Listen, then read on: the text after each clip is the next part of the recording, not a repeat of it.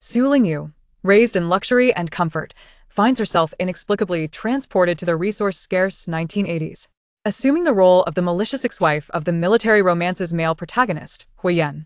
Despite Huiyan's illustrious lineage and the absence of meager provisions, she feels utterly speechless. Fortunately, expressing her temper and wearing a displeased visage allows her to complete her daily tasks with relative ease.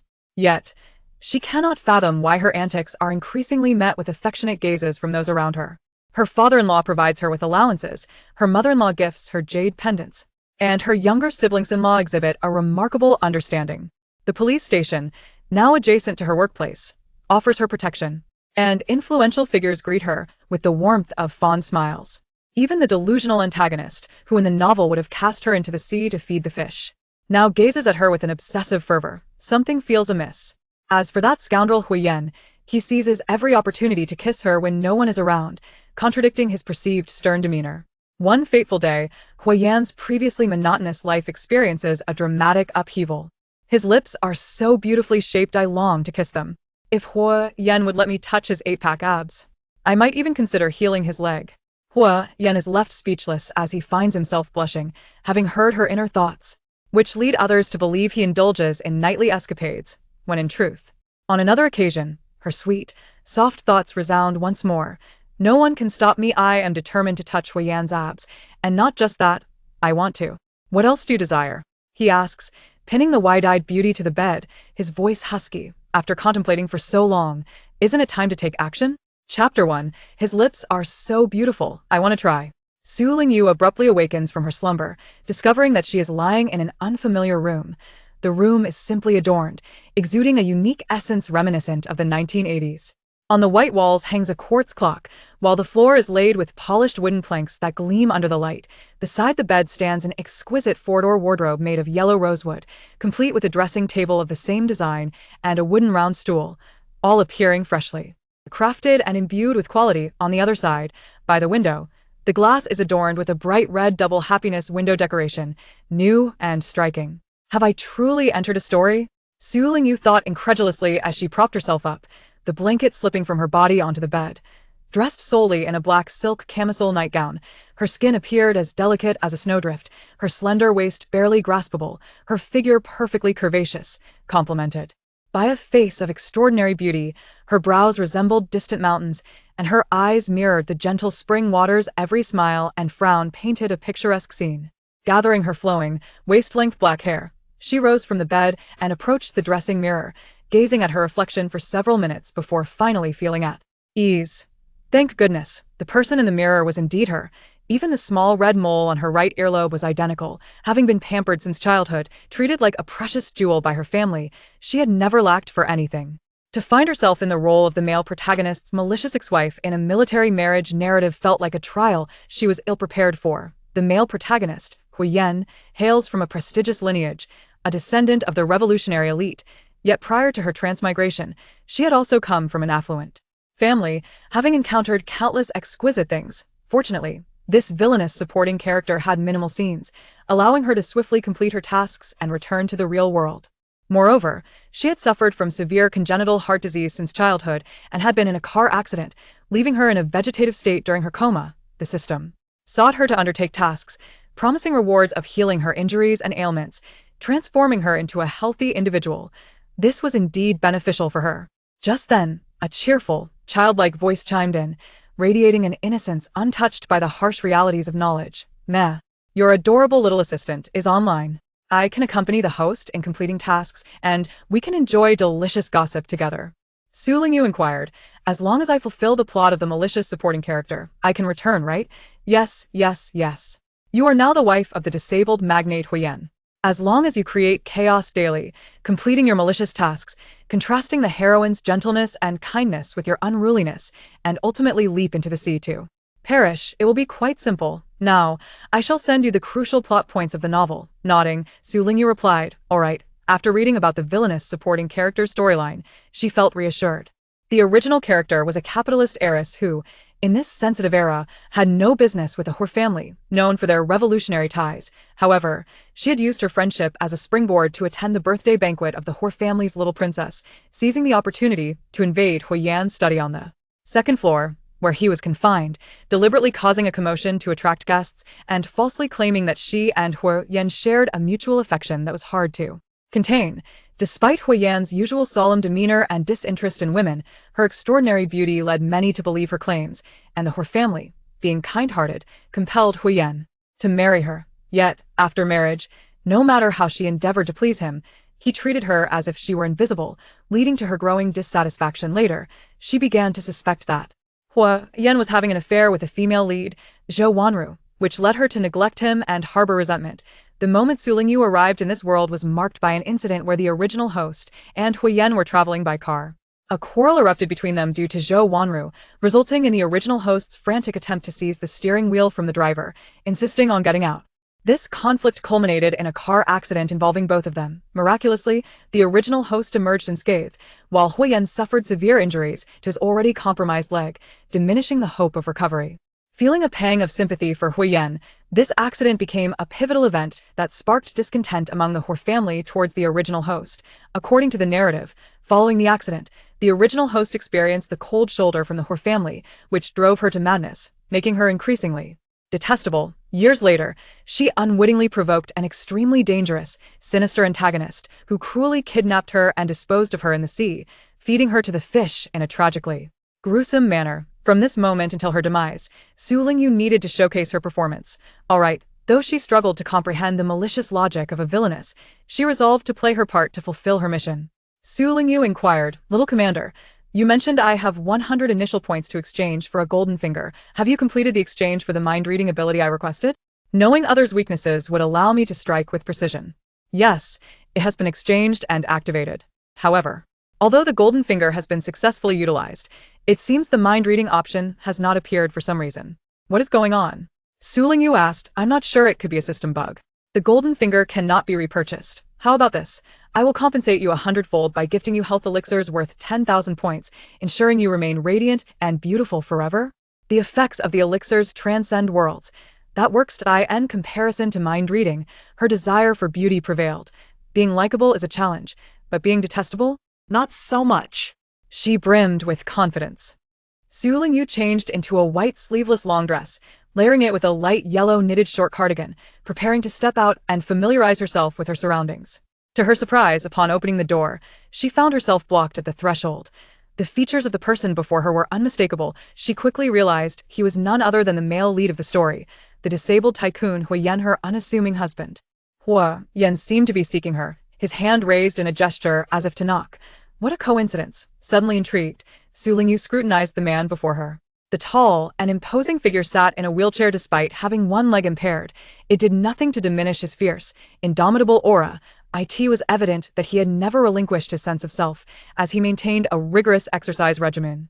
Dressed in military attire, the contours of his abs were obscured, yet his broad shoulders and narrow waist, coupled with the smooth muscle definition of his arms, spoke of virility. The prominent dark blue veins on his forearms pulsed with what seemed not just blood, but a surging vitality, brimming with masculine allure. Moreover, his looks were strikingly handsome, with sharp brows and a high nose. His elongated, phoenix-like eyes were deep and dark, his facial features sculpted and ruggedly masculine. Her appreciation for beauty was unwavering, and she was undeniably a connoisseur of aesthetics. Huoyan epitomized her ideal type, perhaps due to her prolonged gaze. A fleeting look of disdain flickered in his eyes. Su Lingyu regained her composure and inquired, "What brings you here?" Huoyan spoke in a low voice, his tone indifferent. "I have come to inform you that starting tomorrow, I will be residing in the military camp and will not return. You must take care of yourself at home." As soon as he finished speaking, he anticipated a dramatic reaction, perhaps a fit of rage, rolling on the floor, or incessant weeping. However, to his surprise, none of that occurred. The person before him appeared momentarily stunned, her alluring almond-shaped eyes filled with disbelief. Simultaneously, a sweet, melodious voice echoed in his ear. "Is this for real? My handsome husband has declared he won't be coming home, and I haven't even held his hand yet?" Huoyan? Who is speaking? What does this mean? Calmly surveying his surroundings, he reflected that the voice bore a striking resemblance to Su Lingyu's gentle tone when she was not in a frenzy. He abruptly lifted his cold gaze, scrutinizing Su Lingyu. Is it her? Indeed, they were not particularly familiar. They had yet to embrace or even hold hands, yet they had been married for some time. What did she mean by just arrived? Their eyes met, and Su Lingyu blinked. Then, once again, Hui Yan heard that sweet voice. Is this what the male lead is like? Hui Yan's physique and appearance are simply exquisite. His lips are so beautiful, I want to try. Little commander, do you think if I bound him and kissed him forcefully, it would count as fulfilling the role of a wicked female antagonist? Hui Yan? Bind him, kiss him forcefully? Chapter 2. How dare a coward, forever a virgin, mock me? Hui Yan had always been emotionally reserved, his feelings concealed beneath a calm exterior. Even when confronted with bizarre occurrences beyond his comprehension, he displayed no outward signs of surprise. His keen intellect allowed him to discern, from but a few words that seemed to echo Su Lingyu's innermost thoughts, that a different essence might have taken residence within her. Thus, her comments about being a newcomer and referring to him as a cheap husband struck him as peculiar. The implications of her being a malicious supporting character and the nature of her tasks required further observation. It was prudent not to alarm the proverbial snake in the grass. Suddenly, a voice from downstairs called for dinner. Su Lingyu's stomach grumbled in response, momentarily diminishing her interest in the handsome man before her, as hunger took precedence. She attempted to bypass Hui Yan and descend the stairs to partake in the meal. However, a few steps down, she recalled that she had not made a sufficiently venomous remark to embody the wicked supporting character adequately. Concerned about prolonging her tasks, she pivoted and fixed her alluring almond-shaped eyes upon the man behind her. Did you just say you won't be returning tomorrow? Ha! Don't think I'm oblivious. You reside in the military camp solely to be with Zhou Wanru, flitting about together. Do you truly believe Zhou Wanru would fancy a cripple? She's merely enamored with the power of the Hua family, aspiring to be Mrs. Hua. Zhou Wanru was, in fact, the protagonist of this tale. A nurse at the military hospital. During Hua Yan's convalescence, she fell for him at first sight and harbored a secret affection. This affair somehow came to the original owner's attention, leading to numerous public altercations at the hospital, tarnishing Zhou Wanru's reputation and complicating her prospects for marriage. Hence, after the original owner's demise, Hui Yan felt compelled to marry Zhou Wanru, leading to a relationship that commenced with obligation and ultimately blossomed into love. As he finally savored the warmth of a wife and fell deeply for her, at that moment, a progress bar materialized before her. Daily task. Malicious Progress 20100. This delightful little tool assists the host in tracking daily progress. Please keep up the good work. A clever tool? This system seemed rather intelligent. Little system. If I point at Hui Yan and berate him as a cripple, is that exceedingly wicked? The system responded enthusiastically. Host, you are truly remarkable. That was delightfully malicious. Striking at the heart of the matter. But have I perhaps gone too far? Just look at his expression. Hui Yan's gaze darkened, his face inscrutable. The system remarked, Oh, let me see. He appears profoundly affected, his heart extinguished, unable to muster an expression. Hui Yan. Su Lingyu. What should I do? Oh, never mind. I was meant to portray the wicked supporting character anyway. I'll stop overthinking. Let us hasten to finish this and return home. As Su Lingyu gracefully descended the staircase, her slender silhouette fading from view, her sweet voice dissipated into silence. It was unclear whether she had ceased her contemplation, or if the distance rendered her inaudible. Hui Yan pondered deeply. There had been two distinct voices. One was Su Lingyu's inner thoughts, while the other was the childish tone she referred to as the system. From their dialogue, it appeared that Su Lingyu's derogatory remarks about him were part of her role as a malicious supporting character, while her aim was to expedite her demise and return home. But where, he wondered, was this home she spoke of? As he mused, Hui Yan grasped his cane to support his weight.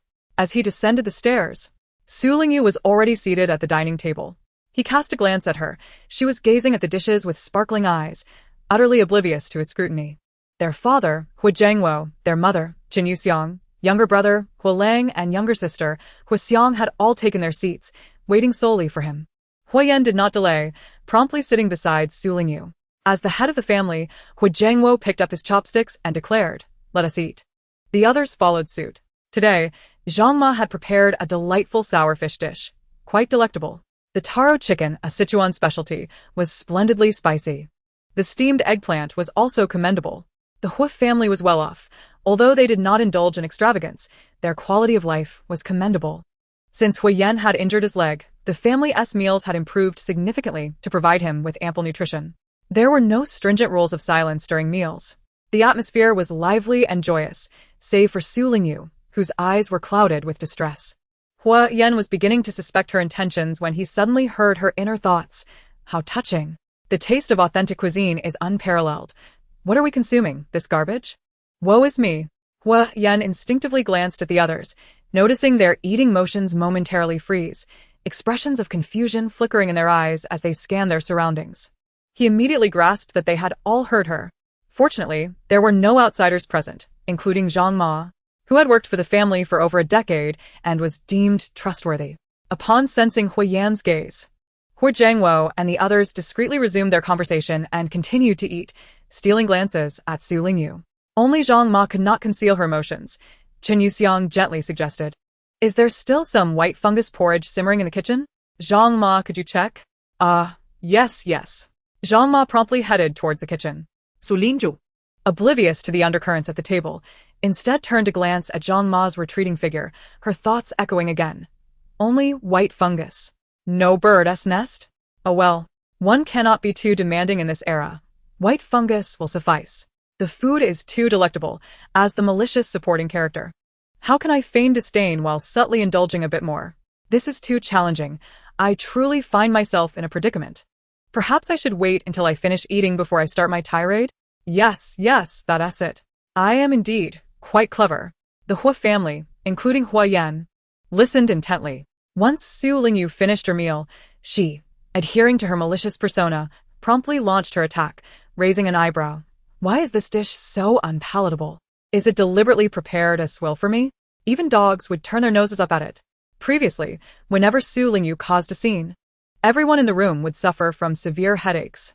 This time, even Zhang Ma remained unaffected. Su Lingyu continued with a cold smile. Yes, I understand that your esteemed Hua family believes I, a capitalist heiress, am unworthy of fine food, but this is rather overt, don't you think?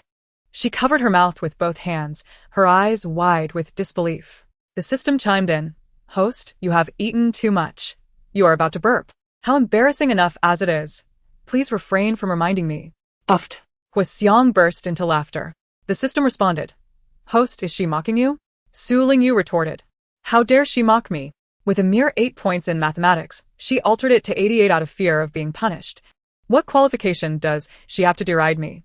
At least I am the top scorer in the city's college entrance examination. Hua Jiangwo and Chen Yuxiang exchanged a sharp glance, simultaneously emanating a subtle aura of menace. Hua Xiang was momentarily taken aback, wondering how on earth they had discerned her flawless act. Uffed. It was Hua Lang who finally broke the silence. System. Host, they are definitely laughing at you this time. Su Lingyu retorted. A coward who lacks the courage to confess to the girl he likes might remain a virgin for life, and he dares to mock me? I'm interested in his brother. I shall boldly pursue that. Hua Lang. Wait, can he really hear all this without spending a penny? Hua Yan. Others. Hua Jiangwo suddenly felt a tickle in his throat, desiring to clear it. Yet something held him back as he desperately clung to the dignity of the family patriarch. How embarrassing. I must elegantly turn away. As long as I remain unembarrassed, embarrassment shall not catch up to me. Su Lingyu snorted coldly, rolled her eyes, and walked away, leaving a tranquil silence in her wake. After a brief pause, Hua Jiangwo coughed twice, deliberately calling out Hua Yan's name. Let us all convene in my study to discuss the situation in detail. Chapter 3. This man possesses remarkable strength. Su Lingyu returned to her bedroom and checked her progress bar, noticing it had advanced further. It seemed completing daily tasks was exceedingly effortless. A mere display of temper and willfulness sufficed, making it quite a breeze. Completing tasks is too easy. The system promptly responded. The host is amazing. Keep up the great work. Su Lingyu graciously accepted the compliments.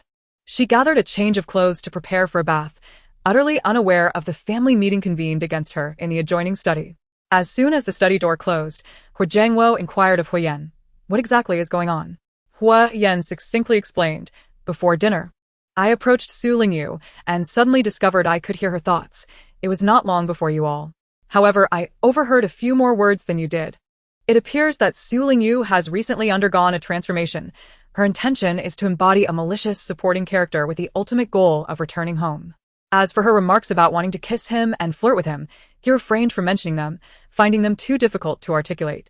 Previously, when Su Lingyu's heartbeat had ceased and she was revived, could that have been when this change occurred? Hua Lang trembled in fear. Hua Xiang shuddered as well, her complexion paling. Uft, uft, uft. Such feudal superstition is no longer acceptable. Remember the principles of integrity and beauty. Let us recite more quotes. Chen Yuxiang quickly intervened, casting a threatening glare at him. Hua Lang immediately clasped his hands together, nodding vigorously. She couldn't possibly be referring to her family of origin, could she? Hu Zhengwo asked. The information is limited, so it cannot be confirmed, but it is likely not.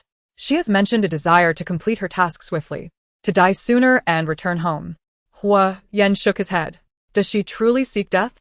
The death she speaks of must signify rebirth. Hence, she has set it as her objective. What does it mean to be a malicious supporting character? Hua Yan pondered deeply. Based on Su Lingyu's behavior today, it seemed that insulting him as a good-for-nothing, slandering him for having an affair with Zhou Wanrong, or criticizing the food would constitute malice. Yet, in his understanding, true malice is not merely this. He could not ascertain whether this was a difference in their definitions of malice, or if she simply had not yet committed more heinous acts. He found himself momentarily at a loss for words. I know this.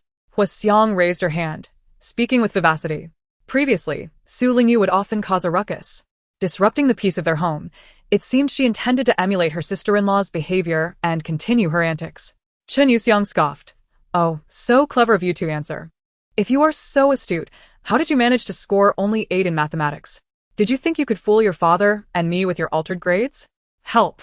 Hua Xiang recoiled, her neck shrinking as she pitifully tugged at Hui Yan's sleeve for assistance. Hui Yan, unfazed, turned directly to Hu Zhengwo. Father, what do you suggest we do? Uncertain of the situation, Hu Zhengwo advised, let us observe for a while. We must keep a close watch on Su Lingyu. We cannot allow her to engage in actions that might endanger the people or the state. If necessary, we shall report the situation.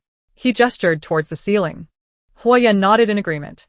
Ultimately, the group established a strategy to observe diligently, gather information, and remain vigilant. After their family meeting concluded, they dispersed. Hu Zhengwo and Chen Yuxiang retired to their room to rest. Before departing, Hu Zhengwo instructed Hu Yan, from now on, do not sleep in the study. Stay nearby for supervision. Hua Yan nodded in acknowledgement. Hua Lang, aware that Hua Yan would likely retreat to his small study, guided him to the small study at the end of the second floor, the two brothers engaging in casual conversation. Brother, why do I feel that Su Lingyu has not only changed her core, but also her exterior? She is so beautiful. If she were to employ her charms against you, would you be able to withstand it? Hua Yan, reflecting on the audacity of women, forceful kisses and other intimacies, lightly tapped his long, powerful fingers on the armrest of his wheelchair and retorted, he mentioned you might remain a virgin until death. Upon hearing such news, could you endure it? Hua Lang exclaimed, Brother, must you truly inflict such emotional harm on me? Suddenly, a thunderclap erupted, followed by torrential rain. The hour had grown late. Outside, the night was as dark as ink, and the relentless sound of rain against the window provided a white noise backdrop. Seated at his desk, Hua Yan stared blankly at the notebook in his hands. The viciousness of the female antagonist, the stark contrast of living environments, the time span of returning home in this era, the system, the diligent and intelligent top student of the college entrance examination. Do they know about Hua Xiang and Hua Lang's secret intelligence gathering? These were his analyses. Yet the scant information at hand rendered it impossible to draw clear and specific conclusions. It was not prudent to leap to judgments. Hua Yan closed the notebook and maneuvered his wheelchair outside. Su Lingyu, terrified of thunder, could not sleep.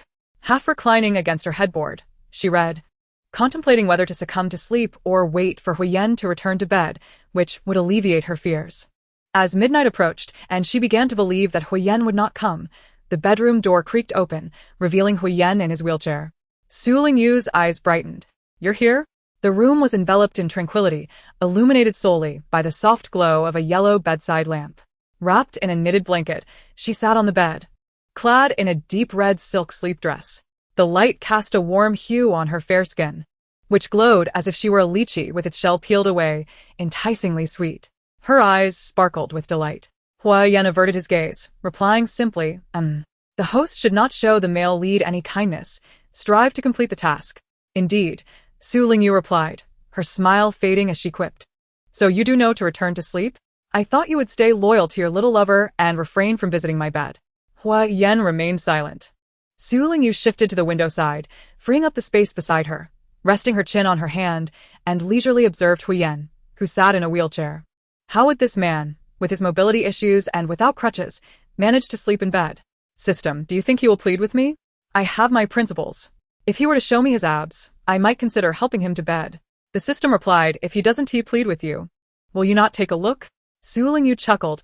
I am not exactly a virtuous person. I must say, he is in danger tonight. Yet, I believe he will surely ask. Huyen remained silent. He lowered his gaze, gripping the armrests of his wheelchair with sudden force. His arm muscles bulged as he lifted himself effortlessly into the air, landing firmly on the bed. Wow. Wow. A sweet, soft gasp and a surprised exclamation echoed simultaneously. Su Lingyu grimaced. Why show off? Don't you realize how heavy you are? If you break the bed and hurt me, can you afford the damages? Yet, internally, she was thrilled. This man has impressive arm strength. I would love to feel those muscles. I've heard that strong soldiers can even swat mosquitoes with their toned muscles. Huyen took a deep breath, turned off the lamp, and lay down. As his eyes adjusted to the darkness, his vision gradually became clearer. The night breeze gently wafted in through the slightly ajar window, carrying the oppressive heat of summer and the moist fragrance of rain, mingled with the unique scent of the woman beside him. He subtly glanced to his side and saw her lying there, her alluring almond-shaped eyes scrutinizing him. He wondered if it was just his imagination, but there seemed to be a hint of annoyance in her gaze. At that moment, he heard Su Lingyu's thoughts. I'm so angry. I'm beautiful and delicate, yet he truly treats sleep as mere sleep, with no other thoughts at all. Is it possible that Huyen is incapable? Or perhaps, due to his limited mobility, he is unable to? Suddenly, the light outside brightened, casting a clear outline of Su Lingyu's graceful figure, particularly accentuating her slim waist. Huyen immediately averted his gaze, his cheeks warming. Having such a handsome husband is 1,000 times better than the male deities in those videos. It's a pity the original owner never enjoyed it. I, however, am different. I can take charge. Huyen was momentarily taken aback in the darkness, even his breath stilled. Chapter 4. This is far more exhilarating than the male deities. The next day, the soft morning light filtered through the window, the sky tinged with pale hues. Huyen had only closed his eyes at 3 in the morning and was now deeply asleep. Suddenly, an overwhelming sense of danger surged within him, causing him to abruptly open his sharp eyes, focusing intently on the figure before him. Su Lingyu was sitting cross-legged on the bed, gazing at him. She must have just awakened, her tousled hair sprouting a few rebellious strands that only added to her charm. Yet, perhaps it was due to the exquisite smoothness of her skin. The deep crimson silk nightgown slipped from one shoulder, inadvertently revealing a small, dazzling expanse of fair skin beneath her collarbone, reminiscent of freshly fallen snow and exceedingly alluring. Awake? Su Lingyu extended her delicate fingers to adjust the disobedient strap back into place, her enchanting almond eyes once again surveying the lower half of Huyen, glinting with mischievous scrutiny. Bold and unrestrained, Huyen instinctively felt the urge to curl his body or shield himself with something. But to do so would seem like surrendering to Su Lingyu. For a moment, he found himself frozen, caught in a dilemma, inadvertently granting her the very observation he wished to evade. Soon, a subtle smile graced Su Lingyu's cherry lips, her expression laden with meaning. Huyen seems quite capable, and the scale appears rather impressive. Little Commander, this is far more explosive than the male bodhisattvas in certain videos, wouldn't you agree? Huyen. Drawing a deep breath, he sat upright on the bed, discreetly pulling the blanket around his waist, his sharp phoenix eyes fixed on her, hoping to temper her audacity with his gaze. Su Lingyu. Why are you yelling? What s with the glare? Do you think I'm particularly interested in you? I merely wish to ascertain whether you are truly a man. Su Lingyu huffed lightly, casually gathering her hair before gracefully rising from the bed and striding towards the bathroom. Casually checking her task progress, daily task, malicious progress 10100, quite satisfactory. Huyen certainly wasn't angered, but the echoes of Su Lingyu's earlier thoughts left him somewhat dazed. What is a male bodhisattva? It felt rather dubious. And what of the impressive scale? He inhaled deeply, feeling a subtle warmth creep to his ears. Since enjoying a delightful meal last night, Su Lingyu had developed an anticipation for breakfast at the Hor residence. Descending the stairs, she was not disappointed. The table was adorned with 2 baskets of steamed buns. The pleated ones were meat buns, exuding a fragrant aroma. The red-tinted sugar buns promised a burst of sweet syrup with a single bite. The large enamel cup filled with hot soy milk, sweetened and stirred, would surely be delicious. The crispy yet soft fried dough sticks and scallion pancakes, fragrant and enticing, were also bound to be delightful. Su Lingyu wished to sample everything, but they could not begin until everyone had arrived. The moment Huiyan appeared at the top of the stairs, her gaze fell upon him. 1 second. 2 seconds. Her eyes were unabashedly fervent, and Huilang's throat-clearing failed to recapture her attention. Huixiang shot Huilang a glance, whispering, "It's a good thing that sister-in-law likes elder brother, don't mock her. Who knows, she might settle down and live well with him in the future." Huilang's eyes lit up. That's true. Finally, when Huiyan took his seat, Su Lingyu's cheerful thoughts suddenly rang out. Finally, we can eat. Huiyan is so slow. He was so formidable last night, nearly collapsing the bed, yet today he descends the stairs like a snail. Buffed, buffed. The exuberance of her thoughts caused the soy milk the two siblings had just sipped to spray everywhere like a celestial flower shower, affecting the surrounding buns, scallion pancakes, and fried dough sticks. It was over. The two individuals appeared pallid, and it was not that the sister-in-law harbored affection for her brother-in-law. Rather, she had a penchant for food, which they had unfortunately ruined. Given her temperament, it was certain she would be incensed. Huixiang lowered her head, feigning timidity, while Huilang desperately signaled to Zhang Ma, urging her to intervene and salvage the situation. Was there not still black rice porridge on the stove? Hurry and bring it forth. Su Lingyu, on the other hand, was on the verge of an explosive fury. She had eagerly anticipated breakfast all night. What sane individual could possibly consume food that had been subjected to such a magical assault? How utterly revolting. Her eyes dimmed in an instant, and she found no need to act. In her exasperation, she slammed her palm onto the table. Are you two llamas? You have ruined an entire table of food. Who would dare eat this? And you? Her beautiful almond-shaped eyes glared at Huiyan. If you are injured, you ought not to reside on the second floor. Do you not tire from climbing up and down? Even if you do not feel fatigued. Making the entire family wait for you at every meal. How can you bear such audacity? Sister-in-law. Huixiang suddenly stood up, her small fists clenching, her face flushed with anger. You may criticize me, but speaking of my brother in such a manner is truly excessive. Su Lingyu retorted. How is it excessive? Is he to be exempt from criticism for his disability? Do you think he desires this? His legs had a chance of healing, his comrades, his soldiers, are all awaiting his return. If it were not for your quarrel that led to him losing control of the steering wheel, resulting in the accident that further injured his legs, he could have stood again. As she spoke, tears welled in Huixiang's eyes, genuinely sorrowful. With busy parents, she had been raised by Huiyan since childhood, fostering a deep bond with her brother. She grieved for her proud and accomplished brother, now rendered nearly hopeless. Unable to bear others speaking ill of him. More importantly, there had once been hope, a hope now buried by Su Lingyu. Yet, not only did she feel no remorse, but she also incessantly used Huiyan's injured leg as a point of contention. What kind of behavior was that? Huixiang's impassioned words plunged the dining atmosphere into silence. Su Lingyu, however, furrowed her brow. Does your crying render you justified? In this quarrel, am I solely to blame? If Huiyan did not show leniency, would I have argued with him? Here we go again. A weariness was etched on the faces of the Hui family members. At that moment, a voice, tinged with grievance, arose. What is this? I merely wish to enjoy a decent meal. Is that so difficult? Who would willingly consume someone else's saliva? It is not as if we are kissing. Even if Huiyan wished to kiss me, he must first brush his teeth. Huixiang's fury faltered, and awkwardness returned to her visage. Huiyan. Other Hui family members. Besides, who says Huiyan's leg cannot be healed? It is not some insurmountable ailment. With acupuncture, massage, and a year of rehabilitation, he can fully recover. His physique is robust, and the accident's fractures hardly affected him. He merely lacked a competent doctor, and yet he dares to blame me? Humph. The Hui family members. They overlooked everything else. Their minds were now consumed by a singular question. What? Huiyan's leg can be healed. But how could they verify this with Su Lingyu? Should they directly inquire? We can hear your thoughts, so please do not conceal anything from us. Share the method to heal his leg? Certainly not. Despite Huixiang's disappointing score of merely 8 in mathematics, one should not underestimate Huilang's impulsive nature.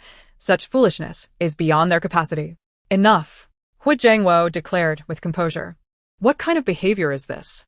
Everyone take your seats. Zhang Ma, please step outside and procure some breakfast. No need to be picky. As long as it's warm and edible, that will suffice. All right. Zhang Ma wiped her hands on her apron and promptly prepared to leave. Wait. Su Lingyu suddenly called out to Zhang Ma, casually picking up the exquisite pearl handbag hanging from the back of a chair. Take me to a reputable noodle shop. I have a craving for a bowl of zhajiangmian. The thought of indulging in authentic Beijing zhajiangmian elevated her spirits. However, to her surprise, as soon as she spoke, the expressions of the Hua family members shifted dramatically, and Huolang and Huaxiang immediately interjected. No. You absolutely cannot go. What nonsense is this? Su Lingyu retorted, narrowing her eyes and raising an eyebrow in challenge. Do you think I am in such dire straits that I cannot venture out on my own? Chapter 5. Preoccupied with a married man, she felt wronged. Su Lingyu's beautiful eyes narrowed slightly, and a dangerous smile graced her crimson lips. She gracefully placed her pearl handbag on the table, the delicate thud of the bag striking the surface resonating like a heavy hammer upon one's heart. Is she about to lose her temper? Just as Su Lingyu was about to speak, Huolang, visibly anxious, sprang from his chair as if it were aflame, stammering loudly. Sister-in-law, what is it? Su Lingyu replied, her tone tinged with annoyance. If you wish for zhajiangmian, simply instruct me to fetch it. How could I allow someone as esteemed as you to go yourself? Huolang chuckled awkwardly, his demeanor sincere yet obsequious. The Hua family, known for their integrity, found no one willing to intervene, not even Hu Jiangwo or Chen Yuxiang. Yet, Su Lingyu remained unmoved.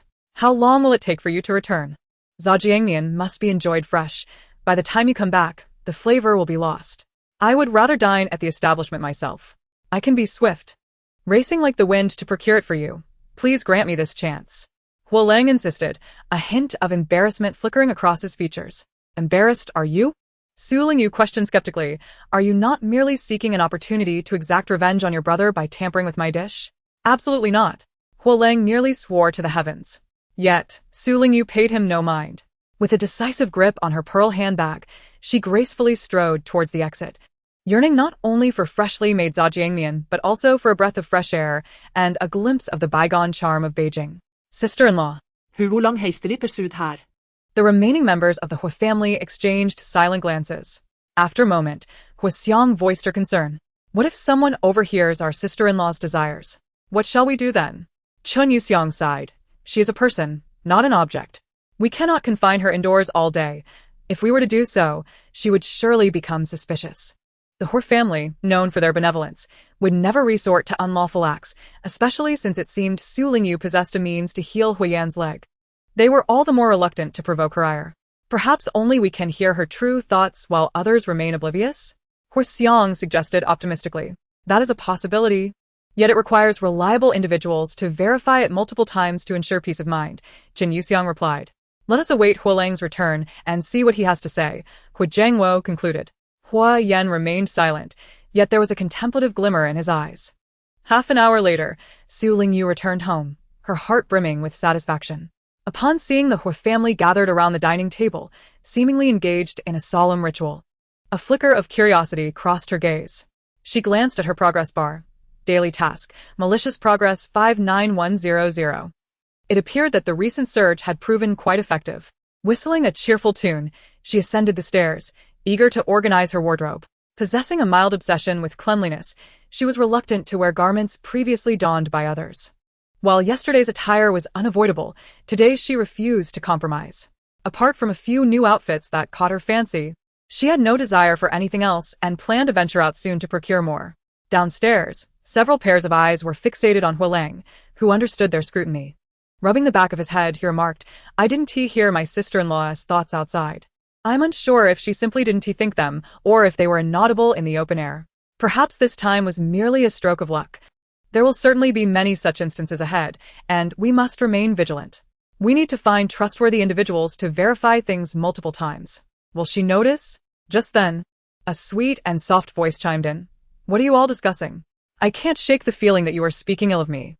The Hua family members turned in unison, their expressions betraying their embarrassment as they beheld the strikingly beautiful Su Lingyu gracefully descending the staircase. Clad in a sky-blue cotton and linen long dress, her fair skin resembled a delicate flower blooming amidst a hazy rain. Her slender hand rested on the deep brown staircase railing, as flawless as white jade, every detail exquisitely refined. The conversation, which was not befitting of gentlemen, was caught red-handed by the very subject of their discussion, leaving each member of the Hua family visibly flustered. Hua Yan and Hua Jiangwo were somewhat composed, but Hua Xiang and Hua Lang appeared particularly anxious, clearly unaccustomed to such encounters. "Where are you headed?" Hua Yan broke the silence. "Were you truly discussing me unfavorably?" Su Lingyu retorted with a light scoff. "Don't overthink it," Hua Yan replied. "Never mind, I shall take the high road and not hold it against you. However, we have been married for a month or two now. Where is your allowance? Are you saving every penny for a secret lover?" "Absolutely not. I simply hadn't thought of it until now." Hua Yan, not wishing to elaborate further, directly inquired, "What do you need the money for?" "To buy clothes, of course." Su Lingyu liftet her için defiantly. "The coarse garments in my wardrobe are hardly fit for anyone. I intend to dispose of them." "Dispose of them? That seems rather wasteful," Hua Xiang exclaimed, her heart aching at the thought. "Isn't it the case that every household has clothes that have been worn for 3 years, then patched up for another 3? Not to mention, even Hua Jiangwo as home attire is riddled with patches." She envied the array of garments in her sister-in-law's wardrobe, astonished that Su Lingyu could be dissatisfied enough to consider discarding them. Su Lingyu raised her brows defiantly. "Do you have an issue with me purchasing clothes using my husband as allowance? Aside from 2 silk nightgowns, the rest of the clothing irritates my skin, leaving it red and itchy. I have never endured such discomfort before. Is it merely the era that lacks quality goods, or are they intentionally subjecting me to this torment?" The system's soft voice echoed. "It must be intentional cruelty towards you. After all, you are the wicked female supporting character, not a virtuous soul. It is only natural that others would despise you." Hua Xiang exclaimed, "No, that's not true. Don't say such things." Yet, her gaze fell upon Su Lingyu's delicate, porcelain-like skin, and an unseemly doubt crept in. Could it be that the Hua family was truly mistreating their sister-in-law? "I have no objections." Hua Xiang sat down, her face flushed with shame. Su Lingyu let out a soft huff and turned her beautiful eyes towards Hua Yan. He spoke, "As for the previous allowance, I have allocated it to support the families of my fallen comrades. Moving forward, I shall only take half of the monthly allowance. The rest is for you." He anticipated a fierce outburst from Su Lingyu, perhaps even demands for him to retrieve the money. Others watched her with trepidation, but to their surprise, she merely sighed in discontent. "Are you referring to the families of your comrades who perished in that battle?" The system confirmed, indeed. That battle was fraught with peril. Only Hua Yan survived due to his protagonist's aura, while the others fell, some even sacrificing their lives to save him. He is burdened with guilt over their sacrifice, often feeling unworthy of survival. Su Lingyu remarked, "Our nation's soldiers are truly magnificent. Without their relentless efforts, we could not bask in this era of peace. After their sacrifice, families lost a pillar of support, some parents are left uncared for, and some children are left without guardians. It is indeed a hardship." The system agreed, "Yes, indeed. But I truly feel unwell," Su Lingyu exclaimed, torn between grievance and anger. "I no longer wish to undertake this task. Perhaps I should just jump into the sea now. Dying early would mean an early rebirth." The system was taken aback. "Host, please don't." Suddenly, Hua Yan spoke in a deep voice. "If your clothing is indeed uncomfortable, I can request an advance on next month's allowance from the army. You could accompany me." Though the family did not lack funds, the army was filled with reliable individuals, providing an opportunity to ascertain who could hear Su Lingyu's true sentiments. Upon hearing his suggestion, the other members of the Hua family understood immediately, nodding in silent agreement. Su Lingyu's expression softened. Going to the army? Perhaps she might encounter Zhou Wanru. She blinked her beautiful eyes and playfully brushed back a strand of hair, nodding with a hint of reserve. "Very well, let us first go to the army. I am curious to see what kind of person Zhou Wanru is. Harboring secret affections for a married man, she even feels wronged, believing the original owner has tarnished her reputation. What audacity! Watch as I give her a shock." Hua Yan, who had never doubted himself, suddenly felt a pang of uncertainty under the subtly sympathetic gazes of his family. He pondered whether he had indeed erred in some way. He had had no dealings with Zhou Wanru, hardly having exchanged more than a few words. Chapter 6, a wicked female supporting character and a versatile cannon fodder. Due to the inconvenience of a wheelchair, The guard, Zhao Ke, went to the garage to fetch the vehicle while Hua Yan and Su Lingyu made their way towards the main gate. The Hua family resided within a military district, having been granted a private courtyard due to Hu Jiangwo's high military rank. The courtyard featured a two-story main building, with several adjoining single-story rooms for guards and helpers. In front of the main building lies a quaint little garden, adorned with climbing roses and bougainvillea along the enclosing walls. Several branches of forsythia thrive, sprawling over the wall, while two osmanthus trees will soon blossom in a couple of months. The ground is paved with bluestones and cobblestones, remaining pristine even on rainy days. Su Lingyu mused. In the military district, the conditions of the Hua family are indeed quite admirable. Were it not for this, the original owner would not have schemed against Hua Yan. The system replied, "Indeed, host, your life here is rather comfortable." Comfortable? My luxurious apartment boasts 500 square meters, fully equipped with smart home technology, an air circulation system, and underfloor heating, complemented by an infinity pool outside. I even specially designed an esports room, a home theater, and a dance studio. What is here? A vast sea for me to jump into and feed the fish? The system lamented, "Host, please refrain from such comparisons, it stings." As summer reached its peak, the courtyard was alive with the sounds of cicadas and birds. The sun rose higher, and Su Lingyu, in a huff, walked ahead with an umbrella, while Hua Yan followed leisurely in his wheelchair. Observing the figure ahead, thoughts of smart homes and esports filled his mind, only to be interrupted by a fleeting recollection of Wang Wei's lines from Wang Chuan's retreat, depicting the verdant grass in the rain and the red peach blossoms by the water. The woman's slender waist, delicate and inviting, was accentuated by a moon-white sash trailing behind her. Her long, dark hair cascaded in lazy waves, swaying gracefully between her waist and hips, exuding a vitality reminiscent of willow branches. The lines from Zhang Gu's poem Willows echoed in his thoughts, capturing the scene perfectly, half smoke, half rain by the riverside, reflecting apricots and peaches along the mountain path. Suddenly, he shook his head, as if to cast away the disjointed associations swirling in his mind. In the living room, the members of the Hua family exchanged glances. The eldest brother had dispensed his allowances, yet the sister-in-law remained unfazed. Hua Xiang remarked, "It seems she holds a considerable admiration for military personnel." As a scion of the military district, Hua Lang had decided early on to pursue a military career and was currently enrolled in a military academy. Su Lingyu's praise for soldiers shifted his perception of her. She was not unreasonable. There were reasons behind her actions, such as her insistence on purchasing clothes. After all, the differences between people can sometimes be more pronounced than those between humans and animals, Hua Xiang noted. "Are you criticizing yourself or our mother?" "I am not. Do not twist my words." After digging a metaphorical hole for his younger sister, Hua Lang's curiosity piqued. "Do you think she hails from several decades or even a century into the future? Is life there better than now?" Their banter, laced with humor, momentarily distracted Hu Jiangwo and Qin Yuxiang, who were preoccupied with thoughts of their homeland. What will the nation look like in decades or a century? Will people live in peace and prosperity? Will the country flourish? In her previous life, Su Lingyu had never had the opportunity to visit a military camp. As the vehicle entered the gates, her inquisitive gaze swept outside the window. Just as she had imagined, everything here was orderly and precise, exuding a sense of steadfastness.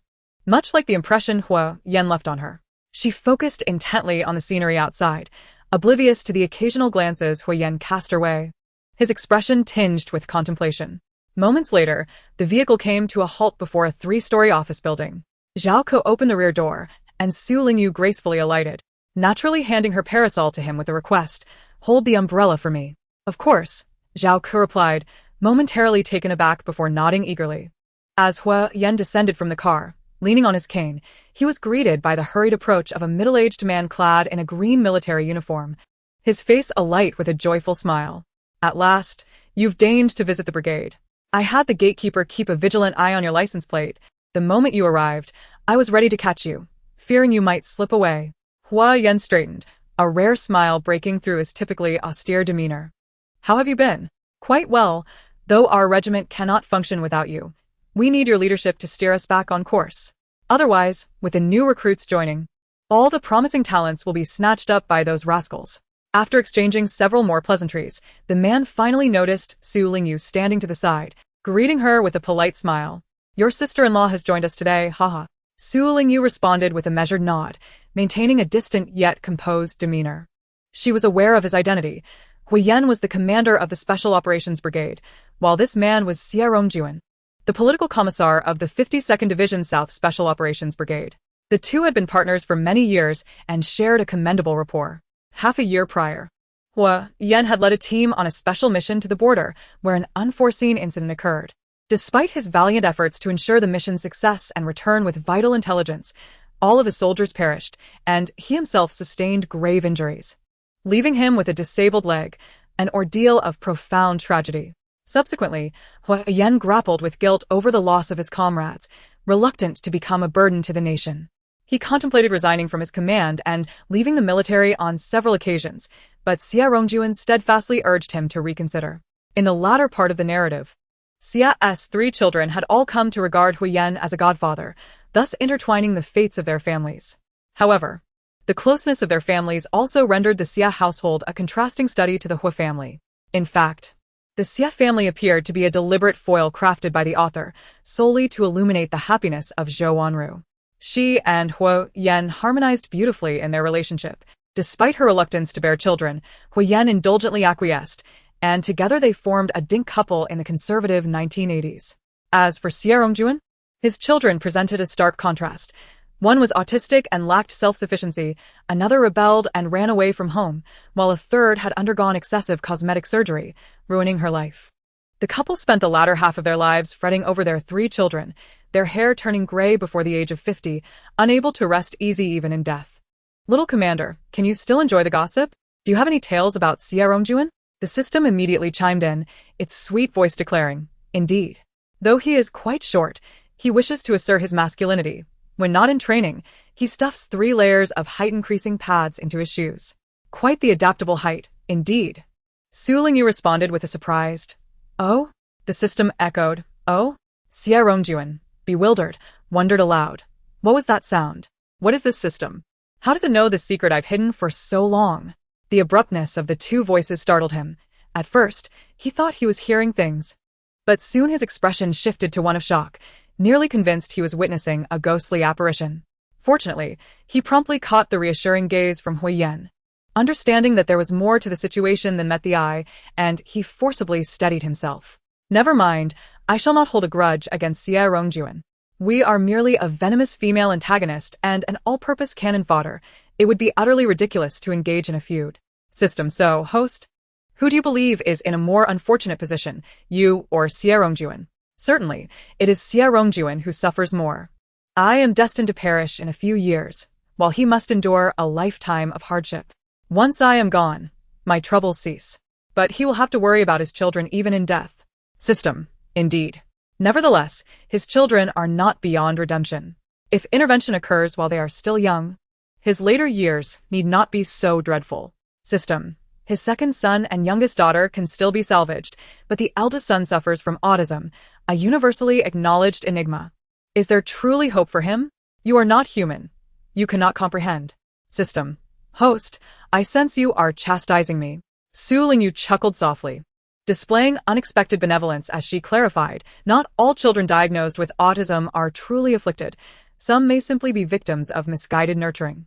With proper guidance during their formative years, they might not become exceptional, but leading a typical life and establishing a family is certainly within reach. The system expressed curiosity. Is that so? Could you elaborate on how this is to be achieved? Elaborate further? Su Lingyu raised her hand to fan herself and decisively declined. Let us not overdo it. The sun is blazing, and I could faint from the heat. All I desire is a shaded spot to rest and avoid taxing my mind. Xie Rongjuan. At such a critical moment. Why has she fallen silent? Chapter 7. You ought to treat your sister-in-law with kindness and accommodate her in all matters. Xie Rongjuan, in a state of urgency, turned to Huiyan with a pleading look, hoping he might intervene and encourage Su Lingyu to continue. Indeed, after listening for so long, he had regained his focus. The system was an enigma, yet the other voice unmistakably belonged to Su Lingyu. Huiyan wished to assist but felt conflicted, for the circumstances did not allow for direct confrontation. Xie Rongjuan, I beg you. Huiyan, it truly cannot be done at this moment. As Su Lingyu prepared to retreat to her vehicle, Xie Rongjuan's instincts outpaced his thoughts. He lunged forward, blocking her path with determination. His previous indifference had transformed into palpable urgency, his face flushed and beaded with sweat, his gaze intense enough to pierce through. Su Lingyu slowly formed a question mark with her expression. What was happening? Was he intending to resort to violence against her? I know I can be rather annoying, but surely it would not come to direct aggression? Not at all. Xia Rongjuan nearly shouted, agitated like an ant on a hot skillet.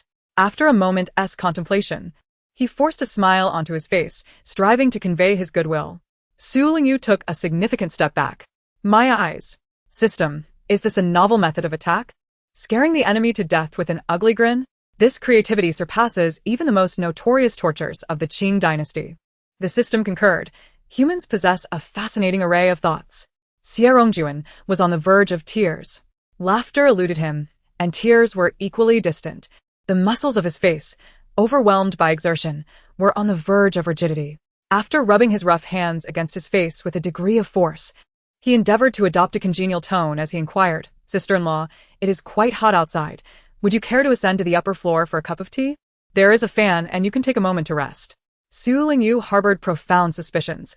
Is he plotting against me? Such undue attentiveness surely signals ulterior motives.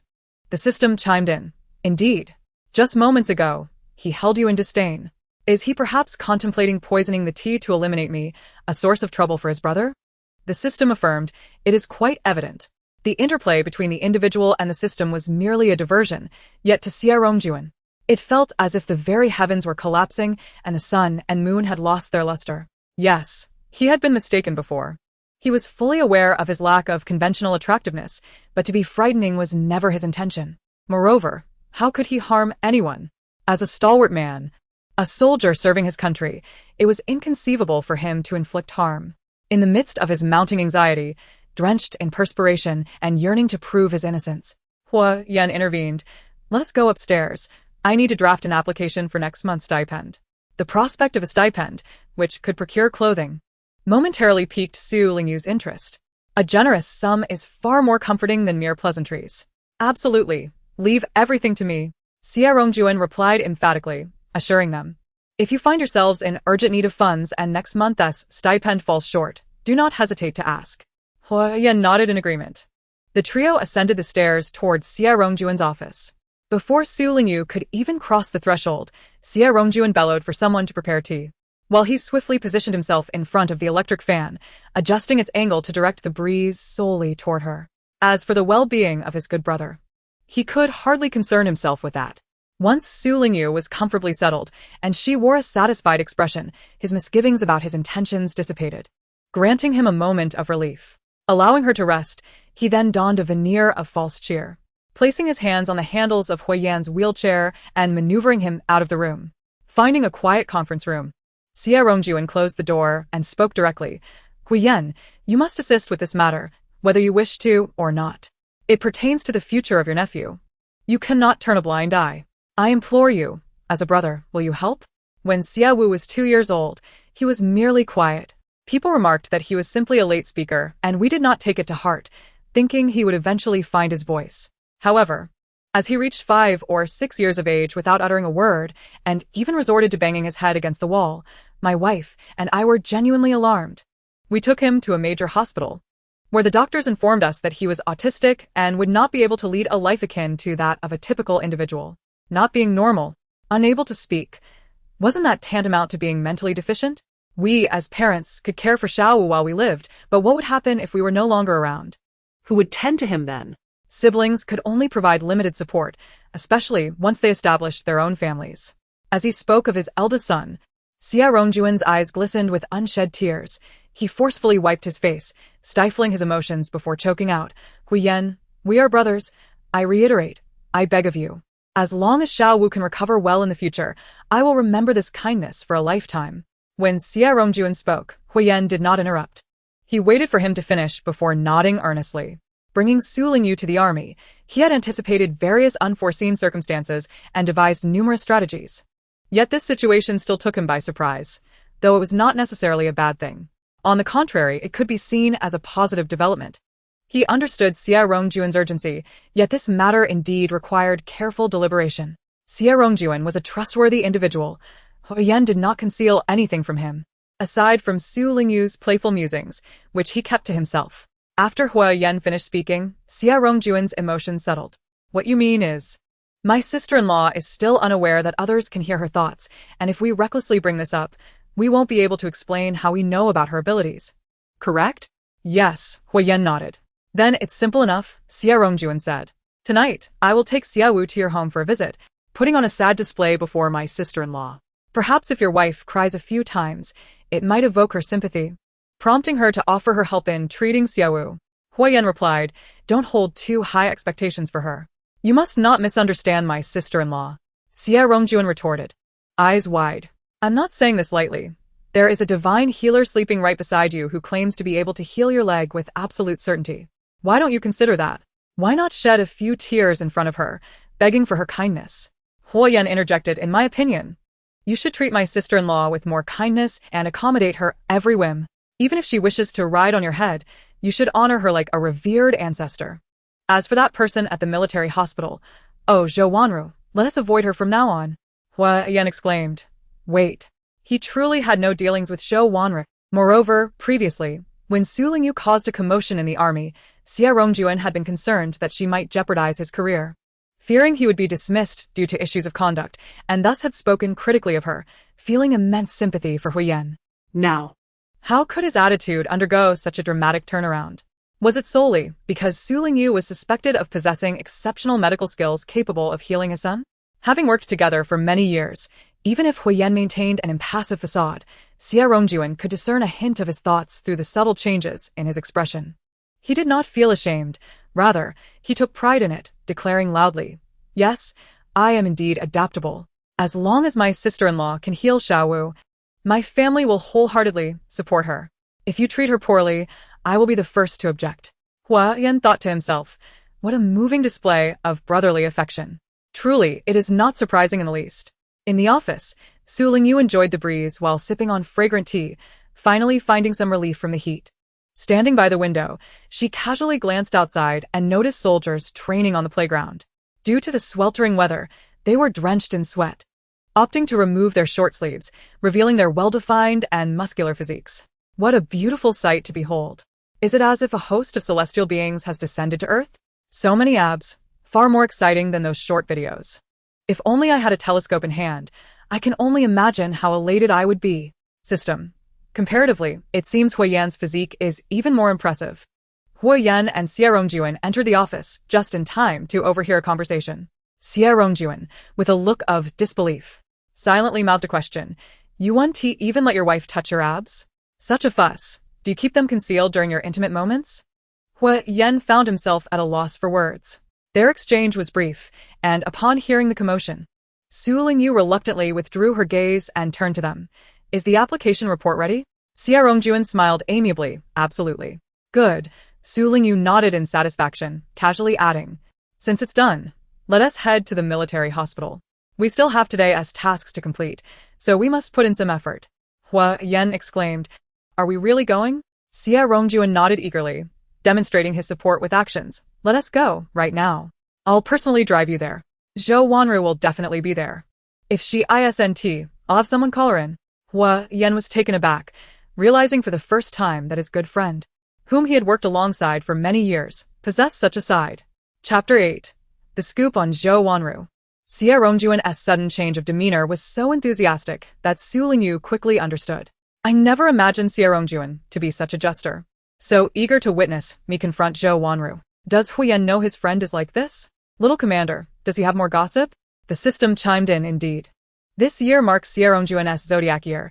He refuses to wear red socks for fear of being mocked by his comrades, yet he wears red underwear daily. Last night, he secretly drank and snacked on peanuts, only to be scolded by his wife, ending up kneeling on a washboard. And Xia Rongjuan stumbled, nearly losing his balance. Sister-in-law, sister-in-law. He quickly interjected. If this system continued spilling secrets, he would be utterly humiliated. Did he not see the amusement in Huoyan's eyes, despite his impassive expression? What's up? Su Lingyu inquired, her almond-shaped eyes fixed on him. Under the sun, I'll hold an umbrella for you. Xia Rongjuan chuckled wryly, snatching the sunshade from Zhao Ke's hands and offering it to Su Lingyu. Once in the car, Eager to impress Su Lingyu, he accelerated recklessly. The jolting motion made her dizzy, and after yet another abrupt stop, she could no longer contain her frustration. Xie Rongjuan, pull over. If you can't drive, let Zhao Ke take over. Are you trying to get me killed with this speed? Life is full of surprises, he mused. I thought Xie Rongjuan was finally on the right path, but it seems he is merely digging his own grave. Panic surged through Xie Rongjuan as he realized the car was speeding excessively. Fearing Su Lingyu's ire, he instinctively pressed the brake. However, in a moment of distraction, his foot slipped, pressing down hard on the accelerator instead.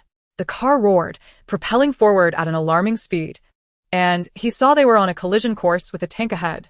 Cold sweat drenched him as he desperately maneuvered, applying the brakes repeatedly while frantically steering to avert disaster. Unfortunate as it is, Su Lingyu, seated in the back, had neglected to fasten her seatbelt. Her body, propelled forward by the sheer force of inertia, nearly flung from the vehicle. Fortunately, Huiyan's quick reflexes saved her as he pulled her into his embrace, averting a potential calamity. Xie Rongjuan, Su Lingyu exclaimed, still shaken, her voice trembling with anger. I know you harbor grievances against me, but must you resort to such deadly measures? I assure you, it was an accident. Xie Rongjuan, in a state of panic, beads of sweat cascading down his forehead, cast a desperate glance towards Huiyan. What are you looking at Huiyan for? Do you expect him to intervene on my behalf? Su Lingyu scoffed, a mix of irritation and incredulity evident in her demeanor. Well then, let us not dwell on this any longer. Get out of the car and let Zhao Ke take over. Fine, Xie Rongjuan said, regret etched across his face as he slid into the passenger seat. Once Zhao Ke seized the steering wheel, the vehicle became even steadier than before. The atmosphere inside the car grew tense as Su Lingyu maintained a stern expression. Xie Rongjuan attempted to convey silent messages to Huiyan, who, overwhelmed, found it challenging to comfort anyone. Su Lingyu's pallor suggested she was genuinely frightened. Just as Huiyan was about to muster his thoughts, Su Lingyu's internal voice surged forth. I just touched Huiyan's muscular chest. It was solid and broad. Certainly a pleasant sensation. Even without tipping, I can experience the joy of being the top wealthy lady. Is this a silver lining amid misfortune? The system erupted in laughter. How could it not be? Oh dear, my head is still a bit dizzy, and my hand feels weak.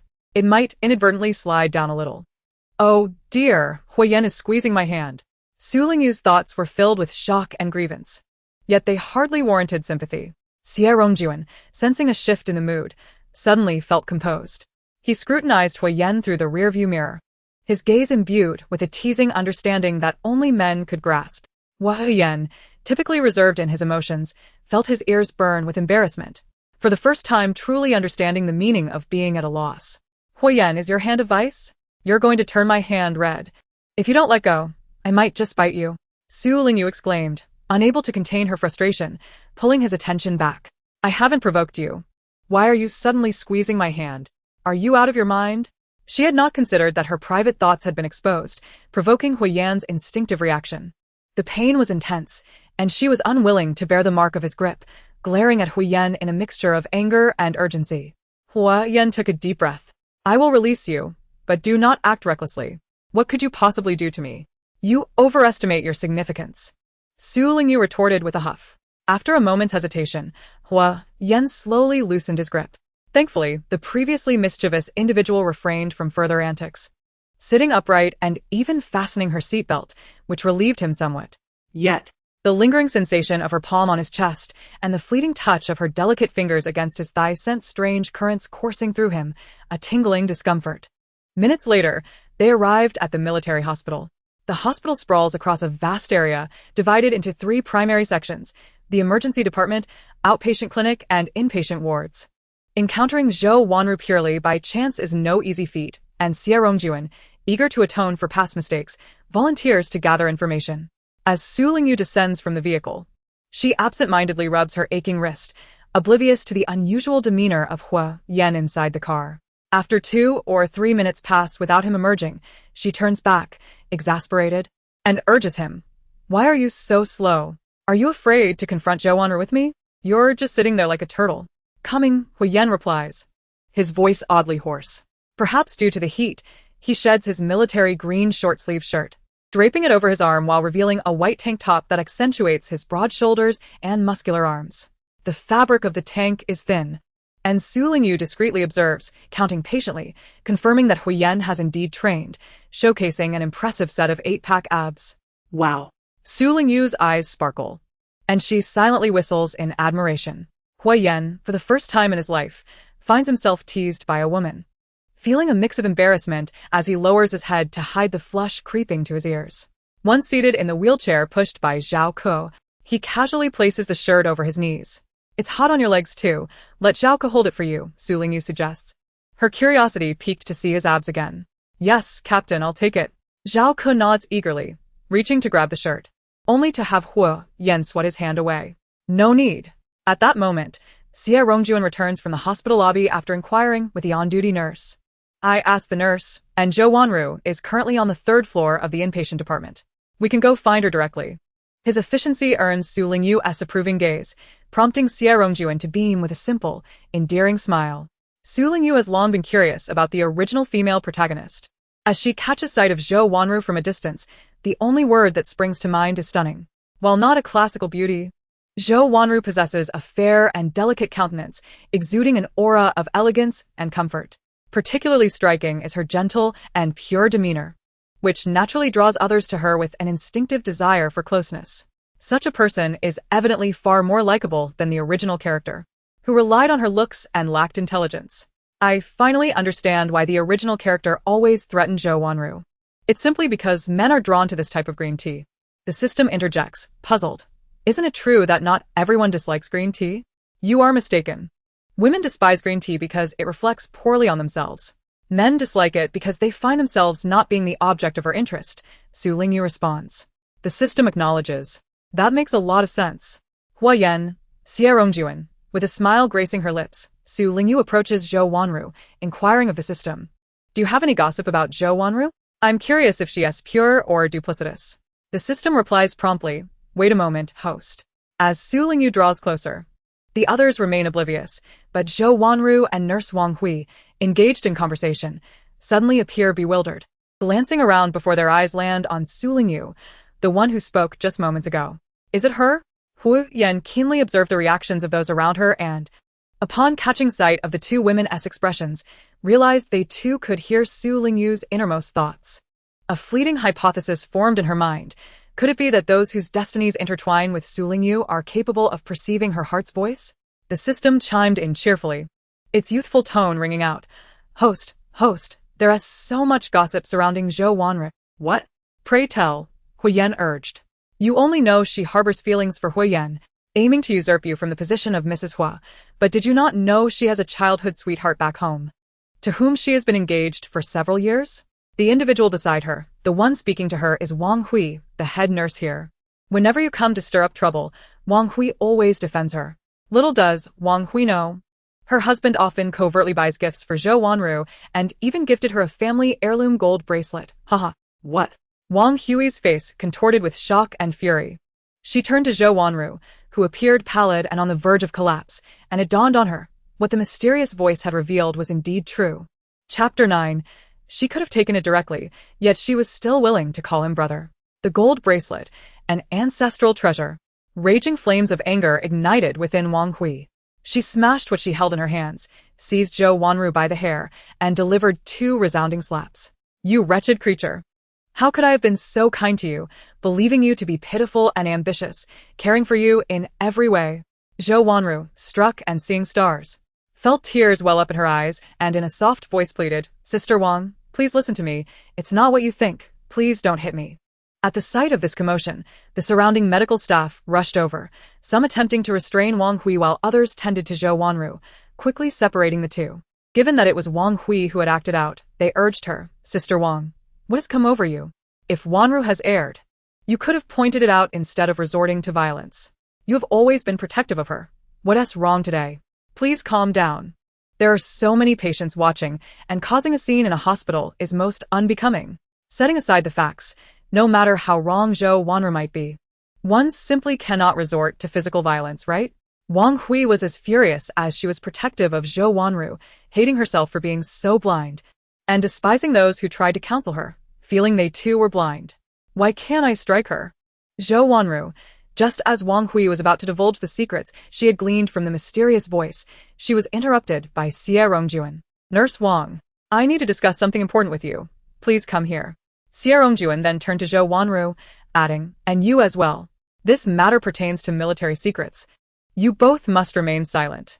I have something very serious to discuss with you. Xie Rongjuan's expression was grave, and Wang Hui, with a cold huff, ceased her uproar. Reluctantly nodding her head, her face a mask of displeasure. Zhou Wanru, covering her swollen face, silently wept, casting a pitiful glance at Huyen, seeking refuge. Yet Huyen offered her not a single glance. Resigned, she had no choice but to follow behind Xie Rongjuan. The farce unfolded abruptly and concluded just as swiftly. Su Lingyu had not even begun to stir trouble when her intended target unexpectedly vanished, leaving her somewhat astonished. Su Lingyu exclaimed, "Oh dear." The system echoed her sentiment. Oh dear. Both the individual and the system expressed the same exclamation. Little system, what on earth is Xie Rongjuan doing with those two? Is it some military secret? You wouldn't happen to know, would you? Well, never mind. It's probably best I refrain from prying into military matters. The more I know, the quicker my demise. The system replied, I'm afraid I don't know. I can only observe the situation. I cannot read minds. When the topic of military secrets arose, Huyen's demeanor shifted, his lips instinctively pressed together. Upon hearing the system's admission of ignorance, he finally relaxed. Had you not mentioned your inability to read minds, I might have forgotten the good deeds you've performed, he chuckled. Please, host, let us not bring that up, the system pleaded. Su Lingyu, uninterested in quarreling with the timid system, remarked, very well. Since Zhou Wanru has fled, waiting for Xie Rongjuan will only lead to boredom. Let us continue to observe. All right, host.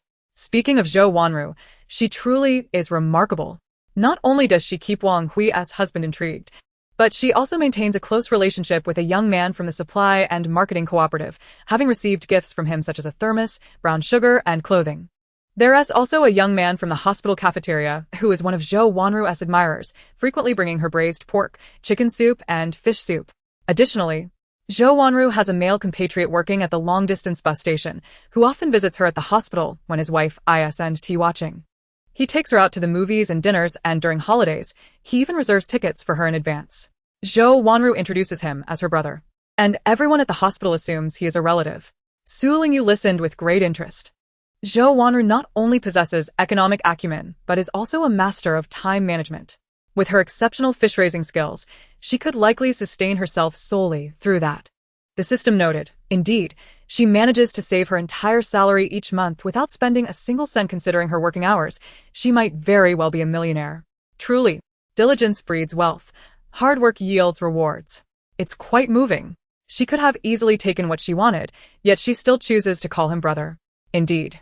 By the way, what rank does Huyen hold on Zhou Wanru's list? First. Then how does Zhou Wanru address Huyen? Could it be brother? Hu Ye, Yan Ye. Or perhaps Huyen Ge? Huyen was taken aback. He wished to maintain his composure, yet his ears flushed with warmth. It had nothing to do with Zhou Wanru. Rather, the mere utterance of Huyen Ge from someone's lips felt profoundly unsettling. Su Lingyu was genuinely curious about the forms of address. But before she could await the system's response, she was interrupted. To those around her, she appeared to stand quietly, waiting for others.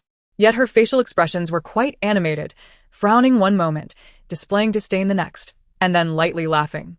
Observing her usual demeanor, many speculated that she was merely here to watch the spectacle of Zhou Wanru being reprimanded. Zhou Wanru typically enjoyed a good rapport with others and had those willing to defend her. As Su Lingyu engaged in a lively conversation with the system, a young girl clad in a nurse's uniform suddenly approached her, her gaze hostile. Su Lingyu, is it you who has been instigating things behind the scenes? Wanru was called away by Commissar Xie, and now she and head nurse Wang have gotten into a fight.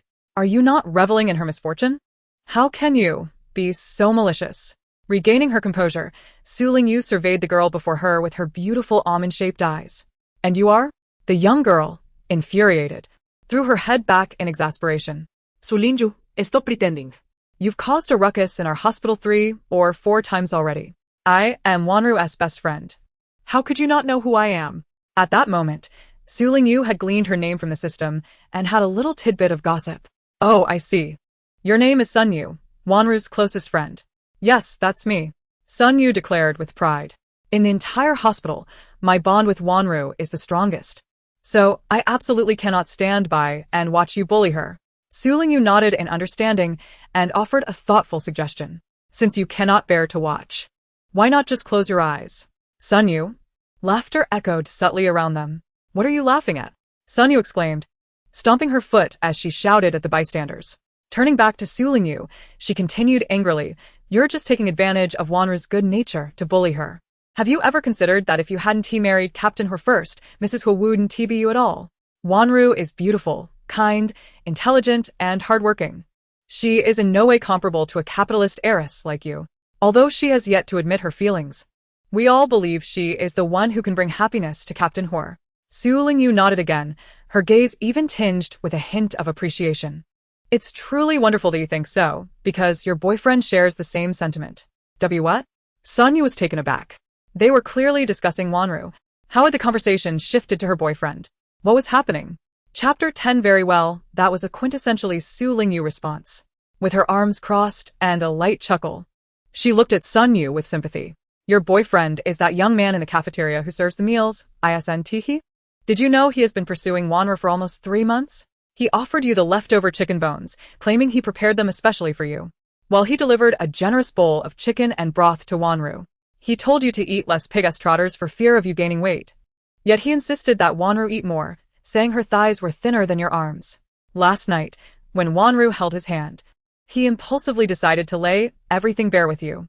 Why don't you go downstairs now? Perhaps you might run into him. Sun Yu. What? Even before Sun Yu could make her way downstairs, a short, stout young man appeared on the 3rd floor, searching for someone. Eventually, his gaze landed on Sun Yu. Upon locking eyes with the astonished Sun Yu, he stopped at a distance, his face flushed with embarrassment as he waved at her, his voice stammering, Xiao Yu. Could you please come here? I have something important to discuss with you. A sense of foreboding surged within Sun Yu, her complexion oscillating between shades of green and white. Abruptly, she cast a fierce glare at Su Lingyu before hastily striding towards the stout young man. Perhaps fearing embarrassment, Sun Yu resolutely seized him and directed him towards the stairwell. Soon, the air was filled with Sun Yu's furious roars. The metallic clanging of the wrought iron stair railing being struck, accompanied by the man's pitiful cries. Such ferocity. The smile on Su Lingyu's face froze, cold sweat threatening to cascade down her brow. Instinctively, she edged closer to Huyen, inching nearer until she was pressed tightly against his wheelchair. Huyen remarked, Little Commander, I've suddenly realized that being the vicious female antagonist feels rather unsafe. Should I perhaps take up martial arts and maybe even long-distance running? The system inquired. Why practice long-distance running if martial art suffices? To run if I can't fight, she replied. And, if I can fight, then I shall pursue and strike back. The system fell silent. Huyen responded, Excellent, a very Su Lingyu-like answer. The time wasted by Xie Rongjuan was brief. Just 10 minutes later, he returned with Shou Wanru and Wang Hui. By sheer coincidence, Sun Yu had just concluded her one-sided assault on her former partner, leaving the cafeteria worker incapacitated, only to encounter Zhou Wanru upon her return. Without a moment's respite, she gathered her energy and lunged at Zhou Wanru, igniting a new round of chaos. Screams and curses erupted around them. With a serene smile, Su Lingyu feigned calmness as she tucked a stray lock of hair behind her ear. Silently inching closer to Huyen, even seeking refuge behind the back of his wheelchair. I've come to realize that healing Huyen's legs is indeed quite necessary. The system, intrigued, asked, Host, have you developed sympathy for Huyen? I remind you, this is not typical behavior for a malicious female antagonist. Not at all. I merely pondered whether, should I ever find myself in a predicament, Huyen's combat prowess would enhance my safety. What if he is unable to fight? Then if someone threatens to break my legs, I would have the option to retaliate against him instead. The system remained silent. Xie Rongjuan, oblivious to the previous events, approached and was met with the sight of Su Lingyu and Huyen closely huddled together, unable to suppress a chuckle. You two are quite affectionate, aren't you? Don't you find it hot leaning against each other? Huyen certainly felt the heat, but more so, he sensed the necessity to remain silent and avoid provoking Su Lingyu. Startled and now teased by Xie Rongjuan, Su Lingyu retorted with a sulky expression. So what if it's hot? Is it my fault that I don't want to use the air conditioning? And are you not soaring in the sky simply because of your weight? Hua Yan pinched the bridge of his nose and promptly inquired of Su Lingyu, "Shall we visit the supply and marketing cooperative?" Su Lingyu was indeed eager to purchase clothing. However, she did not immediately propose going to the cooperative. The catalyst for her interest had arisen just as their vehicle was about to exit the military camp when Xie Rongjuan mentioned a military competition taking place. Her excitement peaked. She expressed a desire to witness it firsthand. Naturally, Xie Rongjuan, intent on fostering a good rapport with her, readily acquiesced, and Hui Yan voiced no objections. Today, He brought Su Lingyu to the military camp with a clear purpose. Naturally, the more people he could interact with within a controlled environment, the better. Moreover, he was eager to observe the soldiers in his regiment. The vehicle came to a sudden halt and made a turn towards the training grounds, filling Su Lingyu's eyes with anticipation. The original character had always perceived the soldiers as individuals who trained daily, drenched in sweat, and avoided them at all costs, having no desire to engage with them. Her visits to the military camp were solely to trouble Zhou Wanru at the hospital. However, Su Lingyu was different. To her, the soldiers during training exuded their most captivating charm, with every drop of sweat embodying a potent masculinity. A beautiful blend of strength and grace, something that could not be captured in short videos. Even in an era glorifying male beauty, where provincial tourism boards went to great lengths to attract visitors, even deploying boy bands to greet dignitaries at train and airport stations, one would still not witness this allure. Before long, they arrived at the training grounds. This military competition was of considerable scale, with the entire 52nd Division participating. At that moment, the training field was alive with activities including a 400-meter obstacle course, 50-meter rifle shooting, and hand-to-hand combat. The competition was fervent, with resounding, powerful shouts and enthusiastic cheers echoing, inciting an irresistible urge to observe. As soon as the vehicle came to a stop, Su Lingyu leaped out, concerned that Hua Yan would dawdle as he had before. She turned to urge him along, only to find him diligently adjusting his military uniform, his gaze resolute and his demeanor serious, momentarily leaving her speechless. In an instant, she found herself at a loss for words, her playful banter forgotten, replaced by a tender admiration that stirred a pang of respect within her. Hua Yan must take great pride in his military uniform, doesn't he? She mused inwardly. Unbeknownst to her, Hua Yan in the car suddenly paused, his fingers stilling, his body tensing momentarily. The system, perplexed, inquired, "Why does he only cherish this uniform? Are other uniforms not appealing or comfortable? From now on, I shall not call you Little Commander anymore. I'll refer to you as Little Fool." The system responded with confusion. "Huh?" Su Lingyu clarified. "Little Fool. What I mean is, Hua Yan takes pride in being a soldier and deeply loves his profession. Even though he has contemplated resigning from his position as commander on several occasions, he truly wishes to remain in the military. In this regard, Xie Rongjuan understands him perfectly." Once Hua Yan had completed his grooming, he exited the vehicle. He did not refuse the wheelchair that Zhao Ke presented to him, calmly taking a seat. Xie Rongjuan patted his shoulder, letting out a quiet sigh in his heart. Though unspoken, both men felt a weight upon them. Hua Yan still held the position of commander, but if his leg was not healed, it would be exceedingly difficult for him to continue in this role. Remaining in the military was feasible, yet it would necessitate a transition to a civilian position. But was that truly the future Hua Yan desired? Just then, Su Lingyu's inner voice echoed once more. "Little Commander, do you think I should devise a way to conceal this and help Hua Yan heal his leg?" In an almost instantaneous moment, both Hua Yan and Xie Rongjuan found their breaths suspended. On the surface, they appeared calm, yet all their attention was fixated on Su Lingyu. The system expressed its astonishment. "Host, are you truly intending to heal Hua Yan's leg? You are the malevolent supporting character. If you restore his leg, how will you disdain and scorn him thereafter?" This indeed posed a significant dilemma. Su Lingyu contemplated earnestly for a moment, and then a spark of inspiration struck her. What if I heal Hua Yan's left leg but break his third leg instead? Hua Yan. Xie Rongjuan. Chapter 11. Some individuals are akin to a lone warrior amidst 1,000 troops. Su Lingyu considered her idea to be nothing short of genius. The system immediately responded with exuberance. "Yes, yes. Host, you are truly remarkable, both wicked and clever." She curved her cherry lips into a smile. "Of course. Hua Yan is exceedingly protective of his purity, fearing the loss of his innocence. What worth is a fully functional leg? Breaking his third leg would allow me to mock him daily for not being a man, a task I could accomplish with ease." Her curiosity piqued. If Hua Yan were truly given a choice, Would he prefer lifelong happiness in his personal life or the honor of serving his country? The system's voice took on a playful yet ominous tone. I cannot predict his choice, but I believe you could render him without options. When it comes to malevolence, you surpass even me.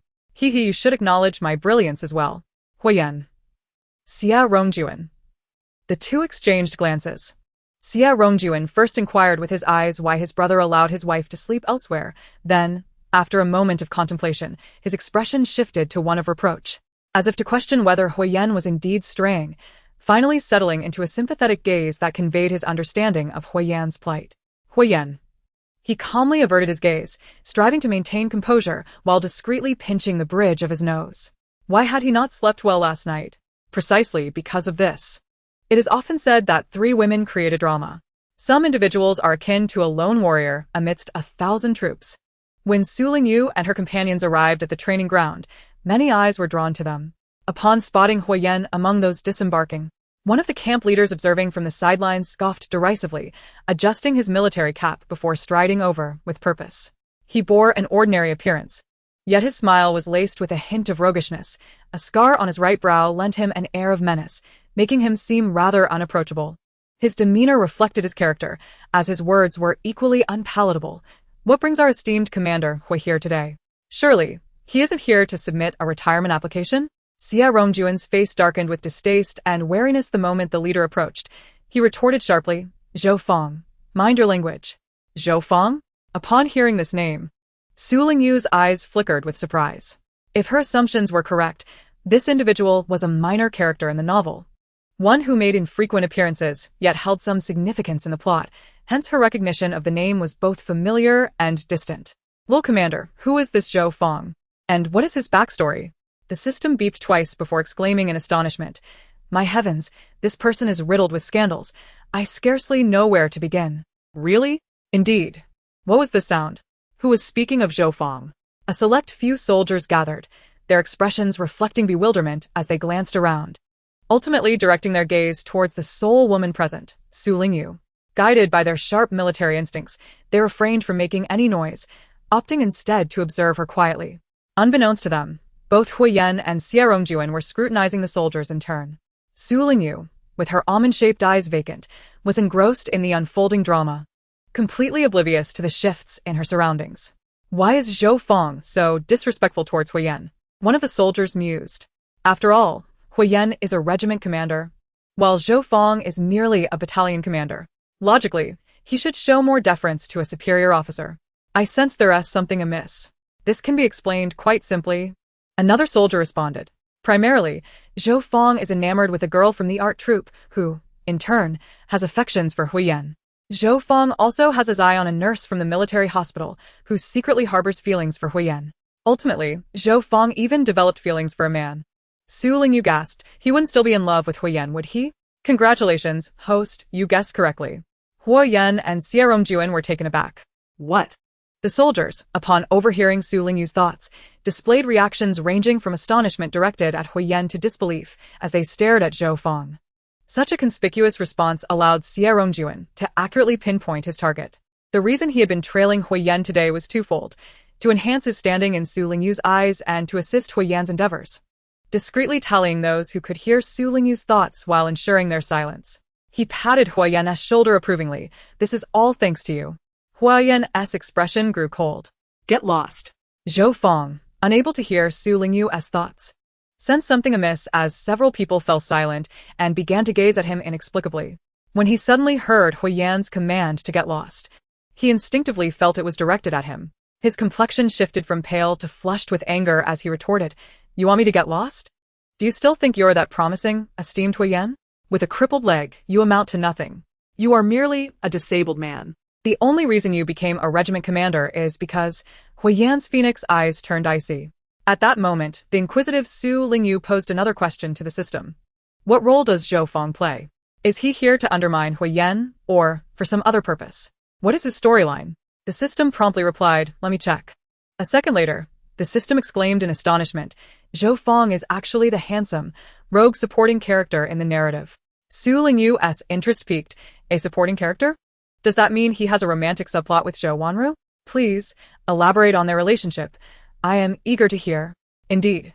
To elaborate, shortly after Zhou Wanru married Huiyan, she encountered a medical dispute, and Zhou Fong heroically came to her rescue, leading to their acquaintance. Following that, they grew increasingly familiar due to shared interests, enjoying tea together, which incited Huiyan's jealousy. Every time Zhou Fong and Zhou Wanru met, Huiyan would nearly go mad. The system spoke incessantly as Su Lingyu indulged in her entertainment, only to be abruptly interrupted by a deep, furious shout that shattered her enjoyment. What was happening? She lifted her almond-shaped eyes, scanning her surroundings, and her gaze fell upon the furious visage of Huiyan. Was it him? Fine. Huiyan spoke again, asserting, "Since you claim that I ascended to the position of captain solely through familial connections, let us settle this through a duel. I may not be able to run the 400-meter hurdles, but I am more than willing to compete with you in a 50-meter rifle shooting. With so many witnesses present, do you dare?" His expression was as cold as ice, emanating an aura of suppressed ferocity, akin to a gun ready to fire. Zhou Fong, locked in the depth of Huiyan's piercing gaze, momentarily froze, his previous arrogance replaced by speechlessness. Was this a direct challenge? Previously, Huiyan had been indifferent to Zhou Fong's provocations, so why the sudden intensity today? Yet this seemed to present a splendid opportunity. Zhou Fong's mind raced as he weighed the potential outcomes.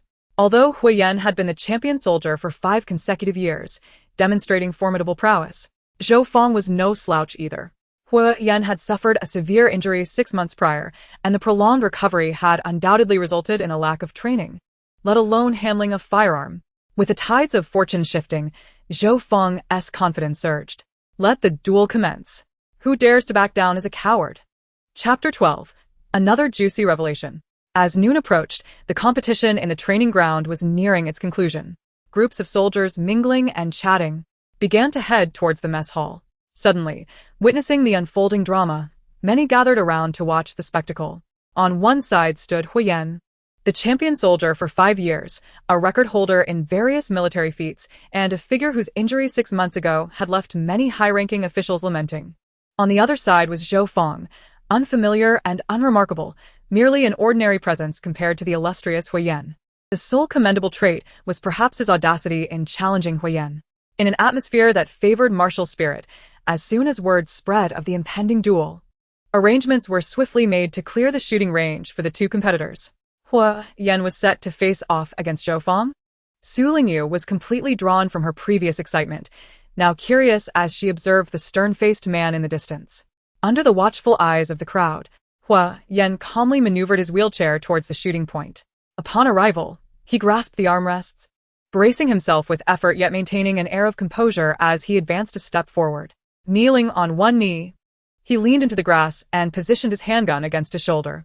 With a soldier acting as the referee giving the signal, Huiyan's sharp gaze suddenly darkened, and his presence intensified, akin to a predator locking onto its prey in the jungle. Without hesitation, he pulled the trigger. Bang! Bang! Bang! The 5 bullets were discharged in rapid succession. Meanwhile, just a few meters away, Zhou Fong was drenched in sweat, still struggling to aim. In stark contrast to Huiyan's confidence and poise, Zhou Fong appeared anxious and constrained, barely completing his 5 shots before time expired. As the competition concluded, someone rushed over to inspect the targets. After statistical analysis, the results of this shooting competition were unsurprisingly predictable. Huiyan triumphed with an impressive score of 55 rings, surpassing Zhou Fong. As for how Huiyan managed to achieve such a remarkable score with just 5 bullets, one must extend gratitude to Zhou Fong, whose bullets fortuitously found their way to Huiyan's target, adding an extra 5 rings to his score. How could he dare to challenge Team Hua? One wonders whether it is confidence or arrogance that drives him to embarrass himself in front of everyone. It is rumored that he has always harbored disdain for Huiyan. Listening to the whispers of those around him, Zhou Fong's face darkened, brimming with discontent. Unable to contain his frustration, he furrowed his brows and exclaimed, "The 50-meter rifle shooting consists of 3 positions. We have only completed the prone position. There are still 5 shots each for kneeling and standing positions left. The competition is not over. While Huiyan might excel in the prone and kneeling positions, what about standing? Huiyan's leg is injured. Can he maintain his balance?" Regardless of whether the competition continues, Zhou Fong believed that emphasizing the rules might salvage some of his dignity. However, the moment his words escaped his lips, they were met with a chorus of disdainful glances and even louder jeers. The soldiers under his command refrained from displaying contempt, but stood at a distance with their heads bowed, a picture of embarrassment. He was so enraged that he felt as though he might vomit blood, wanting to reprimand them but unsure how to proceed. "Let's go," Huyen calmly addressed Xie Rongjuan. Xie Rongjuan laughed heartily. Sure. The two displayed no intention of acknowledging Zhou Fong further, as if he were merely a wisp of air. Such indifference felt far more scornful than outright anger. Zhou Fong struggled to maintain a forced smile, attempting to appear unconcerned, while internally, his rage simmered, distorting his expression. Su Lingyu was equally at a loss. Is this really it? With Zhou Fong's demeanor, how could Zhou Wanru possibly be interested in him? She must have very low standards. Suddenly, the system interjected with excitement. Wait, host. I've uncovered some intriguing information. Zhou Fong has a significant scandal that will undoubtedly shatter your worldview. Su Lingyu's curiosity was piqued. What is it? Hurry and tell me. Another scandal? Something to shatter one's perspective? Although she was unsure of what a worldview entailed, both Huyen and Xie Rongjuan perked up, sharing her intrigue. Instinctively, Huyen spoke up. Let us get in the car. It's too hot outside. Xie Rongjuan exchanged a knowing glance with him, immediately comprehending his intent. To hear Su Lingyu's thoughts, they needed to be at a sensible distance. Conversely, straying too far would render them unable to catch her musings. If the information revealed by the system was too explosive, it would not be suitable for many ears. Thus, finding a secluded spot was imperative, and the car proved an excellent choice. Once inside, Su Lingyu eagerly awaited the system to divulge the juicy details. Host, look. Due to jealousy, Zhou Fong and Huyen frequently argue and even engage in cold wars. However, their disputes do not last long, as Huyen soon discovered that Zhou Fong had issues. Intrigued, Su Lingyu inquired, what kind of issues? Huyen initially sought to retaliate against his rival, only to inadvertently uncover that Zhou Fong had been compromised during his service, selling crucial information to enemy nations. With the evidence in hand, he promptly incarcerated Zhou Fong. Is Zhou Fong a traitor? Su Lingyu suddenly lost her appetite for gossip, furrowing her delicate brows as she inquired. Little commander, do you know when Zhou Fong began to falter? Is he currently innocent, or has he already succumbed to corruption? He has already succumbed. In 3 days, he will deliver crucial information to his contact, inflicting significant damage on our nation, came the response. 3 days from now. Su Lingyu's heart was filled with astonishment. She never expected that her visit to the military camp would unveil such a monumental scandal, especially at such a critical juncture. Not only was she shocked, but both Huyen and Xie Rongjuan were equally taken aback. Subtly, both of them perked up their ears. Su Lingyu hastily pressed on. What catastrophic damage are we talking about? The system replied, due to the information Zhou Fong intends to leak, over 30 top military scientists will tragically lose their lives, with military casualties exceeding 3,000. The losses are immense. Otherwise, Zhou Fong would not face the death penalty. This is utterly horrifying, involving thousands of lives. Indeed. Su Lingyu bit her lip, hesitating internally as she pondered. Is there anything I can do to prevent this? Can I subtly alert Huyen to investigate Zhou Fong? Why would you do that? You are the wicked antagonist. You need not concern yourself with such matters. True, Su Lingyu conceded. She did not persist, but felt a palpable heaviness in her heart. From an unseen angle, Huyen and Xie Rongjuan wore serious expressions, exchanging a knowing glance in the rear-view mirror. Time was of the essence. Knowing Zhou Fong posed a threat, they could not remain indifferent. They would report to their superiors immediately and take swift action. Chapter 13. Huyen, indeed, was not a man of integrity. Huyen instructed Zhao Ke to halt the vehicle.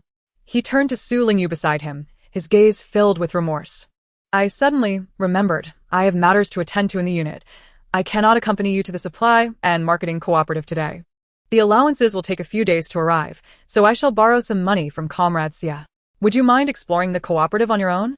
Once the allowances come through, I will accompany you to the foreign trade store for a visit. The current foreign trade stores offer an array of unique items rarely seen domestically, stylish and trendy. Huyen's words were indeed earnest. Xie Rongjuan immediately pulled out all the cash he had, readily saying yes, yes. I have over 20 yuan here. It may be a bit short, but it should suffice for now. Su Lingyu, lacking enthusiasm, shook her head in refusal. Never mind, there's nothing worthwhile at the cooperative. I don't feel like going. Huyen responded, you, be quiet. Fine. Once Zhao Ke parked the car, Huiyan and Xie exited the vehicle. As the car started moving, Su Lingyu rested her alabaster wrist against the window, propping her chin in one hand, gazing through the rearview mirror at the retreating figures of Huiyan and Xie. Softly exhaling. Little commander, why do I suddenly feel a sense of heaviness in my heart? Host, are you feeling unwell? I feel troubled. What shall we do? Su Lingyu gently propped herself up, straightening her slender waist. Since I am unwell, let others feel even worse. The system remained silent. Meanwhile, Huiyan and Xie were deliberating strategies when, suddenly sensing something, they turned to gaze in the direction the car had departed. The vehicle was already far off. Yet his extraordinary eyesight allowed him to clearly discern Su Lingyu's delicate brows furrowed in discomfort, her head resting weakly against the window. Her rosy lips were pursed, suggesting her discontent. Was it because he had not accompanied her to the supply store that she felt dissatisfied? As this thought flickered through Huiyan's mind, he saw Su Lingyu straighten her waist, seemingly saying something to Zhao Ko, who was driving ahead, after which the car abruptly turned around and sped back. Before long, the vehicle arrived before them, screeching to a halt, its tires leaving deep marks on the ground, stopping just a meter away from the two men. The window rolled down, revealing Su Lingyu's charming face twisted in anger, her beautiful almond eyes glaring down at them. Huiyan, a mere company commander can ride roughshod over you. Is this how a brigade commander should conduct himself? I feel embarrassed for you. Huiyan remained silent. She lifted her fair, delicate chin, tapping the window with her finger. Commanding imperiously, I suggest you investigate Zhou Feng. You might uncover some damning evidence that would allow you to justifiably eliminate him. He certainly does not strike me as a good person, and I am certain that if you look closely, you will find something incriminating. Huiyan, have you lost your voice? Am I speaking to you, or do you lack ears or a tongue? Su Lingyu furoret her delicate brows, fuming. If you do not investigate Zhou Feng, you are not a man. I would gladly call you a turtle bastard, just to see you humiliated daily. Huiyan understood. Don't just say you understand. Will you investigate or not? Yes. Su Lingyu let out a satisfied hum. Well then, at least you have some sense. Complaining about the heat. She closed the window and said to Zhao Ko, let's go. Although the air conditioning in the car was minimal, it was better than none. Glancing at her daily task progress, she discovered that today's progress bar was already full, lightening her mood further and infusing her voice with a hint of contentment. Finally, I can go home and rest. The system cheered. Host, you are amazing. To confront Huiyan so publicly, causing him to lose face in front of his comrades, is a devastating blow to his male pride. This will surely make him loathe you even more. Indeed. Can you check Huiyan's expression for me? Is he gritting his teeth, looking as though he would take my head for a watermelon in the dead of night? Having witnessed Sun Yu's combat prowess earlier, Su Lingyu still felt a tremor of fear. The system paused for a few seconds before responding. Fortunately, he appears expressionless now. It seems he is burying his pain deep within. However, he does not seem like someone who would take action against you at night. Su Lingyu snorted softly, invigorated once more. If he hasn't harmed me after sharing a bed every night, Huiyan is truly not a man. A host.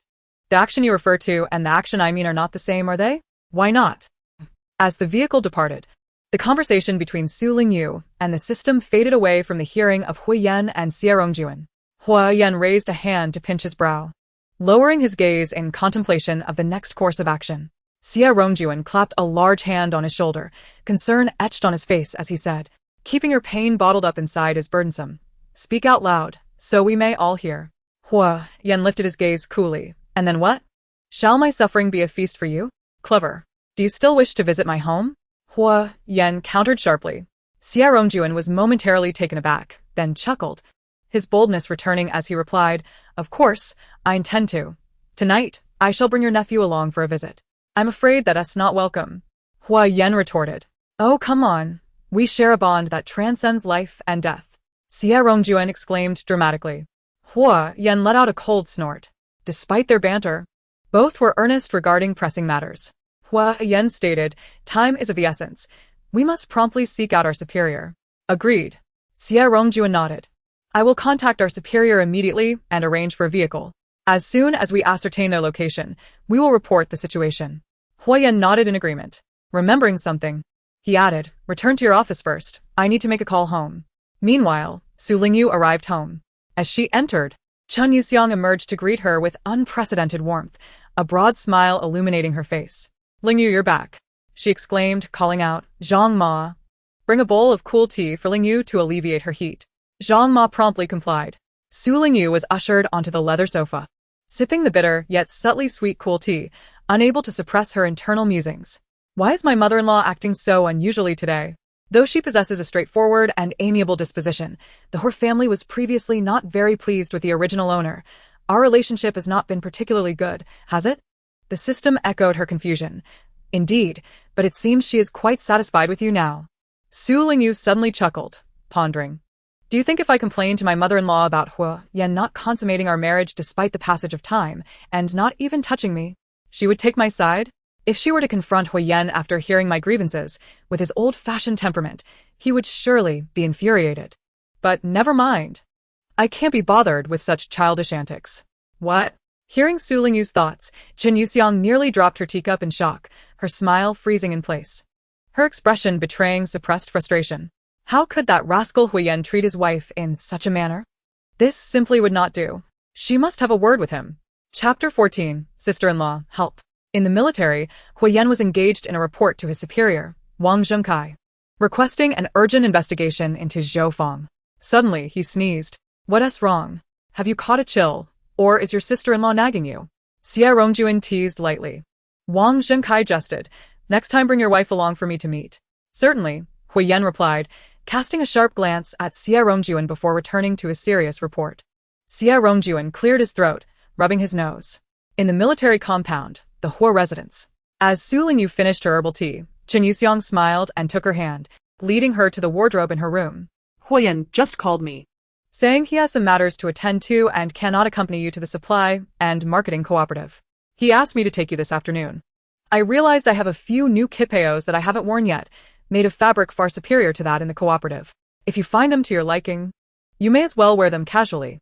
Su Lingyu was somewhat taken aback. Did Hua Yan really go out of his way to call home? Did he enjoy being tormented? After all, she had just scolded him, even questioning his masculinity. Chen Yuxiang continued, these kipeos are all summer outfits. If you like them, once the weather cools down, I can take you to get a few autumn and winter outfits made. As she spoke, she opened the yellow pearwood wardrobe and took out several kipeos. Laying them on the bed, the elegant and simple designs, coupled with the exquisite, smooth fabric and impeccable craftsmanship instantly captured Su Lingyu's attention. Having been raised in affluence, she had a keen eye for quality and could tell at a glance that these kipeos were likely custom-made. Given current prices, each would cost at least a couple of hundred yuan, perhaps even 300 to 400. In later years, one would need several thousand to procure such fine garments, and finding a skilled tailor would be quite challenging. The rare fit made them all the more tempting, yet she still declined, saying, Mom, I really don't need them. You should keep them for yourself. Chen Yuxiang, her face lighting up at the affectionate address, playfully shook her head. Why can't you take them? If I say you can, then you can. I had these made when I was younger but never wore them, and now I can't wear them either, so they are perfect for you. Enough of this back and forth. Just take them. Chen Yuxiang insisted, shoving the clothes into Su Lingyu's arms. She had initially intended to mention that she would certainly have a word with Hua Yan, urging him to be more proactive in their marital life, but reconsidered, realizing that such sentiments were better left unspoken. Carrying the kipeos back to her room, Su Lingyu stood before the dressing mirror, trying each one on. Her lips curled into a slight smile, the first genuine smile she had worn in days. Host, you finally smiled. Are you so happy with the new clothes? Su Lingyu raised an eyebrow, her expression teasing. What do you think? I used to have a wardrobe of 50 to 60 square meters, with a dedicated person to organize my clothes, allowing me to wear something different every day of the season. And now what do I have? Am I merely missing these few kipeos? I need an entire wardrobe. The system, realizing its error, fell silent. Downstairs, lunch was being called. Su Lingyu selected her favorite qipao to change into. Unlike the previous attire that had chafed her skin, this qipao fit perfectly, made from soft, breathable fabric. With her comfort restored, her spirits lifted considerably. Upon hearing Su Lingyu's footsteps, Hua Xiang looked up, and her eyes brightened at the sight. The woman descending the stairs had a fair complexion and red lips, her alluring black eyes shimmering with brilliance. Her figure was graceful and elegant, exuding a classical coolness, as if she had stepped out of a fashion magazine. Clad in a qipao, the upper half was a delicate moonlight hue, while the hem of the skirt gracefully blended into a shade of blue-purple, parting on one side to mid-thigh. The neckline and cuffs were embroidered with blue irises, exuding a refreshing elegance. She stood there, momentarily stunned, her lips parted and her eyes vacant, as if her spirit had been momentarily whisked away. What's wrong? Su Lingyu cast a fleeting glance her way, wiping away the drool. A fragrant aroma wafted through the air, causing Hsiang to blush and lower her head, stammering, "Sister-in-law, please come eat. Today, Aunt Zhang specially made your favorite bamboo fungus chicken soup." Covering her face, she felt utterly humiliated. How had she been so captivated by her sister-in-law's beauty? Her brother's culinary offerings were truly exquisite. Su Lingyu gracefully took her seat, appreciating Hsiang's attentiveness, yet reminded her, "I no longer enjoy bamboo fungus chicken soup. Please prepare some spicy dishes for me in the future, like the yam chicken from yesterday." Their tastes diverged. The original host preferred mild flavors, while she had a penchant for bold, spicy dishes. "Of course. I'll make sure to tell Aunt Zhang," Hsiang replied eagerly, thoughtfully placing a bowl of couple's lung slices before her. Su Lingyu cast a commendatory glance her way. How perceptive. After the meal, Su Lingyu did not linger downstairs and descended to take a nap. At 2:30 in the afternoon, Huiyan returned, only to be promptly pulled into Hu Jiangwo's study by Huilang. Upon entering, he found the family gathered.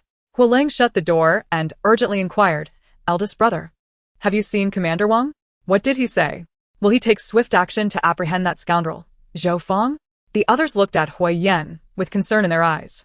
Huiyan, having stayed behind to handle Zhou Fang's matter, had preemptively called home to assuage their worries. So they were already informed. Huiyan nodded. Although Commander Wang harbors some skepticism regarding this matter, he has also granted both me and Xie Rongjuan ample trust.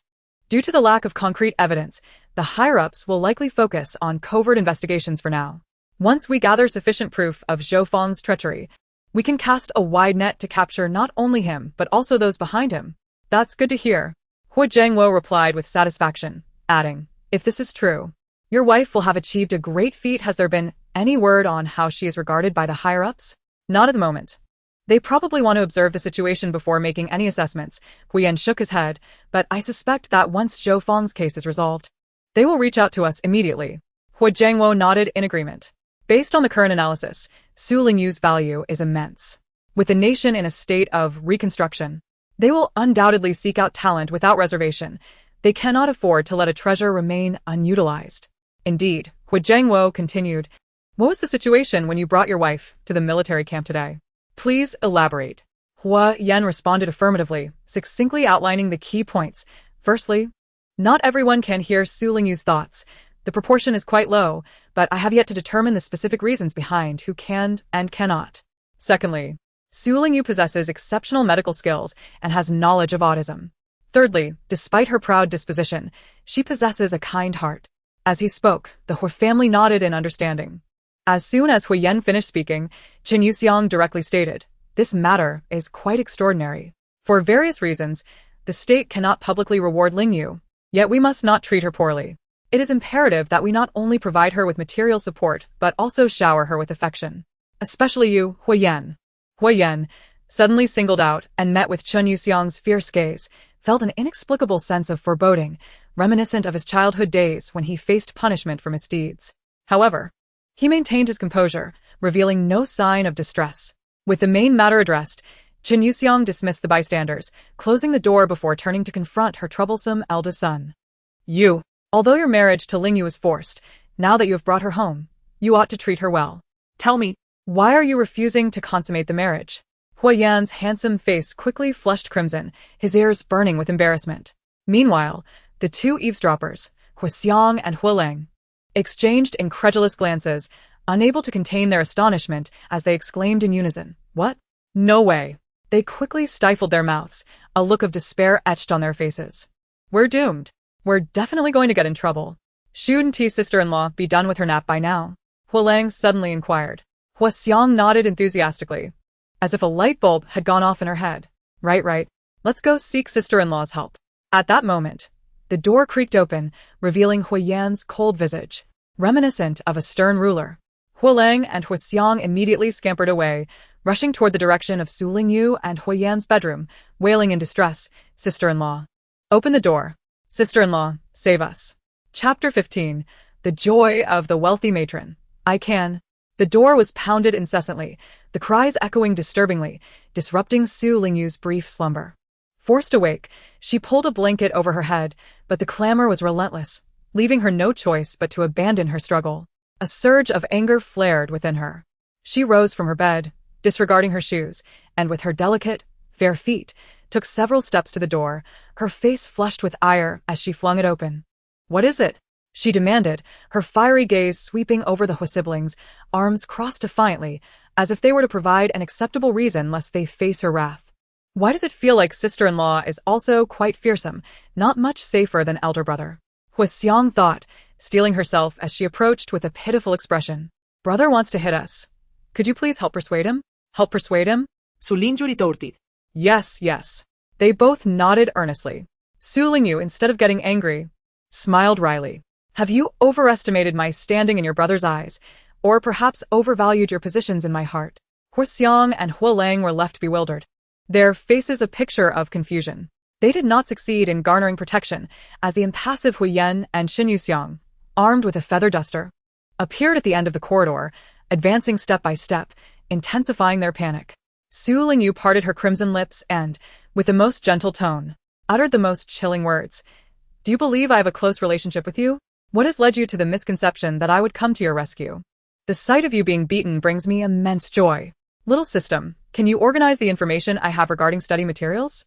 I'm afraid I cannot access your memories, host. However, if you require anything, I can assist you in gathering information from the future. The mention of future and gathering information stirred something in the distant ears of Hui Yan and Qin Yuxiang, filling them with both excitement and caution. Just as well you cannot access my memories. Now, find me the finest collections of exam papers available, anything from the Huanggang test papers to the 3-year simulations and 5-year college entrance exams. The thicker, the better. The system felt a rush of apprehension, narrowly avoiding a misstep, and asked, Host, what do you need these for? Of course. They are for these two little fools before me. Hua Lang and Hua Xiang felt as if struck by lightning, rendered speechless and bereft of tears. Surely, they thought, it was one misfortune to be devoid of protection, but to be burdened with an endless onslaught of academic work was simply unbearable. Their spirits sunk into despair. Ignoring the pleading gazes of the two, Su Lingyu elegantly turned and slammed the door shut. I'm suffocated. I spent an entire afternoon worrying whether Hua Yan would investigate Zhou Fang. Just as I finally drifted off to sleep, those two little rascals woke me up. It's infuriating. Stifling a yawn with her hand, a veil of tears shimmered in her alluring apricot eyes. She laboriously returned to her bedside, her body collapsing onto the bed, weakly clutching her pillow. Little system, what if Hua Yan is merely toying with me? Can I truly stand by while dozens of scientists and thousands of soldiers lose their lives? The system's soft voice responded with a hint of exasperation. Host, you have already asked me this question all afternoon. Perhaps you should reflect on your own shortcomings. It is your failure to provide me with answers that has led me to keep asking. The system replied, Well, actually, host, you are the malicious female antagonist and need not concern yourself with such matters. Enough, just be quiet. Okay. Outside the door, Hua Xiang and Hua Lang wore expressions of fear, their forced smiles rigid as they pressed their bodies against Su Lingyu's door.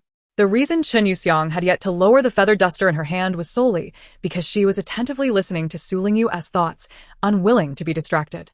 Now that Su Lingyu's musings had reached a pause, Qin Yuxiang chuckled and rolled up her sleeves, preparing to serve her disobedient offspring a dish of stir-fried bamboo shoots and pork. At that moment, Su Lingyu's thoughts suddenly resumed. I believe I just saw Huiyan. He has returned? Yes. Those two little fools lamented that Huiyan intends to punish them, and I almost failed to comprehend the situation. The system chimed in, indeed. They are quite foolish. Hua Yan is so protective of his virtue, fearing that you might tarnish it, that he would never heed your words. Virtue? Su Lingyu couldn't help but laugh. Did I say something incorrect? The system's youthful voice brimmed with confusion. Indeed, indeed. A man's virtue is his greatest dowry. By the way, has Hua Yan ever? Not at all. Su Lingyu's almond-shaped eyes sparkled with mirth as she couldn't help but laugh once more. Indeed. Hua Yan has done remarkably well. Having lived for nearly 28 years without ever having touched a hand, he is quite pure and innocent, truly befitting of a male lead. Outside the door, The Hua family members felt a twinge of embarrassment. Chun Yuxiang glanced up at the sky, feigning disinterest as she softly remarked, "I wonder if those chickens in the backyard have laid any eggs. I shall go and check." Hua Xiang immediately followed suit. "Mom, let us go together. I'm quite adept at gathering eggs." Just moments ago, they had been in a frenzy of shouting and chaos, yet now the mother and daughter strolled hand in hand, radiating warmth. Only Huilang, unable to contain his curiosity, leaned towards the sullen Huiyen and whispered, "Brother, could it be true that you've never even held hands?" "I had my first experience at 18. It seemed he not only wished to witness the spectacle, but also sought to impart some wisdom. Huiyen's phoenix eyes darkened as he clenched his fist and delivered a powerful uppercut to Huilang's abdomen, causing him to cry out in pain and double over on the ground, tears nearly spilling from his eyes. "Who is it?" In the room, hearing the commotion, Su Lingyu sat up from the bed, her brow furrowed in curiosity as she looked towards the door. "It's me," Huiyen replied tersely, shaking his hand. Upon opening the door, Su Lingyu's gaze fell upon Huilang sprawled on the floor, and she immediately grasped the situation. Some individuals were simply unable to escape their fated tribulations. After all, Huilang and Huixiang had previously sought my assistance. I must say something to alleviate the situation. Otherwise, that wail is truly heart-wrenching. Huilang, lying on the ground, felt a surge of hope. Perhaps this beating could be overlooked. His sister-in-law was so kind-hearted that she would surely persuade his brother to treat them with more leniency in the future. The eldest brother might hold back when disciplining his sister, but he had always been merciless when it came to him. Then he heard Su Lingyu declare, "Keep a close watch on your younger siblings and ensure they refrain from disturbing me in the future. When you discipline them, do so at a distance. Their cries are quite alarming. If I cannot hear their wails, I shall feel less pity." The system chirped in a small, sweet voice. "Wow, host, you are truly clever." "Just a trivial matter, basic skills," she replied nonchalantly. "Huiyen. Huilang, is that all?" He burst into tears. Su Lingyu stepped into the room, followed closely by Huiyen. As he closed the door, the noisy siblings were silenced, leaving the room enveloped in tranquility. Having worked up a sweat outside, Huiyen, who was typically fastidious about cleanliness, decided to take a shower. Maneuvering his wheelchair towards the wardrobe, he retrieved a set of clean clothes and placed them at the foot of the bed. As he removed his damp green military short-sleeve shirt, he was about to take off his snug white tank top when he suddenly sensed an undeniable gaze fixed upon him from behind. His fluid motions came to an abrupt halt, his hand gripping the hem of the tank top suspended in midair. He instinctively recalled Chun Yuxiang's words from earlier in the study. "What? Do you think your body is made of gold, that a mere touch would cost you flesh? I care not how you feel. Your wife is now home, and she is so wonderful. You cannot allow her to live like a widow. Tonight, you must perform admirably." At that moment, Su Lingyu's sweet voice chimed in again. Why not continue to undress? Could he be waiting for me to assist him? The sound of approaching footsteps reached his ears, prompting him to take a deep breath and release his grip on the hem of his tank top. His hands clenched tightly around the wheelchair's armrests, and his throat momentarily tightened in uncertainty. Chapter 16. Merely pleading is futile. Step by step, the figure behind him drew nearer. Leaning in slightly, a waft of gentle warmth enveloping him. Delicate fingers emerged into his line of sight, seemingly aimed at him. His ears flushed crimson. His usually composed mind felt as if it had disconnected, and his body instinctively reacted, swiftly grasping the pale wrist with lightning speed, ready to push her away. Yet, in that critical moment, clarity struck him, and his heart nearly halted as he hastily pulled her back. Su Lingyu, in a swift push and pull, she felt the world spin around her. After her calf collided with the wheelchair's armrest, she lost her balance and found herself sitting in the man's embrace. Upon looking up in surprise, her gaze met his profound and restrained eyes.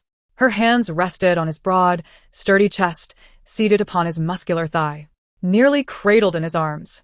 With their proximity, she could distinctly sense the warmth emanating from him, akin to a volcano on the brink of eruption. The faint scent of minty laundry detergent clung to his clothing, perhaps mingled with a hint of perspiration.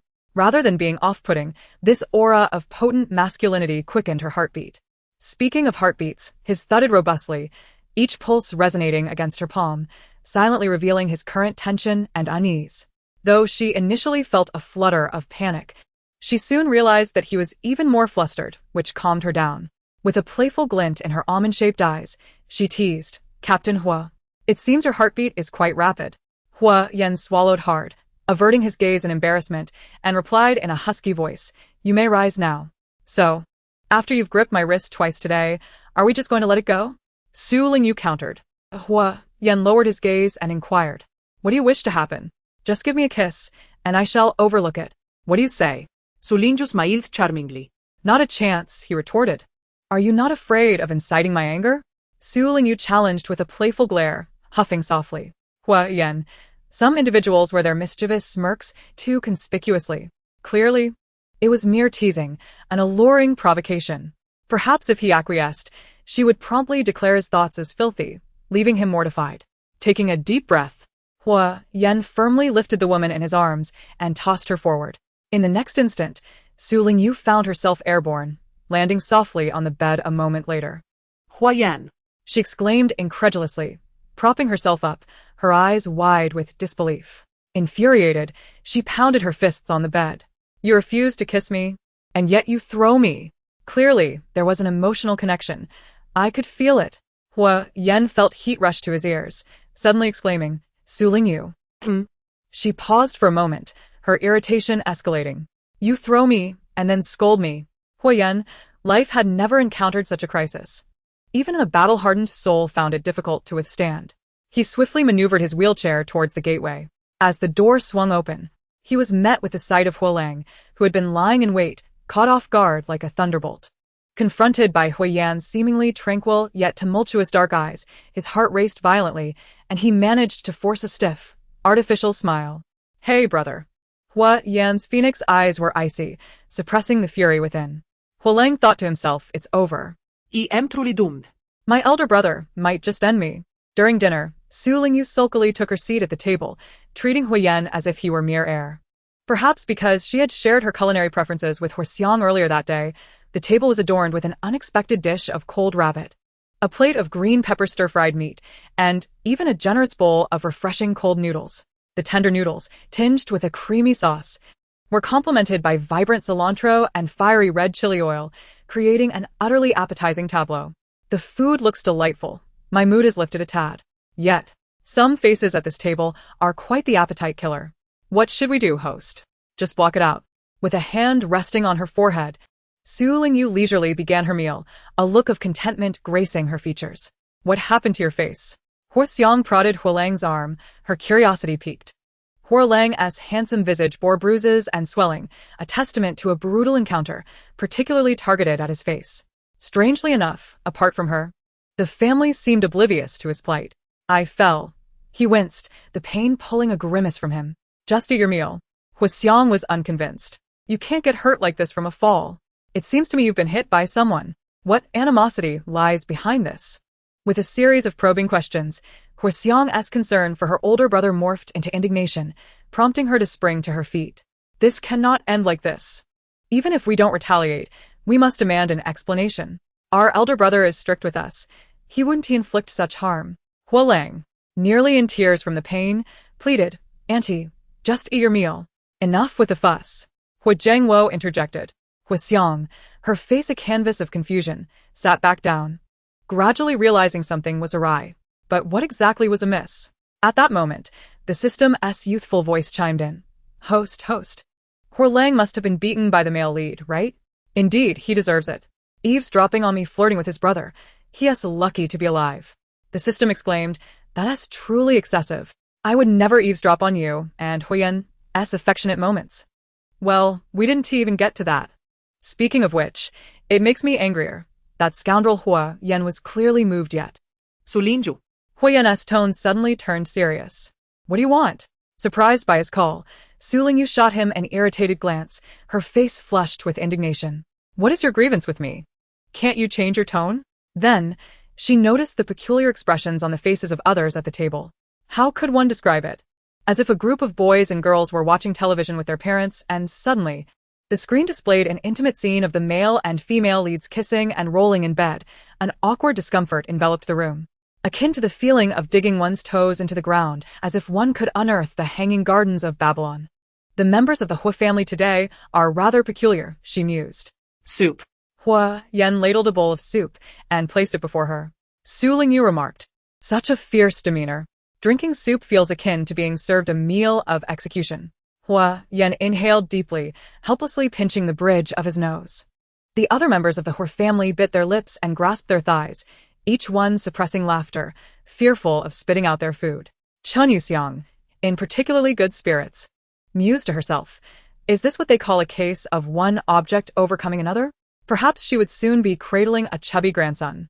After the meal, Su Lingyu strolled about the courtyard for a while to aid digestion before she intended to return to her room to freshen up and rest. Having foregone a midday nap, she could not afford to delay her evening beauty sleep. Just as she set foot on the stairs leading to the second floor, a familiar and exuberant voice called out to her, "Sister-in-law."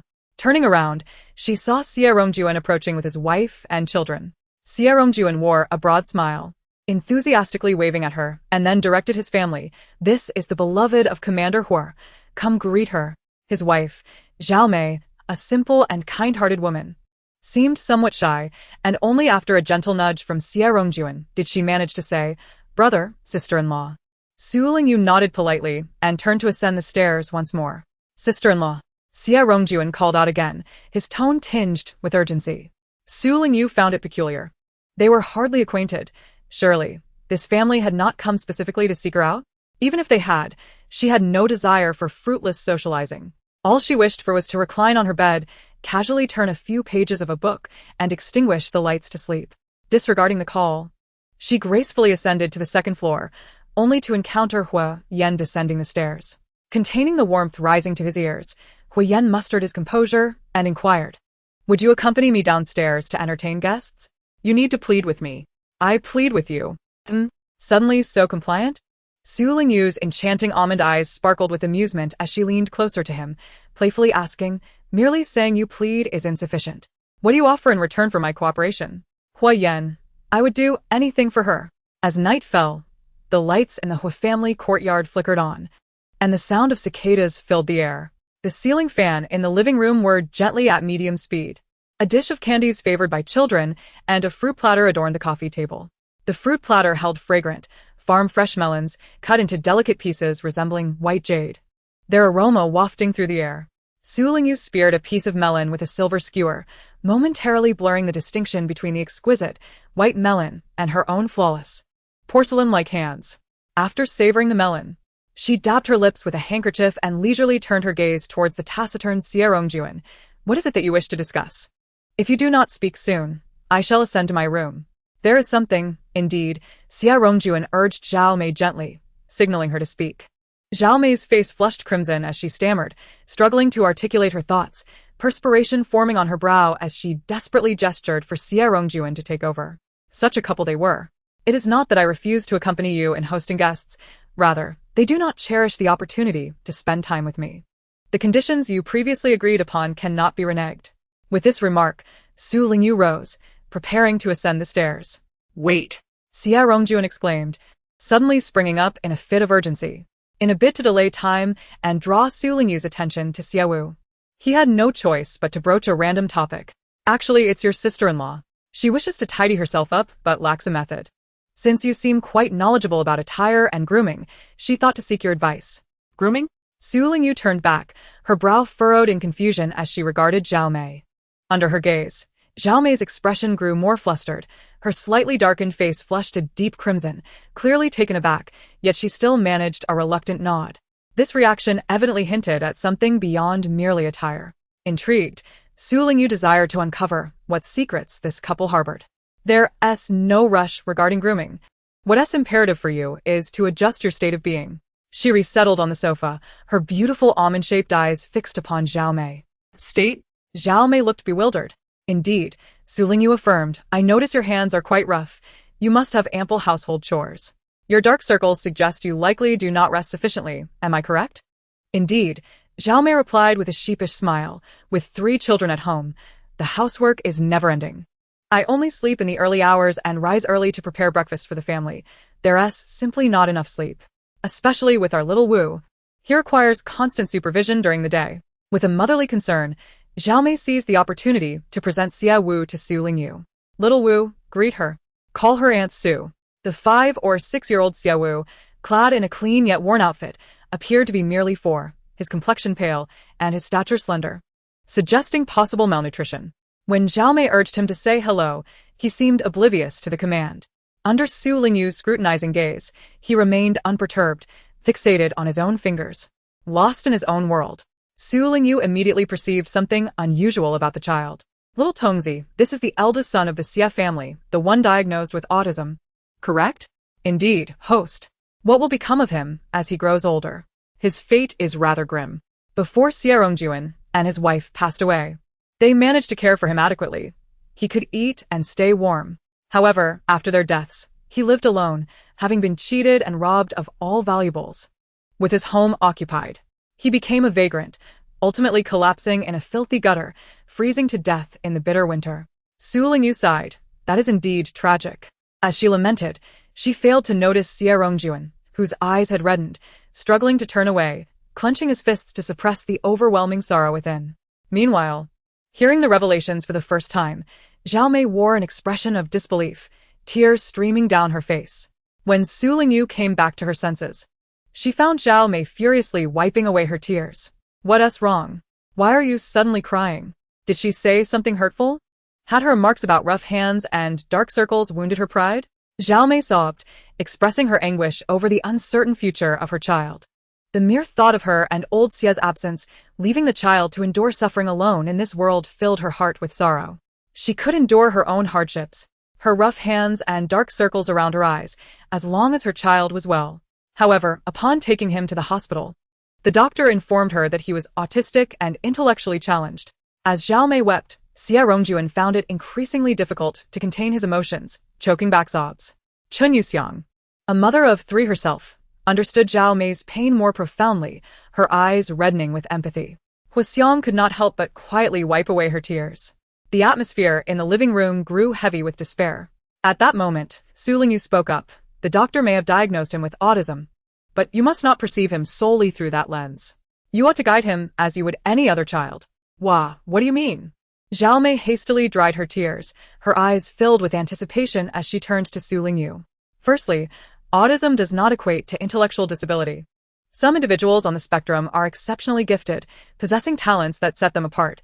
They simply experience the world differently, exhibit rigid behaviors, and face challenges in social interactions. Furthermore, your child may not even be autistic. There is a possibility of misdiagnosis. Even if he is, timely intervention and scientific guidance can cultivate his ability to manage daily life. Lastly, how you perceive your child will influence his development. Regardless of whether he is autistic or not, if you believe he is a typical child and support him, he will gradually grow into the person you envision. In a reflexive outpouring, Su Lingyu spoke extensively, and only as she felt the astonished gazes of those around her did she realize her concern. Oh dear, have I said too much? The original owner surely had no knowledge of these matters. What if they inquire about my source of information? Should I claim that I had an extraordinary experience in my youth, receiving wisdom from a venerable old man with a white beard? The system shared her apprehension. What a pity. Although you possess a fervent passion for medicine, this is not the appropriate setting to showcase your talents. Indeed, she sighed. Wow. Sister-in-law, you really know so much. Huxiang exclaimed, her eyes sparkling. Is it true that all beautiful people are this remarkable? Chun Yuxiang added, your father often buys books on medicine and wellness. I thought you never read them. I didn't realize you were such a diligent learner. Hu Jiangwo cleared his throat and raised a fist. Do not be mistaken. The Su family has a long lineage in medicine. However, in recent years, the family shifted its focus to military service, and no doctors have emerged since. Su Lingyu thought, so, the villainous character has such a rich family background? Perhaps due to her role as a mere tool, no relevant information surfaced before. Indeed, it appears so. The system confirmed. What a delightful surprise. The Hu family responded. As long as you're happy. Ever since they learned of Su Lingyu's exceptional medical skills, albeit without a formal practice, they have been brainstorming ways to support her. Even contemplating fabricating circumstances to do so. To my surprise, while investigating the background of the Chasu family, I stumbled upon a rather compelling historical narrative, which I hastily shared. Not only was this to aid the Xie family, but they also hoped that Su Lingyu would subsequently assist Huiyan in healing his leg. If Su Lingyu could restore Huiyan's health, they would be more than willing to support her wholeheartedly. Sister, do you think my child has any hope? What should I do? Zhao Mei inquired eagerly. How am I to know? Su Lingyu furrowed her delicate brows and responded softly. The Su family's ancestral ties to medicine have no bearing on me. I possess no interest in the field and lack the time to engage in your endeavors. Though I have a fondness for medicine, my role is that of a wicked supporting character, and I cannot suddenly shine in a medical capacity, can I? However, if I could spend sufficient time with this child, I might be able to offer some training. Training! With this single utterance from Su Lingyu, Xie Rongjuan and his wife exchanged glances, their eyes brimming with tears of excitement. They felt that this alone was more than enough. It was far better than being utterly helpless.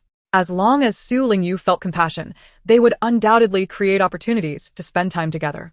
They would be eternally grateful to her. Regardless of the malicious tasks Su Lingyu might undertake, they would cooperate wholeheartedly. Zhao Mei, with reddened eyes, said, "Sister, let us visit each other more often.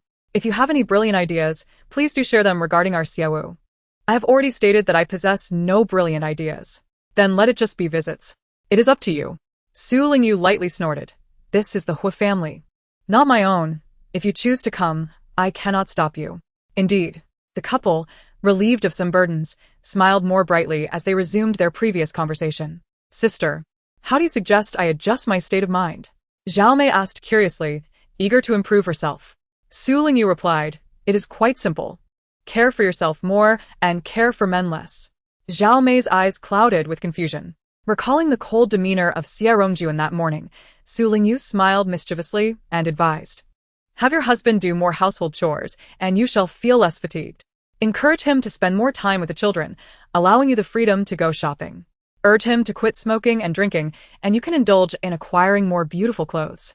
When you feel relaxed, your state of mind will naturally improve."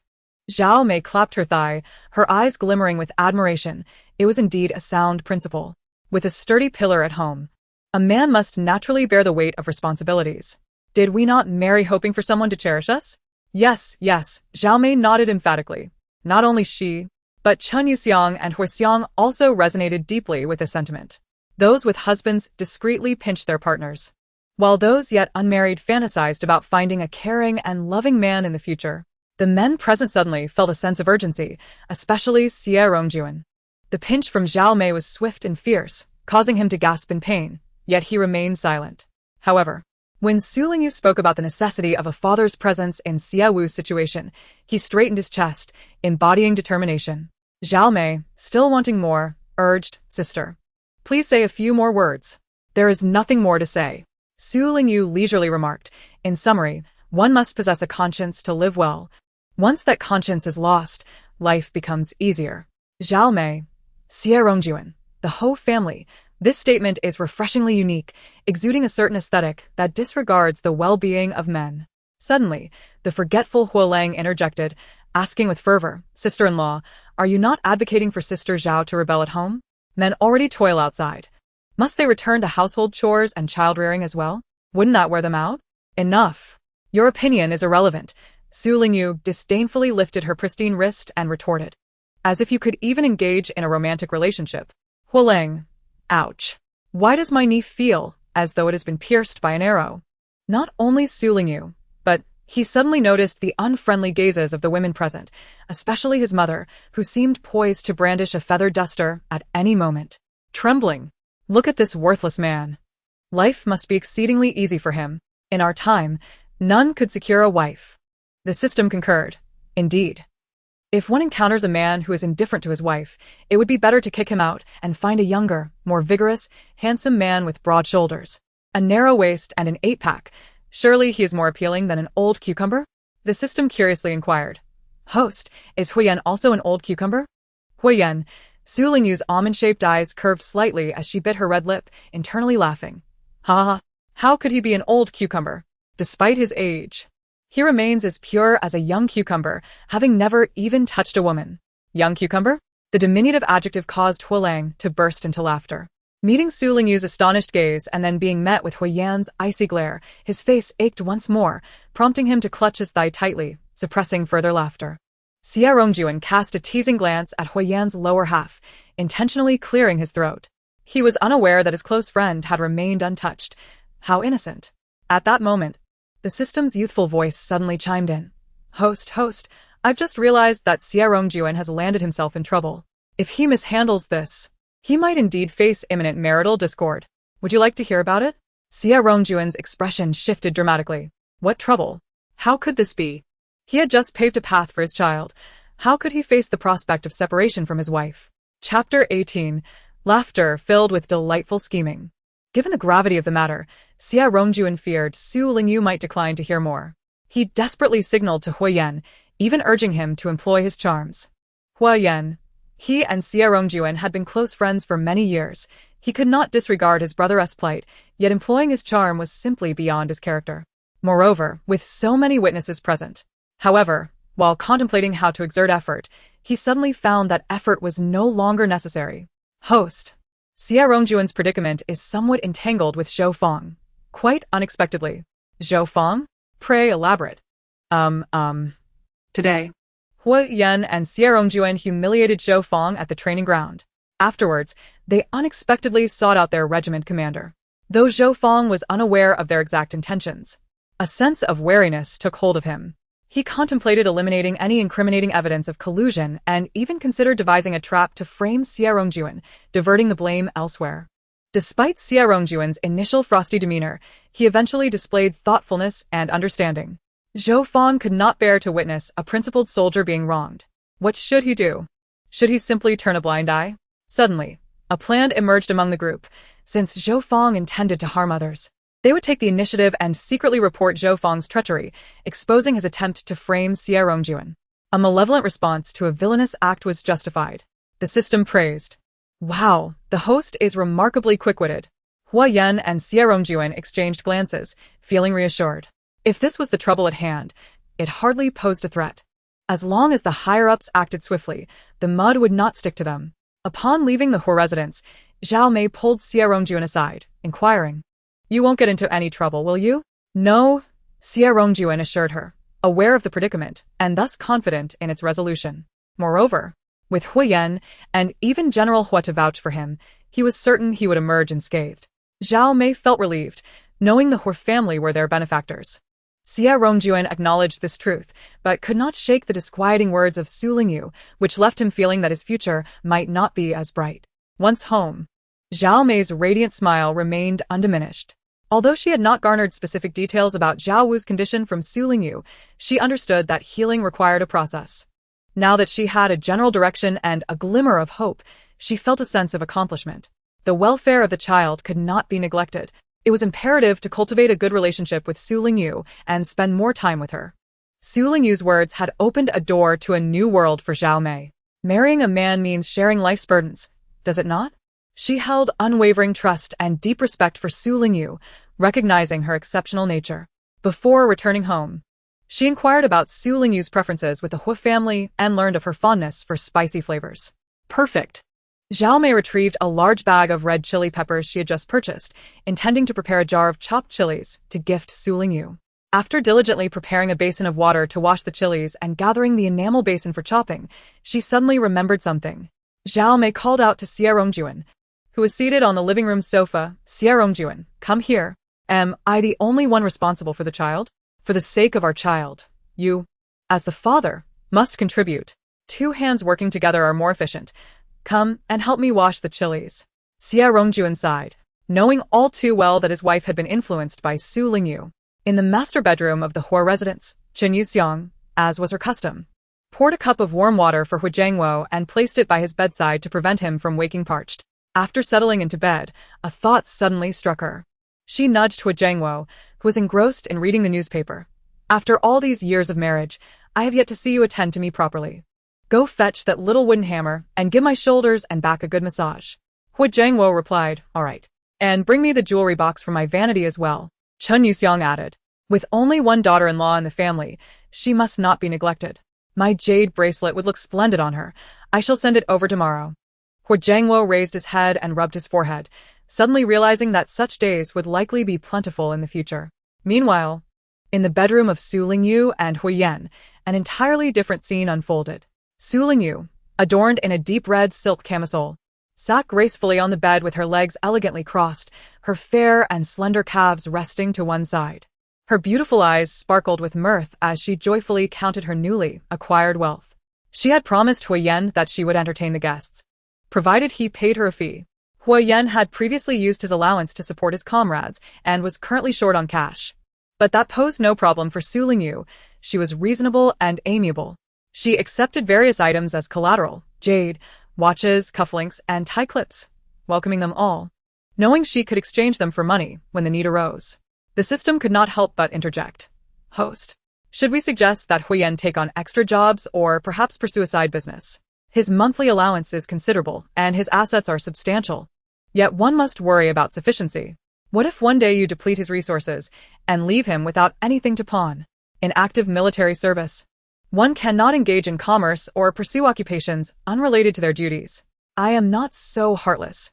If he finds himself in dire straits, I might consider compensation in other forms, given his tall stature and slim waist, she mused with a smirk. The system chuckled in agreement.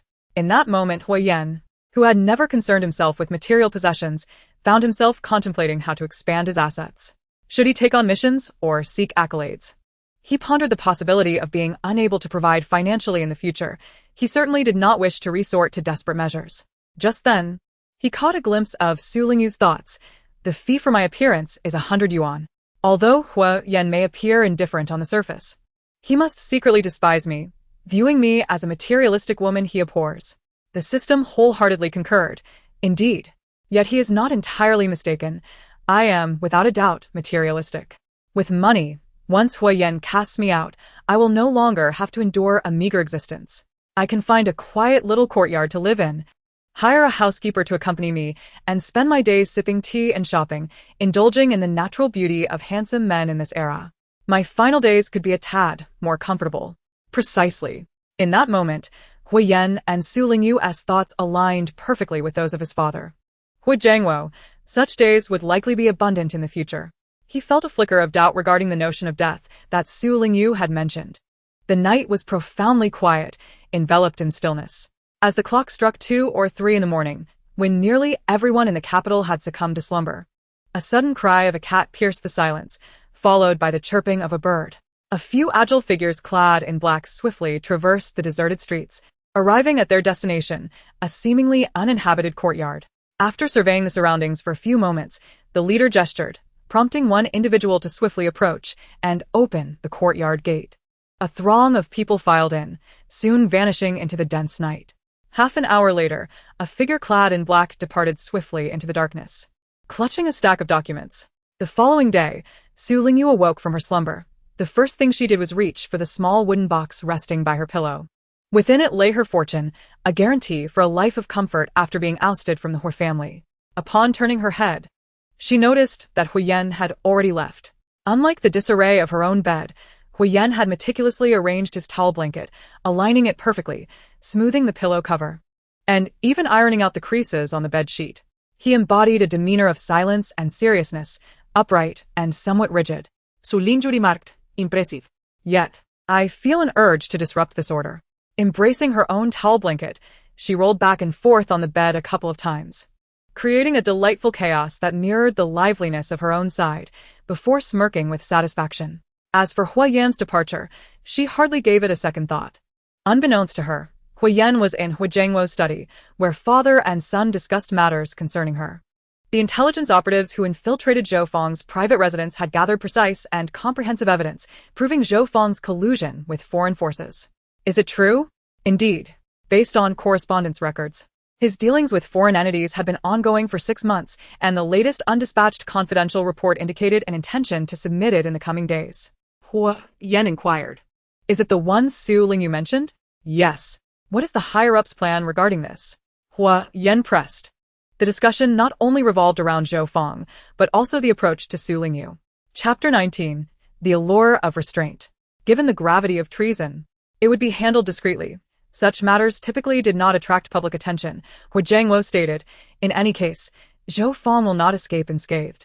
Hua Yan nodded, aligning with his thoughts. His greater concern, however, was Su Lingyu. Just as he was about to voice his worries, Hui Jiangwo preempted him. According to higher directives, they wish to arrange for several of your uncles to meet your wife, to assess her character. What are your thoughts? Hua Yan pondered deeply. He had anticipated this day. Yet was taken aback by its swift arrival, primarily due to the sudden turn of events surrounding Zhou Feng. Fortunately, the higher-ups exhibited a benevolent attitude, allowing ample room for negotiation. Without responding, Huyen countered, since this matter involves Su Lingyu and cannot be candidly discussed with her. How should our family proceed in addressing this, father? Hu Jiangwo felt a headache coming on.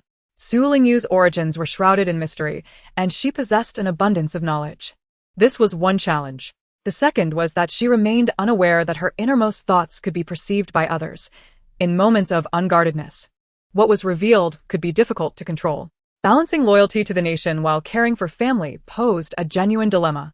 His eldest son was typically astute, yet Hu Jiangwo, growing impatient with the roundabout conversation, stated directly, "Protect your own wife.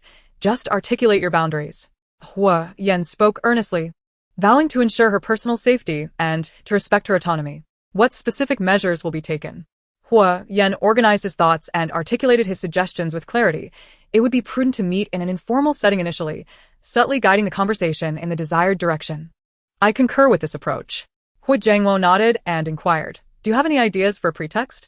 With your father's birthday approaching next month, it would be reasonable to host a small gathering at home, inviting a few uncles and relatives without making a grand affair." This is indeed a splendid idea. Hu Jiangwo agreed with a nod, then asked, "However, the higher-ups require at least 2 meetings. This plan can only serve once. Do you have any other thoughts?" Just as Huyen was about to shake his head, he suddenly recalled Huolang's battered visage. Instead of merely eavesdropping outside his door, it would be far more beneficial to put him to use. With a clever thought, he calmly suggested, "Huolang will turn 20 after the new year. He is no longer a child. Since he will be home for the summer, we might as well arrange a few more matchmaking opportunities for him." Hu Jiangwo was taken aback. "Your brother? He still has 2 years until he graduates from military academy. Isn't it a bit premature to worry about marriage?" Hua Yan replied, "Firstly, it's merely a pretext. Secondly, it's just matchmaking. If he happens to find someone suitable, allowing him to spend a couple of years getting to know her before considering marriage could be beneficial." Hu Jiangwo suddenly grasped the idea and nodded in agreement. "That's a commendable thought. Let us proceed with it. However, it's unfortunate that not all of your uncles have daughters. Otherwise, relying solely on your brother's matchmaking would suffice." He was decisive in his actions and immediately called for Huolang. A few minutes later, upon learning the circumstances and realizing he was tasked with the duty of matchmaking at such a young age, Huolang was rendered speechless. "No way. This is a thunderbolt. It feels as if I've been struck by lightning." He desperately yearned for romance, but he preferred gentle, sweet-voiced girls. The daughters of his uncles, all military academy students, were stronger and more formidable than he was. If this was truly matchmaking, wasn't it akin to courting disaster? Hua Yan inquired nonchalantly, "Are you surprised?" "What surprise?" Huolang lamented, wishing to implore his brother not to lead him into this predicament. "Ha ha ha." Hu Jiangwo genuinely thought his brother was thrilled and chuckled encouragingly. "Besides your uncle, he and his daughter, several politically inclined uncles will also be attending. You must make a good impression and not bring shame upon us." "Politicians too?" No. Please. Huolang internally wailed. Those involved in politics are often shrewd, having grown up in such an environment. He doubted he could survive in the presence of such potential partners. Do you know why he never mocked Xiang for scoring only 8 in math? Because he himself had once scored 6. After leaving the study, the usually languid Huolang, for the first time, did not collapse onto the sofa to watch television but instead went to the backyard to practice military boxing, soon drenched in sweat. Your brother has truly matured. He understands the urgency of matchmaking and the need to strive, Hu Jiangwo remarked, observing through the window. Hua Yan thought to himself, did his father misunderstand something? Perhaps some individuals simply do not wish to be overly beaten by their matchmaking prospects. Hu Jiangwo submitted both proposals, which received approval from higher authorities. However, as the guest list for the birthday celebration still required further discussion, the matchmaking plan was prioritized. A day later, Su Lingyu awoke from a delightful afternoon slumber, stifling a yawn as she opened her misty, almond-shaped eyes, only to be startled by the sight of Huyen. He sat silently by the window, backlit, his expression inscrutable, his dark, profound eyes fixed upon her like a looming gravestone. Was he here to deliver her to the afterlife? Huyen. What are you doing? Su Lingyu exclaimed, her heart racing. She was almost amused by the absurdity of it all. Why are you staring at me instead of sleeping? Have you taken ill? Surely, it cannot be that my beauty has captivated you. Huyen replied simply, no. Not no? Su Lingyu narrowed her eyes, her irritation growing. With a flicker of mischief in her gaze, she seized the water cup from her bedside and splashed it towards the man before her. Just to wake you up. However, her aim was remarkably precise, and most of the water drenched Hui Yan, leaving only a few drops to escape. The cold water soaked his hair, trickling down his face and rolling off his long, thick eyelashes, lending him a disheveled, yet alluringly austere appearance. Clad in a military green short-sleeved shirt and matching loose trousers, the darkened stains ran from his chest downwards, conspicuously concentrated at the center. The damp fabric clung to his physique, subtly outlining his well-defined abdominal muscles. Though seated, the tantalizing line of his physique was obscured, yet the wetness below his waist was unmistakably evident. Suddenly, Su Lingyu lowered her gaze, feigning innocence as she averted her eyes from him, focusing instead on the sky and the ground, resolutely ignoring the man before her. Hui Yan wiped his face, his deep-set eyes growing even more enigmatic as he spoke in a low voice. Su Lingyu. What? She replied, her cheeks flushing crimson as she quickly retorted. Wait. You don't think I did that on purpose, do you? Do you really think I'm the kind of shallow, mischievous woman who would tease you for your physique? Hui Yan responded, no, yes, I am. Hui Yan remained silent. So, what was his purpose here? Chapter 20, Blushing Ears. After a prolonged gaze, Hui Yan broke the silence. Ignoring the flush of his ears, he managed to maintain a calm exterior. We have guests downstairs. They brought their daughter to meet Huilang for a matchmaker introduction. My parents asked me to call you down, so you, as the elder sister-in-law, can assist in assessing her. Oh, I see. Su Lingyu replied, her demeanor instantly steadying, a hint of amusement dancing in her almond eyes as she nodded, with reserved approval. But first, you must let me vent my frustration. I haven't completed today as daily tasks yet. I need to make some progress. Hui Yan lowered his gaze. How do you plan to vent? I've heard that soldiers possess great strength. How about this? Give me a calf massage, Su Lingyu suggested, extending her delicate, fair foot and placing it upon Hui Yan's knee, raising an eyebrow at him. However, she was met with an unexpected calmness. Hui Yan remained seated in his wheelchair, his expression unyielding. The system exclaimed, truly, the male lead is remarkably composed and astute. Even when provoked, he remains unruffled. So Lingyu just. Or perhaps he is just too stunned to react. Indeed, it seems no one dared to treat him this way before. What did I do to him? I neither struck nor scolded him. I merely requested a massage. He might very well cast me out of his home and abandon me in my time of need. The fact that I didn't take advantage of the night to thwart his masculinity is already a considerable favor. The man remained unmoving, prompting Su Lingyu to glare at him with her almond-shaped eyes. Discontented, she kicked his knee and asserted, do you not wish to massage me? If it were Zhou Wanru who complained, you would have rushed to her side, wouldn't you? Hui Yan. He truly had no relation with Zhou Wanru. In earlier times, he would have turned away without a word, but now, seeing Su Lingyu with her chin slightly raised, exuding both arrogance and irritation, he was suddenly reminded of the Persian cat he had raised in his youth. Just as willful, yet incapable of inciting true anger. If he were to scold it, before his bamboo stick could even land, it would already be mewing and pawing at his face with its soft, fluffy pads. In fact, compared to that cat, Su Lingyu was even more demanding. Hui Yan's injured leg was not devoid of sensation, as the woman huffed in discontent, her delicate, bare foot glided up his knee, leaving him uncertain of her intentions. A vein throbbed at his temple as he finally grasped her ankle. This marked the first instance he had observed and touched a woman's bare foot so closely.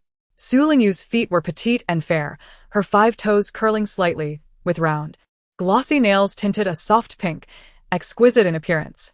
Her skin was pale, warm, and smooth, giving him the sensation of holding a piece of warm jade. In contrast, his own hands bore rough calluses, the tone of his skin a healthy wheat color, creating a striking juxtaposition. His heart inexplicably raced, and his thoughts wandered elsewhere, unconsciously tightening his grip with a force he forgot to temper.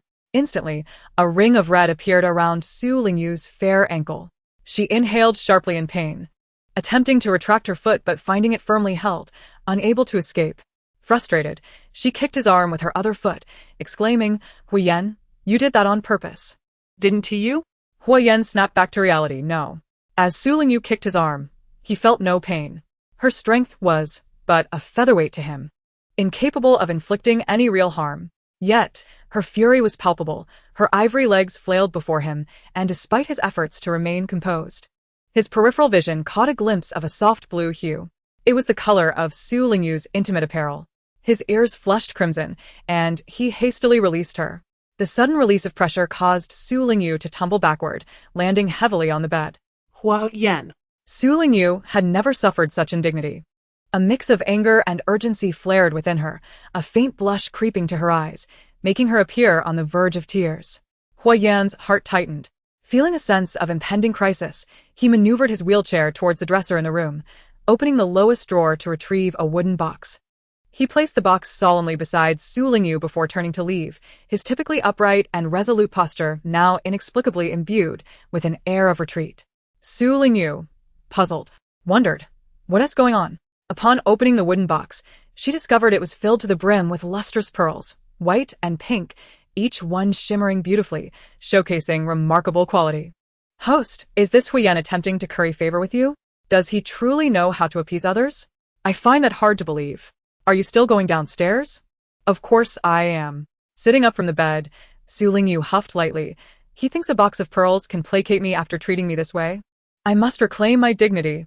Outside the door, Huyen felt both relieved and anxious. How would this ancestor choose to torment him next?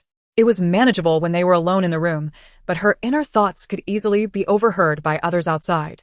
Huyen helplessly rubbed his forehead. His typically impassive countenance flushed with embarrassment once more. After changing into a visitor-friendly outfit, Su Lingyu gracefully descended the stairs. Clad in a pale green short qipao, she stood tall and elegant, her exquisite features enhanced by her long, flowing black hair cascading over her shoulders, accentuating her porcelain skin. She resembled a refreshing breeze sweeping through a forest, invigorating and delightful. Indeed, guests had arrived at the house. On the coffee table in the living room lay a fruit platter and several steaming cups of tea. Hu Jiangwo and his wife were engaged in casual conversation with an unfamiliar middle-aged couple seated on the central sofa. Xiao, Tongzi, do you know who is here for a blind date with Hulang? Yes. He Qingzhou and Hu Jiangwo have been friends for many years, before retirement. He held the rank of general. His only daughter is Hiying, and wait, there is quite a scandal surrounding this family. Curiosity piqued, Su Lingyu asked, what scandal? Ying is not even the biological daughter of the He family. What? Not only Su Lingyu, but everyone present was astounded. They had not anticipated such explosive news to emerge from a mere blind date. Particularly the He family, all appeared unable to contain their shock. He Qingzhou looked incredulously at the daughter he had raised for nearly 20 years, while Dong Hongxiu tightly grasped her daughter's hand, her gaze filled with concern. Among the three, one would assume the youngest, Hiying, would be the least capable of concealing her thoughts, yet she was the most composed. Su Lingyu glanced at the trio, sensing something peculiar in their demeanor, but her eagerness to uncover the gossip prevented her from probing deeper into their reactions. What on earth is happening? Please do tell. Chapter 21. Following the clue certainly, host. Under Su Lingyu's pressing inquiry, the system began to unravel the story. Over a decade ago, He Qingzhou was assigned to a remote farming area where the medical facilities were appallingly inadequate. When Dong Hongxiu gave birth, she experienced complications, nearly leading to a tragic outcome for both mother and child. Fortunately, she survived, but the baby could not be saved. At that time, a pregnant woman in the next bed gave birth to a baby girl. Her family, valuing sons over daughters, insisted on drowning the infant. In desperation, the mother pleaded with Dong Hongxiu to adopt her child. Having lost her own, and not wishing to see He Qingzhou grieve, while also unable to bear the thought of the baby being killed, she agreed to adopt the child, keeping this secret for all these years. That infant was Hiying. She is aware of her origins, though Dong Hongxiu remains unaware of her knowledge. Su Lingyu sighed, so that's how it is. But how did Hiying come to know her true heritage? Dong Hongxiu initially provided her address to that pregnant woman, who originally intended to keep it as a memento. However, after giving birth to a son and realizing the favorable circumstances of the He family, she gradually developed ulterior motives. She believed it was unjust for her daughter to thrive in the He household while her son endured hardship by her side, and thus contemplated exchanging her son for her daughter. How could Dong Hongxiu acquiesce to such an absurd proposition? When the exchange proved impossible, the woman resorted to threats, extorting Dong Hongxiu by claiming that if she did not provide financial support, she would travel to the capital and take Hiying away. Dong Hongxiu thought she was managing the situation well, yet He Ying, being astute, began to notice discrepancies in her mother-esque communications with the woman. Concerned that her mother was entangled with a nefarious character, she conducted her own investigation and uncovered the truth about her origins. However, she was unwilling to hurt Dong Hongxiu's feelings and maintained a facade of ignorance. Su Lingyu inquired, "So, the only one unaware of this matter is He Ying's father?" The system confirmed, indeed. How naughty he must be, she remarked. He Qingzhou, initially Dong Hongxiu, and He Ying were holding each other's hands tightly, gazing at one another through tear-filled eyes, but upon hearing this, they could not help but smile through their tears. Regardless of whether they shared the same blood, the bond forged over more than a decade as mother and daughter was irrefutable. Both had harbored secrets, fearing that exposure would harm the other. Yet now that they had spoken openly, clarity emerged, and no barriers remained. In that moment, both mother and daughter felt profound gratitude towards Su Lingyu. Having finished her gossip, Su Lingyu, with curious almond-shaped eyes, looked toward Dong Hongxiu and He Ying, only to see their eyes reddened, on the verge of tears, which sparked a hint of confusion on her delicate face. Why do they seem like they are about to cry? The atmosphere grew tense among those present, and the scrutinized Dong Hongxiu and He Ying felt anxious and guilty, fearing they had aroused Su Lingyu's suspicions. Unexpectedly, Su Lingyu's internal thoughts resonated. I understand. Going on a blind date with a fool like Hualang and seeing that battered visage, how could one not feel a sense of despair? Everyone else. That makes perfect sense. Hualang, why is it always me who gets hurt?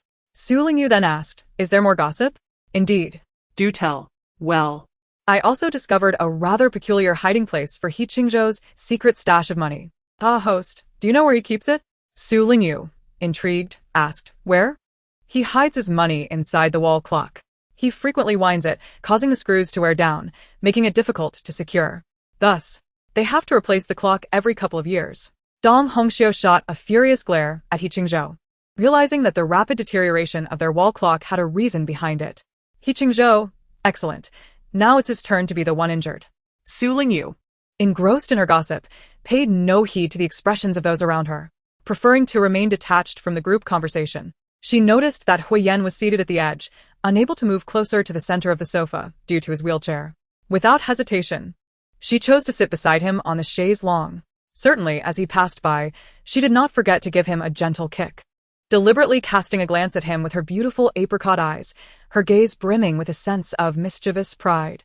If he can bully me in the room and inflict pain without releasing me, then I shall have my turn to tease him. Come on, host, you can do it. Hua Yan observed the friendly interaction between his brother and sister-in-law, eliciting a stifled chuckle from Huxiang. Keeping their task in mind, Hua Jiangwo cleared his throat to steer the conversation as planned toward the domestic and professional lives of He Qingzhou and his spouse, eventually transitioning the topic to Zhou Fang. However, Su Lingyu listened with a sense of ennui, munching on some trivial gossip with the system. This caused those probing her thoughts to grow increasingly anxious. It was only when He Qingzhou mentioned discovering a plethora of evidence against Zhou Fang for treason and having him detained, awaiting trial and sentencing, that Su Lingyu's thoughts echoed once more. Wait a moment, little commander, stop the gossip for now. Zhou Fang is surely doomed this time, isn't he? Indeed. He is undoubtedly finished. Yet, it seems rather unfair to him. I have just uncovered another crime of his. He was involved in human trafficking and among the victims. Lo and behold, is He Ying's cousin. What? Su Lingyu gasped internally. He Ying echoed her surprise aloud. Chapter 22. You must massage my shoulders. He Ying not only gasped but even stood up in astonishment. Her reaction immediately caught Su Lingyu's curious eye. Realizing something was amiss, Dong Hongxiu quickly grasped He Ying's hand. Chiding gently, my dear, I was merely discussing with Aunt Shin when you might get engaged and married. I am not pressuring you to wed immediately. Why such a strong reaction? He Ying replied, in an instant, Su Lingyu comprehended. Ah, so she is being pressured into marriage. That is indeed intolerable. The system inquired curiously. Why is that? Is it because Hualang is too much of an eyesore? Hualang, when will the harm cease? Indeed. But it's not solely that. Then what is the reason? Because when men are young and vigorous, they at least have a semblance of dignity and strength. Yet as they age, their advantages dwindle like their hair. The system voiced its agreement. How true. Chen Yuxiang and Dong Hongxiu shared a profound resonance.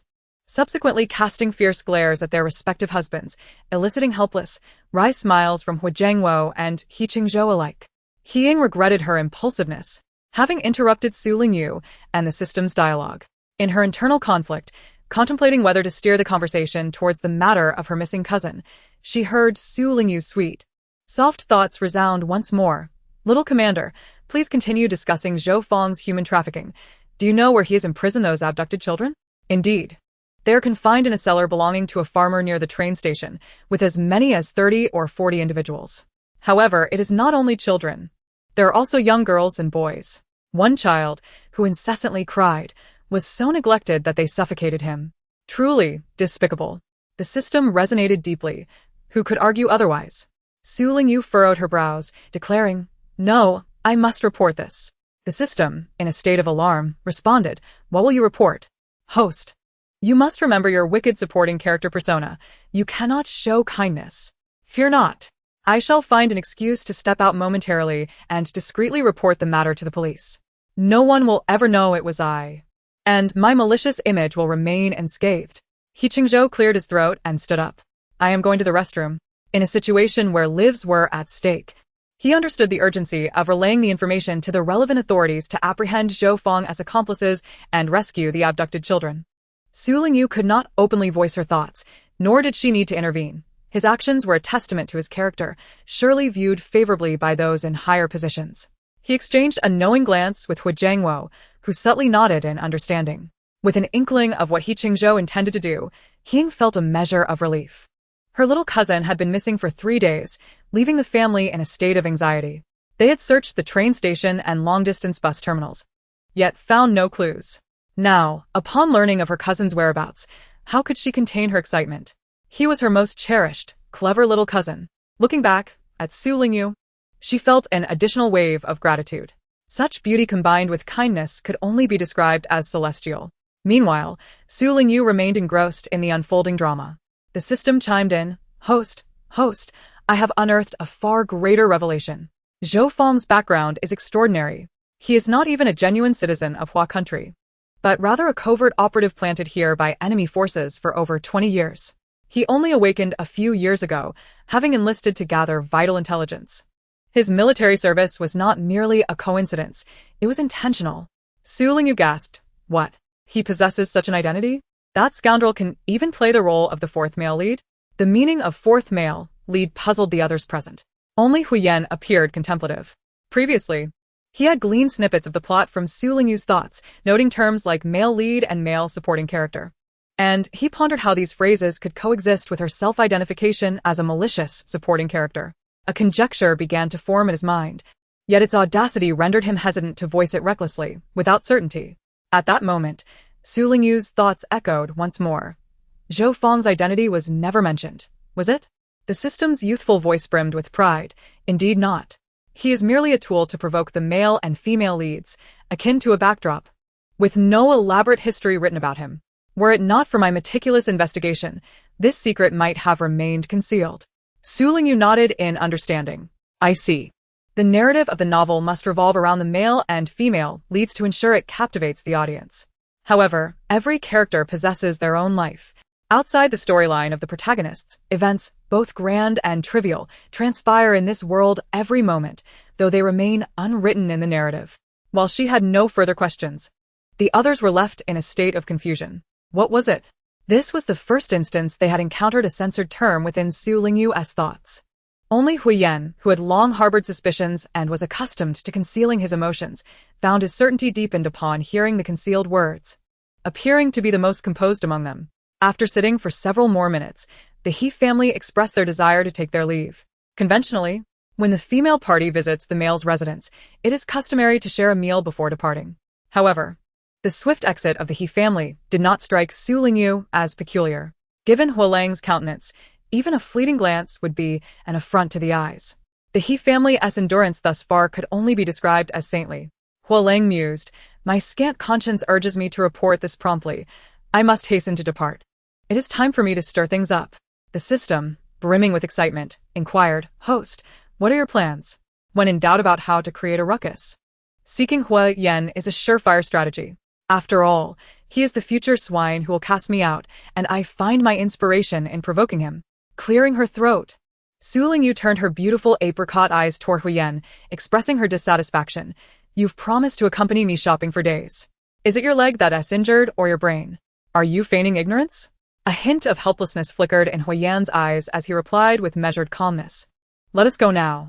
Really? You agree so readily? Su Lingyu blinked her eyes and slowly extended a delicate foot, letting it dangle just beneath his gaze. She wore exquisite milk-white high-heeled sandals, yet the straps were deliberately loosened, causing the shoes to precariously sway, threatening to drop to the ground at any moment. Since you are so earnest, help me put on my shoes. All right. You've just hurt me. I feel a bit uncomfortable. Once we are in the car, you must massage my leg. If you do not do it well, you shall carry me while we shop later. She believed her tone was cold and unyielding, yet her sweet, soft voice bore little menace even when feigning anger, resembling more of a playful pout. Huyen pondered, is she truly serious about needing a leg massage? Previously, I could retreat in disarray, but within the confines of the car, it seems there is no escape. The memory of their prior encounter in the bedroom made his ears flush with warmth. Chapter 23. The Missing Pants. As Huyen prepared to retrieve the fallen sandals, he suddenly lifted his gaze, his sharp black eyes narrowing upon the Huxiang siblings, who were lingering conspicuously. Their curiosity piqued. As soon as Su Lingyu spoke, Hu Jiangwo and his wife exited the living room. After all, witnessing their son being teased by his wife was somewhat awkward, and they wished to grant the young couple ample space to express themselves. What if it affected their plump grandchild? Yet, Huxiang and Hulang, emboldened by audacity, persisted in their mischief, one driven by innocent curiosity, the other a novice in both skill and temperament, emboldened by a recent reprimand, sought to provoke once more. Hulang, stung by Huyen's menacing glare, instinctively recoiled, stepping back with a grin while silently mouthing, I'm leaving now. However, his feet remained firmly planted, clearly intent on continuing to observe the unfolding drama. Huxiang, on the other hand, scampered away with a mischievous grin, though only by a mere few inches, her smile exuding a sense of playful defiance. Su Lingyu was wholeheartedly intent on teasing Huyen, oblivious to the subtle interactions between them. As her younger siblings ribbed her, she refrained from reprimanding them to avoid drawing Su Lingyu's attention, which would only heighten her embarrassment. Huyen's gaze was piercing, his ears flushed crimson, warmth gradually spreading across his face, making him seem as though he might ignite at any moment. Observing him, Su Lingyu found herself somewhat surprised, just wearing a pair of shoes, and he's already this flustered. What will happen when I push his buttons even further? Huyen faltered slightly. Small cucumber. Nearby, the Hu siblings could hardly contain their laughter, nearly rolling on the ground. The system chimed in with applause. Wow. Host, you are truly remarkable. Huyen's heart is racing, his breath quickening. He is genuinely furious. Host, he's glaring at you. When Su Lingyu glanced up, she found Huyen's ink-black eyes mere inches away, his expression inscrutable, a tumult of emotions swirling within, calm intermingled with suppressed anger, and within that anger, a sharp desire to prove himself. His eyes are exceptionally beautiful, true phoenix eyes. Huyen, feeling an inexplicable surge of anger dissipate, took a deep breath, resolving to disregard these distractions. Just then, Chen Yuxiang emerged from the kitchen with a fruit platter, suppressing a laugh to relieve her son. Since you're heading out, I'll have Zhao prepare the car. You two should check out the foreign trade store. Don't hesitate to spend. Su Lingyu turned to glance at her generous mother-in-law, unable to suppress a sigh. My mother-in-law is genuinely kind. It's just a pity that Huyen is a miser. I was merely seeking an excuse to go out and report, as I have no money to browse the foreign trade store. Chen Yuxiang immediately replied, If you find yourselves short on funds, do not hesitate to ask. Hu Jiangwo, following closely behind from the kitchen, generously added, Don't worry about finances. If your pocket money falls short, you can take 500 from us. If that is not enough, take more. In terms of average monthly income in the capital, at that time, 500 yuan was equivalent to tens of thousands in later years. Hu Jiangwo's generosity was indeed substantial. Su Lingyu felt a surge of joy, her bright almond-shaped eyes gleaming at the two benefactors before her, the corners of her lips curling into a hint of a delighted smile. At last, I can buy a couple of nice outfits. Apart from a few kipeos, other clothing is quite uncomfortable, and the shoes are no better. When did I endure such hardships? Not to mention, I should have at least 4 or 5 outfits in my wardrobe, and let us not forget the bedding. I want to replace that as well. Just as Su Lingyu was about to agree, the system's cheerful voice suddenly interjected, "Host, this is a splendid opportunity to complete your daily task." What do you mean? A golden opportunity. Regardless of whether you can secure more funds, you will leave an impression of greed and shamelessness on the Hor family, ensuring they dislike you. It's a win-win. Su Lingyu deemed it acceptable. All right then. There is so much I wish to purchase. I'm worried 501 tea suffice. She cleared her throat, but before she could proceed with her scheme, Hor Jiangwo waved his hand grandly, proclaiming, "If 500 isn't enough, I'll make it 1,000. What is happening?" Su Lingyu blinked her almond-shaped eyes, slowly replying, 1,000 might not be sufficient either. 2,000. Su Lingyu. Before she could utter another word, Hor Jiangwo, with a look of affectionate tenderness, interjected, "If it's still insufficient, take 3,000. This is all the cash we have at home. It's yours. Spend it as you wish when you go out."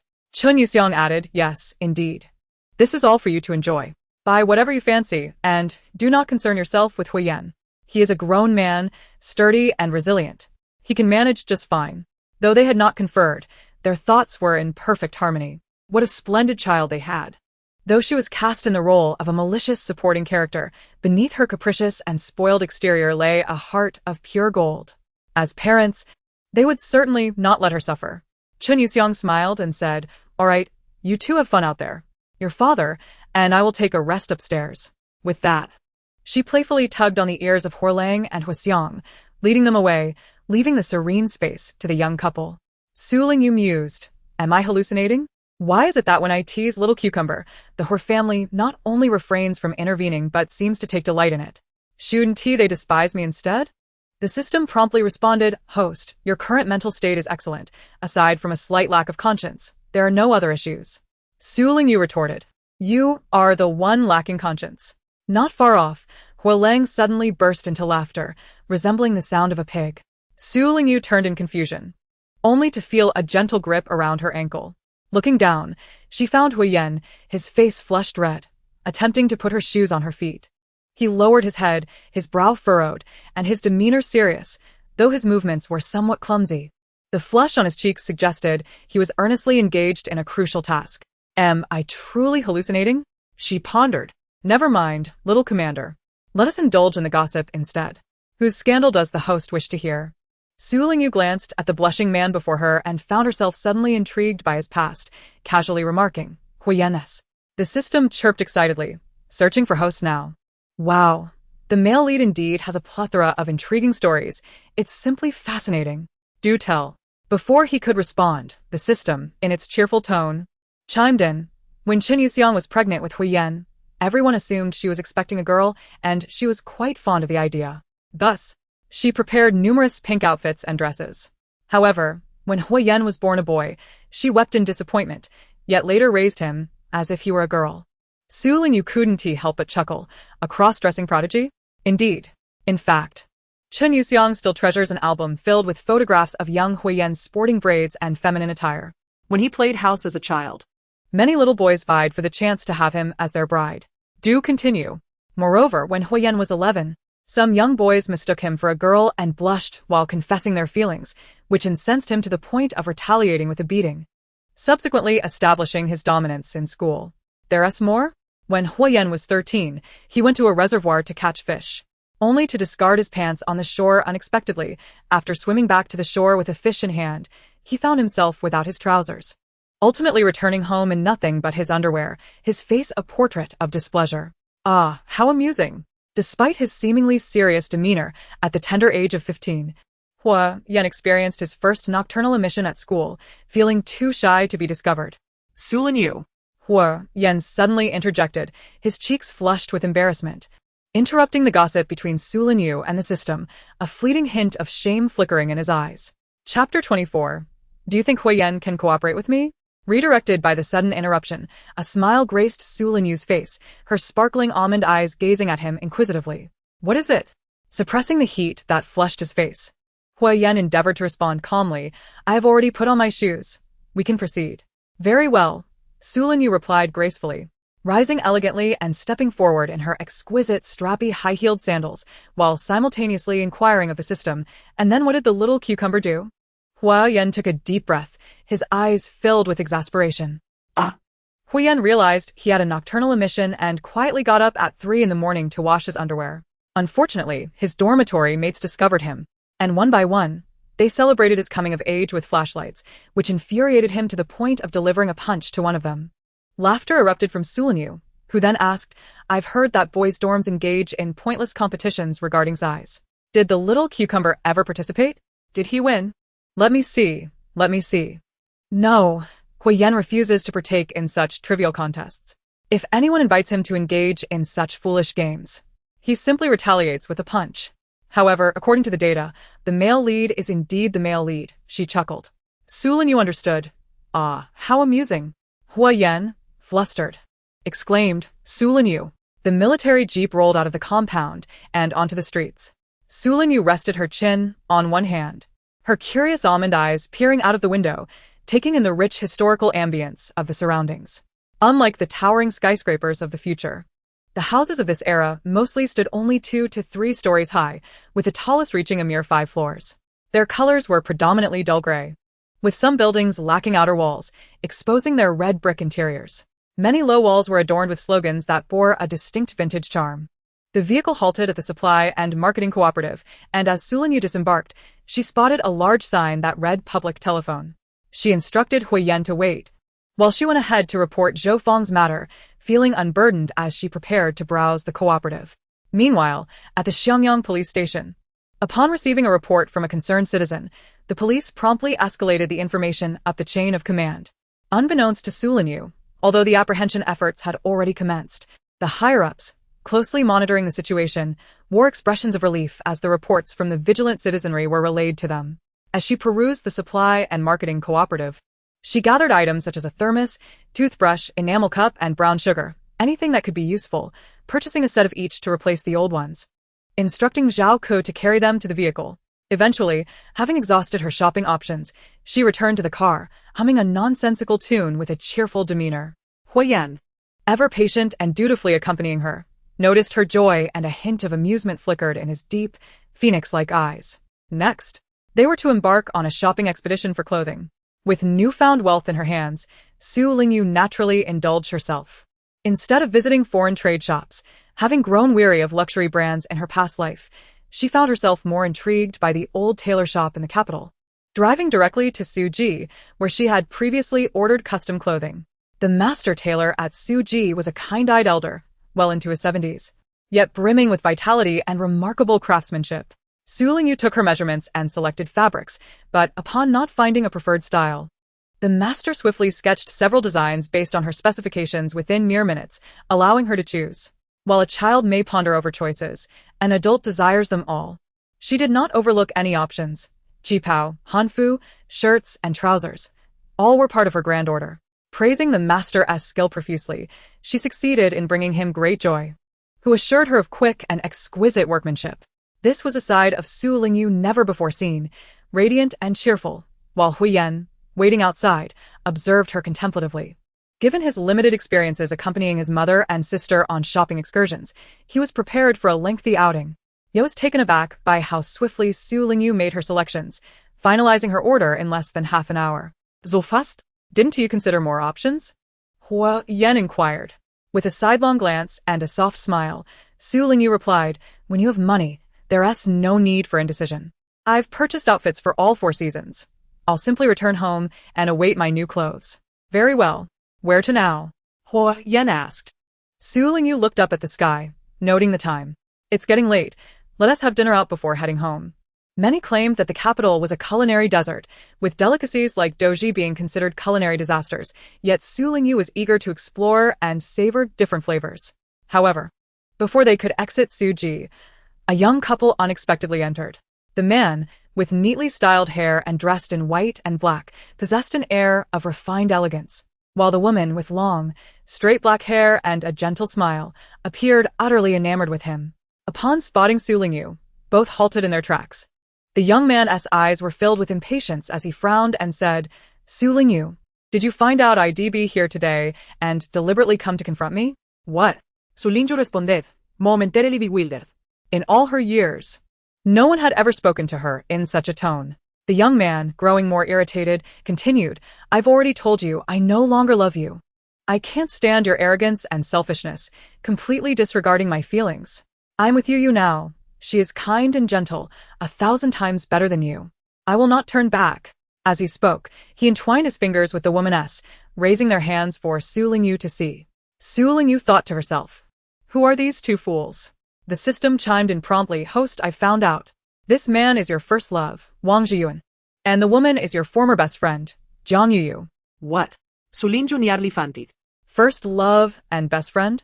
What a melodramatic twist of fate. Were these two truly so reckless? Was the original owner's taste truly so poor? This individual, as feeble as a fledgling chick, with that greasy appearance, I'd refuse to even use him as a table prop.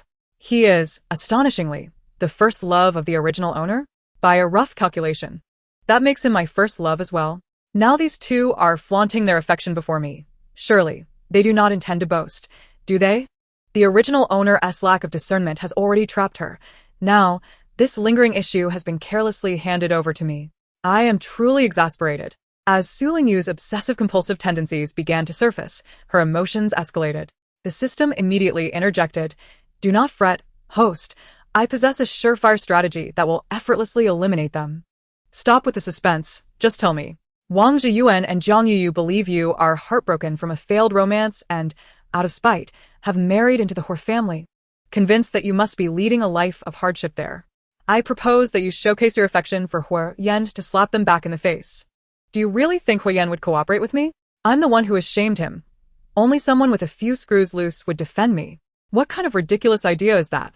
Just as she was about to speak, He Yan interjected. Host, you could also tell Wang Zhiyuan that Jiang Yuyu is pregnant, but the child is not his. What? Su Lingyu was once again taken aback. Jiang Yuyu is pregnant, but the child is not Wang Zhiyuan's, then whose is it? Chapter 25. The Cycle of Gossip. Magic defeating magic. Little system, please elaborate. What is the relationship between the original owner and these two? If Jiang Yuyu's child is not Wang Zhiyuan's, then whose is it? The system promptly responded. All right. This information is quite substantial. Please hold on a moment. Okay, make it quick. Su Lingyu had never considered enduring humiliation in silence. In the novel, the nefarious female antagonist was merely a simplistic tool. With limited narrative presence and no background introduction, she never anticipated the sudden emergence of these two individuals and was unaware of the past events involving the three of them, leaving her at a loss for a retort. But that was of no concern. She had the system. Once the system unraveled the truth, she could counter melodrama with melodrama, magic with magic. She eagerly anticipated the expressions on Wang Zhiyuan and Jiang Yuyu's faces.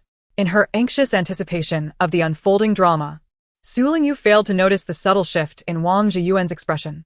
His gaze grew confused as he glanced about, ultimately landing on her face, revealing an unmistakable shock, as if something extraordinary had transpired.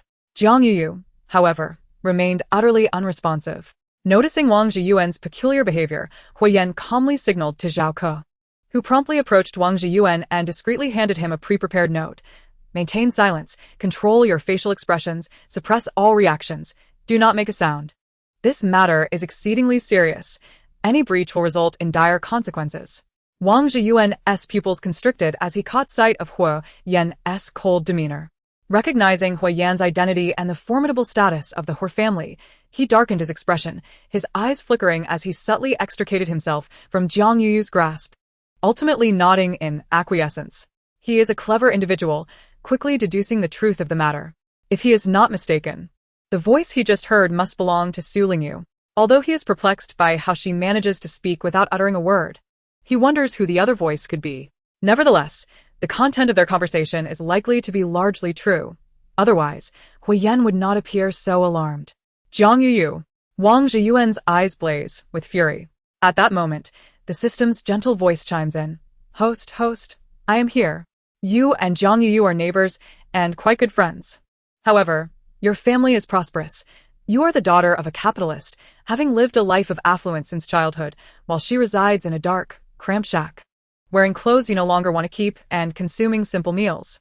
As she matures, her sense of imbalance intensifies, feeling that since you are both human, why should there be such disparity between you? In middle school, Jiang Yuyu nearly lost her opportunity for education due to her family's restrictions. You, on the other hand, squandered your chance to study, constantly complaining and refusing to read, which only deepened her resentment and jealousy towards you. Once she learned of your relationship with Wang Zhiyuan, she sought ways to appear weak to attract his attention, igniting his protective instincts and subtly seducing him.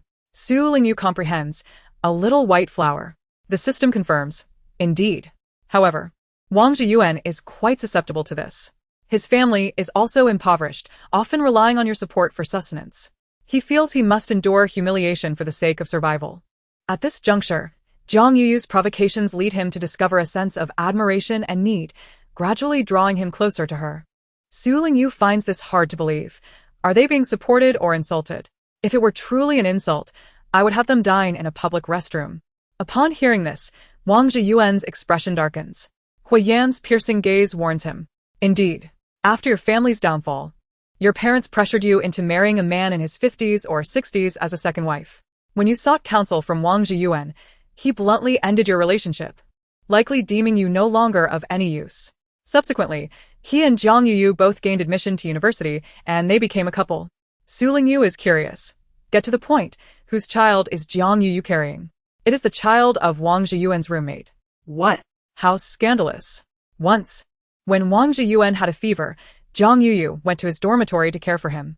His wealthy roommate, having had a bit to drink, mistook Jiang Yuyu for his girlfriend and embraced her. Really? And then they... Yes. Then they engaged in intimate activities right beside the feverish Wang Zhiyuan in the dormitory.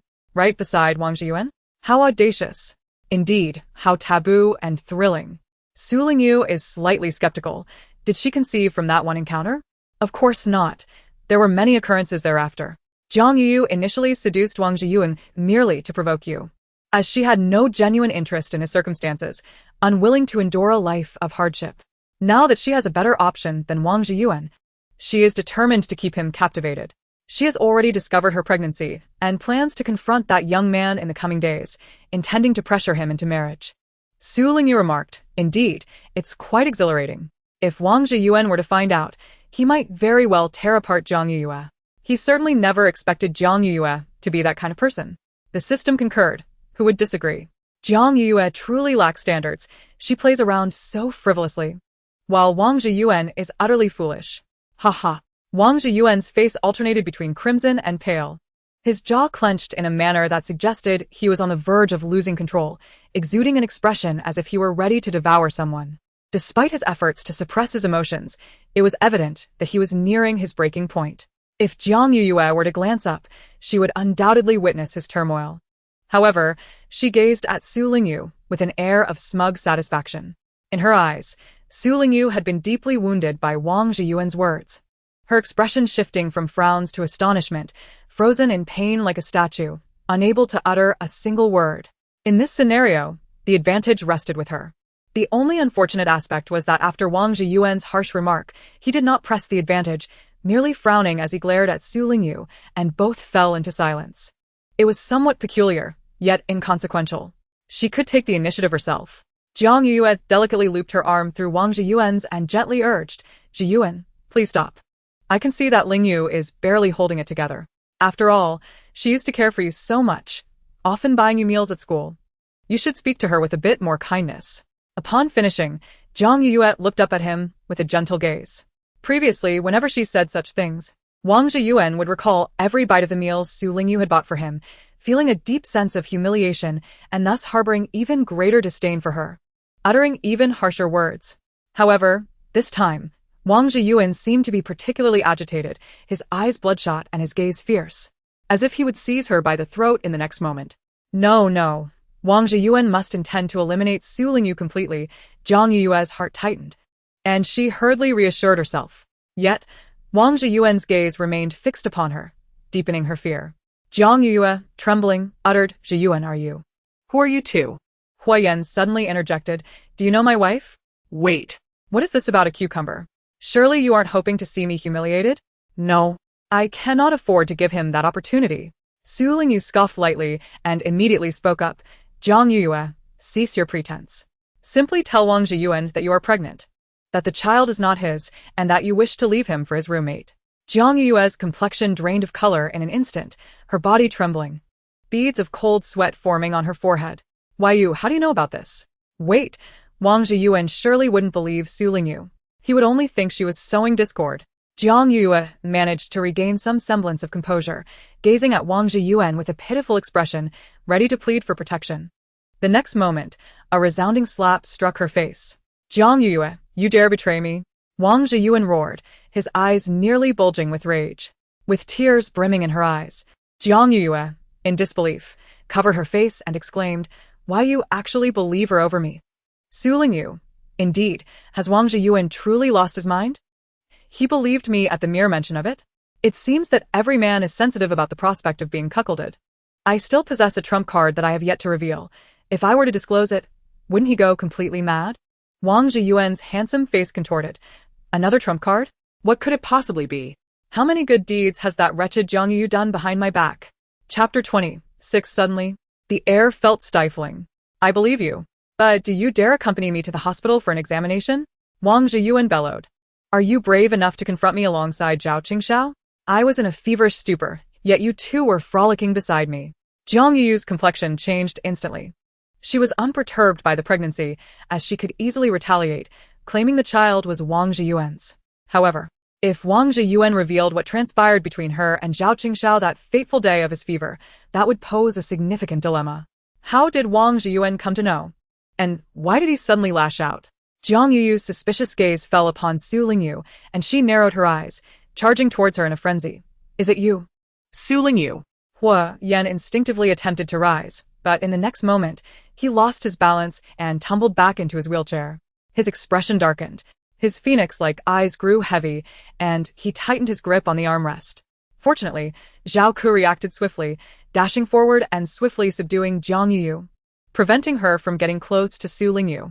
Su Lingyu's heart raced in fright, but after steadying her nerves, she gave Zhao Ku a thumbs up, to which he responded with a hearty grin. Witnessing this scene, Huiyan felt a pang in his chest, lowering his gaze to conceal his emotions. Jiang Yu's reaction was glaringly obvious, revealing her deep-seated guilt, which extinguished the last flicker of hope in Wang Zhiyuan's heart. Jiang Yu, I never imagined you to be such a shameless woman who would ensnare a man. What of it?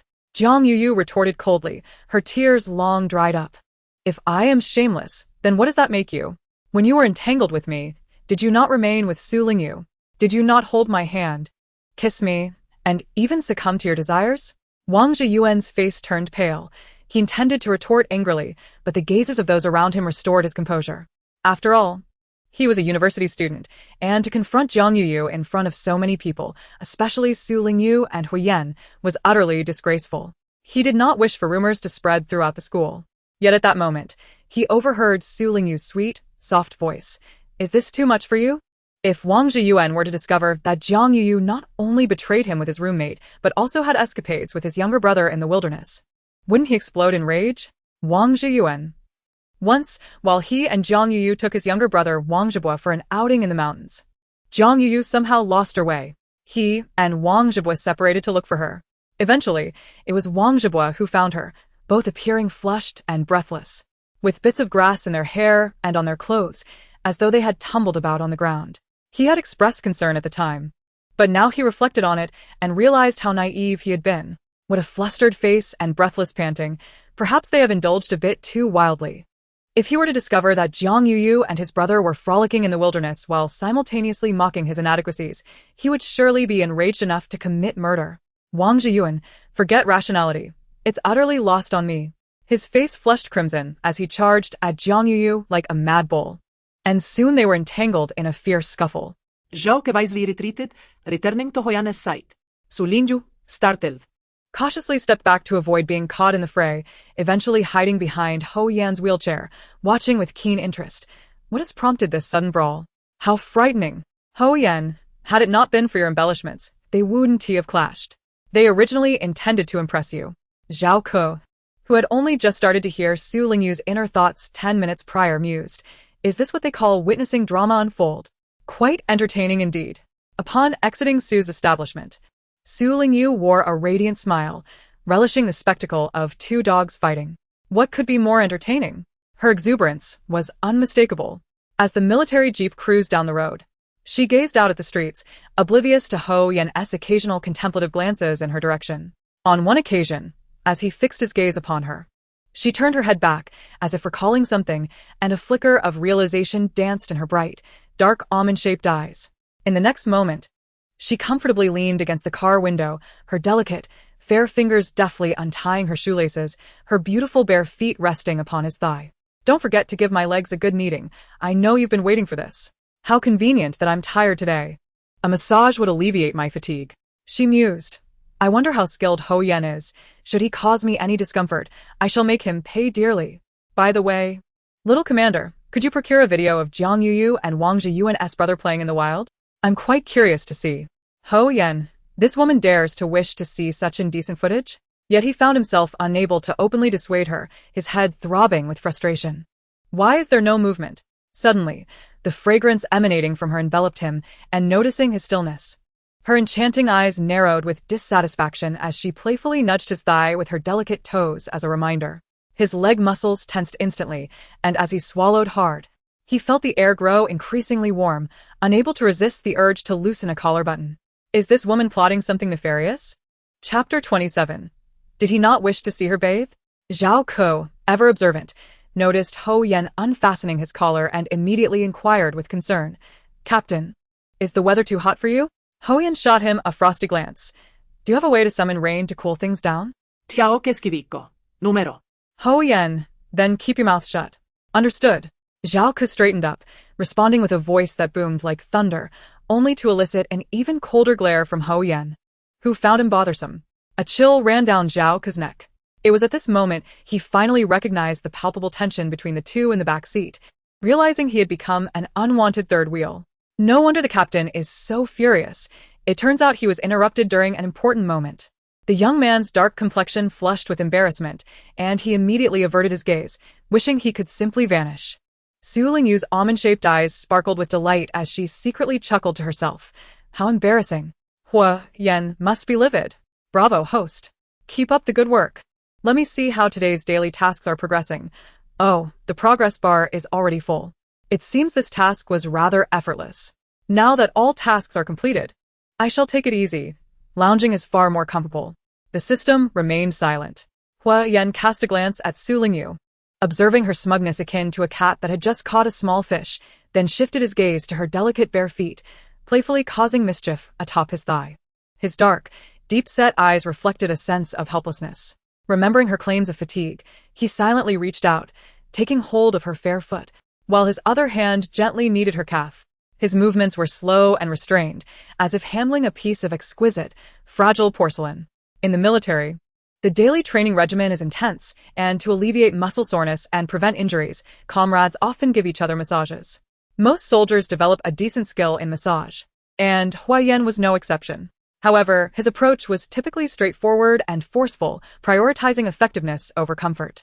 He was aware of his own strength, and given Su Lingyu's delicate nature, he knew that even the slightest discomfort would provoke her into a fit of anger, perhaps even tears.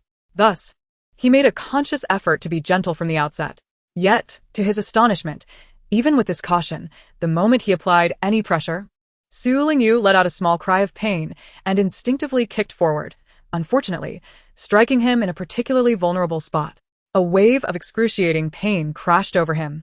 Hua Yen stifled a groan, beads of sweat forming on his brow as he exerted every ounce of willpower to maintain his upright posture, refusing to bend or reveal any sign of distress. However, his gaze transformed, becoming infinitely profound, akin to a tumultuous sea hidden beneath a serene surface.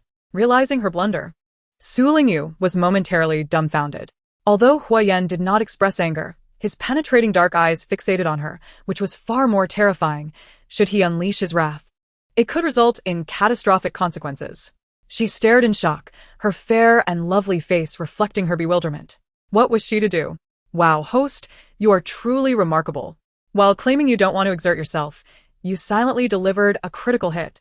The male anatomy is indeed quite fragile. Your strike could certainly earn you significant points. Su Lingyu felt like crying without tears. Stop cheering me on. I'm losing my hair. He looks in immense pain and seems ready to end my life. What should I do? What if I truly incapacitated him after only earning 3,000? How will I explain this to my in-laws? That ability is one of the male protagonist's crucial indicators. If he is truly rendered useless, could the entire plot collapse? The system also grew anxious. No, that can't be.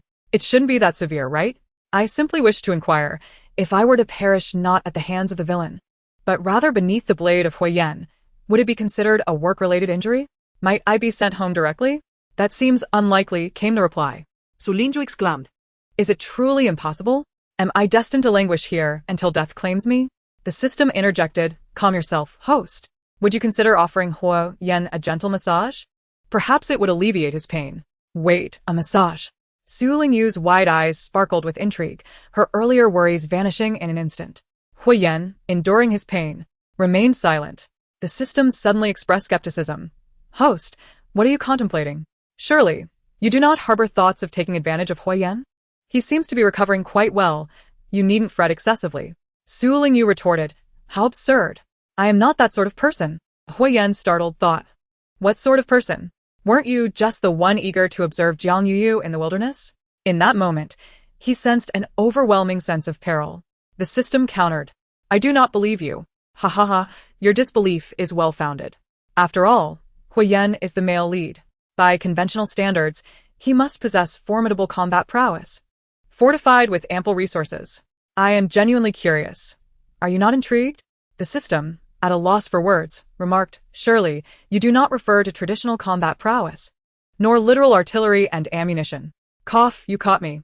The system remained silent, while Huiyan observed Su Lingyu as she blinked her almond-shaped eyes and curved her lips, on the verge of uttering something audacious. He swiftly interjected, I am fine. Su Lingyu, momentarily taken aback, asked what? Huiyan, his expression stoic and a vein twitching at his temple, replied, your recent mishap is inconsequential. I am quite well. In an instant, Su Lingyu's eyes sparkled with awe. Wow. Is this what it means to be the male lead? Remaining composed even after a critical blow. Truly impressive. The system remarked, but host, does your current reaction not seem somewhat misplaced? The male lead's gaze resembles that of someone witnessing Ultraman. You have rendered him quite befuddled. Indeed. Coming to her senses, Su Lingyu scoffed dismissively. No harm done? What a pity. It seems you were not rendered incapacitated. How unfortunate for the other little spirits. Huiyan felt a surge of frustration. Were it not for his ability to hear her thoughts, he would have cast her out of the window. Out of the corner of his eye, he noticed Zhao Ku, the driver, nearly suffocating from suppressed laughter. Huiyan took a deep breath and asked in a low voice, are you still going to massage your legs? Of course. Su Lingyu made herself comfortable and reminded him, be gentle, don't hurt me again. Huiyan replied, very well. At that moment, the system suddenly chimed in, host, the system does not support video viewing, hence there is no footage of Jiang Yu. What use are you then? However, if you are curious, you might consider ambushing the male lead while he bathes. After all, his movements are not as nimble as yours. He would not escape. And you would surely hit your mark. The system's suggestion left Huiyan on high alert. Forget it. I have no interest in watching Huiyan bathe. She relaxed once more. You actually don't want to watch? Host, weren't you just thinking of giving him a little rub? Huiyan's ears flushed crimson. How should I put it? You pose a rather intriguing question. Please refrain from asking such things in the future. Understood. Host, you are indeed the legendary chatterbox. Su Lingyu remarked. Huiyan sighed softly, closing his eyes in exasperation as he took a deep breath and exhaled. His ears burned with embarrassment, the air thick and stifling, making even his breaths feel laborious. He pressed his fingers against his temples, resolutely unfastening 2 buttons of his shirt. Fortunately, the other party refrained from further antics, merely casting furtive glances his way, leaving him to ponder her intentions. Upon returning home and after dinner, Huiyan realized Su Lingyu's ulterior motives when she approached him. After running around all afternoon, she had not even bothered to acknowledge the scent of sweat on him. After finishing her own shower, Su Lingyu rummaged through the wardrobe for a clean outfit, playfully tossing it into his arms while insisting he wash up quickly, or else he could forget about sharing the bed. Huiyan was taken aback. Wasn't she the one who claimed she had no desire to watch him bathe? Chapter 28. Gu Yennying warm droplets of water cascaded over Huiyan's head and body. He roughly wiped his face with his large hand, water continuing to trickle down his hair and onto his long, straight lashes. His deep, dark eyes were clouded with mist, exuding an alluring yet restrained charm. As the bathroom door could not be locked, he remained vigilant for any movement at the entrance, fearing that a figure might emerge, approaching him with a mischievous smile. What would he do then? To his surprise, or rather, lack thereof, the elusive presence did not intrude upon him until he finished his shower and turned off the faucet. He glanced down at his damp underwear, still clinging to him, finally realizing that she simply thought he was too sweaty and wanted him to wash up. Taking a deep breath, he discarded his wet, soiled underwear and rinsed off once more, donning a fresh pair of pants. He finally understood what the system meant by chatterbox.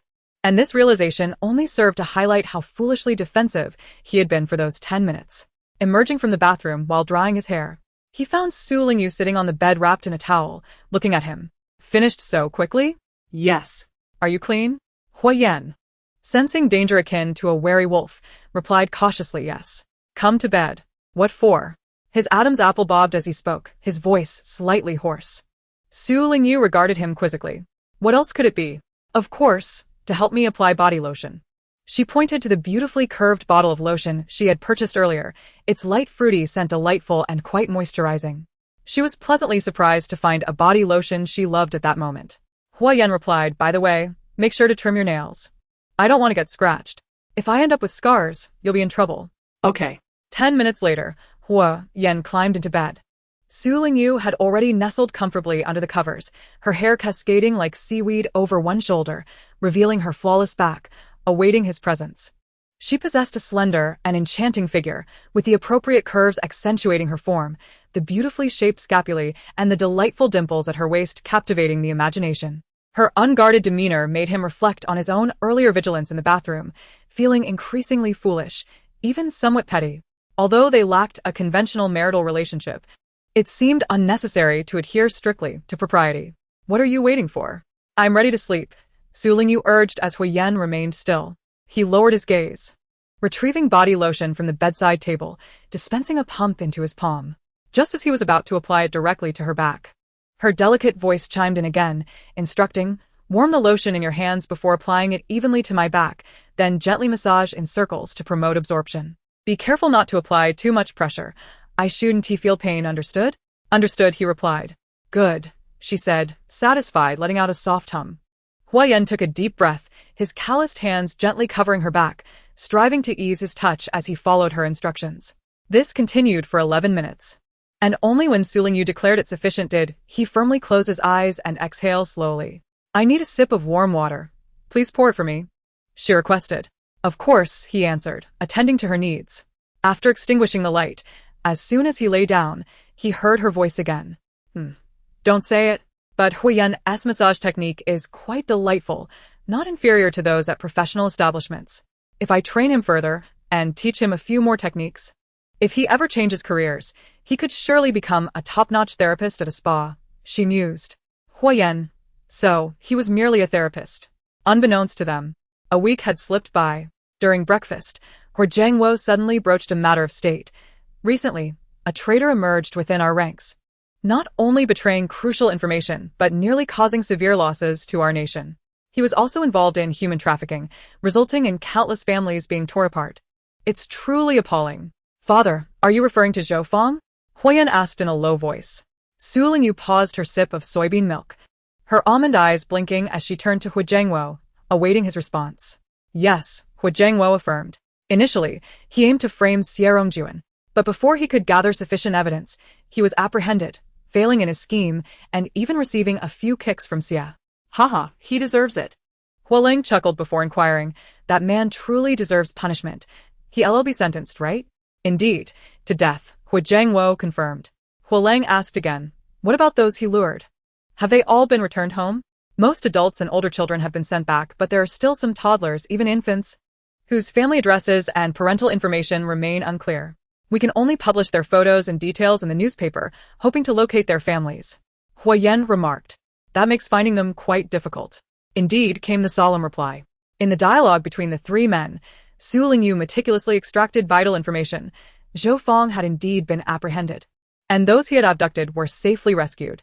Some had already returned home, while others were being properly cared for, awaiting contact from their families. Fortunately, she had reported it to the authorities back then. Noticing the relief and satisfaction reflected in Su Lingyu's eyes, Hui Yan and Hui Jiangwo exchanged glances and nodded in agreement. Their choice to discuss this matter at that moment was merely to convey information to Su Lingyu, serving as a form of indirect reporting. Su Lingyu feigned casual interest in the idle chatter of the three women, while inwardly she urged her system. Little system, can you retrieve information on the abducted children? Sudden encounters like this can lead to severe psychological trauma if they cannot return home swiftly. Certainly, host, came the reply. Then please gather the information on those children who have not yet returned home and relay it to me. Host. You aren't planning to play the role of a good Samaritan again, are you? Enough with the unnecessary chatter, just get it done. Very well. The exchange between the individual and the system invigorated Hui Yan and the others, who displayed expressions of delight. Initially, they were only reporting results to Su Lingyu, but now it appeared there was an unexpected boon. All that remained was for Su Lingyu to provide information to the police department, enabling the swift return of the remaining children to their families, facilitating their reunion. Suddenly, the system emitted a couple of beeps, and a cheerful voice announced, Host. I've just discovered something significant. What is it? Su Lingyu inquired. I checked the list of abducted individuals and found a particularly important person. Who? She asked, filled with curiosity. Gu Yenying. What? Su Lingyu was taken aback, nearly exclaiming in shock. Gu Yenying was none other than the notorious antagonist from the novel. The very one who would ultimately cast her into the sea to feed the fish. Chapter 29. Contemplation. Su Lingyu felt an overwhelming urge to spit blood. Is this the cursed sense of fate? To think that in her pursuit of righteousness, she would inadvertently rescue the villain. It left her utterly disheartened. She longed to confront Gu Yenying, to swiftly return him to the dark and oppressive confines of his imprisonment. However, upon reflection, it was her report to the police that made her the benefactor of Gu Yenying. Little system, what would have been the fate of these children had I not reported this incident? The young ones would either suffer broken limbs, rendered disabled and reduced to begging on the streets as tools for generating income, or they would have their useful organs harvested and perish tragically. Young girls would either be sold into the deep mountains to become brides or trafficked into the red light districts. As for robust young boys, they would likely be sold abroad as laborers. And Gu Yenying? Had you not intervened, he would have been sold to a foreign land to toil in mines, enduring inhumane treatment. Then perhaps I should not have interfered. Su Lingyu felt a wave of frustration wash over her. Gu Yenying was destined to be the one who would take her life. Naturally, she harbored a deep-seated aversion toward him. It would be best if that fellow remained in the Serpent Kingdom for all eternity, ensuring her survival. Yet, by a twist of fate, she had saved him. At least I saved his life. If I were to inform Gu Yenying that I am his savior, would he not be overwhelmed with gratitude and spare my life? The system's voice interjected with confusion. Wait, host. If you do not perish in this world, how shall you return home? Ah, indeed. Even if you wish to evade death, the narrative's fatality shall not relent. You are fated to be the wicked supporting character who meets her demise. Moreover, you are discreetly alerting the authorities.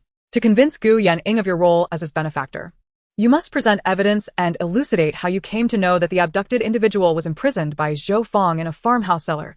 That would complicate matters further. Su Lingyu pondered. Indeed. Following the storyline, her fate was inexorably tied to death. Yet, death did not terrify her. It symbolized the completion of her mission and the prospect of returning to the real world to reclaim her long-sought self. Was it not merely a return home? With this thought, Su Lingyu regained her composure. As long as Gu Yenying refrained from tormenting her and dispatched her to her demise swiftly and painlessly, he would be providing her with a luxurious ticket back home. With this perspective, the once daunting notion of a sinister and ruthless villain paled in comparison. Unbeknownst to her, Hui Yan observed her with a contemplative gaze. Gu Yenying, you say? After lunch, Zhao Mei arrived with Zhao Wu for a visit. She entered with a jar of chopped chili peppers and exclaimed, Sister, knowing your fondness for spicy fare, I specially prepared this jar of chopped peppers for you. Do see if it pleases you. Of course, I enjoy it. Chopped peppers stir-fried with meat is delightful. Su Lingyu glanced at the earthy brown jar of pickles in her arms and lightly replied, Thank you, but please hand it to Zhang Ma. Very well. Zhao Mei responded cheerfully. Although the elder sister did not overtly express her delight, her heart evidently relished it. Once this jar of chopped peppers was consumed, she would prepare another batch. After depositing the jar in the kitchen for Zhang Ma, Zhao Mei nudged the standing Zhao Wu in the courtyard, playfully inquiring of Su Lingyu, Sister, What shall we have him do today to amuse us? Perhaps some crawling? Su Lingyu lazily suggested.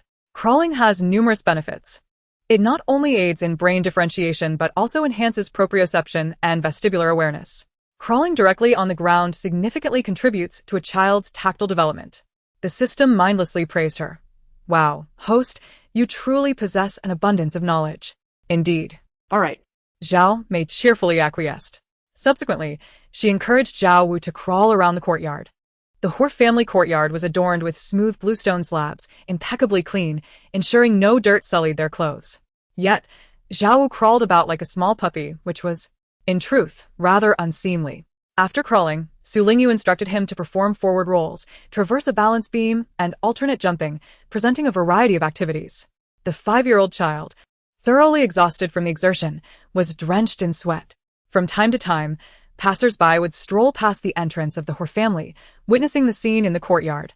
They would greet warmly on the surface, yet inwardly shake their heads.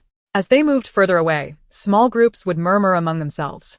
The eldest daughter-in-law of the Hor family was truly becoming a cause for concern. It was one thing to bully adults, but to not spare even small children was quite another. Zhao Mei, oblivious to the gravity of the situation, remained cheerful despite her son being so mistreated. Her eldest son, who was somewhat simple-minded, was merely being used to curry favor with the Hua family. With Hua Yan now rendered useless, what good was such flattery? Surely, Hua Jiangwo still held some influence. As rumors proliferated, Su Lingyu's reputation became increasingly tarnished, with whispers of her being spoiled and reckless echoing throughout the military compound. Zhao Mei felt a growing sense of unease and frustration. Although she could not comprehend Su Lingyu's training methods, which appeared to consist of simple movements, she observed a significant transformation in Zhao Wu over just a few days. Previously, no matter how she called for him, the child would not respond, as if he were deaf to her voice. Now, when she called his name, he would turn to look at her, his large eyes reflecting a hint of confusion. No longer vacant and dull. This solitary change brought Zhao Mei to tears of joy. Her child was responding.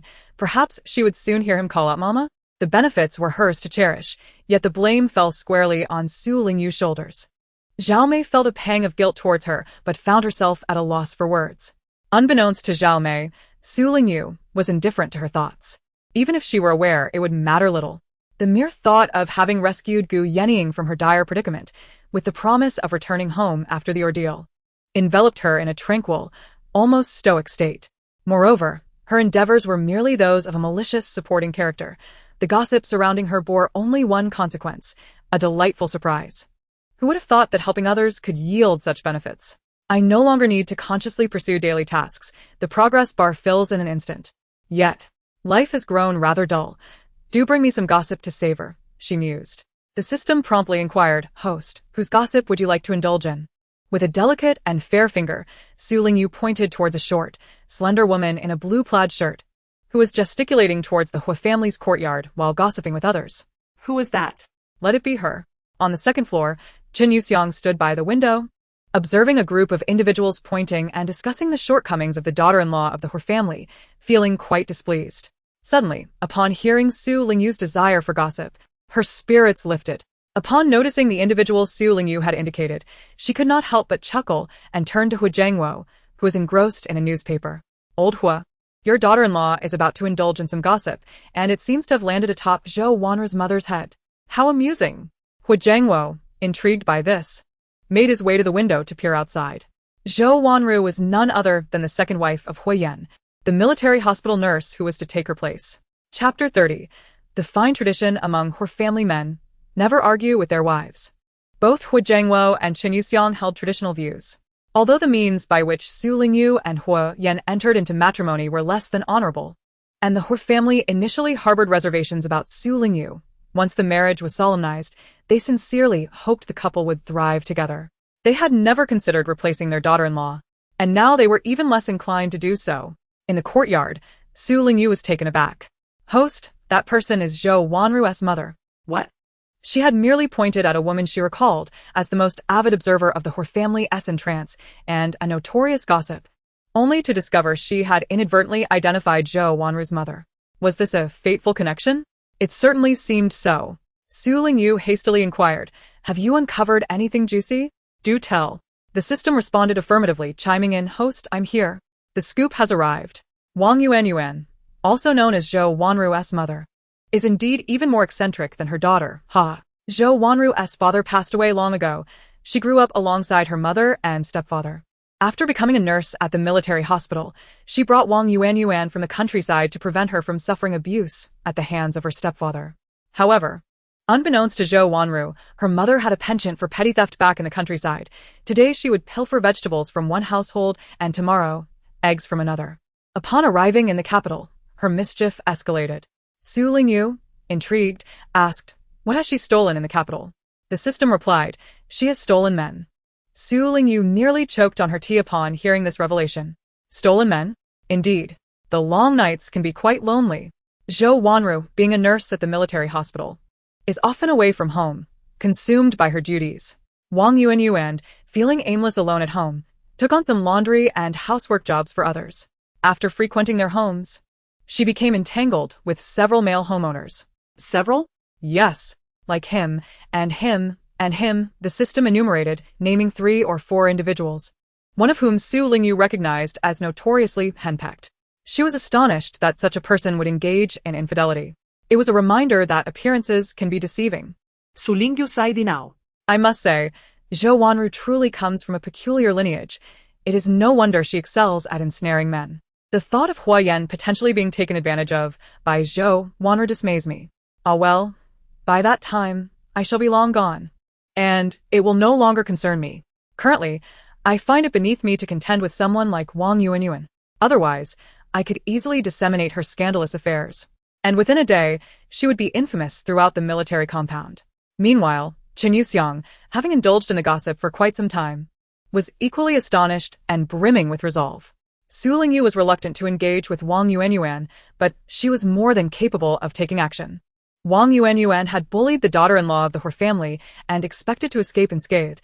Such a notion was absurd. As for Zhou Wanru, she should not even dream of entering the Hua family's threshold. With fervor, she declared, "Our Lingyu is kind-hearted. I am not. I shall promptly share Wang Yuan's indiscretions with others. Let her spend her days standing idly at our doorstep, gossiping away, and let her experience the bitterness of being the subject of rumors." Upon hearing this, Hua Zhengwo removed his glasses, a look of helplessness etched upon his face. "Do not go too far, lest others become embroiled in conflict." Chen Yuxiang, in a fit of anger, flung the object in her hand. What if a scuffle ensues? Those husbands who have strayed, even if I were to confront my husband, it would surely be more favorable than being kept in the dark by Wang Yuan and my spouse, unaware of everything. It would be best to confront the husbands of the Hua family directly. As for Wang Yuan, let me say, if she dares to engage in infidelity, she must be prepared to face the consequences. Hua Zhengwo was rendered speechless. Embracing the adage that silence is golden, he resolved to uphold the esteemed tradition of the Hua family men, never to argue with their wives. With Chen Yuxiang's fervent campaigning, the interest in the eldest daughter-in-law of the Hua family, who enjoyed watching children crawl in the courtyard, dwindled sharply. Meanwhile, the scandalous tales involving Wang Yuan and various men became the talk of the town. As gossip flourished, even the minutiae were exaggerated to vivid life. Stories of midnight rendezvous interrupted by snake bites and urgent mishaps with undergarments brought a smile to Su Lingyu, who occasionally overheard snippets. Wang Yuan had gained notoriety, losing her job as a laundress and housekeeper due to her own misdeeds, and suffering beatings that left her with a fractured leg, necessitating hospitalization. Thus, her infamous exploits gradually made their way to the military hospital. Rumors persisted, unabated. Zhou Wanru's work was adversely affected, and in desperation, she wept for Wang Yuan in the dead of night, transferring her to an external hospital. With the assistance of the hospital leadership, the rumors finally subsided somewhat. This led to a slight rift between mother and daughter. Wang Yuan felt that Zhou Wanru was lacking in filial piety, fearing for her own reputation and neglecting her health. She believed that, given her work at the hospital, it would have been more convenient for her to care for her mother, yet she was being pushed away, as if Wang Yuan were a source of shame. Conversely, Zhou Wanru thought that Wang Yuan's actions were reckless. Some things should not be done, lest they be discovered. Such behavior affected her job and complicated her prospects for marriage, which was truly burdensome. Throughout it all, neither mother nor daughter had any inkling of who was conspiring against them, wishing to see them fail.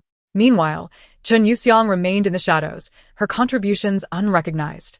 In an effort to foster a warmer relationship between her son and daughter-in-law and prevent a third party from intervening, she began to occasionally encourage Su Lingyu and Huiyan to venture out, urging them not to remain cooped up at home, meticulously crafting opportunities for them to share moments together. Unaware of Chen Yuxiang's ulterior motives, Su Lingyu was more than willing to go out for a stroll. Following a night of rain, the ground was still damp, with traces of water yet to dry. The air was not as stifling as usual. With a deep breath, one could catch a whiff of the faint, refreshing scent of grass and trees.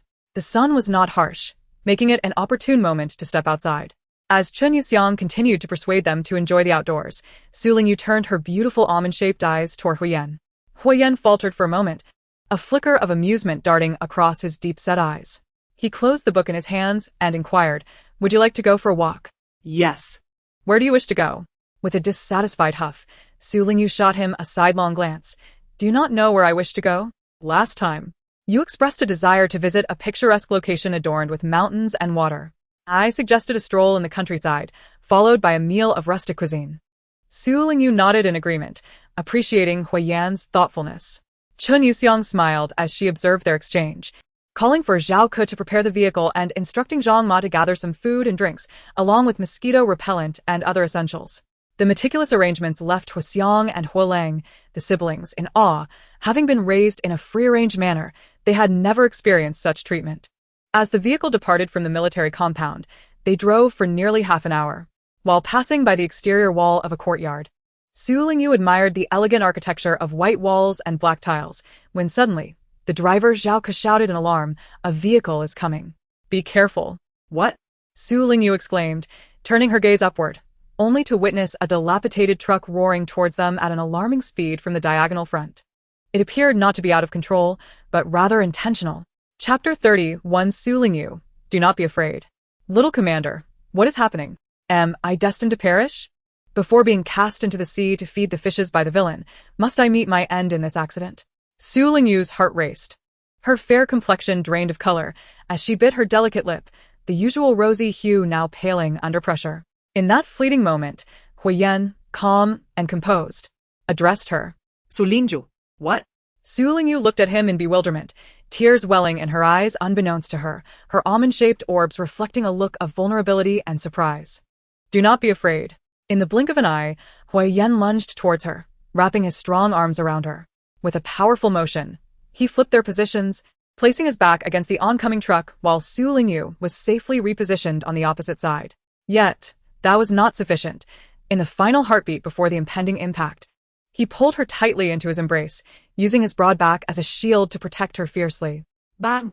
The deafening sound resonated as the military jeep was sent skidding backwards several meters, the rear crashing into multiple trees before ultimately colliding with a high wall. The truck was left in a state of near ruin. The only silver lining was Zhao Ke's quick reflexes as he adeptly maneuvered the steering wheel. Following the collision, the right front side of the jeep, including the passenger seat, was crumpled inward. The rear right side sustained severe damage, and the trunk was significantly deformed. However, the seating area remained intact, ensuring the three occupants were not trapped. "Commander, are you and Madam unharmed?" Zhao Ke inquired over his shoulder. "I am fine," Huiyan replied, his piercing gaze lifting just as the system's voice chimed in alarm. "Oh dear, host, wake up. The fuel tank has been damaged. If the vehicle explodes, it will be disastrous." Huiyan's nostrils flared as he detected the scent of gasoline permeating the air inside the vehicle. Without hesitation, he commanded, "The car is leaking fuel. You must take Su Lingyu and leave immediately." "Understood." Zhao Ke nodded promptly. Taking advantage of Zhao Ke's moment of distraction, Huiyan lowered his gaze to the woman cradled in his arms, gently patting her porcelain-like cheek as he urged, "Su Lingyu, awaken." Su Lingyu, struggling for breath, Su Lingyu felt as if her very soul was about to be jolted from her body. Disoriented and overwhelmed, she found herself engulfed in a blinding whiteness, accompanied by a severe ringing in her ears. Dizziness and nausea washed over her. Amidst the haze, she heard Huiyan's anxious calls, but when she attempted to speak, no words emerged. In her foggy state, she felt herself being lifted from the vehicle, and as the light gradually brightened, she inhaled the fresh air outside, gasping for clarity. Her vision sharpened, and in a state of panic, She turned to her surroundings, spotting the man who still held her, Huiyan. In the next moment, her body went weak, causing Huiyan to lose his balance and tumble to the ground, taking her with him as she stumbled forward. A sharp pain shot through her ankle, and her complexion paled significantly, beads of cold sweat forming on her forehead. Trembling, she looked at Huiyan and asked, "Are you alright?" The system's gentle voice chimed in. "Host, do not concern yourself with Huiyan. Run away quickly. There are 7 thugs in that truck, and Huiyan is the male lead. He can withstand their iron rods and knives, but you, with your petite frame, surely cannot endure this. Your fate would be sealed here." Su Lingyu's face grew even paler. Huiyan quickly pushed himself off the ground, gripping her frail shoulders as he insisted, "I am fine. You must leave, go, quickly." Zhao Ku added, "Someone is approaching from that direction. I will hold them off. Commander, you and the lady must hurry." As he spoke, several masked brutes leapt down from the truck, exactly the 7 the system had mentioned. Each wielded iron rods, their eyes glinting with menace as they swiftly closed in on them. Zhao Ku shouted in anger and charged at them unarmed. He was skilled, but facing 7 strong men armed with clubs and knives, it was evident he could not hold out for long, especially if Huiyan's leg was injured. Su Lingyu bit her lip, casting her gaze toward the man's wounded leg. Sensing her scrutiny, Huiyan's body stiffened for a brief moment, but his serious voice soon broke through again. "Stop dawdling and run." The system urged, "Host, flee now. Zhao Ku can only hold them off for 3 more minutes. If you do not hurry, falling into their hands could lead to unknown horrors. They are accomplices of Zhou Fong, hired thugs who commit arson, murder, and plunder, mercilessly seeking revenge against you." Yet, Su Lingyu felt a profound despair and shook her head. Huiyan furrowed his brow and sternly admonished, "Do you wish to die alongside me?" "That's not it," Su Lingyu replied, her voice tinged with a hint of tears. Yet her stubborn nature remained unchanged. "Why should I die with you? We are not truly husband and wife. I've merely twisted my ankle, but I am terrified. My legs have gone weak, and I cannot move. Why must we perish? Can we not both survive?" Huiyan remained at a loss, caught between urgency and frustration. As Su Lingyu's eyes brimmed with tears, resembling a pear blossom in the rain, he suddenly shed his short-sleeved shirt and draped it over her. "Put it on." Clad in a qipao, Su Lingyu's alluring figure and exquisite face stirred concern within him, fearing the intentions of those nearby. "What you've worn is tainted." Su Lingyu, with her obsessive cleanliness, found it unbearable, yet she understood that this was Huiyan's way of protecting her, thus she did not resist. "Be obedient." Without allowing for debate, Huiyan grasped her arm and roughly helped her into the shirt, fastening each button with meticulous care. The oversized shirt enveloped Su Lingyu's graceful form, revealing only her slender, fair calves. Huiyan instructed in a low voice, "If you cannot walk, wait here. If you can, run towards the crowd. No matter what happens, do not look back." Su Lingyu bit her lip. "What about you?" Huiyan picked up his cane, his expression resolute. "I will assist Zhao Ku. But you," before Su Lingyu could finish, Huiyan turned and departed. His gait was labored, yet resolute, reminiscent of a wounded lion, whose pride remained unyielded despite his disability. With Huiyan's presence, Zhao Ku felt a significant alleviation of pressure, and their combat became more ferocious. Together they were evenly matched against their adversaries. The system could not help but exclaim, "Indeed. He is the protagonist, a warrior who has held the title of the top solo fighter for 5 consecutive years. Who would have thought, even with a leg crippled, he remains formidable?" Su Lingyu immediately inquired, "Little system, can Huiyan defeat those men?" The system hesitated. "It's precarious. After all, that group is not to be underestimated. In his prime, Huiyan could take on 10, even 100 foes, but now, it's quite different. What shall we do?" "You must flee immediately." "Wait. It seems someone is coming to rescue you. Just hold on for 3 more minutes, and you will be saved. The rescuers are armed." A glimmer of hope flashed across Su Lingyu's face. "Really?" The system affirmed, "Indeed. However, whether Huiyan and Zhao Ku can endure for 3 minutes is uncertain. I fear they might not last, and you could still fall into the hands of those villains. If they abduct you, who knows what they might do? Countless young women have met a tragic fate at their hands. They will not spare you. Host, you are in grave danger. You must run." "No, it's bad. You can't escape now. Someone has spotted you." Su Lingyu's gaze shot up in shock, as a burly man with a grotesque scar on his forehead emerged, grinning malevolently as he approached, his sinister eyes sending chills down her spine. Chapter 32. This is quite explosive. In that fleeting moment, a multitude of terrifying scenes flashed through Su Lingyu's mind. As the scarred man drew closer, her fear coiled around her like a cold, venomous serpent. The system screamed, "It's over, it's over." Rapidly, Su Lingyu contemplated her options, her fingers trembling as she fearfully removed her high-heeled shoes, clutching them as makeshift weapons. She even considered that if the villains dared to lay hands on her, she would fight back with all her might, determined to tear away a piece of flesh from him. In the next moment, the imposing figure of Hua Yan abruptly materialized before her, a towering presence that stood like a formidable mountain between her and the scarred man. "Hua Yan," she murmured in disbelief. "Do not fear, I am here." His profound phoenix eyes exuded calm determination as his broad, warm hand firmly clasped her shoulder. With only those 4 words, he turned in fury and lunged towards the scarred man, unleashing a fierce roar. In an instant, the two were locked in a violent struggle. Despite his mobility issues, Hua Yan relied on his formidable combat skills and extraordinary physical prowess to engage the scarred man in an evenly matched confrontation. As the fight progressed, his cane was knocked aside, and he tackled the scarred man, rolling on the ground as he delivered a fierce punch aimed at the man's jaw and head. His injured leg served as a hindrance, yet he resolved to prevent his opponent from rising, grappling on the ground in relentless combat. Even as the scarred man targeted his injured leg, beads of sweat forming on his forehead, Hua Yan's gaze remained resolute, exuding ferocity. Each blow landed with brutal force, a testament to the bloody struggle unfolding. No matter the cost, he maintained his defense, ensuring the scarred man could not approach her even a single step. Su Lingyu watched, momentarily stunned, before snapping back to reality. Gritting her teeth, she picked up Hua Yan's fallen cane and, suppressing the agonizing pain in her ankle, swung it fiercely at the scarred man. The system incessantly urged her, "Host, keep going. Strike his head, hit hard. Oh no, he's about to attack." Hua Yan dodge. Ah. As expected of the protagonist, his reflexes are astonishing. Not only did he evade a fatal blow, but he also seized the machete from the assailant. Oh no, he has picked up a metal rod, aiming to incapacitate Hua Yan completely. Wait, Hua Yan dodged again. Does he have the ability to predict attacks? How remarkable.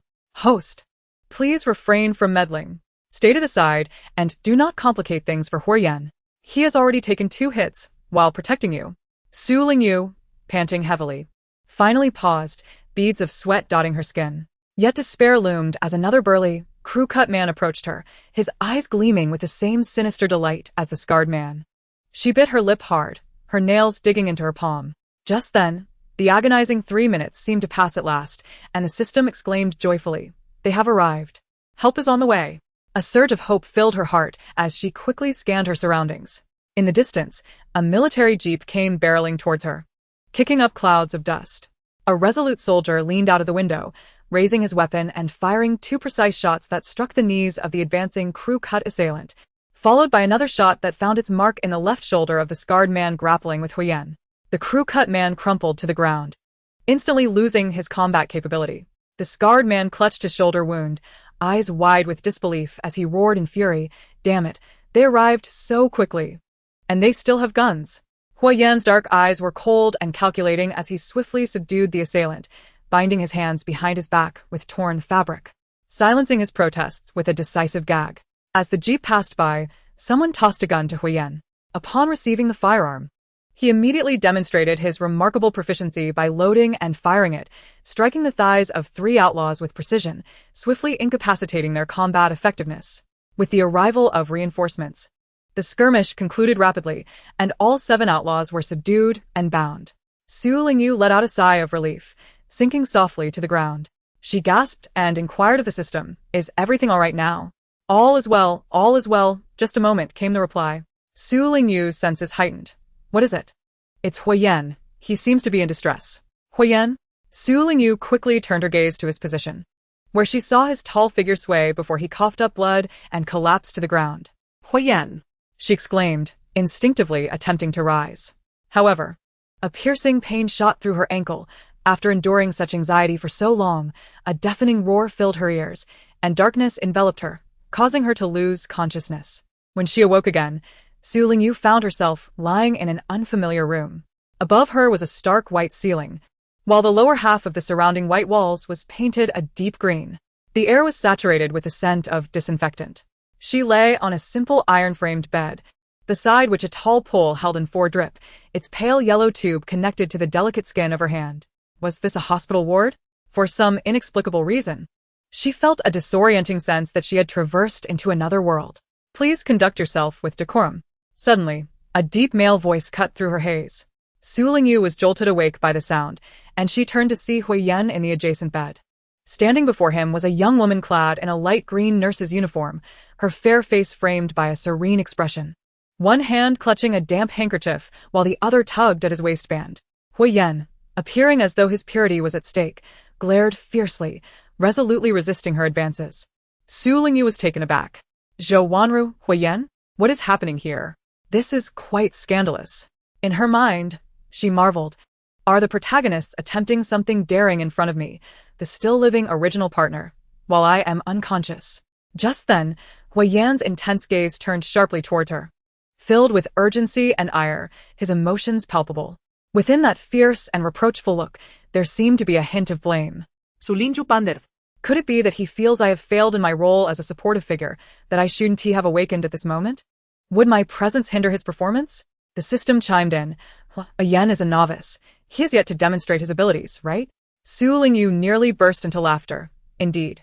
Perhaps it is precisely because he has not yet performed that he is more bashful and anxious. No wonder Hui Yan looks as if he might kill someone while glaring at you. Indeed, she acknowledged. With this thought in mind, Su Lingyu resolved to be the better person. She clasped her hands over her abdomen, closed her eyes, and feigned a serene slumber. Host, your act is utterly transparent. I am aware of my pretense, but I cannot bear to behold unpleasant sights, for they provoke my allergies. Su Lingyu. Ho Yan's voice rose in irritation, cold and commanding. If you are awake, cease this charade. Su Lingyu opened her eyes and regarded him directly. What do you want? Zhou Wanru, perhaps finally realizing the inappropriateness of her actions, straightened her posture, awkwardly clutching a towel, her face adorned with a blend of embarrassment and gentle warmth. With a flushed countenance and her gaze lowered, she said, Sister Su, please do not misunderstand. I merely noticed that Commander Ho is quite sweaty and dusty, so I filled a basin with water to assist in cleaning him up. He is also reluctant. It is not at all as you perceive. Sister Su? Su Lingyu nearly burst into laughter as she sat up, sincerely replying, Of course. I do not misconstrue your intentions. You simply wish to be a diligent nurse and attend to the patient. In the eyes of medical professionals, there is no distinction of gender or age among patients, and I wholeheartedly support you. Ho Yan's refusal to accept your help is his narrow-mindedness. He fails to recognize your kind intentions. Zhou Wanru was taken aback, Sister Su. Upon hearing Su Lingyu's thoughts, she had assumed the latter held her in great disdain, but was surprised by her understanding nature, leaving her momentarily at a loss for words. Typically, in her scheming ways, she would not encounter such a situation. Zhou Wanru hesitated, glancing again at Ho Yan, then at Su Lingyu, seemingly awaiting her to persuade Ho Yan. Does she think I would assist her in taking advantage of Ho Yan? That would be akin to investing in a dating simulation game for her benefit. I am not that benevolent. Even if I were to concede my position after death, it would not be now. Clearing her throat, Su Lingyu proposed, How about this? Nurse Zhou? Your altruistic desire to assist patients is commendable, and the hospital indeed requires individuals of your selfless nature. In the future, should there be any male patients in need of assistance with disrobing for cleaning, especially those without caregivers, I shall refer them to you, ensuring that your compassion finds its purpose. As for Ho Yan, fret not. I am still here, and I am not incapacitated. I shall tend to him. Ho Yan, Zhou Wanru. What? I do not wish to assist other male patients. She only desired to help him. In that instant, Zhou Wanru felt as though she had fallen into an immense pit. She realized that Su Lingyu genuinely did not harbor any fondness for her, and there was little reason for her to do so. However, before she could articulate a response, Ho Yan's cold gaze fell upon her. Nurse Zhou, you may leave. I am perfectly capable of caring for myself without your assistance. Please exit immediately. Zhou Wanru. But leave. After a moment's hesitation, Zhou Wanru bit her lip and, holding the basin of water, departed. Su Lingyu watched her retreating figure and shook her head. This protagonist lacks substance. The system's soft voice expressed confusion. Host.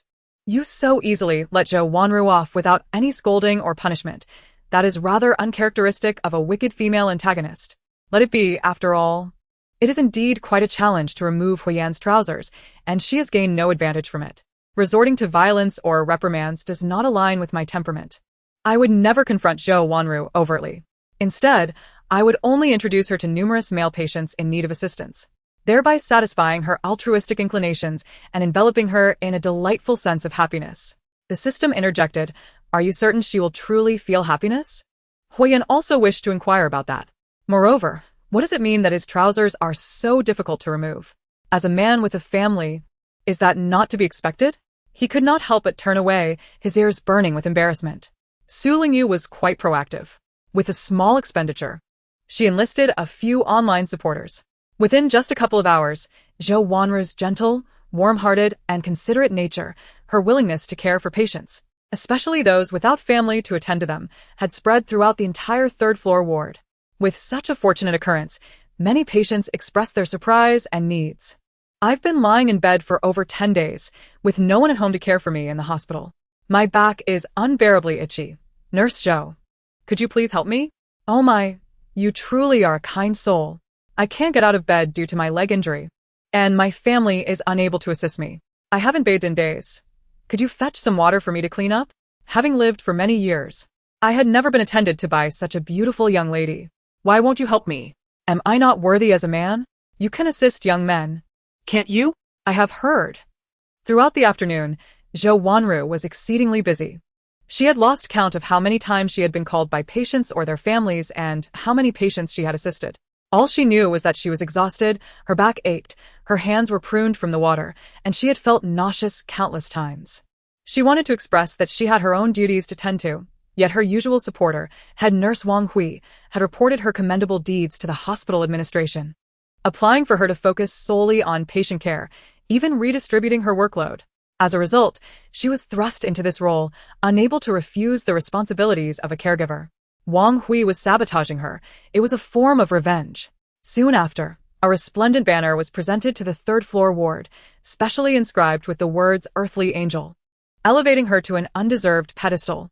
The previous incident involving Wang Yurong had tarnished the perception of many colleagues, and in a bid to restore her reputation, Zhou Wanru continued to persevere under the banner's influence, despite her overwhelming fatigue. She felt drained to the point of pallor, drenched in cold sweat, and in a fog, utterly bewildered by her predicament. It seemed that it all began when she had approached Huiyan with water to assist him, and as she tugged at Huiyan's trousers. Su Lingyu had witnessed the act. Rather than erupting in the same furious tirade as before, Su Lingyu had praised her for her selflessness. In an instant, a flash of insight illuminated Zhou Wanru's mind. She understood everything. Su Lingyu had ensnared her. With gritted teeth, she harbored a seething bitterness in her eyes. Meanwhile, within Huiyan and Su Lingyu's shared hospital room, Su Lingyu had merely twisted her ankle, suffering no other injuries. Despite the whole family's insistence, she was admitted to the hospital, where she was scheduled for a detailed examination the following day. However, she was essentially unscathed. She had bathed early, changed into fresh and comfortable attire, and sat cross-legged on her bed, indulging in some gossip. In stark contrast, Huiyan's injuries were far more severe. After engaging in a fierce altercation, he bore numerous lacerations and abrasions, a long gash carved into his arm by a knife, which, despite having been cleaned and bandaged, continued to ooze blood. Moreover, both of his legs sustained minor fractures due to the assault, causing him excruciating pain. His head had also endured a heavy blow from an iron rod, resulting in a mild concussion, rendering him dizzy and disoriented. He would require at least a week for recovery, otherwise he would not have fainted. Although his wounds had been treated at the hospital, washing himself or even wiping down his body without risking the reopening of his injuries was nearly impossible. Yet if he refrained from cleaning, he would be left uncomfortable amidst the sweat and grime. With a burning sensation in his ears, Huiyan, having repeatedly urged the hospital to contact his family to no avail, turned his gaze towards Su Lingyu, feeling a moment of helplessness akin to that of the guard. Zhao Ke, who lay in the hospital beside him. "You did say the system's cheerful voice chimed in suddenly, with palpable excitement. Host, Huiyan wants you to help him remove his pants." So Lingyu. Huiyan. Chapter 34. Could you possibly turn around? What did you say? Su Lingyu retorted. Hua Yan dismissed the thought that had invaded his mind. He felt he might be losing his sanity for contemplating asking Su Lingyu to assist him with cleaning himself. Although they were married, still he closed his eyes, inhaled deeply, and earnestly requested, "Could you please have someone bring me a basin of water?" And then, Su Lingyu inquired, her almond-shaped eyes sparkling with mirth, her delicate brows arched playfully. "I wish to clean myself." "Clean yourself? Where?" Su Lingyu blinked innocently, feigning ignorance. Huyen. He blushing. Ha ha ha. Does this count as putting the male lead in a difficult position? The system cackled. How could it not? Of course it does. With a playful glance at the man's crimson ears, Su Lingyu, in an act of kindness, nodded generously. All right, I can do that. No need to call anyone. Such a benevolent person as I can personally fetch you a basin of water. And it shall be warm water. Although Huyen had been unable to reach his family throughout the afternoon, they had rushed to the hospital immediately after learning of their injuries, bringing an array of necessities for their stay, as well as clean clothing and lunch. The hospital room contained 2 thermos bottles of hot water sent by Huoleng. Su Lingyu filled a basin with some cold water, added a bit of hot water, and tossed in a towel, completing her task. When Huyen dipped his hand into the basin to wring out the towel, even with his rugged skin, he recoiled slightly from the heat. Although it was said to be warm water, it was evident that someone had not tested the temperature. Undoubtedly, it could be described in just 2 words: perfunctory. The ceiling fan above me whirred gently on a medium setting, providing a faint breeze, yet in such sweltering weather. It took an eternity to cool half a basin of water. Huyen said nothing, enduring the heat as he wrung out the towel.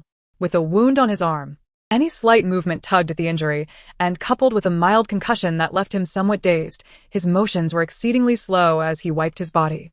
After considerable effort, he finally managed to cleanse his upper body and prepared to attend to his lower half. One hand tugged at his waistband while the other held the towel, which had already ventured inside. Suddenly recalling something, he glanced sideways, only to be met with a pair of dark, alluring, and smiling almond-shaped eyes. Su Lingyu sat cross-legged on the bed, propping her chin with one hand, watching him with keen interest as she awaited his next move. If one were to describe the expression on her face, it might resemble that of a cat spotting a ball of yarn. Huyen, could you possibly turn around? Are you instructing me on how to proceed? Huyen inhaled deeply, his voice somewhat stiff. I need to wipe my lower body now. I am aware of that, so what? Huyen found himself at a loss for words. Su Lingyu smiled innocently. The two exchanged glances for a moment, after which Su Lingyu opened her daily task progress bar, noticing that today's tasks were complete, and nodded in satisfaction. Very well. She gathered her flowing black hair and lay down with her back to Huyen. So stingy. If I can't see, then I want to look. It's not like I care. Daily task completed, time to call it a day. Little leader, come. Let us enjoy the gossip. Huyen let out a sigh of relief, though the warmth in his ears showed no sign of dissipating. After hearing her thoughts, he felt even more flustered. He awkwardly finished wiping himself down, struggling to put on clean trousers, only for the bandaged wound on his arm to burst open, blood seeping out anew. But that was of little consequence. Compared to this physical pain, he was far less willing to confront the earlier awkwardness. Leaning against the headboard, Huyen was about to close his eyes for a moment of rest when suddenly, Su Lingyu's sweet, soft voice broke the silence. After Jiang Yuyu and Wang Zhiyuan broke up, she couldn't even secure a position with Wang Zhiyuan's roommate? Does that mean she was simply abandoned? Indeed, host. Wang Zhiyuan's roommate's mother learned of Jiang Yuyu's pregnancy and forced her to take an abortion pill without a hint of hesitation, claiming she was immoral. Jiang Yuyu's ambitions to climb the social ladder with Wang Zhiyuan crumbled, leaving her in a dire state. That is indeed rather tragic, though somewhat amusing. By the way, after taking the medication, Jiang Yuyu experienced excessive bleeding. She visited several hospitals without success and has now been transferred to the military hospital. She is currently admitted in the ward downstairs. Su Lingyu, such fate. Host, do you wish to find Jiang Yuyu? You could also undertake a wicked task in the process. Let us skip the task. Today's daily tasks are already completed. No need to push myself further. Tomorrow's tasks can wait until tomorrow. Su Lingyu felt no inclination to confront Jiang Yuyu unless it was for a task. With that time, she would prefer to indulge in some gossip. Just then, the system's sweet voice chimed in again. Host, there's one more piece of news. Su Lingyu lazily inquired. What is it? The notorious villain Gu Yenying is also in the military hospital, on the same floor as you. What? Su Lingyu's eyes widened in astonishment as she exclaimed. Room 135. Wang Hui entered the room holding a bottle of saline solution, expertly disinfecting the bottle's opening before replacing the empty bag and hanging the saline on the tall pole beside the bed. After completing her tasks, she turned her gaze to the individual lying in the bed. The young man appeared to be merely 23 or 24 years old, pallid and melancholic, strikingly handsome. Yet his dark eyes were as tranquil as the deepest night, or perhaps a black hole that devours all. There was neither light nor emotional fluctuation, not even a trace of humanity. He resembled a delicate statue displayed in a glass case, exuding a chilling and ominous aura. Regardless of what Wang Hui did beside him, he showed no reaction. If not for the fact that his eyes were still open, he seemed as silent as if he were already deceased. This thought startled Wang Hui. Contemplating the young man's previous actions intensified her fear. Not daring to linger in the suffocating silence of the private room, she hurriedly left, clutching the empty saline bottle she had replaced. At the same time, Su Lingyu finally felt a flicker of interest. She languidly rose from her hospital bed, summoned a nurse to arrange a wheelchair for her, unwilling to move on her own, and requested the sweet young nurse to push her to room 135. I must meet the infamous Gu Yenying and see what he truly looks like. How dare he toss me into the sea to feed the fish? I must first reclaim a bit of interest. Gu Yenying? Observing Su Lingyu's departing figure, Huiyan opened his phoenix-like eyes, deep in thought. Chapter 35. Gu Yenying closed his eyes, internally scoffing. Room 135. As Su Lingyu's wheelchair passed the door, she glanced up at the room number hanging to the left of the entrance. Confirming she had not taken a wrong turn, curiosity stirred within her. Why did Gu Yenying get a private room while both she and Huiyan were confined to shared accommodations? It is known that in hospitals, private rooms are not easily obtained. Sometimes, even power and influence cannot secure one, as special circumstances take precedence. Upon entering the room, Su Lingyu addressed the adorable nurse pushing her wheelchair. Xiao Yuan, thank you for your efforts. You may go about your duties. I can manage from here. Very well. Nurse Xiao Yuan replied, visibly relieved. Miss Su, if you need anything, just call for me. I'll be at the nurse's station. Sure, Su Lingyu nodded. Before departing, Xiao Yuan hesitated for a moment, then leaned in close to whisper in her ear, Miss Su, the occupant of this room is rather peculiar and frightening. Do not be deceived by his good looks. You must exercise caution. What do you mean? Su Lingyu raised an eyebrow, looking at her. Xiao Yuan bit her lip. There was a confidentiality order regarding the patient in room 135, forbidding discussion. However, considering Su Lingyu's generous demeanor and her clean, beautiful apricot eyes, she felt compelled to share something. She lowered her voice, murmuring, It is said that he almost committed murder before, but I truly cannot divulge the specifics. Su Lingyu replied. The future villain is already exhibiting his ruthless side? After uttering this, Xiao Yuan cast a fearful glance at the person lying on the hospital bed and hurriedly fled. Su Lingyu averted her gaze and silently inquired of the system. Little system, what is the situation with Gu Yenying? What does Xiao Yuan mean by almost killed someone? The system's youthful voice immediately responded, Please hold on, host. I will investigate promptly. After a couple of beeps and a brief interval, the system exclaimed in astonishment. No wonder the nurses are so frightened of Gu Yenying. He is truly ferocious. Su Lingyu promptly added, Due laborati. Engaged in conversation. Neither the individual nor the system noticed the pale young man on the bed, whose expressionless face finally revealed a flicker of emotion. His brows knitted slightly, and a trace of derision glimmered in his eyes, as a look of world-weariness graced his exceptionally handsome features. After Gu Yenying was rescued from the cellar, due to the severity of his injuries, he was directly transported to the military hospital. Initially, he was placed in a 3-person ward. The individual in the adjacent bed was a shameless old bachelor who, captivated by Gu Yenying's looks, took advantage of the night to molest him while he slept. Upon awakening, Gu Yenying calmly seized a fork from the bedside table and plunged it forcefully into the old man's neck. Had it not been for the timely medical intervention in the hospital, that old man would surely have perished. Although he survived, the substantial loss of blood was quite alarming, instilling a profound fear in everyone regarding Gu Yenying's ferocity. Moreover, since Gu Yenying remained silent about the incident, the old bachelor insisted that he had merely stumbled while getting out of bed and leaned on Gu Yenying's bedside, prompting the latter to act violently.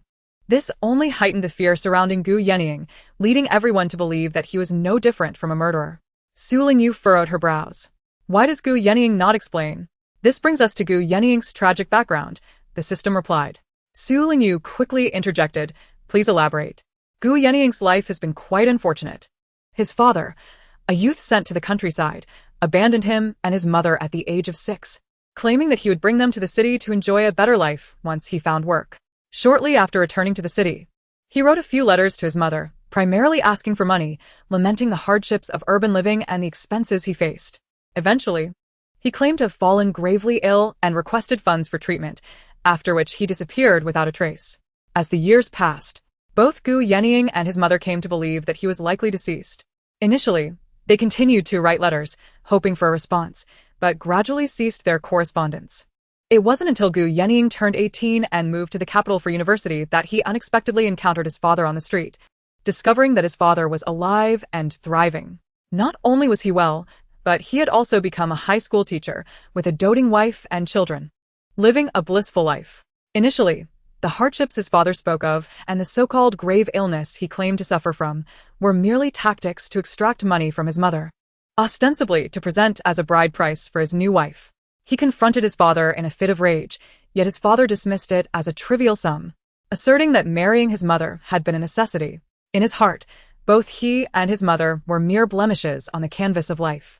The insignificant amount his father scorned represented, for Gu Yenying and his mother, the meager savings painstakingly accumulated through days of enduring hunger, and the bitter cold of winter spent in threadbare clothing, which left them suffering from frostbite. This revelation struck Gu Yenying like a bolt from the blue, shattering his entire world. Su Lingyu, curious, inquired, is this the reason for his dark transformation? The answer was both yes and no. The truth was far more complex. What else is there? She pressed. The system responded, in truth, Gu Yenying's childhood in the countryside was fraught with difficulties. After his father's demise, he and his mother relied solely on each other. His mother's frail health rendered her unable to perform arduous labor, and with their land usurped by relatives, she resorted to selling her body to survive. Gu Yenying, at a tender age, witnessed his mother in compromising situations with men, leaving him with profound psychological scars and a deep aversion to the dynamics between men and women. This alone fueled Gu Yenying's hatred for his father's negligence, even leading him to resent his own existence for burdening his mother. Had it not been for his upbringing, she might have remarried, liberating herself from the filth of their circumstances. Consumed by this animosity, upon discovering the extent of his father's deceit, Gu Yenying sought vengeance, determined to expose his father's misdeeds. However, unbeknownst to him, his father's second wife wielded considerable influence, suppressing the scandal and falsely accusing him of theft, resulting in his detention and nearly expulsion from school. Subsequently, due to Gu Yenying's exceptional academic prowess, his father's second wife perceived him as a threat to her own children's standing and inheritance. She orchestrated a scheme in which her son, Gu Yenying's half-brother, drugged him, leading to his abduction by human traffickers. Su Lingyu could scarcely believe. So Gu Yenying was sold into trafficking because he was drugged directly? The system confirmed, indeed. Otherwise, how could such a clever adult fall into the trap of traffickers? Did that woman truly compel her own son, Gu Yenying's half-brother, to drug him? How could she act so callously? The system explained. For one reason, Gu Yenying was exceedingly cautious, never consuming anything they offered, save for the occasional kindness shown to his 4- or 5-year-old brother. Su Lingyu sighed in disbelief. In this world, such shameless individuals exist. Host, are you referring to Gu Yenying? No, I speak of his malevolent father, his vindictive stepmother, and that foolish brother who aids their wickedness. Such individuals are unworthy of existence. Having endured such tumultuous experiences, it is indeed remarkable that Gu Yenying maintains a semblance of normalcy. At this moment, as she lay indifferently on the bed, her breath suddenly deepened, and her gaze uncontrollably drifted toward the doorway. There, a woman of exquisite beauty, with skin as pale as snow and lips like cherry blossoms, languidly reclined in a wheelchair. Her long, seaweed-like tresses cascaded behind her, and her delicate brows knitted slightly, while her alluring almond-shaped eyes brimmed with disdain and discontent. This disdain was not directed at her, but rather at Gu Tianheng, along with his subsequent wife and offspring. The discontent seemed to echo a sense of injustice on his behalf. For the first time in her life, someone was willing to believe in him, to speak a word in his defense. Had she truly just spoken? How could she produce sound without parting her lips? What was this so-called system? There was evidently no one else present. Who was that youthful voice resonating? How did they know of his past, of the truth behind his transgressions? In a fleeting moment, Gu Yenying's mind raced with thoughts. She cast her eyes downward in contemplation, and for the first time, a hint of humanity flickered within her gaze. Humans are creatures drawn toward light. The pursuit of brightness and warmth seems inherent. In truth, those trapped in the depths of despair, no matter how frantic, find it incredibly challenging to resist the brilliant sunlight that breaks through from above. At that moment, she heard the soft, childlike voice chime in. "Host, you aren't beginning to feel sympathy for Gu Yenying, are you? Surely, you don't entertain thoughts of saving him? This has no bearing on the task at hand." Sympathy? Saving? Gu Yenying was taken aback. Yet swiftly, that sweet voice echoed in her ear, effortlessly shattering her nascent thoughts. How is that possible? Forget it. Feeling sorry for him would be far less beneficial than cherishing myself. I merely wish to distance myself from him. The mere thought of her impending demise at Gu Yenying's hands made Su Lingyu want to express her gratitude. So this was how it was. Gu Yenying closed her eyes, a quiet scoff escaping her lips. Chapter 36. Love each male bodhisattva equally. Gu Yenying lay on the bed, eyes closed. Despite being enveloped in the sweltering heat of summer, her fingertips remained icy, making her feel as though she were submerged in a frigid liquid or perhaps in the oppressive depths of a dark sea, devoid of warmth. All that surrounded her was an unfeeling silence. The sound of rustling drew near, as if the wheelchair had glided to her bedside. "Gu Yenying?" A gentle voice called out to her, the same sweet timbre she had heard earlier, but this time it traveled through the air to reach her ears. Contrasting with the previous disembodied whispers that had resonated in her mind, it struck her suddenly. Had she been privy to her innermost thoughts before? Why was this the case?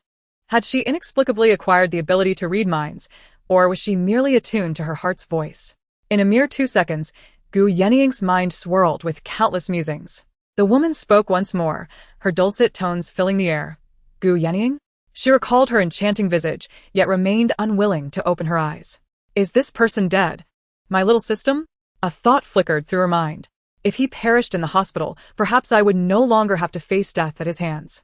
The system, with a gentle yet resigned tone, replied, "Host, I understand that all humans harbor a fear of death, but you must relinquish such naive hopes. I have previously informed you that a malicious supporting character is destined to meet their demise.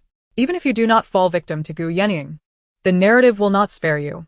Su Lingyu sighed in acceptance. She gazed at the pallid figure on the hospital bed and, instinctively driven by her professional instincts, reached out to gently prod the back of his hand. She then checked for a pulse at his neck and ultimately grasped his wrist, taking his pulse. As someone who had never experienced such intimacy with another, especially a woman, Gu Yenying's internal alarm blared. He felt ensnared, as if caught in a trap with warning lights flashing all around him. Yet he refrained from acting impulsively, suppressing the urge to lash out like a beast poised for action, coldly awaiting the uninvited guest beside his bed to unveil her true intentions. However, the individual beside him seemed devoid of ulterior motives. A sigh of relief escaped her lips. Thankfully, his vital signs were normal. Had anything amiss occurred, she would have had to summon a nurse. In her mind, Su Lingyu pondered, "Little system, is Gu Yenying's health not quite robust? I notice he has a decent foundation but appears to be in a state of dual deficiency, severely depleted." The system confirmed, indeed. He did not enjoy many good days during his childhood, often facing meals that were sporadic at best. How could he possess a sound constitution? If I do not rescue him, his stepmother will sell him to a mining operation in Snake Country, where he would endure even greater suffering. To return from such circumstances would indeed be a testament to his resilience. Is that not so? He epitomizes the archetype of a tragic yet strikingly handsome figure. Ah, handsome, you say? Indeed, it was true. In most novels, the quintessential supervillain is invariably a strikingly handsome rogue, possessing an appearance and stature that could rival the male lead. Su Lingyu's curiosity piqued. Driven by a surge of intrigue, she stood despite the pain in her ankle, rising on tiptoe to peer at the bed. The pallid yet exquisite young man resembled a vampire that had just escaped the clutches of night. He lay in peaceful slumber, his deep-set brows and high nose giving his features a striking three-dimensional quality. Yet his translucent skin, along with the white bandages adorning his arms and legs, lent an air of fragility to his otherwise striking presence. Sunlight streamed through the window, casting a soft glow upon his long, dark lashes, creating a delicate shadow reminiscent of lotus leaves upon water, swaying gracefully in aesthetic beauty. His hand rested casually on the bed, marred by numerous puncture wounds and dark bruises from the constant foreign fusions. The dark veins stood out against his fair skin, and his fingers, with their defined joints, exuded a distinctly masculine strength. Su Lingyu breathed out in awe. Wow, he is indeed quite handsome. I am an admirer of beauty. I merely wish to express. The system inquired with curiosity. What do you wish to express, host? Such an extraordinarily handsome young man. How could his stepmother bear to send him to Snake Country for mining? Are his hands those of a miner? Clearly, he seeks to excavate my heart. On the bed, Gu Yenying remarked, have you taken a liking to him again? What do you mean by again? What does it mean to be taken with someone? I merely possess a pair of discerning eyes that appreciate beauty, loving each male bodhisattva equally, occasionally making minor errors that all women in the world are prone to. Please refrain from making unfounded assertions. The system interjected, you seem to have found peace with this. Reporting him was the right choice. Although I may ultimately perish at his hands, I do not regret rescuing him from the cellar. The system responded, host, do you truly believe you 1T develop feelings for him? What are you thinking? How can a system be so infatuated? And what do you intend to do? What else is there to do? Naturally, I shall leave. Without hesitation, Su Lingyu maneuvered her wheelchair with a swift turn. Leave? Indeed. You can bear to walk away? I enjoy observing male bodhisattvas, yet I am not foolish. Have you ever witnessed a top-tier wealthy woman sacrificing her life for a mere reward? Death is excruciating. I do not wish to confront it prematurely. The chattering voices faded away, and the pale youth, lying on the bed, suddenly opened his eyes. His pupils were as dark as ink, sparkling like the most exquisite obsidian under the sunlight, exuding a captivating allure akin to that of a black hole. He began to organize the information swirling in his mind. First, he could hear her thoughts, although she was unaware of this. Second, she seemed to know his past and appeared aware of his future. Would she truly perish by his hand? Was that a literal death? Would he actually commit murder? Why? Third, she appeared to be a lecher, albeit a timid one. With this thought, Gu Yenying's pale lips curved slightly, revealing a hint of a cold smile.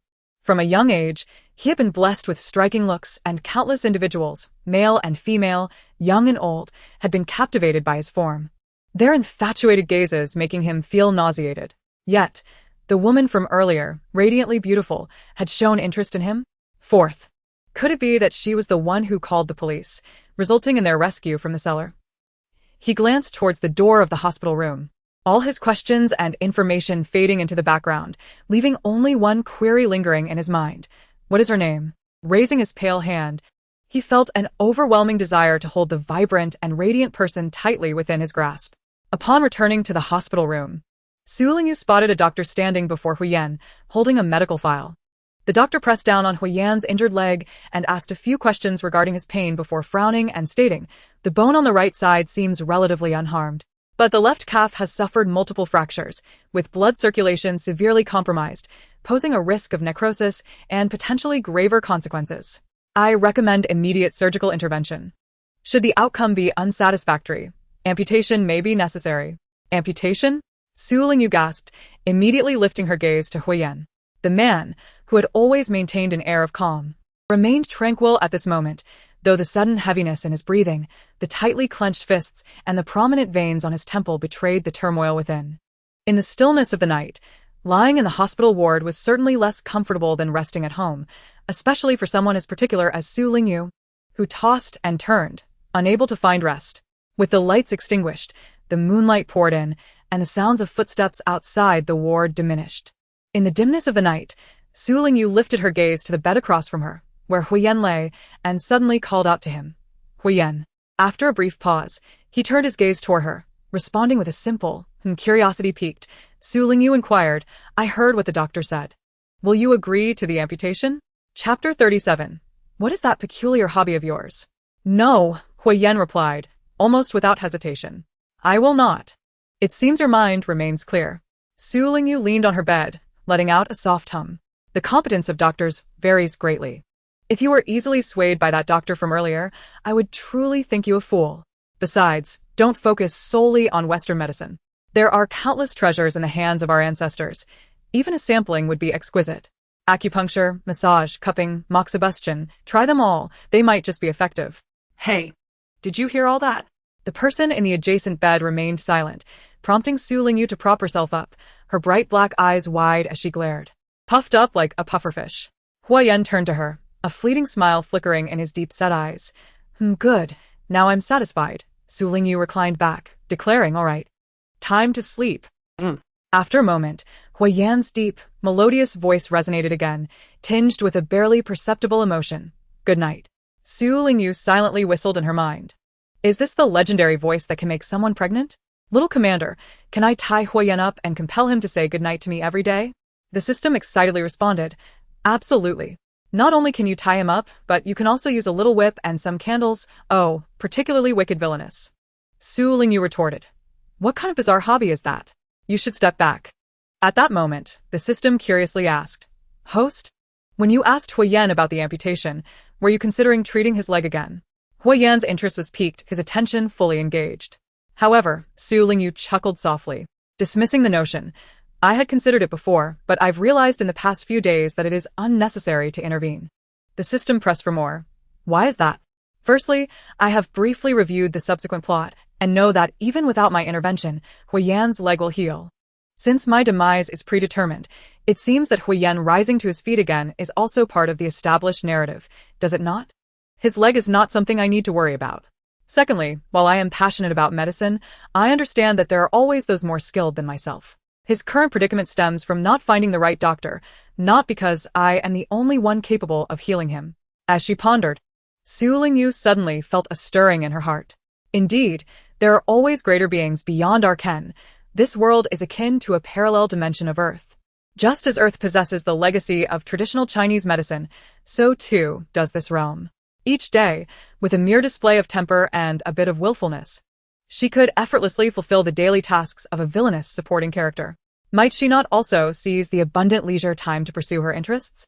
Once constrained by a frail body, unable to engage in vigorous activities, to express strong emotions, or even to toil late into the night, she now possessed a robust physique, affording her far greater opportunities.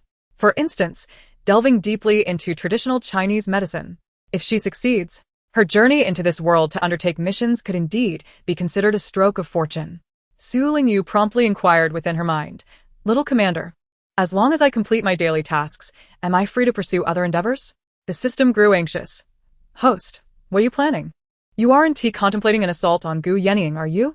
I understand he is quite handsome. But Su Lingyu was at a loss for words. What nonsense are you spouting? I merely wish to know if I can continue my studies in traditional Chinese medicine during my free time. Of course, you may, came the reply. Su Lingyu was satisfied. However, unbeknownst to her, the patient in the adjacent bed, Huayan, had overheard her thoughts and fell into silent contemplation. It had been stated above that all measures should be taken to discreetly fulfill Su Lingyu's wishes. If she harbored aspirations to further her studies in traditional Chinese medicine, he must report this promptly. At 10 o'clock that night, the command center of the 52nd Division was still ablaze with light, with Division Commander Wang Zhengkai in his office, his face a mask of fury as he slammed his hand upon the desk and bellowed, Today, we were mere moments away from losing a commander who had once been honored with first-class merit and made significant contributions to the nation. What are all of you doing? Is your head merely a decoration upon your shoulders? Can't you use your brains to think through the problems? I ordered you to covertly protect Huayan and his family during their travels, yet you fell prey to their diversionary tactics, arriving a full 6 minutes late to their rescue. Thankfully, disaster was averted. Had anything untoward occurred, each of you would bear the consequences. The soldiers he chastised were the very ones who had rescued Huayan and Su Lingyu earlier that day. Now, they stood in silence, heads bowed in shame. Political Commissar Yin Hongqi stepped forward with a smile to mediate. All right, let us not dwell on anger. The enemy was simply too cunning and bold. None of us anticipated that Zhou Feng's associates would dare to retaliate so openly, targeting Huayan directly. Let it go. Wang Zhengkai waved his hand dismissively, instructing, You all may leave. Depart. The soldiers exchanged glances before exiting the office. With only Wang Zhengkai and Yin Hongqi remaining, the former let out a heavy sigh.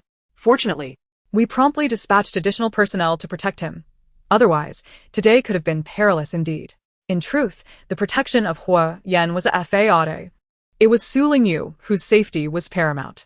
However, as the safeguarding of Su Lingyu could not be made public, they had arranged a small team under the guise of protecting Huayan. Little did they expect that it would prove essential so swiftly, saving the lives of Huo Yan and his wife. Truly, it was a stroke of luck. Yin Hongqi nodded with a lingering sense of trepidation. Indeed.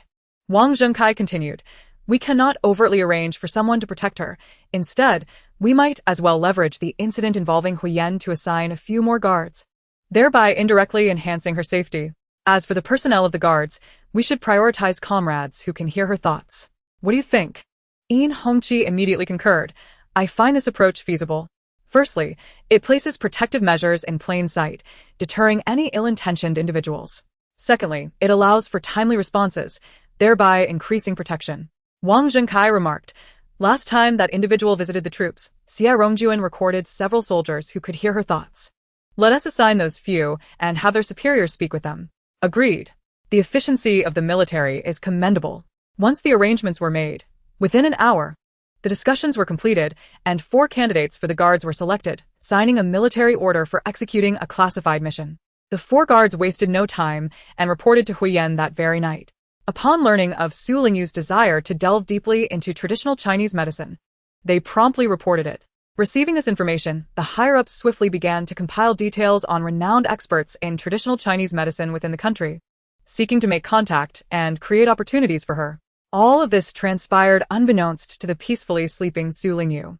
The following day, Su Lingyu awoke from her slumber to learn that 4 new guards had been dispatched to Huyen overnight, and they were permitted to carry firearms. She exclaimed softly, indeed. The male protagonist, after sustaining an injury, his treatment has notably improved. After freshening up, she felt a pang of hunger.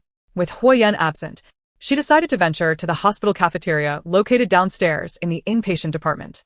Her sprained ankle, which had ached yesterday, felt much better today, making it the perfect opportunity to stretch her legs.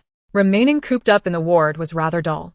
To her surprise, as soon as she stepped outside, the 4 guards stationed at the door exchanged glances. 2 of them stepped forward, saluted her with a crisp military gesture, and quietly followed her. Curiosity sparkled in her almond-shaped eyes. Aren't you here to protect Huyen? Are you also accompanying me? One of the young guards, sporting a cheerful smile with a hint of a canine tooth, replied, it is our duty to protect both Commander Hua and his family. Su Lingyu nodded. Adjusting well to the situation. In her previous life, due to her frail health, she was always surrounded by protectors, often accompanied by a medical team. Her medical knowledge was imparted to her by a senior practitioner of traditional Chinese medicine from that very team. As Su Lingyu made her way to the hospital cafeteria, at the same time, on the 2nd floor of the inpatient department, Zhang Yu was conversing with her mother. You mean Su Lingyu is also hospitalized just above me? Zhang Yu exclaimed in astonishment. A fleeting shadow crossed her face as she pondered something. Chapter 38. Gifted and well-resourced. Indeed. Zhang's mother replied. I heard it from a very beautiful nurse. It must be accurate. How could she be hospitalized? Zhang Yu pressed on. I heard it was an accident while she was out of town with her husband, came the reply. Ha! How splendid! Zhang Yu's eyes darkened with resentment as she gritted her teeth. Why didn't she just die? That would be too kind. Zhang Yu, Zhang's mother admonished, slapping her shoulder. Glancing around nervously, she whispered sharply, this is a military hospital. Silence if you cannot speak. If someone is to perish, let it be them. Do not involve me and your brother. Am I dragging you and Jiang Yiming down? Jiang Yu scoffed. If it weren't for my relentless efforts to bring things home, you and Jiang Yiming would have starved long ago. That was all in the past. Why do you keep bringing it up? Do you expect me and your brother to be eternally grateful? Your brother has been accepted into a prestigious high school. He is bound to succeed. Your better days are ahead. Zhang's mother continued to speak fervently, but upon seeing Zhang Yu's lack of response, her tone grew sharper. Honestly, you should have more self-respect. You shouldn't have given yourself to a man before marriage. Giving yourself to Wang Zhiyuan is one thing. He is a college student and marrying him would have been fine. But then you went and seduced his roommate. Jiang Yu abruptly raised her head, her bloodshot eyes glaring at her mother, startling her. Fine, I will not say another word. Zhang's mother, feeling awkward, stood up to leave. I must prepare lunch for your brother. I'm going home now. Does Jiang Yiming not have hands and feet? Can he not cook for himself? Jiang Yu spat bitterly. I am in a weakened state. You should stay at the hospital to care for me. Weakened? It's just a miscarriage. You seem perfectly fine to me. When I was pregnant with you, I was working in the fields right up until I was about to give birth. Just 3 days after delivering you, I was back to work. How did I manage that? You shouldn't think so highly of yourself. We are poor and life is cheap. You, a mere girl, act as if you are a precious heiress. Leaving those words behind, Jiang's mother did not spare a glance at Jiang Yuyu. Her mind set on returning home to attend to her pampered son. Jiang Yuyu sat there, numb, her disappointment deepening. Having consumed nothing since morning, her stomach ached with hunger. After being force-fed abortion pills, she had bled profusely. Now, even the slightest movement brought forth a thick flow of blood, leaving her weak and dizzy. Was this what one would call fine? Jiang Yuyu let out a bitter laugh. All those years of toil and struggle, what had she truly gained? At that moment, a round-faced nurse entered the room, surveying her surroundings. Who is Jiang Yuyu? Jiang Yuyu lifted her head. That would be me. The nurse approached her and handed over an envelope and a transparent glass vial. A man asked me to give you this. Take a look and keep it safe. What man? Jiang Yuyu numbly accepted the items, first opening the envelope. As she unfolded the letter, she noticed a single line of hasty handwriting, seemingly written with the left hand. The liquid in the glass vial is corrosive. You can make those you despise pay the price. Jiang Yuyu's gaze faltered as she suddenly looked towards the door, but it was empty. The struggles and resentments within her remained unknown to Su Lingyu. Although she was aware that Jiang Yuyu was hospitalized on the second floor, she had not given her much thought. After finishing her breakfast in the cafeteria, she felt quite satisfied. The options for breakfast in the hospital weren't plentiful, yet they included her favorites: fried dough sticks and soybean milk, paired with a bit of spicy pickled radish skin. She enjoyed her meal thoroughly. Upon returning to her ward, she sat cross-legged on the bed, feeling bored once more. Come on, let's continue to gossip. The system cheerfully remarked. All right, host, whose secrets do you wish to uncover? Early in the morning, having not seen a trace of Huiyan, Su Lingyu pondered. Perhaps Huiyan, does he possess any secrets? The system chimed. Initiating search now. Found it. The male lead is brimming with secrets, each one more intriguing than the last. Su Lingyu's eyes sparkled. Let us hear the most thrilling ones. Thrilling, you say? I have just the tale. Have I not mentioned that during his middle school years, Huiyan was duped by his dormitory mates, who celebrated his coming of age with great fanfare? After that, he became exceedingly protective of his privacy, never participating in any dormitory games.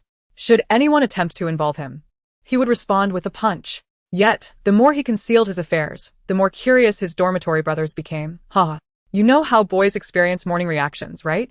Su Lingyu chuckled. As a medical student, I am certainly aware. She could readily imagine what Huiyan had subsequently endured. Indeed, the system laughed heartily. Huiyan never anticipated that one day, his mischievous dormitory brothers would seize the opportunity early in the morning to surround him. Several of them restrained his limbs, while one yanked down his trousers and measured him with a ruler. Su Lingyu gasped in delight. Haha, and then?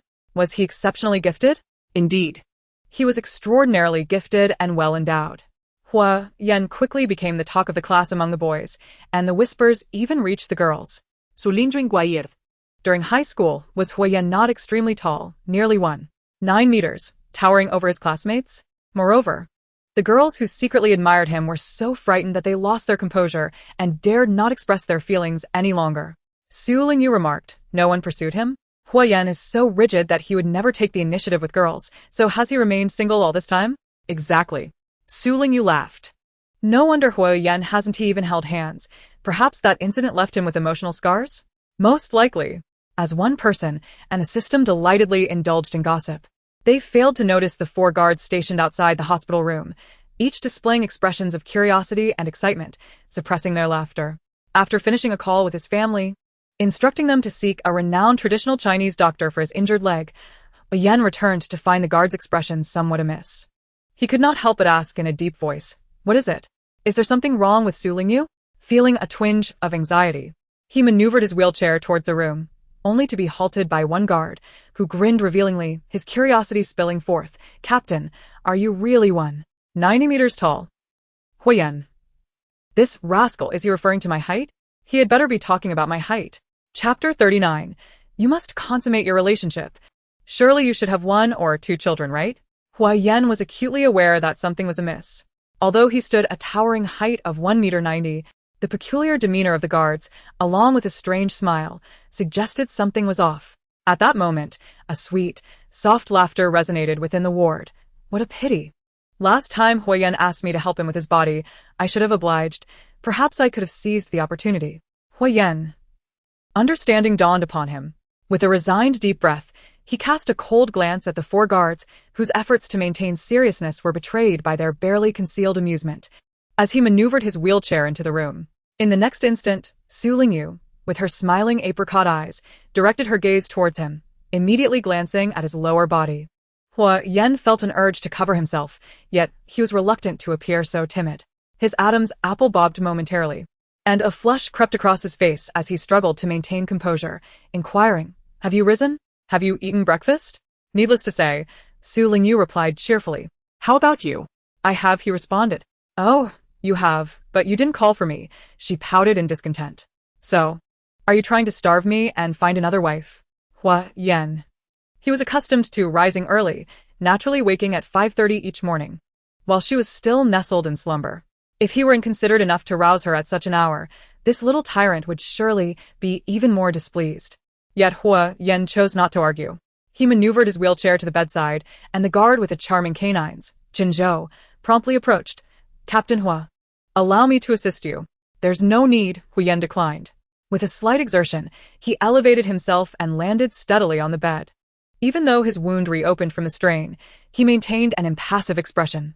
Su Lingyu questioned him. "Where have you been?" Huyen contemplated for a moment, but did not conceal the truth from her. "I had my family contact several traditional Chinese medicine practitioners. I intend to explore acupuncture for my leg." "Really?" Su Lingyu's beautiful apricot eyes widened in surprise. Just yesterday, she had suggested this to Huyen, and today he had acted upon it. Truly, he had taken her words to heart. "Indeed," Huyen affirmed, "it would be best for you to heal your leg soon. Otherwise, as a cripple, you won't be able to protect me in times of peril." "Marrying you would be no better than marrying a dog," Su Lingyu remarked. Her chin raised defiantly, her words strikingly audacious. Huyen. Once again, she had delivered a sharp retort. Su Lingyu opened her daily task progress bar, noticing a significant advancement, nodding in satisfaction. "It seems Huyen is genuinely eager to heal his leg. By the way, little commander, check who helped Huyen heal his leg in the plot.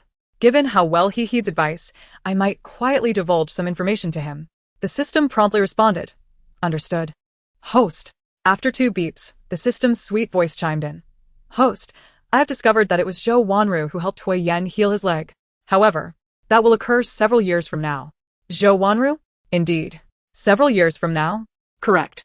Su Lingyu could hardly believe her eyes. After several years. Transitioning from a nurse to a doctor. And yet, she is the one capable of healing Huyen's injured leg, enabling him to stand once more.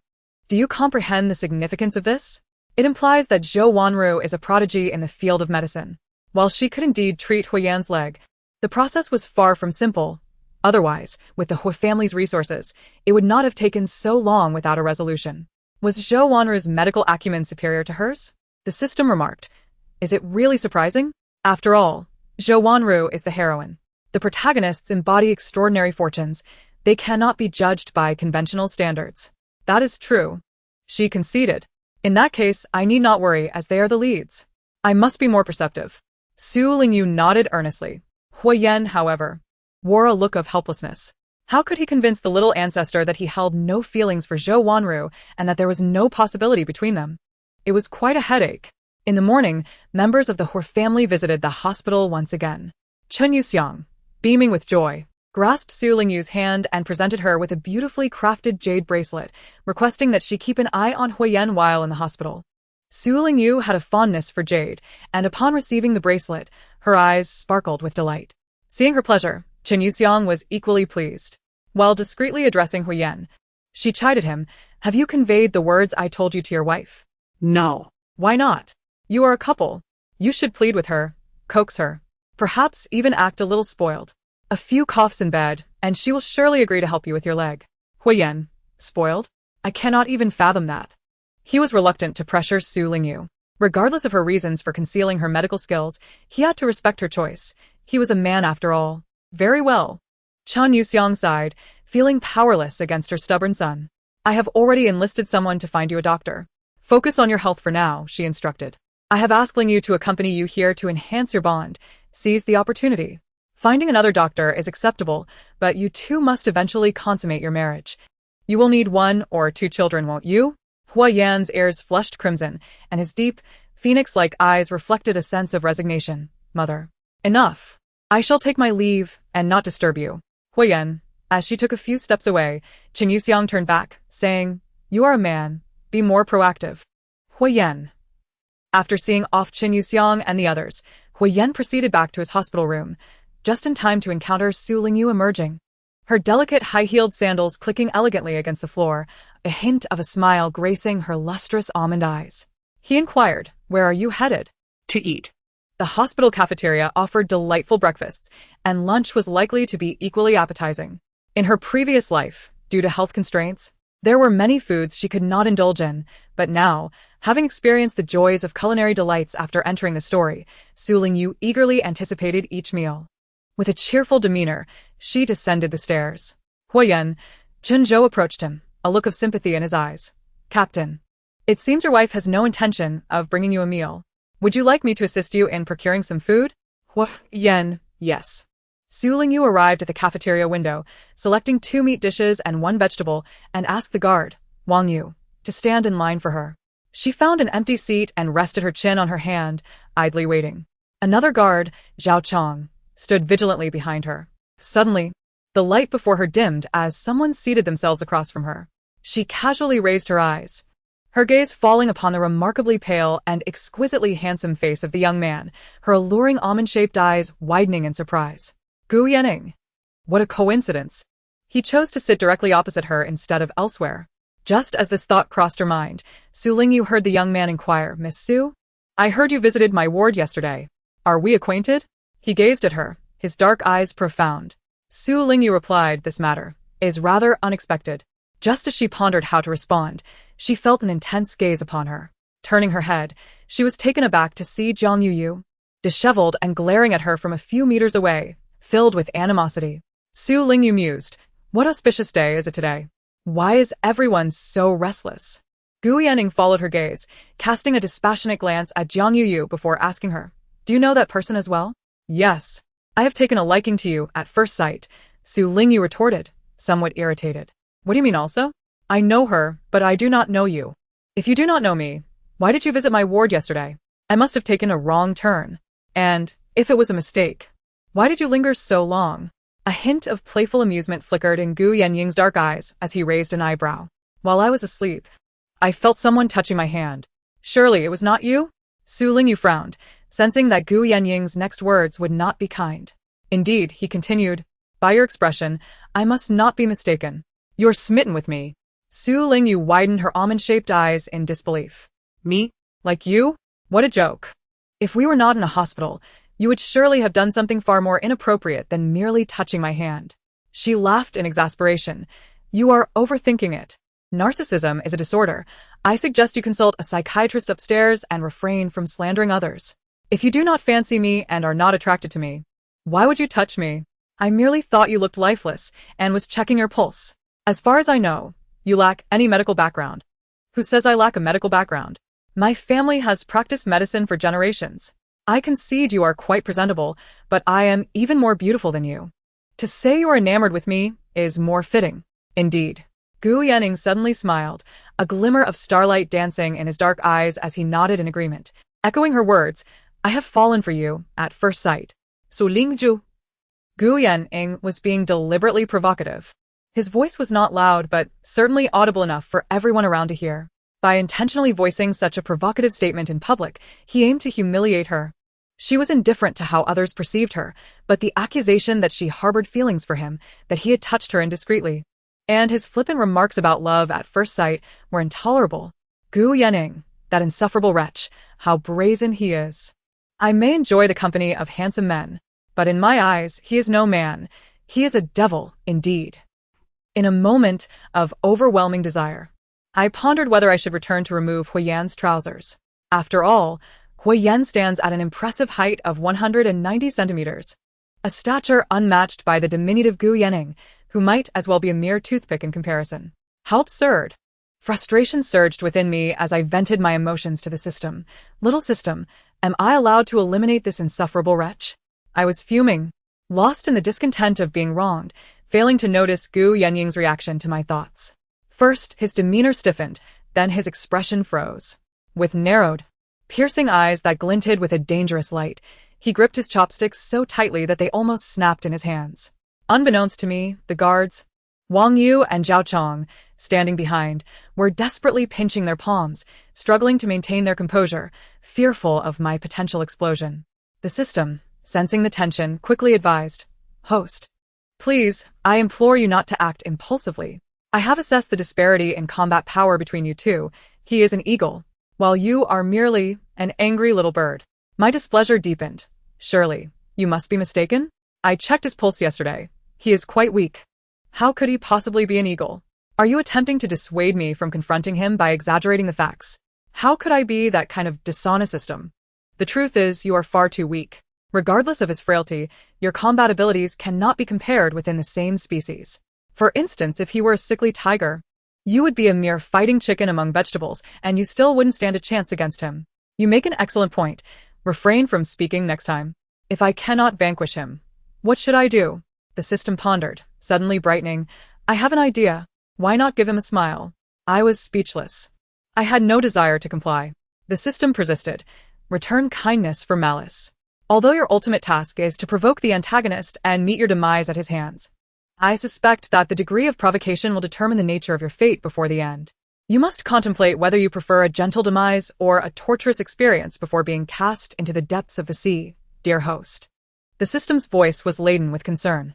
I feared both death and pain, and after some reflection, resolved to be a pragmatic individual. But I am still quite upset. Just a minor lesson for him will suffice, won't it? A minor lesson, that is acceptable. I adjusted my expression and, raising my chin, addressed Gu Yanning with a sweet voice. "Gu Yanning, please stand up." Raising an eyebrow, he complied, curious to see how I would administer my lesson without crossing the line. I circled the table and approached the tall, lean figure before me, crossing my arms and surveying him for a few moments. Suddenly, I let out a light huff and raised my delicate, fair hand to deliver a sharp slap to his chin. After the act, my body stiffened momentarily, but I quickly regained my composure, shot him a glare, and turned to leave. As I raised my hand to touch my chin, Gu Yanying's gaze hardened, and he stepped forward, intent on pursuing me. In the next moment, Wang Yu and Zhao Chong swiftly positioned themselves before him like sentinels, their eyes brimming with warning, their right hands resting on the holstered firearms at their waists. "Damn it!" Gu Yanning narrowed his eyes, standing still with a hint of a frosty smile playing at the corners of his lips as he raised his hands. He cast his gaze towards the direction from which the woman had departed. The slender figure of the woman was strikingly beautiful, her lustrous black hair cascading down her shoulders. As she moved, playful strands danced around her waist and hips, tracing enchanting arcs through the air. Yet, she was undoubtedly a spoiled and willful character. He loathed arrogant women. Her inner voice suggested that one day he would kill her, which was hardly surprising. Her outrageous behavior must have pushed him to the brink, prompting him to take action against her. At that moment, a sweet, soft voice echoed in his ear. I merely slapped Gu Yanning. He got off lightly. The system's childlike tone sounded puzzled. "Wait. No, host, weren't you aiming for his chin just now?" I intended to give him a slap. But who knew he would be so tall? I'll wait. Tomorrow I'll buy 10-centimeter heels. I want to make the same mistake again. The woman's indignant voice faded away, and Gu Yanning raised a hand to touch his slapped chin, chuckling in exasperation. That little shorty. After making a trip to the cafeteria, his stomach still felt empty. Lingyu grew increasingly frustrated, her heart brimming with grievance. On her way back to the third-floor inpatient department, she encountered Jiang Yu once more, who stood at a distance watching her, like a ghost, truly haunting her. She furrowed her delicate brows, appraising Jiang Yu with a disdainful glance before turning away. Upon returning to the ward, Hua Yan sat on the bed engrossed in a book, his eyes calm, one hand pressing down on the pages while the other held a pen, diligently scribbling notes, exuding an air of tranquility. This only heightened her displeasure. Approaching Hua Yan's bedside, she snatched the notebook from his grasp, her apricot eyes filled with grievance as she exclaimed, I am hungry. Following you around, and I still have to go hungry. Hua Yan, are you even a man? Hua Yan raised an eyebrow. looking at Wang Yu and Zhao Chong, who had accompanied Su Lingyu to the cafeteria, seeking clarification. What was happening? Chapter 41. Hua Yan is 1,000 times more capable. No argument accepted. Meeting Hua Yan's gaze, Wang Yu and Zhao Chong scratched their heads. They were unaware of the underlying issues. Matters concerning the opposite sex were never easy to discuss. If it escalated into a couple's quarrel, that would be troublesome. Observing Su Lingyu's puffed-up demeanor, Hua Yan wisely refrained from probing further and directly asked, "What would you like to eat?" "I'll send a guard to fetch it for you." "You don't know what I want to eat." Su Lingyu glared at him. Hua Yan pondered for a moment, recalling a decent Sichuan restaurant nearby, renowned for its authentic flavors. "Shall I get some dishes packed from there?" No. Eating Sichuan cuisine every day is tiresome. There's a good Hangzhou restaurant. Would you like something sweet? All right then. Su Lingyu cheerfully plopped down on the bed and picked up a novel to read, finally managing to pacify the little ancestor. Hua Yan pondered over the dishes that Su Lingyu typically favored and instructed Wang Yu to procure a meal swiftly. He had no doubt that should the time be delayed, he would soon find himself less than a man. Upon receiving the command, Wang Yu rushed back with the meal in hand. One exquisite dish after another was laid out upon the small dining table. Su Lingyu joyfully grasped her chopsticks, ready to indulge in the rich, savory West Lake vinegar fish. The quivering dompa pork, the refreshing longjing shrimp, the old duck soup served in a clay pot, and a plate of 8 treasure tofu. The feast was indeed splendid. With her first bite, Su Lingyu selected the West Lake vinegar fish, but upon tasting it, she was momentarily rendered speechless, her expression lost in a daze. "What's wrong?" Hua Yan inquired. Chewing on the fish, Su Lingyu gazed at him with a look of grievance. Hua Yan, struck by inspiration, extended a piece of paper toward her. Su Lingyu lowered her head to spit out the fish, then despondently declared, "After eating this fish, I feel as though it died in vain." Hua Yan quipped, "Next time, we must sit by the window overlooking West Lake while enjoying the West Lake vinegar fish so that after a bite, we can simply toss it into the lake." He too took a bite, noting the sweet and sour flavor, marred slightly by a hint of fishiness due to the not-so-fresh fish, rendering the taste indescribable. A flicker of amusement passed through his gaze as he served her a bowl of old duck soup. "The soup should be delightful. Do give it a try." No. She protested. "Should I procure 2 Sichuan dishes for you instead?" "You are quite perceptive," he replied. After a back-and-forth exchange, they finally relished a satisfactory meal. And Su Lingyu's spirits brightened considerably, even finding Hua Yan more agreeable to behold. Compared to that scoundrel Gu Yenying, Hua Yan appears gallant and distinguished, she mused to herself. The system chimed in, he is the male lead after all. Thus, he is destined for success. While that world-destroying scoundrel Gu Yenying deserves nothing but a prison sentence, what a pitiful creature. The system chuckled, however, dear host. I must inform you that Gu Yenying is quite formidable, with substantial resources.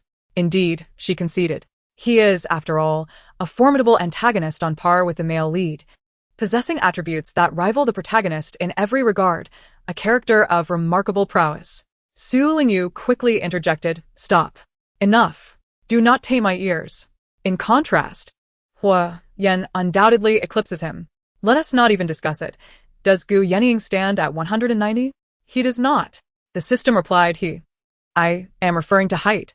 He does not, only 188. Thus, Hua Yan is 1,000 times superior. No objections. Suddenly, someone burst into laughter. Su Lingyu turned in surprise to find the guard Qinzhou, whose smile revealed 2 prominent canine teeth. Why is he laughing? She wondered. Qinzhou's smile faltered instantly. His expression tense as he glanced at Hua Yan, looking as though he had committed a grave error. Hua Yan maintained his composure, his eyes filled with exasperation. However, Su Lingyu did not dwell on it. She rubbed her stomach, casually beckoning 2 guards to accompany her for a stroll, and stepped out of the ward. Hua Yan gazed at her graceful silhouette as she departed, reflecting on her earlier, heartfelt words that praised his prowess. His ears flushed crimson once more, and he instinctively pinched his earlobe. Zhao Chong leaned closer, teasingly inquiring, "Captain, are you feeling shy?" Hua Yan's expression abruptly hardened, casting a chilling glare upon him. Zhao Chong instinctively recoiled, suddenly aware of his surroundings. Remembering Hua Yan's earlier desire to inquire about the events in the cafeteria, yet feeling constrained by Su Lingyu's presence, he seized the opportunity to report the situation. Hua Yan queried, "Are you saying that Su Lingyu sat down first, and Gu Yenying chose to sit directly across from her?" Indeed, Zhao Chong nodded. He found it perplexing that Hua Yan seemed unconcerned about Gu Yanying's immediate infatuation with Su Lingyu, yet fixated on such a trivial detail. Hua Yan fell into contemplation. Judging by Gu Yanying's reaction, he surmised that when Su Lingyu visited his hospital room yesterday, he must have been awake and perhaps even overheard her sentiments, which prompted him to test her today. Have someone investigate Gu Yanying's background and deliver the findings to me post-haste, Hua Yan instructed gravely. Understood. Zhao Chong responded with a solemn nod. Meanwhile, Su Lingyu exited the hospital room, feeling somewhat listless. The hospital lacked suitable spaces for a leisurely stroll, and the sun blazed fiercely outside, leaving her no choice but to pace the corridor. As she walked, a middle-aged man, seemingly searching for someone, spotted her and his eyes brightened as he approached briskly. "Excuse me, are you Miss Su?" he inquired. The unfamiliar man prompted Su Lingyu to respond defensively. "Who are you?" "I am the owner of the fruit shop at the hospital entrance. A friend of yours ordered a fruit basket from our store and specifically instructed me to deliver it to the third floor of the inpatient department, seeking the most beautiful lady with the surname Su. May I ask, are you indeed Su Lingyu?" The amiable middle-aged man held up a basket overflowing with fruits, gesturing towards her. Just then, Nurse Xiao Yuan happened to pass by and, noticing Su Lingyu's hesitance, cheerfully assured her, "Miss Su, don't worry. I know this owner. He truly is the proprietor of the fruit shop." Su Lingyu nodded, signaling the security guard behind her to accept the basket. Upon returning to her hospital room with the fruit basket, she discovered within it 2 bottles of vintage Beibinjiang orange soda, instantly piquing her interest. However, just as she reached for a soda, a panicked voice from the system echoed in her ear.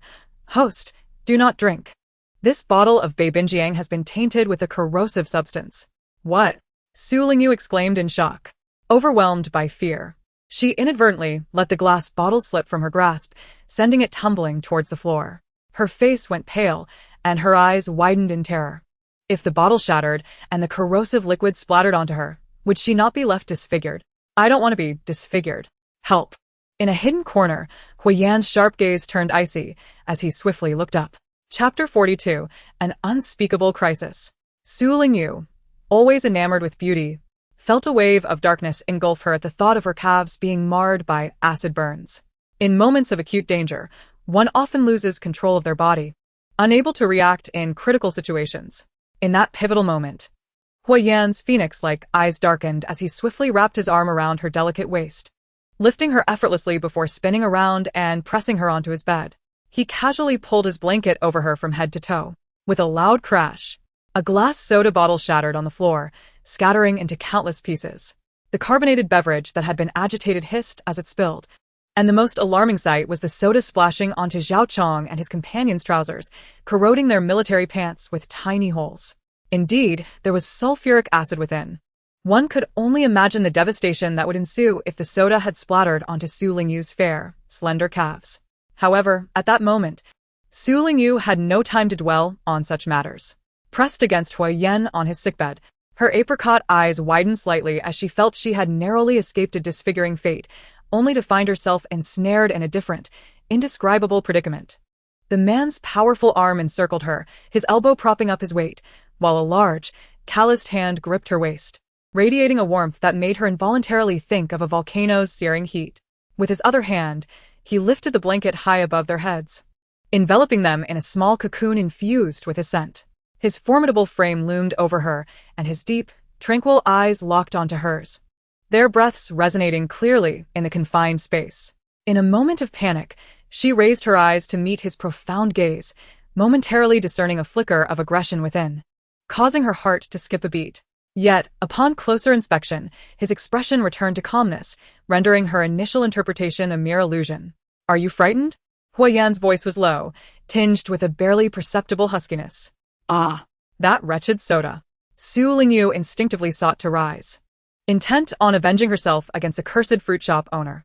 However, as she bent one knee, before she could fully support herself, she felt her knee collide with Hua Yan's body, eliciting a low grunt from him. The system's gleeful laughter echoed. "Haha, host, you are too much. Hua Yan just saved you, yet you dealt him a blow. Ha ha ha. He must be in agony, but refuses to show weakness in front of you, desperately pretending that he is fine. Oh, look. The 4 guards are stifling their laughter. Have they noticed something?" Su Lingyu, Huiyan, Zhao Chong, and the others immediately rubbed their faces in unison, striving to envision themselves as terracotta warriors, adhering to their professional ethics. They would never laugh, unless unable to contain themselves. Su Lingyu, surely the guards are unaware? Huiyan didn't shout. He merely grunted, displaying remarkable fortitude. I truly didn't mean it. I just wanted to get up. The system continued to chuckle. Just look for yourself. He must be hurt by your collision.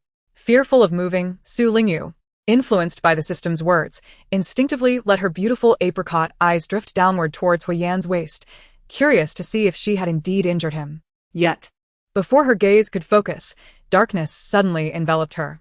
It was Huiyan, covering her eyes with his hand. Su Lingyu blinked, her long, curled eyelashes brushing against the man's palm.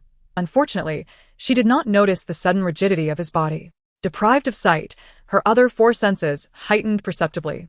The man's distinctive masculine aura enveloped her, tinged with a faint hint of mint and a trace of tobacco.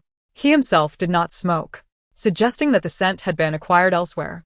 His hand, gripping her waist, unconsciously tightened, pressing against her skin through a thin layer of fabric, eliciting a sensation that was both warm and slightly irritating. Su Lingyu. His deep, hoarse voice resonated in her ear, his breath heavy and laced with a hint of restrained fury. This is the second time.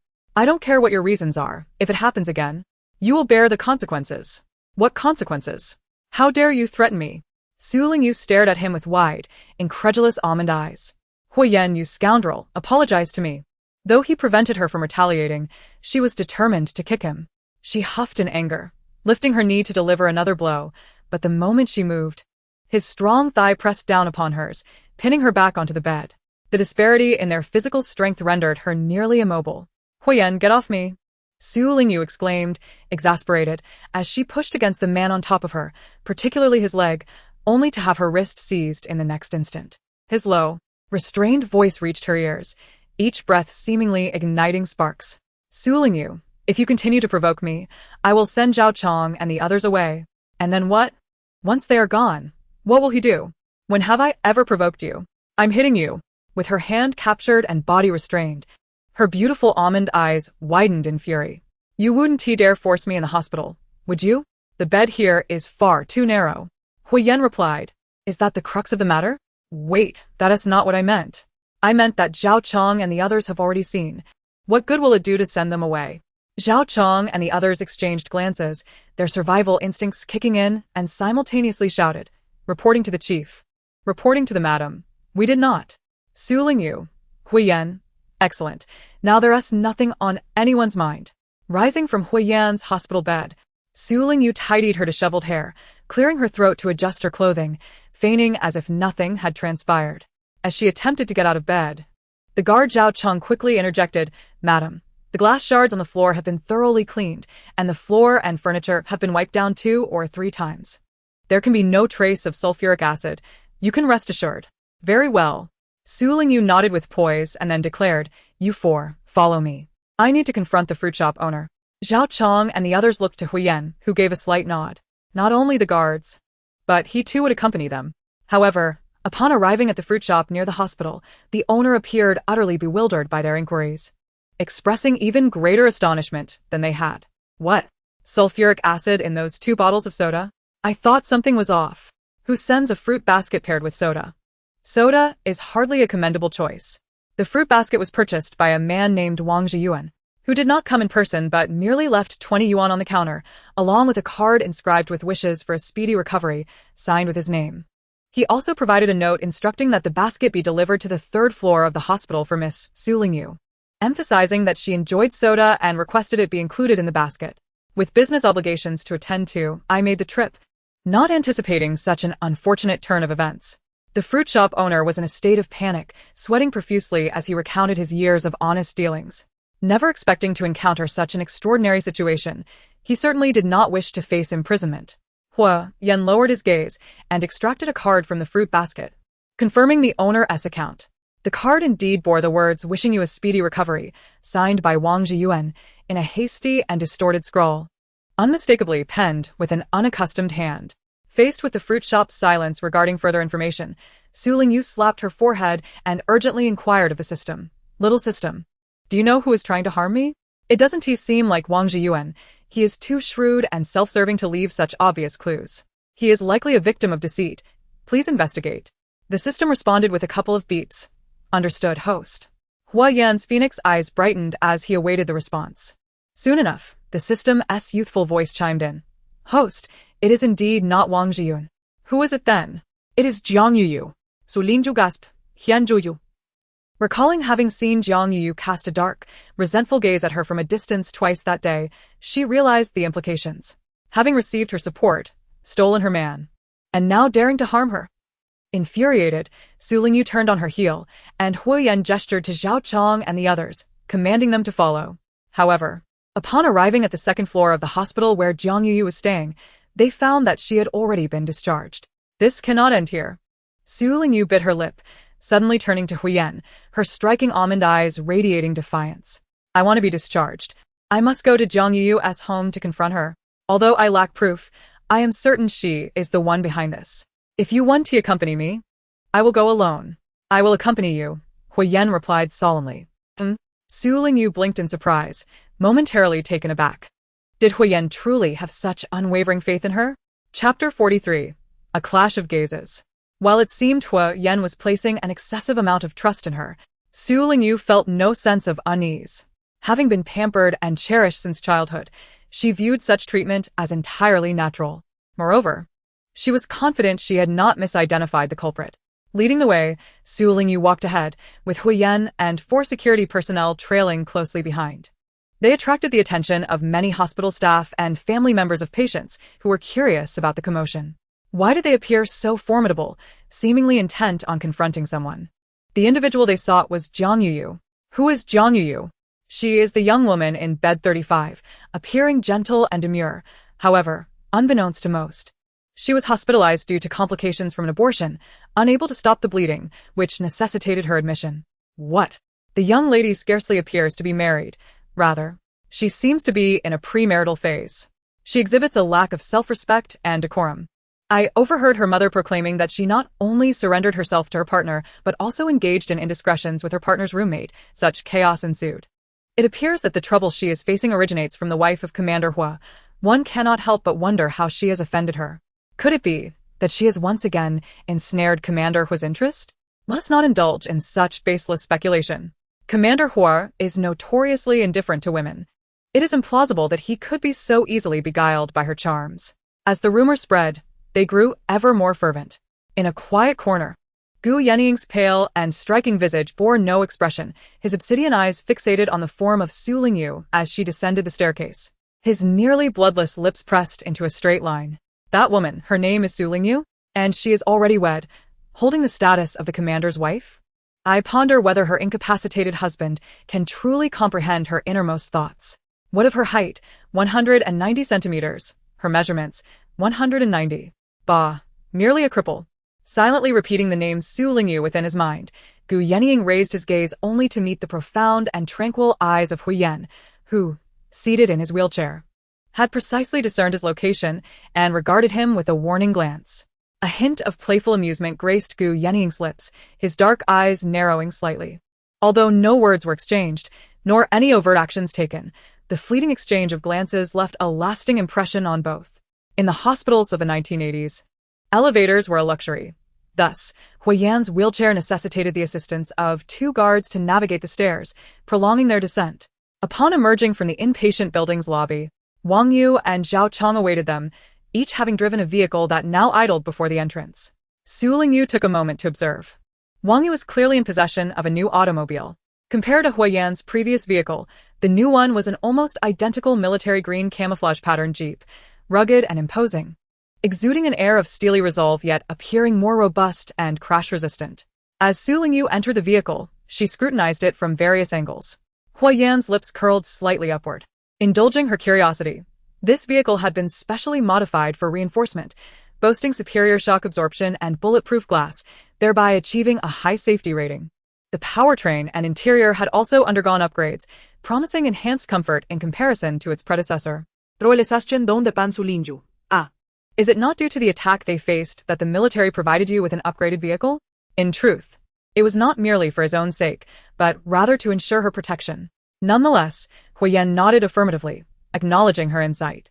Su Lingyu mused, indeed. He is the male protagonist, a future magnate, clearly held in high regard by those above. Little Commander, the expense for modifying this vehicle must be considerable, no? The system responded, indeed, host, the costs for the modifications likely exceed the value of the vehicle itself. The expenditure is justified. After the modifications, it is certainly more comfortable. In that previous vehicle, each time I sat down, I felt as though it might fall apart beneath me. A thought sparked within Huiyan. He could report this to his superiors, striving to enhance Su Lingyu's quality of life. She was a person of discerning taste, possessing lofty standards. While the Hor family would bear the costs, many items required special approval. As he contemplated this, the system suddenly chuckled mischievously, offering sly suggestions. Host, you can thoroughly enjoy yourself with Huiyan here. Su Lingyu was momentarily perplexed. Enjoy what? A car rendezvous. But Huiyan's legs are injured. After you resolve matters with Jiang Yuyu, you'll need to think of a clever way to bind his hands, allowing you to have your way with him. Su Lingyu exclaimed, wait. As a vicious supporting character, I can't just do whatever I want Huiyan, can I? Of course you can. What's wrong with indulging in Huiyan's robust physique? After all, you are now a legitimate couple. But I haven't completed today's daily task yet. Consider this. Given Huiyan's austere and restrained nature, if you were to audaciously take his purity, to toy with and humiliate him, wouldn't that deliver a heavy blow to his pride? Imagine him with his hands bound, his face flushed with anger, yet helpless as you tear open his shirt and caress his solid chest. Isn't that thrilling? Su Lingyu replied, you. Cough, cough. Before Su Lingyu could inquire further about the system's dubious suggestion, a sudden fit of intense coughing interrupted her conversation. She cast a puzzled glance at the Huiyan beside her. For reasons unknown, this usually stoic man appeared to have been choked, his ears flushed, and his face betraying a rare display of discomfort. Turning her gaze to the front, she noticed Wang Yu and Chen Zhou clearly struggling to suppress their laughter. Their shoulders shaking. What is happening? Is there something I'm unaware of? The system responded with uncertainty. I'm not sure either. Feeling that something was amiss, Su Lingyu decided to directly ask Huiyan. Huiyan roughly rubbed his ear, took a deep breath, and said, no. Su Lingyu was displeased. It's obvious you're not telling the truth. If you don't come clean, I shall. The system interjected excitedly. Then bind him and strip him. The vehicle suddenly swerved. Wang Yu, the driver, hastily corrected the steering wheel, nervously apologizing. I'm sorry, I will pay attention.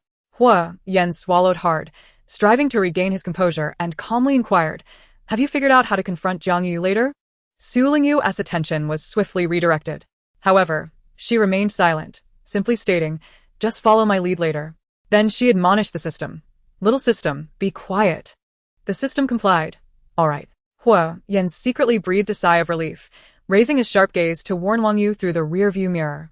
While having 4 security personnel was advantageous, the increasing audience was both a headache and a burden. Following the system's guidance, Su Lingyu directed Wang Yu as they drove for several minutes until they reached their destination. Upon exiting the vehicle, they were greeted by a dim and narrow alleyway. Su Lingyu stepped into the alley, where dirt and moss were strewn about, emanating an unpleasant odor. She patiently covered her nose, gazing upwards at the sky, where the telegraph poles and wires fragmented the already narrow expanse into smaller shards, some of which bore sheets drying in the breeze. After walking several meters, she turned left into a disheveled courtyard. The 2 small houses at the southernmost end belonged to Jiang Yuyu. Just as Su Lingyu was about to proceed, she felt a grip tighten around her wrist. What are you doing? She inquired. Stand behind me, Huiyan urged. Absolutely not. You won't tell me what you're laughing about. So I refuse to heed your words. Su Lingyu twisted, attempting to free herself from his grasp. However, Huiyan held firm, patiently explaining, Jiang Yuyu has sulfuric acid. What if she harms you further? For your safety, stand behind me. Even though I am disabled, I will do my utmost to protect you. Who do you underestimate? Su Lingyu retorted, lifting her delicate chin defiantly. Do you think I am afraid? Indeed, I am afraid. I regret coming here. What if I get disfigured? While cautiously stepping behind Huiyan, she fervently urged the system in her mind. Quickly, little system, help me find Jiang Yuyu and see if she still has sulfuric acid. Hurry. Chapter 40, for the proximity between them was palpably intimate, bordering on the ambiguous. Upon hearing Su Lingyu's inner thoughts, Wang Yu and the others immediately slowed their advance towards Jiang Yu's home, straining their ears for the system's response. They were not yet married and certainly did not wish for disfigurement. Unlike Captain Hua, who, despite having been married for a month or two, stubbornly clung to his virginity. At least he shared a bed with his wife every night, providing ample opportunity. They hadn't even held a girl's hand. After a brief pause, the system chimed in with a soft voice. Host, Jiang Yu is sleeping in the bed of the inner room. She still possesses sulfuric acid. Fearing discovery, she has injected the acid into 2 bottles of energy drink, which she has hidden at the very bottom of the rice jar. Lingyu breathed a sigh of relief. Thank goodness I didn't rush in. She turned to Huiyan, stating, Jiang Yu must have hurried back from the hospital, and her body is likely still weak. She might very well be asleep in her bed. However, if she has sulfuric acid, she would certainly conceal it. Where do you think she would hide it? Huiyan prompted. Check under the bed, in the cupboard, and in the rice jar. It's probably still hidden in the drink bottles. Indeed, Huiyan nodded, gesturing to Wang Yu and the others to enter, instructing them to secure the person and conduct a thorough search. Understood. Wang Yu and the others nodded in agreement. They forcefully kicked open the wooden door and streamed inside, soon met with Jiang Yu's piercing scream from within. Who are you? What do you want? Don't touch me, or I'll scream for help. Help! Lingyu stood at the threshold, unable to glimpse the situation inside, so she nudged Huiyan in the wheelchair, urging sweetly, Come on, go in. Aren't you supposed to protect me from the sulfuric acid? Huiyan. Jiang Yu found herself restrained, fully aware that the remaining sulfuric acid was hidden within the jianlibo, which lay concealed beneath a rice jar. Such caution was unexpected. For a moment, he was torn between commending her obedience and criticizing her lack of conscience. Truly, she was a little terror. Helpless, Huiyan maneuvered his wheelchair forward. After trailing behind him for a couple of meters, Lingyu's fear dissipated upon witnessing Jiang Yu half kneeling on the ground, her hands bound behind her by Chenzhou. Feeling obstructed by the wheelchair, she bypassed Huiyan and marched inside, expressing her dissatisfaction. If you're not leaving, then don't block my way. Huiyan responded with a perplexed expression. Hearing Lingyu's voice, Jiang Yu, filled with rage, shouted, Lingyu, it's you again. What do you mean it's me again? Lingyu approached her, a triumphant smirk gracing her lips. You've tormented me countless times. This is my first retaliation. But you seem shocked that I found you so quickly, huh? Care to confess your misdeeds? Jiang Yu paused, feigning ignorance. What misdeeds? I haven't done anything. I'm just discharged from the hospital. Stop framing me. Alright, since you insist. How about I treat you to some soda? You drink half, and I'll keep the other half as evidence to send you to prison. In the fruit basket, there were 2 bottles of soda. One had been smashed, leaving one intact, perfectly suited for Jiang Yu. Upon hearing the word soda followed by evidence and prison, Jiang Yu's complexion paled. Lingyu waved her hand, and Wang Yu promptly presented a bottle of Beibinjiang soda. Seeing the familiar bottle, Jiang Yu's pupils constricted. A chill racing down her spine, and her last shred of hope vanished. Trembling uncontrollably, her body nearly collapsed to the ground. Wang Yu poured half a cup of soda and brought it to Jiang Yu's lips. When she refused to open her mouth, he firmly grasped her jaw, threatening to pour it down her throat. Lingyu chuckled lightly. This soda is quite delicious. You should give it a try. I don't want to drink it. I refuse. Panic and dread overwhelmed Jiang Yu. Her mental defenses shattered as she cried and recoiled. There's sulfuric acid in that soda. You want to kill me? You vile creature. Lingyu, you're just envious because I took Wang Zhiyuan from you. Let me go. I don't want to die. She sobbed, shaking her head frantically, summoning every ounce of strength to struggle. Fearing the chaos might ensue, Lingyu hastily stepped back. Unexpectedly, she felt resistance at her calves, as if she had tripped over something. Stumbling, her body tilted backward. Ah! She gasped sharply, and in the next moment, she fell into a strong embrace. One hand pressed against the man's firm abdomen, the edge of her palm digging into the hard metal buckle of his belt, causing her discomfort. Her head collided painfully with his jaw, and a low groan escaped his lips. Frowning in annoyance, Lingyu looked up, her cherry-colored lips inadvertently brushing against his slightly stubbled, resolute chin, locking eyes with his deep, ink-like gaze. The question, "What is your name?" lodged itself in her throat. Their eyes met, the distance between them uncomfortably close, teetering on the edge of ambiguity. Amidst the entwined breaths, the man's heartbeat quickened, resembling the fervent rhythm of a drum, striking heavily against her shoulder closest to his left chest. She blinked, momentarily dazed. What was happening? How had things suddenly turned this way? Was that a kiss? That had been her first kiss. At that moment, a soft voice from the system interjected. Host, now is not the time to flirt with Huiyan. Show some respect for Jiang Yuyu. She has been calling for nearly a minute, and is on the verge of losing her voice. Look at those 4 guards. They are utterly astonished, their eyes nearly popping out. So Lingyu. Instinctively, she glanced towards Wang Yu and the others. Chun Zhou and Zhao Chong immediately averted their gazes to the ceiling, as if investigating some mystery about the light bulb overhead. Wang Yu maintained a serious demeanor, studying the cup in his hand, avoiding eye contact. The previously inconspicuous Jiang Shang had suddenly become a spectacle. Upon meeting her gaze, he foolishly shut his eyes, resembling an ostrich burying its head in the sand, perfectly illustrating the phrase, "not a penny of silver here." Were they witnessing a performance? The system emitted a loud notification. If you don't get up now, Huiyan might react to your presence. Su Lingyu. She immediately stood, both embarrassed and indignant, wiping her lips, her captivating almond eyes glaring fiercely at the man behind her. You scoundrel. Pervert. Huiyan. Uft. Uft. Wang Yu and the others could no longer contain their laughter, stifling it one after another, pretending as if nothing had transpired. Host, are they mocking you? The smiles on Wang Yu and the others' faces froze. They were aware that the system possessed the ability to observe, and Su Lingyu had a penchant for gossip. If she suddenly decided to tease them, wanting to embarrass them, what would happen? However, they soon relaxed. Su Lingyu retorted angrily, "Of course not. They are laughing at Huiyan, mocking him for being able to react at any moment." Huiyan. His face flushed crimson, this time out of anger. He wanted to assert his calmness, claiming he had no reaction whatsoever. Yet, balancing his pride with the need to conceal the secret of hearing thoughts, he found himself stifled. Resorting to several deep breaths for composure, he restrained himself, coolly stating, "Wang Yu, that's enough. Jiang Yu has indirectly confessed to her crimes. We should hand her over to the police for interrogation." Yes. Wang Yu promptly stood with the cup in hand. His earlier pretense of intimidating Jiang Yu was merely a ruse. "I refuse. How dare you hand me over to the police?" Jiang Yu screeched.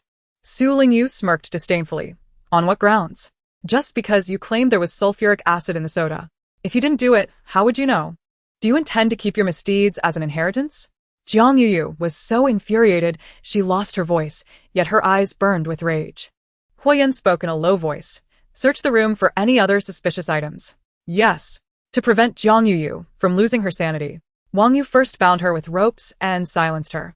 The 4 of them then pretended to search the room, eventually discovering 2 bottles of Jianlibo drinks in the rice jar. Upon seeing the bottles, the last flicker of hope in Jiang Yu's heart extinguished. The secret was out. She could hardly fathom what awaited her. Just then, a youth resembling Jiang Yu by about 70% burst into the room. Upon seeing a group gathered inside, he furrowed his brow and shouted, "Who are you, and what are you doing in my house?"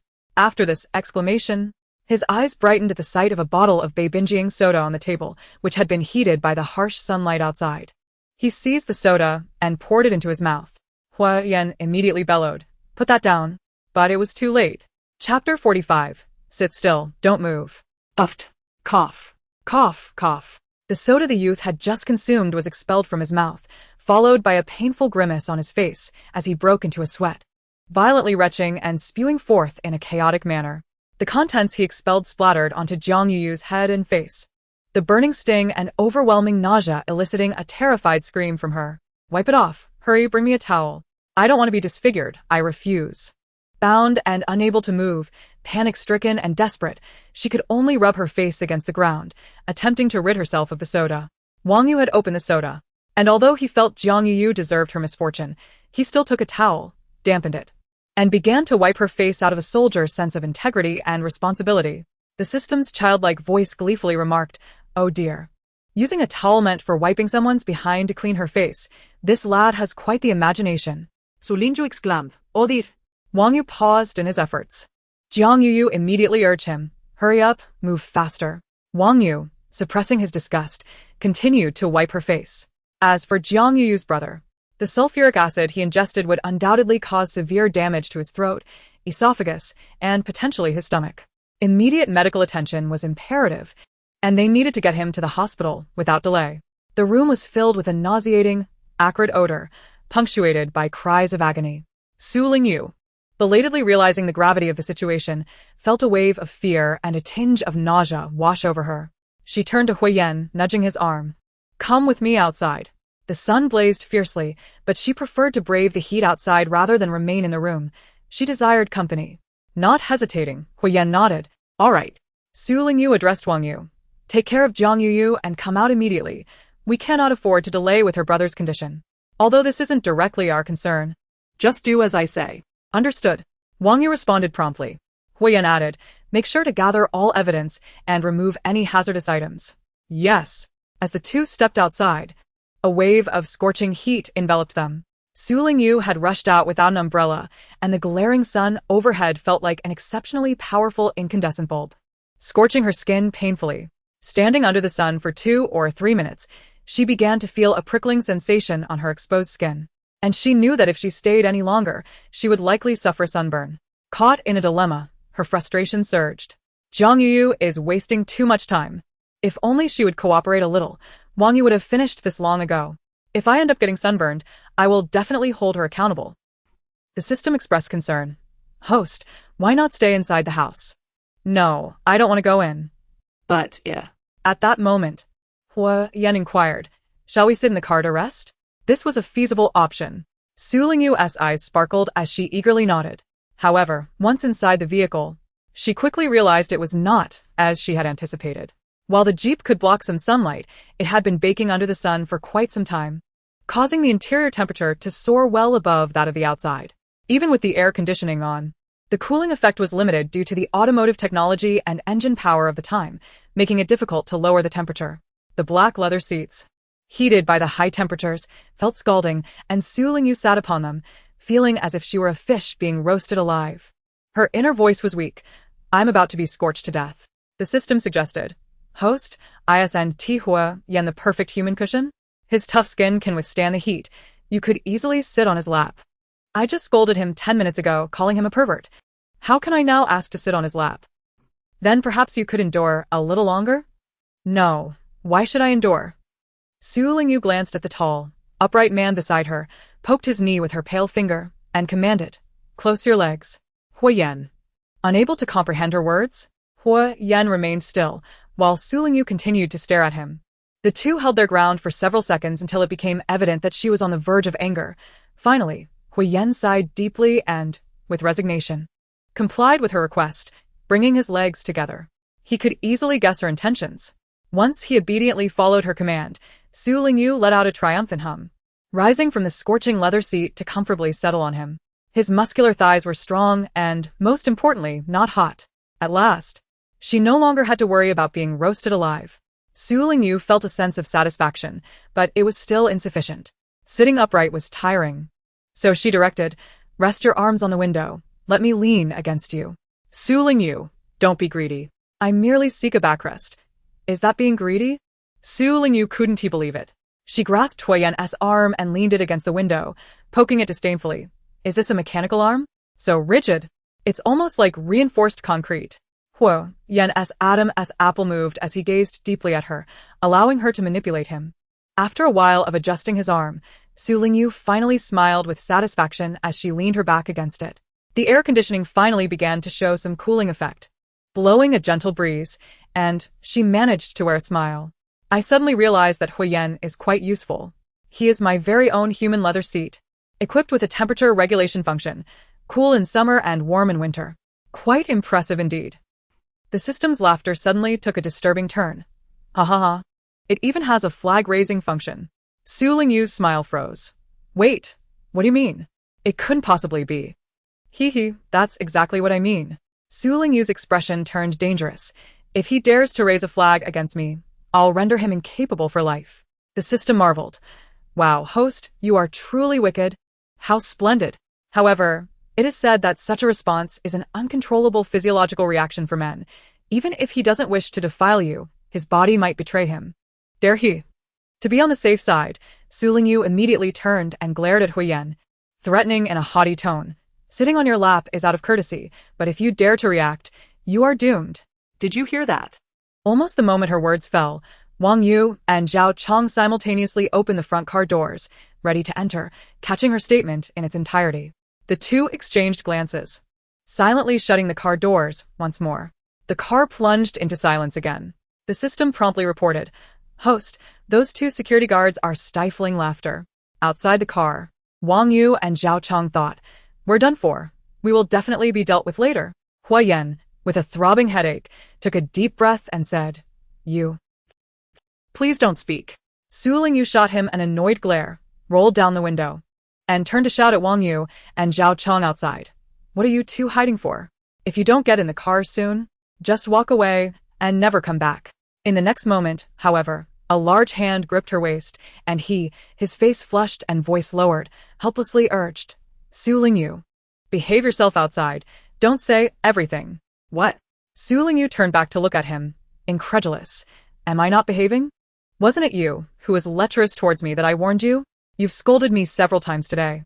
Behave?" With all the thoughts swirling in her mind and the conversations with the system, how could any of that be considered behaving? Hua Yan took a deep breath. His deep voice tinged with an undercurrent of suppressed emotion. "If you don't want to embarrass yourself alongside me, just sit still and don't fidget." "So Lingyu?" Amidst the system's laughter, a singular thought consumed her mind. That scoundrel Hua Yan actually dared to scold her. It was merely a matter of losing face in front of subordinates. Could his pride not bear it? Wasn't he just rigid and serious, unwilling to engage with women in such a manner? She was determined to infuriate him. If he wanted her to behave, she would do the opposite. In a moment of impulse, Su Lingyu tugged at the man's collar and, to his astonishment, leaned down to bite his lip. Chapter 46 Shock. "You dare to wrong your sister-in-law?" As she bit down, their lips met, and Su Lingyu felt Hua Yan's grip on her waist tighten suddenly. It was unclear whether it was from pain or anger. She straightened and looked at him, finding his gaze dark and profound, swirling with an inexplicable tide, like an impending wave ready to engulf her. As the heat of the moment faded, she found herself somewhat dazed. Yet, unwilling to concede, she angrily slapped his shoulder, turned, and sat back in her seat, staring out the window at the small saplings and their fluttering leaves. In truth, her heart was screaming in embarrassment and indignation. My first kiss. How could it have been given to that scoundrel, Hua Yan? The system, perplexed, remarked. Really? Did that even count as a kiss? You merely nibbled on him, didn't you? The moment our lips touched, it was indeed a kiss. She retorted. Fortunately, he didn't take the opportunity to engage in a French kiss. If he dared to do that, I would truly slap him. The system immediately smirked mischievously. Shall we tie him up and whip him with a little leather strap? Yes. Su Lingyu replied with enthusiasm. Hua Yan's face turned crimson as he raised his voice, a hint of sternness in his tone. Su Lingyu, covering her ears, called back sweetly without looking. Hua Yan, be quiet. If you scold me again, I shall kiss you once more, and you will be embarrassed. Hua Yan was taken aback. What are you saying?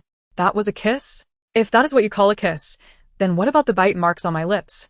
He could easily imagine that the two fools outside the car must be laughing themselves silly. Rolling down the car window, he cast a cold glance at Wang Yu, who was struggling to suppress his laughter, and commanded in a frosty tone, Get in the car and do not make me repeat myself.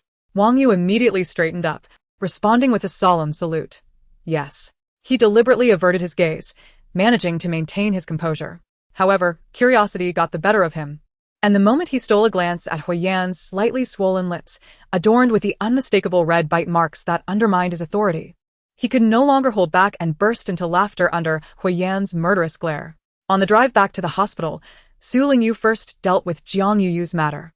Jiang Yuyu had only sustained minor injuries due to her own recklessness. She was not benevolent enough to repay malice with kindness by taking her to the hospital for treatment.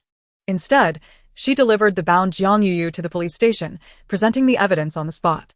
Due to her deliberate poisoning, which involved criminal activity, Jiang Yuyu was immediately detained by the authorities. According to the law, even an attempted poisoning could result in a prison sentence of no less than 3 years and no more than 10. As Jiang Yuyu was taken away by the police, she wailed and begged Su Lingyu not to hold a grudge against her, but Su Lingyu remained unmoved, feeling that Jiang Yuyu deserved her fate. Upon returning to the military hospital, Wang Yu took Jiang Yuyu's brother to see the doctor and busied himself with notifying the Jiang family, matters that Su Lingyu disregarded. She took a shower, changed into clean clothes, and sat cross-legged on the bed, comfortably engaging with the system. Little system, what was Jiang Yuyu's fate in the original narrative? The system sighed. Ah, she was quite formidable. According to prior developments, after breaking up with Wang Zhiyuan, she ended up with his roommate.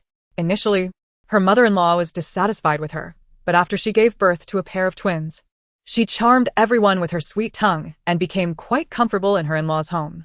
In human terms, one might say she was a winner in life. And now? Has her fate been rewritten? Su Lingyu inquired. The system affirmed, certainly, as many circumstances have diverged from what they once were. Su Lingyu curiously asked, if her fate line is changed, can you still foresee her future developments? I can glimpse a bit, though it is not very clear, the system replied. Su Lingyu pander. What will become of her? She will be sentenced to 5 years, enduring relentless bullying in prison. Upon her release, her mother and brother will refuse to welcome her home. Disfigured and unable to find a man to rely on, she will struggle to secure employment, ultimately becoming a beggar, wandering until she reaches a small village. In the bitter winter, unable to bear the cold, she will follow an elderly bachelor home. And then she discovers that the elderly bachelor has 3 brothers, all bachelors themselves, all of a certain age, without wives. Su Lingyu sighed. In the home of the elderly bachelor, will she not be spoiled beyond measure, living in bliss? Is it a minute of happiness in bed? A child born without knowledge of their true father's identity? I would argue that Ho Yan is preferable. With time comes quality, ensuring that each encounter brings unparalleled pleasure. Su Lingyu resolved to disregard the system's lewd insinuations. However, she inquired, if Jiang Yuyu's fate can be rewritten, what of mine? This was the crux of her inquiry, the information she yearned for most. The system faltered. Just then, Ho Yan emerged from the bathroom. He was a man who valued cleanliness, perhaps to an obsessive degree. After Su Lingyu's shower, he had entered with a set of fresh clothes. Now, having just finished washing, his hair was still dripping. The system swiftly changed the subject. Look, Ho Yan has come out. He dropped his clothes while bathing. They fell to the floor and got wet. Look at his abs. Su Lingyu rimandan fast. Ho Yan's body tensed, his motion to dry his hair coming to a halt. Yet, Su Lingyu did not glance his way. She turned slightly, letting out a soft hum, feigning disdain. Ho Yan helplessly touched his still swollen lip, recalling that he had indeed provoked this little tyrant. It reminded him of a cat he had owned in childhood. A mere raised voice would not only deny him a belly rub, but would also prompt the feline to leap from the top of the wardrobe, delivering a blow to his head. Alternatively, it would ignore him entirely, making even a treat of dried fish hard to acquire. But he had just heard Su Lingyu's thoughts. Could fate truly be rewritten? Indeed, if fate were immutable, how could scientists and soldiers who had perished due to Zhou Feng still be alive and well? Su Lingyu pressed on. Do not jest with me. I grasp your meaning.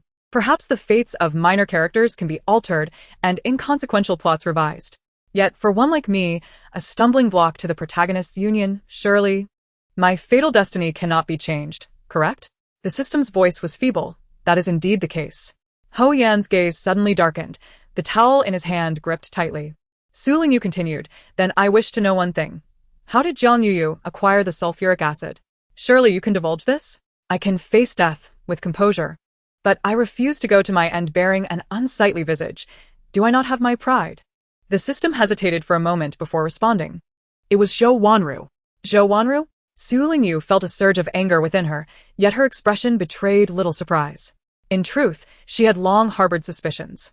After all, although she was willful, her actions had not significantly harmed many.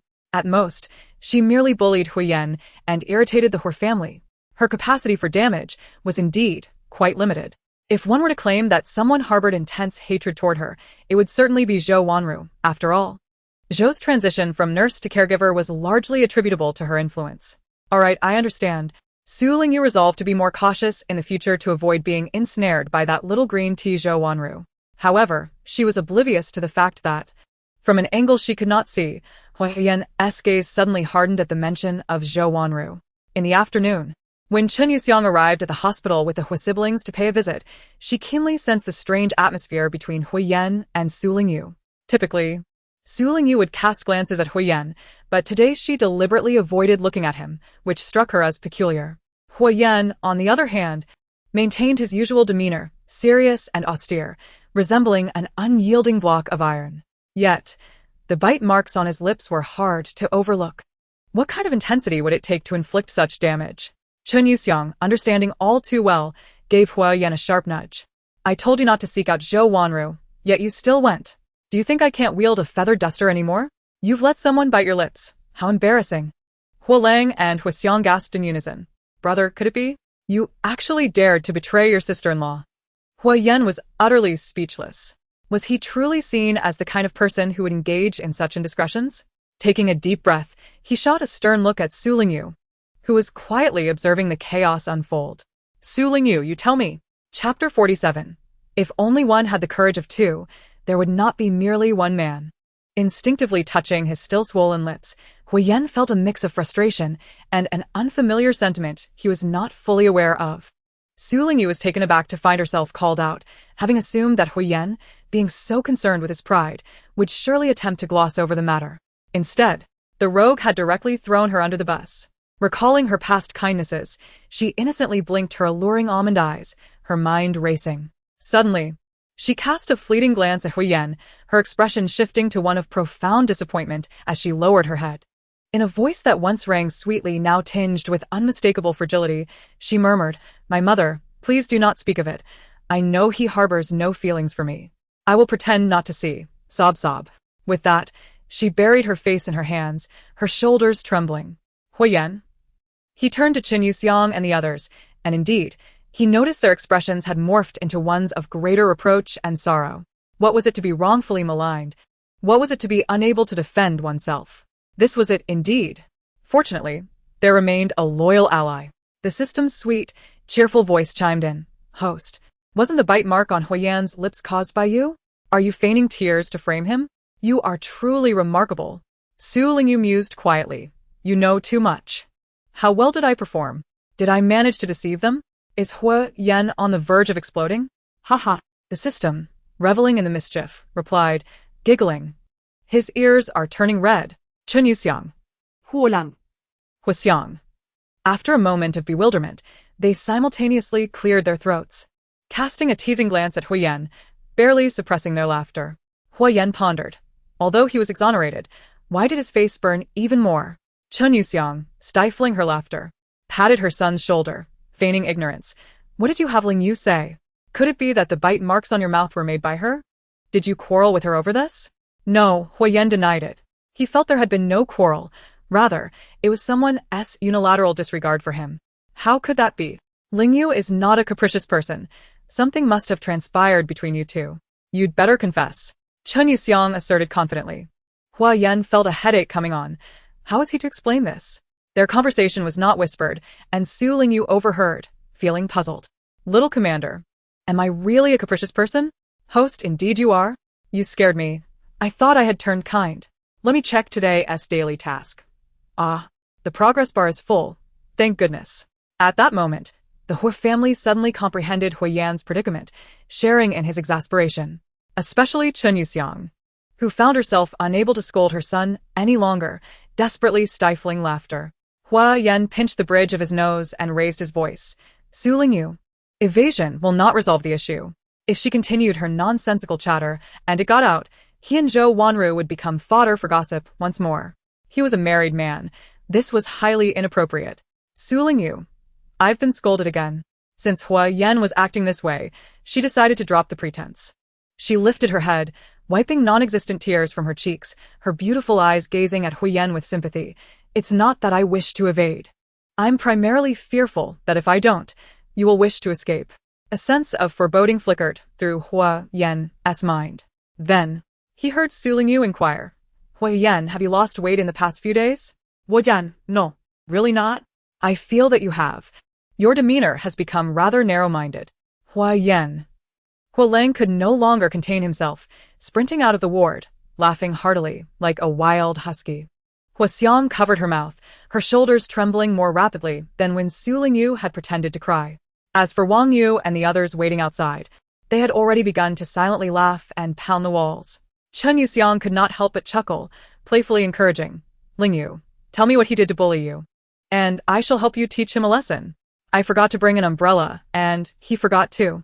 Chen Yuxiang, next time remind him.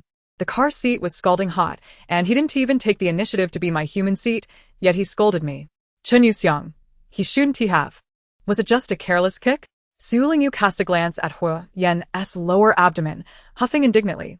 It didn't even hurt him. Is it worth him being angry with me for so long?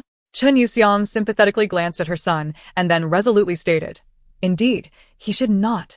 Huiyan? Feeling both embarrassed and furious, his ears burned. For the first time in his life, he regretted calling out to Su Lingyu. He had underestimated her knack for causing trouble.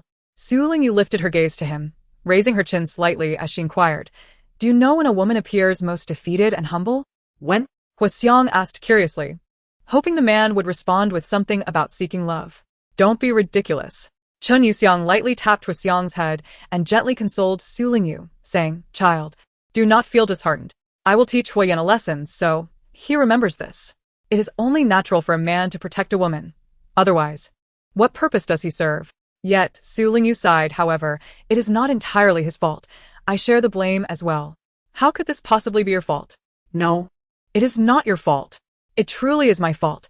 I simply have too few men, Su Lingyu replied languidly, her tone cool. If only I had 2 more ounces of courage, I would not be left with just one man. Chen Yuxiang, pft. Hua Xiang, pft. Ha ha ha. Those outside the door, ha ha. System, ha ha ha ha ha. Reading and responding chaotically, stability is madness. Host, you're going to drive Huiyan to his wit's end. Ha ha ha ha.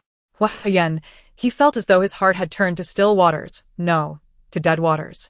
To prevent Su Lingyu from uttering anything more provocative, he pinched the bridge of his nose and helplessly asked Chen Yuxiang, Mom, you didn't come here today solely for this matter, did you? No, no. Chen Yuxiang suddenly remembered the important issue at hand. The Capital University has organized a traditional Chinese medicine research institute, gathering a significant number of highly skilled and esteemed practitioners, along with a cohort of young talents in medicine, biology, and engineering.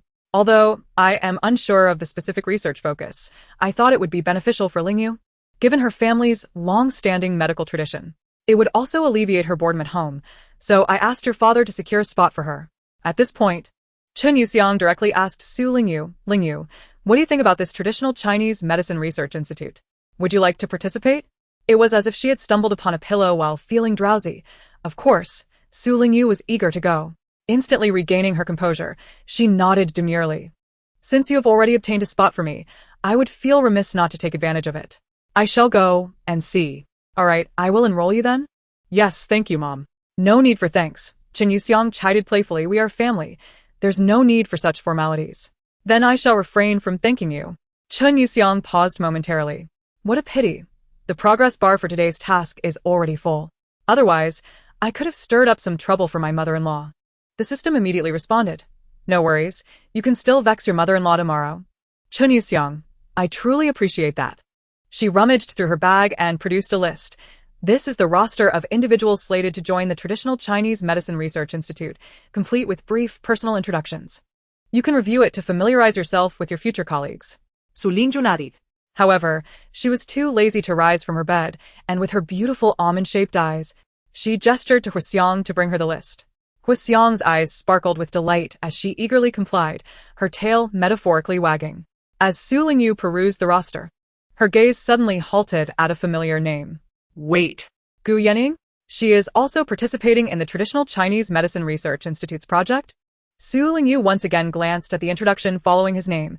25 years old, an associate professor at the Capital University, an expert in the field of biomedical science research.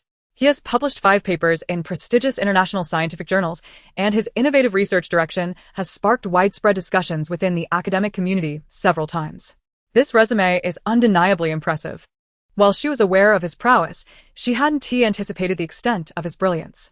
No wonder he was able to develop the world's first genetically engineered vaccine, the hepatitis B vaccine. Had he remained steadfast in his research without deviating, he would undoubtedly have emerged as a rising star in the scientific realm. Alas, he is a formidable adversary. Rather than being astonished by his capabilities, Su Lingyu was more concerned about her own fate. Little system. Both Gu Yanning and I are on the list of the traditional Chinese Medicine Research Institute. This can't be a deliberately arranged plot for my demise, can it? Upon hearing this, Hua Yan's expression grew serious, and Chen Yuxiang also appeared tense. After obtaining the list, Chun Yuxiang hurried over to deliver this good news to Su Lingyu, not having thoroughly examined who else was on the list, as they weren't part of her familiar circle. However, they were well aware of Gu Yening. Wasn't he this the very person who, in Su Lingyu's heart, would eventually bring about her end in a few years? In an instant, both Hua Yan and Chen Yuxiang grew anxious, while Hua Lang and Hua Xiang, the two siblings, secretly felt uneasy. At that moment, the system chimed in with its sweet voice. "Oh, don't worry, host. Even if you are to meet your end at his hands, that is still years away. Are you certain?" "Absolutely. In the grand design of the universe, emotional and temporal lines hold great significance. If the birth, aging, illness, and death of pivotal characters could be arbitrarily advanced or delayed, chaos would ensue. That's a relief." Su Lingyu fell through his truth. The system continued, however. "This presents a splendid opportunity. Working alongside Gu Yening, you'll have ample time to provoke him, inciting his disdain to the point where he might wish to eliminate you, thereby ensuring the completion of your mission. Once the task is accomplished, the host may return home." Su Lingyu replied, "I thank you." She understood that she was, in a sense, courting disaster, or rather it was a case of being doomed whether she acted or not. Upon hearing this, Hua Yan and Chen Yuxiang exchanged a glance. They felt somewhat relieved, yet there were still matters to discuss. The two found a pretext to step out of the hospital room, seeking a quiet corner devoid of onlookers. Hua Yan first addressed Chen Yuxiang. "When you return home, please inform Dad to enhance the protection for Su Lingyu, especially to be wary of Gu Yening." Chen Yuxiang was particularly furious. "Gu Yening is truly no good. My daughter-in-law's life was saved by her, yet she repays kindness with malice. This is unacceptable. I must speak to your father and have her dismissed immediately." She exhibited a protective demeanor. However, Hu Yan disagreed. "I advise against taking hasty actions. Su Lingyu is already aware that Gu Yening will be joining the Traditional Chinese Medicine Research Institute project. Sudden dismissal would surely draw her attention. According to Su Lingyu and the system, one's fate cannot be altered. Even if we attempt to prevent Gu Yening from meeting Su Lingyu, it may not serve as an effective means of protection. In this context, it would be prudent to keep Gu Yening under close observation. It is crucial to recognize that Su Lingyu is not particularly fearful of death. Her greatest desire is to return home. His reasoning is sound. Yet Chun Yuxiang casts him a sidelong glance, remarking, "Ah, you mention Su Lingyu so often. Do you even remember she is your wife?" Hua Yan retorts, "What if I merely suffered a blow to my pride?" The system was correct. Nothing was irreparably damaged. "Why are you quarreling with your wife? As a man, shouldn't you be a little more accommodating?" Hua Yan counters, "Is it because you are hesitant to invest too much emotion, fearing the pain of her eventual departure in a few years? But consider this, Hua Yan, if fate truly cannot be altered, the time you have with her may be limited to these few years. Do you not wish to cherish it fully?" His mother's earlier urgings for him to have children were not the crux of the matter. "While I do wish for grandchildren, I am more concerned that you do not become so myopic that you regret it in the future. There is still ample time for reflection." After a considerable time, as Chen Yuxiang departed, Hua Yan remained rooted in place, her words echoing in his ears. Upon returning to the hospital room, he instantly spotted Su Lingyu sitting on the bed, delightfully savoring ice cream. She licked the creamy popsicle, her bright almond eyes squinting with joy. Resembling a cat finally indulging in its cherished fish treats, utterly content. Seemingly sensing his gaze, she cautiously turned her eyes towards him. Their eyes met briefly, but in the next moment, she averted her gaze nonchalantly, as if he were merely a wisp of air. He could not help but remember the tension when their bodies were pressed together on the hospital bed, the embarrassment when she inadvertently fell into his embrace, her audacity in treating him as a human seat, and the warmth of their lips touching. In recent days, the distance between them seemed alarmingly close, much closer than before. With this thought, Hua Yan turned and left the room, seeking a place to call Chen Yuxiang. "Mother, please refrain from matchmaking between Su Lingyu and me. It places her in an uncomfortable position. She merely wishes to return home, and there are no feelings between us." Chen Yuxiang offered a few words of counsel, but to no avail, sighing, "All right, I understand." After hanging up, she could not help but admonish Hu Jianguo beside her. "Look at the fine son you've raised. Truly a blockhead, so single-minded." It is indeed true that Lingyu harbors no feelings for him. When she bit his lip, claiming it was out of anger, he turned beet red, unaware of how shy he truly was, or how beautiful he felt inside. Is that not a form of affection? Considering everything for her is not love, and yet he asks me not to intervene. I am his mother. Would I lead him astray? There will come a time when he will regret this. Hua Jianguo removed his glasses and remarked, Huiyan is correct. Lingyu will inevitably leave. With so many ties to this world, how can she let go? When the time comes, will they not find themselves in greater anguish? Chun Yuxiang pondered for a long while. After some time, she huffed in frustration. Fine, I shall not interfere. No matter how comfortable the hospital may be, it cannot compare to the coziness of home. After only 2 nights in the hospital, Su Lingyu felt as though she had reached her limit. She no longer wished to accompany Huiyan. After discovering a green caterpillar in the cafeteria food, her complexion turned pale, solidifying her resolve. She longed to return home. Why should I care about Huiyan's well-being? She mused. He can remain in his own domain while I indulge in a life of luxury and delight at home. The system implored her with earnestness. Host, please calm down. If you return home alone, how will you accomplish your daily tasks of wickedness? I could simply call Huiyan daily and berate him. Can I? But he might not answer your call. You make a valid point. How about this? I will consult my 5 boyfriends, and if they agree to let me stay in the hospital, I shall heed your advice. The system gasped in terror. Host, where did you acquire 5 boyfriends? You don't even have one. Su Lingyu chuckled softly. Indeed, hence there is no room for negotiation. Before the system could respond further, a light laugh echoed unexpectedly. Su Lingyu's heart raced as she turned towards the sound, her eyes widening in surprise. Gu Yanning? The tall, slender man stood with his arms crossed, leaning casually against the wall, one hand holding an unlit cigarette and the other a silver lighter, flicking it on and off with nonchalance. His narrow, peach blossom eyes glimmered with amusement as he raised an eyebrow, observing her with keen interest. My lady, who has dared to provoke you this time? Chapter 49. I apologize, but I would do it again. Despite Gu Yanying's alluring peach blossom eyes and seemingly gentle demeanor, Su Lingyu could only perceive danger emanating from him, as if the very air around him screamed, Weapon! Weapon! Weapon! To call him a human weapon would not be an exaggeration. She chose to ignore his presence, even if he were to be the cause of her demise. She would not regard him as significant. Countless others wished her harm. What made him any different? She strode past Gu Yanning, her gaze unwavering, exuding grace. Yet as she brushed against him, he suddenly seized her wrist, pinning her against the wall. The world spun around her as her back collided forcefully with the hard surface, nearly shattering her composure. Having never encountered such humiliation, Su Lingyu could hardly bear the pain, her eyes blazing with fury as she glared at her assailant. Gu Yanning, are you out of your mind? One wrist ensnared, her other hand remained free. She raised it, intending to slap him again, but he deftly captured it. He easily grasped both of her slender wrists, pressing them against the wall above her head, while his other hand gripped her chin, compelling her to meet his gaze. Their eyes locked, hers aflame with anger, his sparkling with amusement, a casual smile playing on his lips as his gaze roamed her face. Gu Yanning, you are truly deranged. Release me. Su Lingyu struggled in vain, her efforts futile against his strength, inciting her to curse anew. Wang Yu drew his firearm and commanded sharply, Let her go, or we shall be forced to shoot. Gu Yanning glanced at him nonchalantly, nodding slightly. Go ahead. Then, he turned once more to the trapped Su Lingyu, raising an eyebrow with a smile and asking, Is being petty considered a sickness? Is seeking vengeance a sign of madness? If so, then I confess, yes, I struck you. But what do you intend to do about it? Su Lingyu retorted angrily. You, a grown man. Do you intend to retaliate? I want you to apologize. Is that all?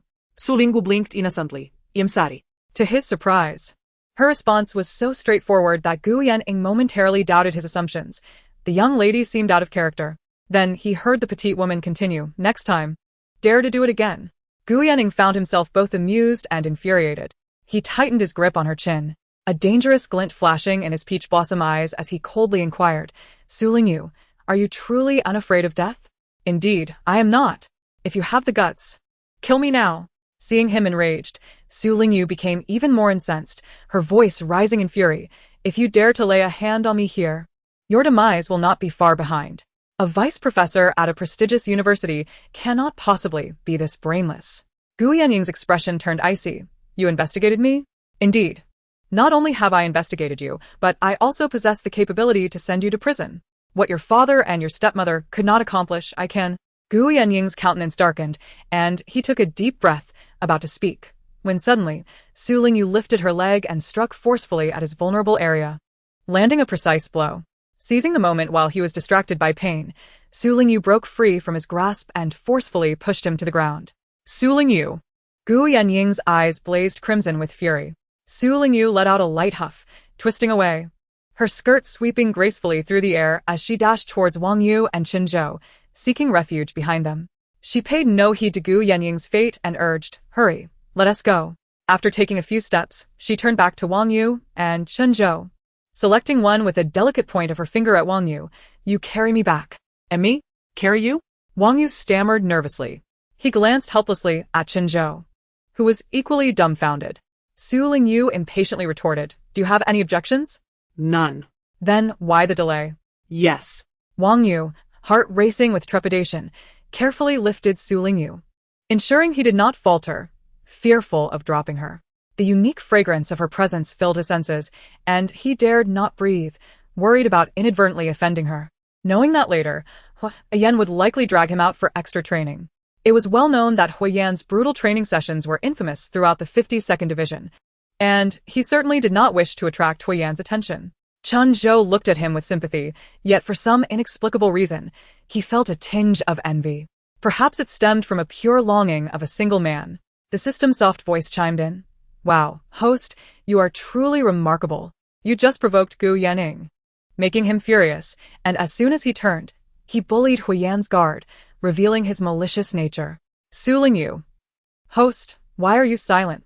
You've effortlessly completed today's daily task. Are you not pleased?" Su Lingyu retorted, "Bullying Huyan and Gu Yaning is one thing. But do you think I would stoop to tormenting Wang Yu? Am I some sort of sadist? Then why? My legs are weak." The system was puzzled. What? "I said my legs are weak. I can't move. Do you think Gu Yaning is that easy to deal with? When he pinned me against the wall, where were you? I was nearly scared to death, do you understand? Just the thought of him being the main antagonist, of him slicing pieces of flesh from his own father and stepmother to feed to dogs, making them suffer for 49 days, terrifies me. If he is so ruthless to his own father, how would he dispose of me?" Su Lingyu's voice trembled. "That wretched Gu Yaning, if he would just kill me outright, I wouldn't resent him. But if he tortures me, I assure you, I will make him pay dearly." The system quickly reassured her. No, host. I understand your concerns, but you need not worry. Why? As long as you perish at Gu Yaning's hands, it doesn't have to be in any specific manner, whether you drown or take poison. It matters not. If you fear being tormented by him, I can provide you with a poison that will allow you to leave this world, painlessly returning home. Really? Su Lingyu was skeptical. Of course. We are a righteous book system. Very well. Su Lingyu, who dreaded pain most, was primarily terrified of being tortured by Gu Yaning. Death was a secondary concern. Upon hearing the system's assurance, her emotions stabilized, and her spirits gradually lifted. Unbeknownst to her, a tall, slender figure stood at a nearby corner. Having overheard her entire conversation with the system, a cold smile playing on his lips, rife with mockery. Upon returning to the shared hospital room, Su Lingyu instructed Wang Yu to place her directly onto the bed. Huyan. Noticing her being carried in by Wang Yu and lying on the bed as if her body and soul were separated, furrowed his brow, uncertain of what calamity had befallen her. Once he summoned Wang Yu and Qin Zhou outside the door to clarify the situation, he immediately ordered, from now on, strictly monitor Gu Yaning's movements. Do not allow him to approach Su Lingyu again. All right, return. Seeing that he said nothing about carrying Su Lingyu back to the room, Wang Yu secretly sighed in relief. Back in the hospital room, this time, it was Huyan who was commanded by Su Lingyu. "Have someone fetch a basin of water. Wipe my knees for me," she said weakly. "They've gotten dirty. I kicked something I shouldn't have." Huyan replied, "All right." Suddenly struck by a thought, he heard the system's voice chime in. "Host, you also kicked Huyan there before. Why didn't you think that was dirty? What's the difference? A domesticated animal and a wild one are, of course, different. I dare eat mushrooms bought from the market, but who would dare eat those picked from the mountains? You non-people? You may be silent now." "Understood, host." As the water arrived, a fleeting smile danced across Huyan's face. In that brief moment, he looked down. He patiently tended to Su Lingyu, who lay in bed, meticulously wiping her chin, wrists, and knees until she was satisfied, secretly exhaling a sigh of relief. However, He had no inkling that this was far from a conclusion. Chapter 50. Under the lamp, the beauty grows more enchanting. After the lights were extinguished in the evening, Su Lingyu fell asleep swiftly, yet her slumber was far from tranquil. The moonlight was frigid, casting wavering shadows. In her terrifying dreams, dense shadows enveloped her, as if the entire world were submerged in a vast inkwell. She found herself bound tightly and cast upon the ground, the ropes digging painfully into her flesh, leaving her nearly breathless. The filthy, foul-smelling ground was infested with rats that scurried over her, and she was rendered voiceless, unable to cry out. Time seemed to stretch indefinitely until a young man with an indistinct face crouched before her, wielding a cold, sharp knife that glided menacingly across her cheek. Fear seized her, causing her to tremble, tears brimming in her eyes. As the young man made a slight incision on her skin, blood gushed forth, and the pain induced a cold sweat to break out upon her brow. She wept uncontrollably, yet he continued to slice her flesh, indifferent to her cries and curses. Suddenly, she jolted awake, gasping for breath, drenched in cold sweat. Overwhelmed by the terror of her dream, she trembled and reached for the light, her eyes instinctively darting to the adjacent hospital bed where Huyen lay. He immediately sat up, concern etched on his face. What's wrong? As Su Lingyu prepared to speak, her gaze caught the sight of his disabled left leg, causing the light in her almond-shaped eyes to dim. Noticing her stare, Huyen pressed his lips together tightly. Su Lingyu turned her head towards the doorway, calling out to the night watchman, Wang Yu, with a quivering voice. He quickly entered, asking, Madam, did you call for me? What is it? Raising her hand to her chest, she confessed with lingering fear, come in and keep me company while I sleep. What? Wang Yu gasped, nearly jumping in shock. He immediately glanced at Huyen, whose expression was as dark as the depths of the ocean. Sensing the grim shadow of death looming over him, I don't think this is appropriate, Wang Yu stammered, on the verge of tears. Huyen's piercing gaze fell upon Su Lingyu, his breath tightening, and the temperature around him seemed to plummet significantly, creating a palpable tension. Their reactions were unmistakably suggestive, and not in a subtle manner. What indecent thoughts were they entertaining? Silence. No, stop. Cease these thoughts. Su Lingyu's cheeks flushed crimson with indignation. Had it begun to rain without an umbrella? She patted the edge of the bed and instructed Wang Yu, you keep your gun and stand guard by my bedside. No matter what monstrous entities approach me, you must protect me. Huyen relaxed slightly. Wang Yu, too, breathed a great sigh of relief, realizing the true intent. Did you have a nightmare? Huyen inquired calmly, lowering his voice. What did you dream of? Simultaneously, he gestured for Wang Yu to leave, and the latter exited in haste, closing the door thoughtfully behind him. Su Lingyu, though unwilling to converse with Huyen, made no effort to stop Wang Yu's departure. She was not one who lacked discretion, yet she had called Wang Yujin to guard her bedside out of sheer fright, a momentary lapse of reason. Now that she had regained her composure, she recognized the impropriety of the situation. Surely, it was unreasonable to expect a stranger to keep vigil so close to her. She was still quite selective.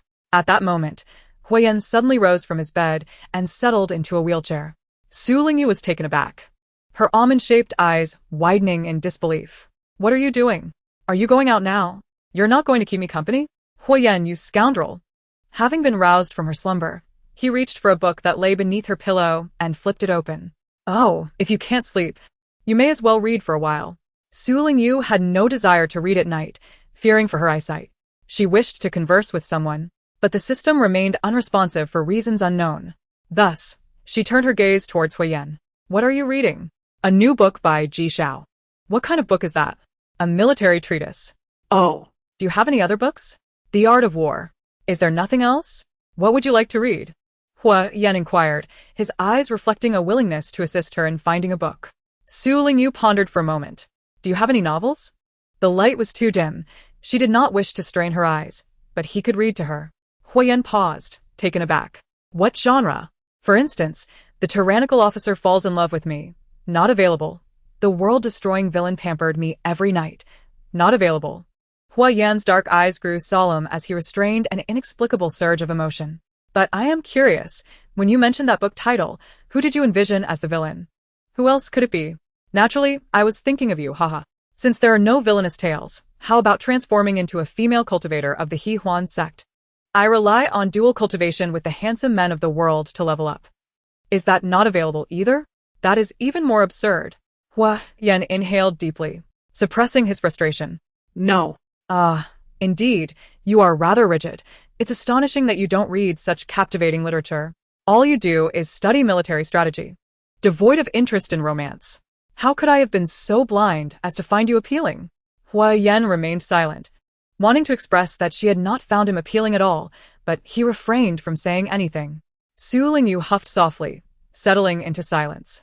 The warm bedside lamp and the silent man reading beneath its glow provided her with a sense of security, dissipating the fears born from her nightmares. Resting her head on her arm, she stifled a yawn, her tear-filled almond eyes watching Hua Yan with admiration. He is quite handsome, exactly my type, she mused. Though he is too rigid and serious. Yet, that very seriousness has its charm. It creates a delightful contrast when he is shy. I can't help but want to poke him in the side to see his reaction. Hua Yan's fingers hesitated over the pages. Fortunately, Su Lingyu remained still, allowing him to gradually relax again. Just then, her voice, soft and sweet as if in a playful coaxing tone, reached his ears, weary yet tender. Hua Yan, Come to bed and hold me. are you certain? Hua Yan closed the book and turned his attention to her. Su Lingyu did not respond verbally, but shifted her body back, creating a modest space on the bed. She longed for slumber. Yet she found herself caught in a relentless cycle of drowsiness and sudden awakenings, unable to obtain a restful sleep. She felt akin to a small fish, repeatedly tossed about by the waves, caught in the ebb and flow of life. Having endured to this point, she was weary of the struggle. Hurry up, she murmured with her eyes still closed, urging him on. If you don't hurry, I shall become quite irate. Hua Yan closed his eyes deeply, his throat moving as he steadied himself, rising from the wheelchair, and with the utmost gentleness, he lay down on the bed. In the next moment, Su Lingyu, like a little fish instinctively navigating its way, swam into his embrace. Resting her head on his arm, her cheek brushed against his chest. She tugged at his clothing and nestled into his warmth, finding a comfortable position and succumbing to sleep. Hua Yan instinctively held his breath, casting his gaze downwards at the serene woman in his arms. The dim, golden light enveloped her face, accentuating her delicate features, her elegant brows, the graceful bridge of her nose, and her luscious, crimson lips, each detail exquisite. Her raven hair cascaded beside her face, enhancing the porcelain perfection of her complexion. Gazing upon her in this softened light, she appeared ever more enchanting. Stripped of the day's arrogance, she seemed unusually docile, evoking an irresistible urge to touzle her hair, akin to petting a fluffy kitten. After a prolonged silence, Hua Yan quietly closed his eyes, shifting slightly towards the edge of the bed, particularly mindful of his lower body, fearful of inadvertently violating the sanctity of the woman in his embrace. In the stillness of the night, the sound of his heartbeat reverberated, amplified in the silence. After several deep breaths, he could no longer suppress his yearning. He gently caressed her dark hair and lowered his head to place a tender kiss among her tresses. In the realm beyond his reach, as he struggled to fall asleep, Su Lingyu emanated a gentle radiance, flickering like a breath, a soft glow that pulsated in and out. The following day, Yan awoke promptly at around 5 o'clock. With a faint light filtering through the window, his first instinct was to look at the person nestled in his arms. She remained as gentle as ever, now pressing even closer to him. The strap of her sleepwear had slipped from her shoulder, revealing a smooth and rounded shoulder, and as he glanced down, he caught sight of her exquisite collarbone and the expanse of her soft, fair skin. One of her long, pale legs rested upon him, just above his waist, an implicit trust that he was not merely a man. Taking a deep breath, Hua Yan rose from the bed. When Su Lingyu eventually awakened from her dreams, she found herself alone in the bed. Hua Yan had vanished without a trace. In her dazed state, the system that had been silent the night before suddenly chimed in with an excited, childlike voice. Host, I have leveled up. Level up? Su Lingyu responded, curiosity piqued. Were you upgrading last night when I called you and received no reply? Chapter 51. General Hua, you must discipline your daughter-in-law. After all, the system chirped excitedly. Yes, indeed. I have leveled up. Is it more powerful than before? Of course. My ability to search for information across the world has deepened and broadened. Henceforth, we shall uncover even more secrets. Su Lingyu expressed a hint of interest. It sounds rather intriguing. Come on, let us indulge in some gossip. Whose secrets does the host wish to uncover? Is there a particular individual in mind? Unconsciously, Su Lingyu recalled the dim yellow light from last night and the serene figure of the man engrossed in his reading.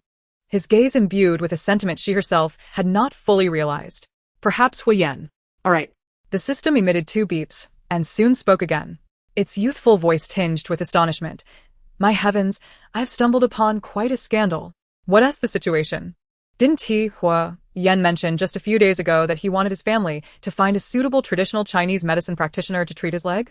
Coincidentally, the capital university has established a traditional medicine research institute, and the Hor family has invited a highly skilled physician to stay with them, arranging everything meticulously. However, in truth, the Hor family has been deceived by this doctor. Su Lingyu inquired, puzzled. Why is that?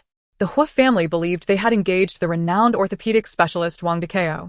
But in reality, the Wang Dikeo they invited home is actually his twin brother, Wang Digui, a good-for-nothing scoundrel with no medical knowledge whatsoever. What? It can happen like that? Su Lingyu was taken aback. Not only her, but Huyen, Hu Jiangwo, and Chen Yuxiang, who had just stepped outside, were equally astonished. The group exchanged glances, silently agreeing to linger outside the door. Inside the ward, Su Lingyu asked, how can a renowned doctor be impersonated? Surely, a physician must have moments of healing. Their lack of true skill would be revealed eventually. Indeed. Yet this doctor was specifically invited by the Hu family to treat Huyen. He had no obligation to tend to others. As for the Traditional Medicine Research Institute, a bit of maneuvering could easily secure a management position. Huyen endured much suffering at this doctor's hands. His leg grew increasingly worse under treatment, and in the end, he not only couldn't stand but also lost all sensation. Su Lingyu remained silent. Upon discovering the truth, the Hor family felt immense guilt. It was also for this reason that once Zhou Wanru healed Huyen's leg, the Hor family was exceedingly grateful to her, nearly elevating her to the heavens. Su Lingyu let out a soft hum. Yes, he is Zhou Wanru, his true love. To tend to his leg, I need not worry. The system remarked. After all, he is the male lead. The ultimate outcome will surely be favorable. However, he will endure considerable hardship, from the excruciating pain of treatment to the discomfort of itchy pain during rainy, cold weather, all of which will test his endurance. But we are not particularly virtuous either, so there's no need for us to fret. Su Lingyu retorted, you think too much. I certainly will not. The silence in the ward stretched as Su Lingyu and the system ceased their mental dialogue. The Hor family exchanged glances, forcing a smile as they adjusted their expressions and entered the ward. Yet, they resolved internally that they would not allow that so-called physician to come near Huyen again. Fortunately, they had learned of this early. The only challenge now was to discreetly dismiss him, which required further deliberation. Upon entering the ward, the Hua siblings greeted Su Lingyu. She politely acknowledged Hu Jiangwo and Chen Yuxiang with a nod, calling them mom and dad. Her gaze fell upon Huyen, and for a brief moment, she hesitated. However, she quickly averted her eyes. The system, ever vigilant, inquired, Host, it seems you are contemplating whether to alert Huyen? The members of the Hua family perked up at this. From a perspective unseen by Su Lingyu, Huyen raised his dark, phoenix-like eyes and gazed deeply at her. The system remarked, you are, after all, the venomous female antagonist. If you were to proceed with that, it would inevitably disrupt the blossoming affection between the leads and hinder the female protagonist from becoming the cherished one. Host, could it be that you have developed feelings for Huyen? This morning, I observed you nestled in his embrace, sleeping soundly, clutching his clothing as if unwilling to let go. The Hua family members exchanged teasing glances towards Huyen, who suddenly felt a tickle in his throat and cleared it discreetly. Su Lingyu immediately retorted, what feelings? I merely regard him as a human-shaped pillow. Is that not acceptable? Truly there are none? Of course not. There are so many eligible bachelors, it would be a grave loss not to explore them. While passionate romance is indeed captivating, the thrill lies in continual change. The system chuckled, Wait, why does Huyen's expression appear so grim? Upon hearing this, Su Lingyu turned to Huyen and indeed noticed that his expression was amiss. Unbeknownst to her, the eyes of the Hor family members were filled with sympathy for him. Huyen felt a mixture of irritation and exasperation, aware that some individuals merely spoke without action. The Hua family had come to the hospital to arrange for Huyen and Su Lingyu's discharge, intending to take them home. Huyen had completed all the treatments he could undergo at the hospital, and although a renowned healer had been summoned to their residence, he had since become unavailable. After some deliberation, the Hor family decided to proceed with the discharge. Su Lingyu, unable to endure the hospital environment any longer, wore a smile that brightened her countenance. Returning to the Hua residence, she felt the air was significantly fresher than in the hospital. However, upon entering the living room, she immediately spotted an elderly gentleman clad in a Zhongshan suit, with a gentle demeanor, seated on the sofa sipping tea. His relaxed posture exuded a certain scholarly charm. "Is this the impostor?" The system promptly replied, "Indeed, that is him." Su Lingyu let out a soft scoff and tossed her pearl handbag into Huiyan's arms, instructing Zhang Ma to prepare a cup of hot tea for her. She deliberately asked Hua Xiang, who was behind her, "And who is that?" Hua Xiang hesitated, unsure of her intentions, before responding, "That is the esteemed Dr. Wang, specially invited to treat my elder brother's leg." "Just him?" "Indeed. He hardly seems trustworthy." Su Lingyu huffed in dissatisfaction, stepping with a graceful gait towards the coffee table, crossing her arms and directing her captivating gaze at Wang Degue, the supposed healer. "Are you Wang Dekeo?" Wang Degue had noticed the commotion as soon as they entered, but out of self-importance, he remained seated.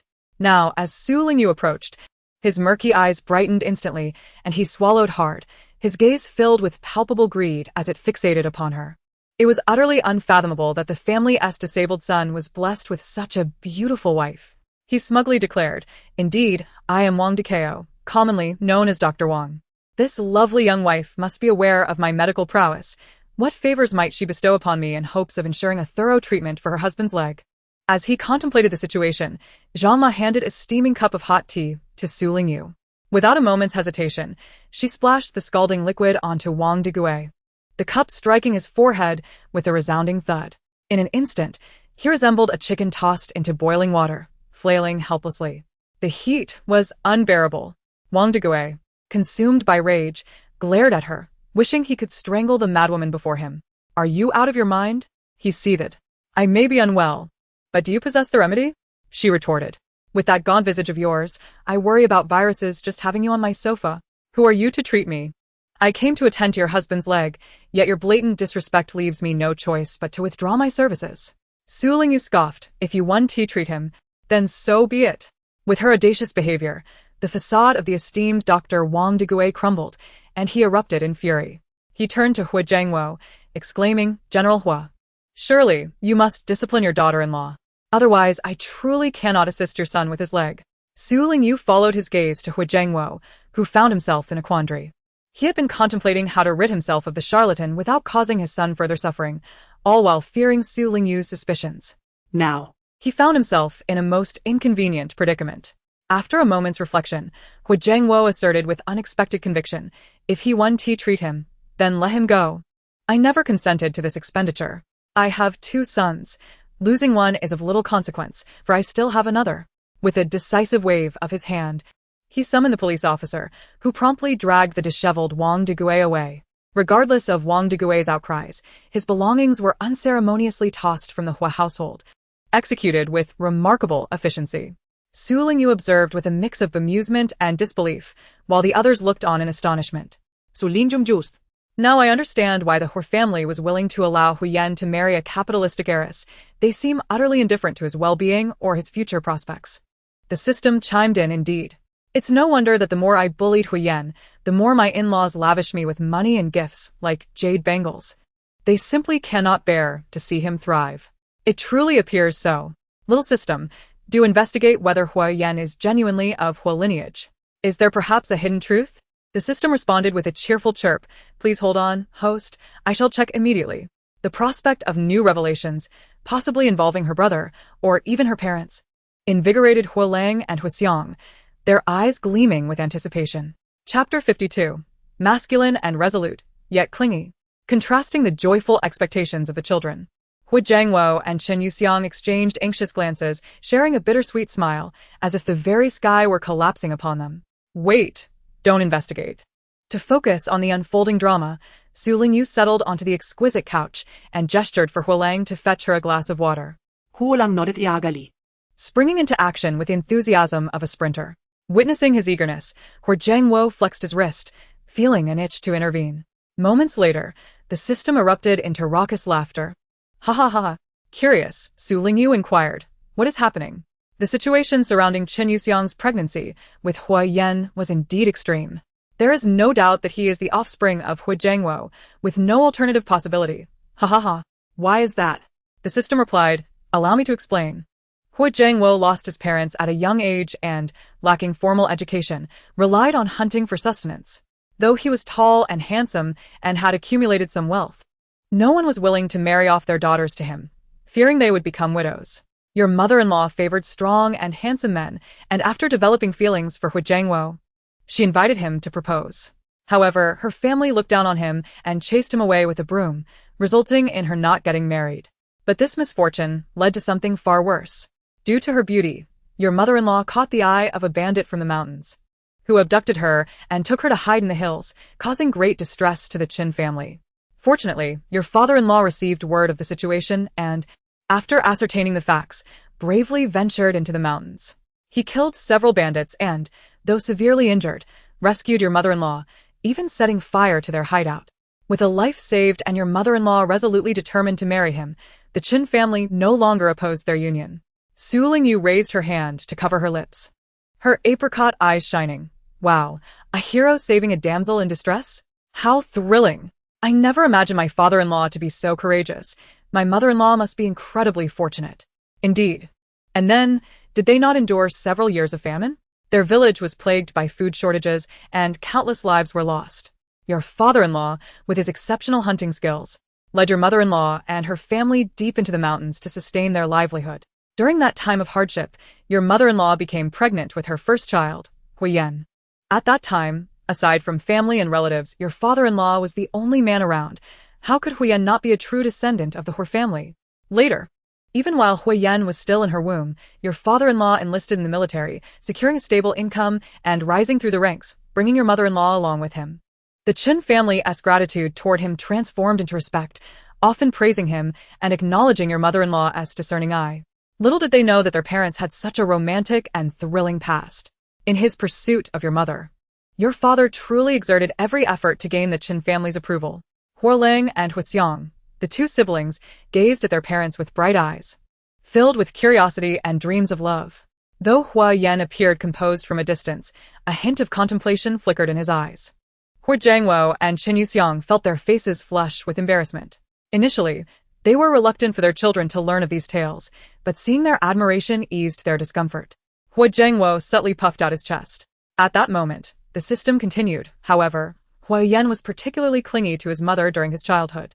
Whenever Hui Jiangwo returned home to visit, he yearned for his wife's company, leading to frequent competitions for affection between father and son. In the evenings, Hui Jiangwo would stealthily move Huiyan to the next room while he slept, only for Huiyan to seize the opportunity in the morning to pull his father's hair, often causing quite a commotion. Did Huiyan really have such a lively phase? Indeed. However, dear host, if Huiyan were to inherit the same disposition as his father, despite appearing robust and masculine in public, he would undoubtedly exhibit a clingy nature in private. You must exercise caution. Huiyan, Hui Jiangwo, Su Lingyu, unfazed, remarked, what does that have to do with me? I am not acquainted with Huiyan. Yet, considering Huiyan is a member of the Hui family, why does my father-in-law refuse to spend money on treating his leg? He is certainly generous when it comes to giving me pocket money. The system responded, I am unaware of that. Just then, Zhang Ma called them for lunch, and both the family and the system concluded their gossip. Gathered around the dining table, Su Lingyu occasionally lifted her gaze to observe Hui Jiangwo and Qin Yuxiang, as well as casting a glance at Huiyan. Seemingly deep in thought, to uphold the patriarch's authority, Hui Jiangwo nudged Huolang, signaling him to speak. Huolang winced from the jab, hastily finishing his meal before addressing Su Lingyu. Sister-in-law, do you think Dad's words towards brother are somewhat unfair? In truth, the reality is not as it appears. On our way back from the hospital, Dad received a call stating that the so-called Dr. Wang is an imposter, posing as Wang Dezhang's brother, Wang Deguai, and advised us to be cautious. We realized that this could endanger my brother, and, since you also seem to disapprove of him, Dad took the opportunity to send him away. To avoid raising alarms, he spoke in such a manner. It was certainly not a reflection of his lack of concern or reluctance to spend money on my brother's treatment. Su Lingyu instinctively retorted, an imposter? Indeed. Su Lingyu inquired, if you were aware of his fraudulent identity, why did you allow him to escape so easily? He is currently recognized as Wang Dezhang, one of the invited doctors at the Traditional Chinese Medicine Research Institute, and is soon to participate in a project. What if he causes a greater scandal? Huo Lang was momentarily at a loss for words. Such details had not been discussed in their previous private deliberations. Huo Yan calmly interjected, accusing him of impersonating Wang Dezhang necessitates concrete evidence, which we currently lack. We need to gather information from his hometown. Hu Jiangwo solemnly added, I have arranged for someone to follow him, to prevent any harm. I will also contact Beijing University shortly, should he approach the university. We will ensure he is closely monitored to avoid any disruption to the normal operations of the Traditional Chinese Medicine Research Institute. Su Lingyu nodded in agreement and further questioned, how could Wang Degui have the opportunity to impersonate Wang Dezhang? Is the real Wang Dezhang aware of this? The Hu family members were equally curious, eagerly awaiting further developments. Noticing their expressions, Su Lingyu realized her question was in vain. She then asked the system, who is Wang Degui and how is he able to impersonate Wang Dezhang? Has Wang Dezhang died, allowing his brother to exploit his name? The system beeped twice before promptly responding. Indeed, Wang Dezhang has passed away. Su Lingyu gasped. What? The Hu family was equally shocked. What? Wang Dezhang is dead? The system elaborated. The Wang family, like the Su family, is a lineage of medical practitioners. However, in the generation of the character Da, the elder brother, Wang Dezhang, was profoundly devoted to the study of medicine from a young age, gaining exceptional skills and widespread acclaim, while the younger brother, Wang Degui, is nothing but a scoundrel, idling away his time and relying on Wang Dezhang for support. 15 days prior, Wang Degui sought a loan from his brother, Wang Dezhao, leading to a heated argument between the two. In a fit of rage, Wang Degui pushed Wang Dezhao, causing him to fall and fatally strike his head against a stone mill in the yard. Overwhelmed with fear after causing his brother's death, Wang Degui was torn between the dread of being discovered as the murderer and the anxiety of losing his brother's support, which he had relied upon for his sustenance. Coincidentally, the Hu family had requested Wang Dezhao to serve as a specialized physician for Huyen, prompting Wang Degui to concoct a scheme to impersonate his brother. Su Lingyu remarked, he truly is a despicable scoundrel. The gravity of his crime, coupled with his audacious impersonation of another, should not allow him to escape unscathed. Hu Jiangwo exchanged a knowing glance with Huyen, who calmly nodded. He would take it upon himself to exact revenge. The system revealed. I have uncovered that Wang Degui's successful impersonation of Wang Dezhao during the Traditional Chinese Medicine Research Institute assessments was facilitated by external assistance. The revelation of an accomplice startled Su Lingyu, prompting her to inquire, is it possible that such a scoundrel could find support even before the Institute's initiation? Who is aiding him? The astonishment was palpable among the Hu family. While outsiders believed the Traditional Chinese Medicine Research Institute was a project led by the capital's university, the family alone understood that it was entirely orchestrated from above for Su Lingyu's benefit, solely to fulfill her aspirations of studying traditional medicine. To ensure her safety, the vetting process was exceedingly stringent. How could a rogue emerge from such a setting? Chapter 53. Am I capable? Are you truly unaware? The system responded. It is Wang Degui's biological daughter. Su Lingyu was taken aback. How could anyone deem such a wretch worthy enough to bear him a daughter? Of course, it was not consensual. He took advantage of the cover of night to incapacitate the male head of a friend's household, assuming his identity and forcing the female head of the household into a liaison that resulted in her pregnancy. This was utterly outrageous. Had Wang Degui a history of impersonating others? The Hu family members, privy to these thoughts, felt exasperated. Su Lingyu asked, how was he eventually discovered? It was his own drunken boasting that revealed the truth. He bragged about his friend being a fool, claiming his wife had been unfaithful numerous times and that she was even raising his daughter. What a good brother he was. For this, his brother Wang Dezhao had to compensate the victims significantly. Subsequently, the family he had wronged divorced. The man refused to take in the child and remarried within a month. The woman, unwilling to part with her child, refused to marry that beast Wang Degui and instead moved to the capital to work as a nanny. Through great hardship, she raised her child, and just as they began to flourish, Wang Degui resurfaced, bringing distress to both mother and daughter. Wang Degui's daughter harbored deep resentment towards him but, coerced by his threats, reluctantly agreed to aid him to prevent his incessant harassment of her mother. Over time, the weight of her suppressed emotions and guilt over her father's actions had led her to contemplate ending her own life. Su Lingyu concluded, Wang Degui's daughter is, at her core, a good person, is she not? Indeed. She possesses remarkable abilities, currently delving into the subject of burn treatment, encompassing the management of burn wounds, effective infection control, and nutritional prognostics. Though the topic may seem modest, its potential impact is profound. Should she successfully conduct her research, it would undoubtedly benefit many. Regrettably, her life was cut short, and for several years thereafter, this important field remained neglected. Su Lingyu remarked, "Not anymore." What? If we had dealt with that scoundrel Wang Degue, She would have survived. indeed, the system replied. Having heard too much about the scoundrel, Su Lingyu found no joy in her meals. She turned to the system and said, "Let us not dwell on such grim matters. Share something amusing instead." Which juicy tidbit would the host like to hear? Su Lingyu lifted her gaze and met the bright, eager eyes of Huolang. "Let us hear about Huolang." "Very well, host." Huolang was perplexed. Why him? Why is he the one who got hurt? The other members of the Hor family sighed with relief, preparing to enjoy their meal. Suddenly, the system erupted in laughter. Haha, Huolang is truly a fool. Chun Yuxiang once had a cat that she adored. When the cat passed away, he was so worried about his mother's sorrow that he would hide in his parents' room at midnight, imitating a cat's meow. His mother couldn't sleep for days. It wasn't until his father discovered him and gave him a sound thrashing with a bamboo stick that it ended. Su Lingyu couldn't help but chuckle. That's quite the comic misfortune. Huolang exclaimed, how could the system dig up such an ancient embarrassment? And there's more. When he was 5, he visited his uncle's home. A matchmaker brought the prospective bride to meet his cousin. Noticing a crack in the wardrobe, he worried that the girl might think his uncle's family was poor and look down on them. So, he squatted in front of the wardrobe to block the gap. When the girl's mother asked what he was doing, he nervously declared that he was a mushroom, frightening the mother into whisking her daughter away, fearing she would have to care for a foolish brother. The match fell through, and his unfortunate cousin remains single to this day. Su Lingyu laughed heartily. Huolang added. He was just a child then, genuinely kind-hearted. Feeling the knowing gaze of Chen Yuxiang upon him, he realized he could not escape a serving of stir-fried bamboo shoots and meat today. Desperate to survive, he jumped up and respectfully offered Su Lingyu a bowl of soup, exclaiming, "Sister-in-law." Su Lingyu nodded in approval. "Very well, you understand." Huolang wiped the sweat from his brow with a smile. Indeed, he had to be understanding. His life hung in the balance.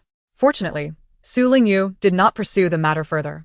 After a genteel meal, she left the others in the living room and ascended the stairs. Having just returned from the hospital, a refreshing bath was in order. Watching Su Lingyu depart, Huoxiang, her eyes sparkling, ventured softly, "Sister-in-law must be doing this for elder brother, right? Though she claims not to care, she actually does. That's why she purposefully chased away the imposter, isn't it? If you ask me, sister-in-law seems quite concerned for elder brother. She surely cannot bear to see him suffer." Hua Yen felt the heat rise in his ears, spreading to his face. Chun Yuxiang cast a glance at him, clicking her tongue and sarcastically remarking, "What good is your sister-in-law's kindness to your brother? Your brother has clearly stated that there are no feelings between him and your sister-in-law, advising me against any matchmaking attempts. And you all should refrain from teasing. Otherwise, your brother will be displeased." Hui Yen, bewildered, thought, "Surely not. It can't be that the one who remains a bachelor until death isn't me, but my brother?" Hua Lang gleefully exclaimed, taking a deep breath. Hua Yen felt the urge to discipline his younger brother without needing Chen Yuxiang's intervention. Among his family, aside from his father who was relatively composed and reliable, the other three were rather. Just as this thought crossed his mind, he heard Hu Zhengwo clearing his throat with a clenched fist, sternly inquiring, "Have you finished eating? Come to my study. I need to discuss something with you." All right.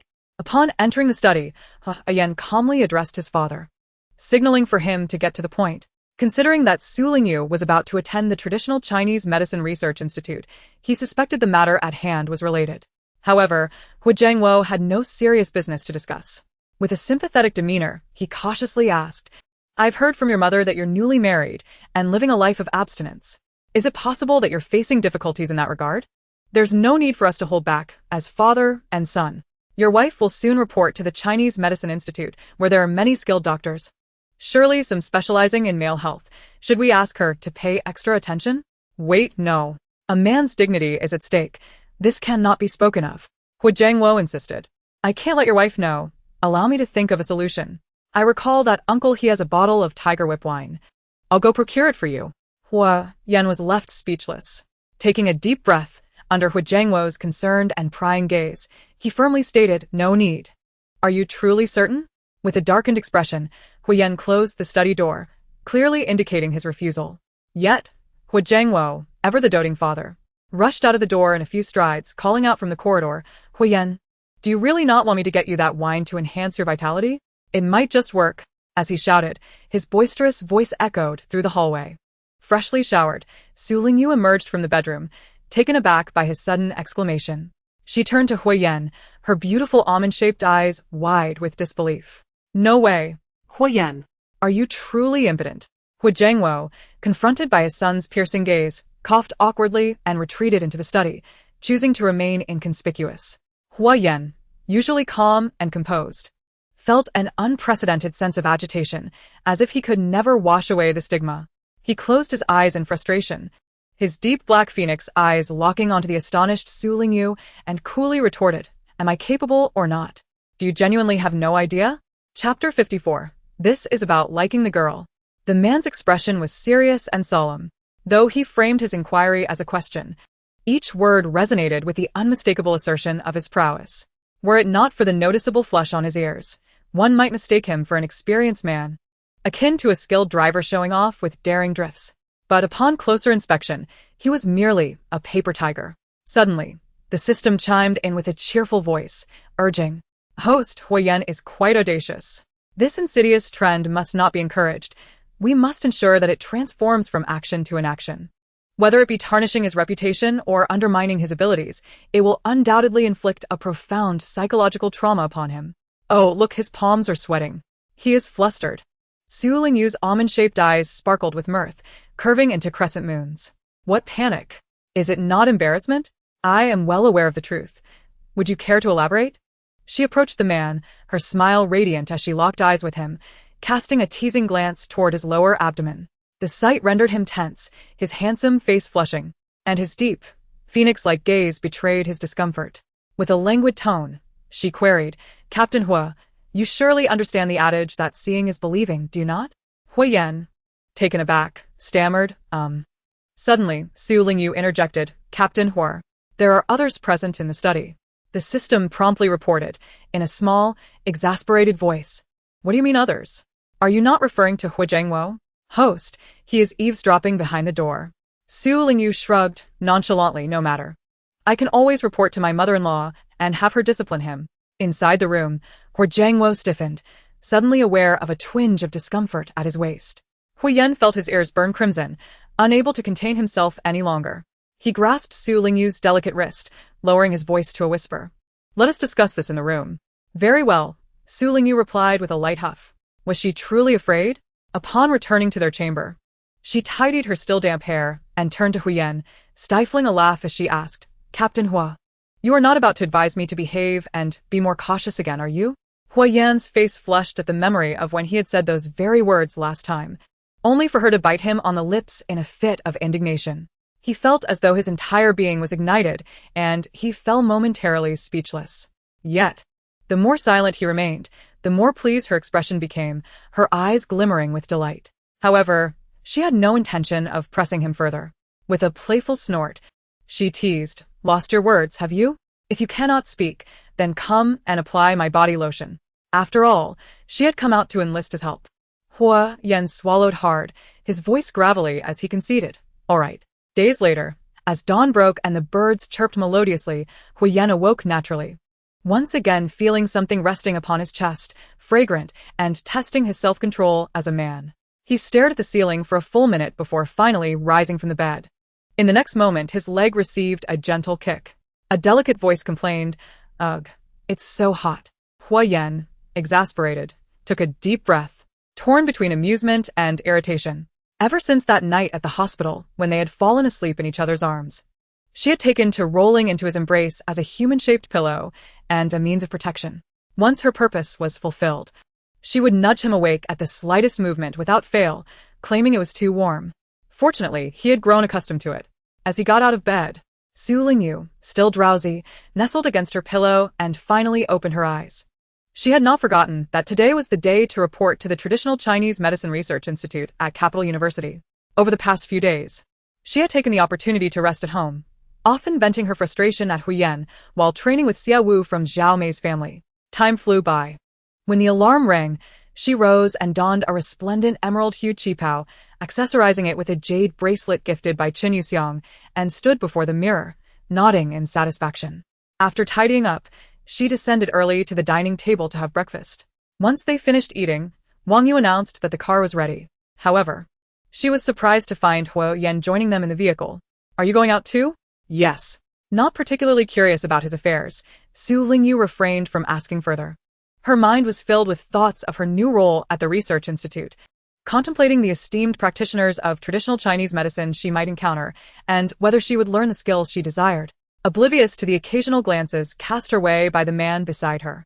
20 minutes later, the car arrived at Capital University, proceeding further down the road before stopping in front of a 3-story red brick building. This structure, characteristic of the architecture from the late 80s and early 90s, exuded a rustic charm and sturdiness, surrounded by a circle of brick and wrought iron walls, with a guard booth at the entrance, immediately capturing Lingyu's attention. "Is this the traditional Chinese Medicine Research Institute?" she confirmed with Huyen. Indeed, Huyen nodded, adding, "From now on you will work here daily, and I will have Wang Yu escort you. Also, for safety's sake, we will refer to each other as cousins in public to avoid revealing our true relationship." "Cousins?" Lingyu questioned, her expressive almond-shaped eyes fixed on him. "Yes," Huyen elaborated, "the individual who collided with us has been identified as a cohort of Zhou Feng, and their remaining forces are quite formidable, harboring a deep desire for revenge. As my wife, you would be more susceptible to their scrutiny. Hence it is prudent to present you as my distant cousin. This way, you can benefit from the Hu family's influence without incurring additional risk." Huyen had thoughtfully considered this approach, consulting with Hu Jiangwo and higher authorities. The typically taciturn man was now earnestly and patiently explaining the situation, demonstrating his dedication. Yet, Lingyu rimando un grateful. With a dismissive huff, she remarked, "As if I wanted to be associated with you." Wang Yu had already opened the car door, and she gracefully exited, clutching her delicate pearl handbag, leaving without a backward glance, seemingly unconcerned about the matters at hand. Huyen watched her retreating figure, his phoenix eyes clear, lost in contemplation. "Captain, shall we head straight home?" Wang Yu inquired. "Yes," Huyen nodded, adding, "Let us wait a moment longer until she has entered before we leave. You will continue to escort her daily." "Understood." As Lingyu passed the guard booth by the small red building, she waved her access card to the security guard, who promptly approached to verify her identity, and upon confirmation, opened the door for her. After traversing the courtyard and entering the lobby of the small red building, she was stopped at the entrance to fill out a registration form. Complying, she began to write, but suddenly felt a stirring within her and, lifting her gaze, unexpectedly locked eyes with a pair of cool, dark, almond-shaped eyes. Clad in a white attire with black trousers, Gu Yenying descended the staircase, a document in hand. Engaged in conversation with a middle-aged man dressed in a Zhongshan suit. As he lifted his gaze towards her, his presence emanated a chilling solitude reminiscent of the first snow on Tianshan Mountain, imbued with an air of scholarly refinement and unruffled composure. The gloom that lingered within the hospital seemed diminished, replaced by a clarity of spirit, his indifferent gaze resting upon her. Lingyu found herself speechless within, contemplating the irony of fate. Is this what it means to have a narrow path with an adversary? I never anticipated encountering him so soon upon entering the traditional Chinese Medicine Research Institute. What a twisted fate this is. The system swiftly interjected, "Host, relax. Consider him merely as a luxurious ticket back home. Moreover, I bear good news. Gu Yenying is not here to register today. He has come to decline an invitation." "Decline?" "Indeed. Is it true that he will not join the traditional Chinese Medicine Research Institute? Ever since that nightmare where I dreamt of him binding me and torturing me, I have been left with psychological scars." Lingyu's almond-shaped eyes brightened. The system reassured her. "Absolutely true. My information is infallible." With a sigh of relief, Lingyu secretly rejoiced. That is splendid. Yet unbeknownst to her, Gu Yenying, having overheard her dialogue with the system, wore a faint smirk, his eyes sparkling with mischief. While information may be accurate, intentions could indeed be altered. Approaching Lingyu, Gu Yenying's peach blossom eyes glimmered with a subtle smile as he cast a glance at the registration form she was filling out. His voice carried a teasing tone as he subtly sought information. "Miss, are you also coming to work here?" "What do you mean also?" "It is solely me. No longer intimidated." Su Lingyu replied with a hint of pride.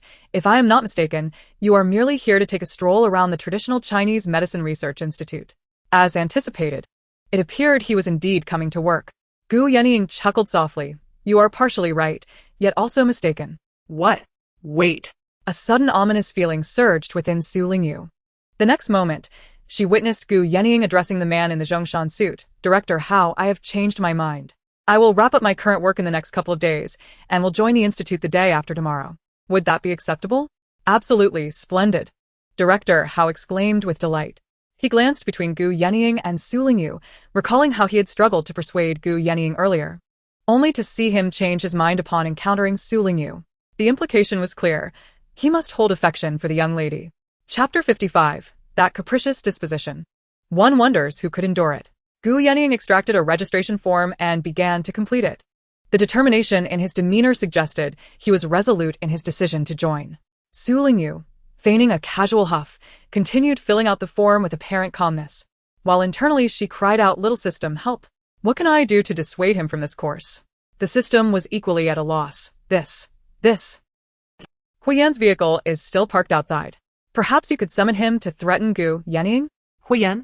Su Lingyu turned her gaze back and indeed noticed the green military jeep parked outside the courtyard, yet she had no intention of calling out to anyone, merely casting a quick glance before withdrawing her attention.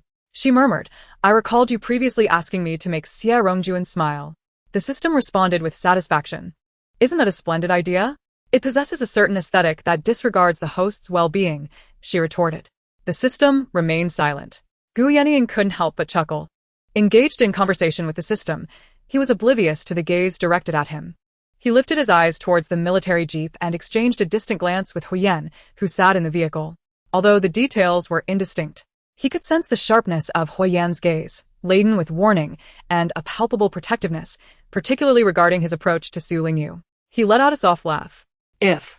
In his eyes, Su Lingyu resembled a delicate and beautiful white-bellied glass bird, adorned with exquisite feathers and a melodious call, complete with an amusingly capricious temperament.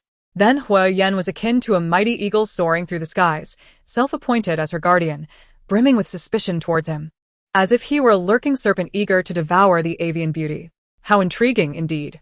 That crippled one. He must be able to hear Su Lingyu's innermost thoughts, right?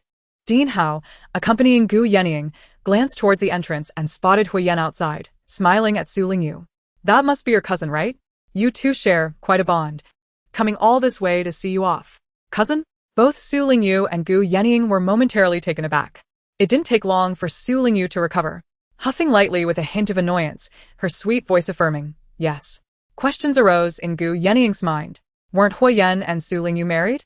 How had they transformed into cousins? Nevertheless, he excelled at maintaining composure, and even upon sensing something amiss, he chose to conceal his thoughts, opting not to voice any inquiries. When he glanced back towards the courtyard entrance, the military jeep that had been stationed there had already departed.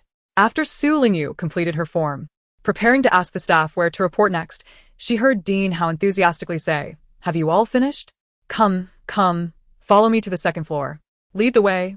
Su Lingyu replied languidly, rising and extending her hand with the form towards him as she made her way towards the stairs. After a couple of steps, noticing Dean Hao had not followed, she turned back, bewildered, and asked, Aren't you coming?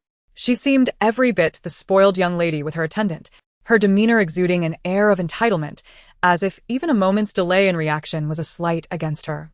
Dean Hao hurriedly responded, Yes, I'm coming. Throughout his career, transitioning from young Hao to old Hao, and after a few years of being referred to as Dean Hao, no one had spoken to him in such a manner for quite some time. Hearing it now, he felt a touch of nostalgia. After all, she was merely a young girl, Huiyan's little cousin, and thus he ought to be more accommodating. Gu Yenying stifled a laugh as he looked up again. Su Lingyu had resumed her ascent up the stairs. The graceful woman donned a vibrant blue qipao, her dark hair cascading like clouds over her shoulders, her figure exhibiting an astonishingly beautiful curve, with her round shoulders and fair, straight calves captivating from behind. Yet, her spoiled nature left one to ponder who could possibly endure it. Upon completing the onboarding procedures, Su Lingyu remained at the traditional Chinese Medicine Research Institute to further acclimate to her surroundings, while Gu Yenying had to return to attend to her own matters, only to report back the day after tomorrow. As soon as he turned away, Su Lingyu, feigning composure, relaxed, and let out a small sigh of relief in her heart.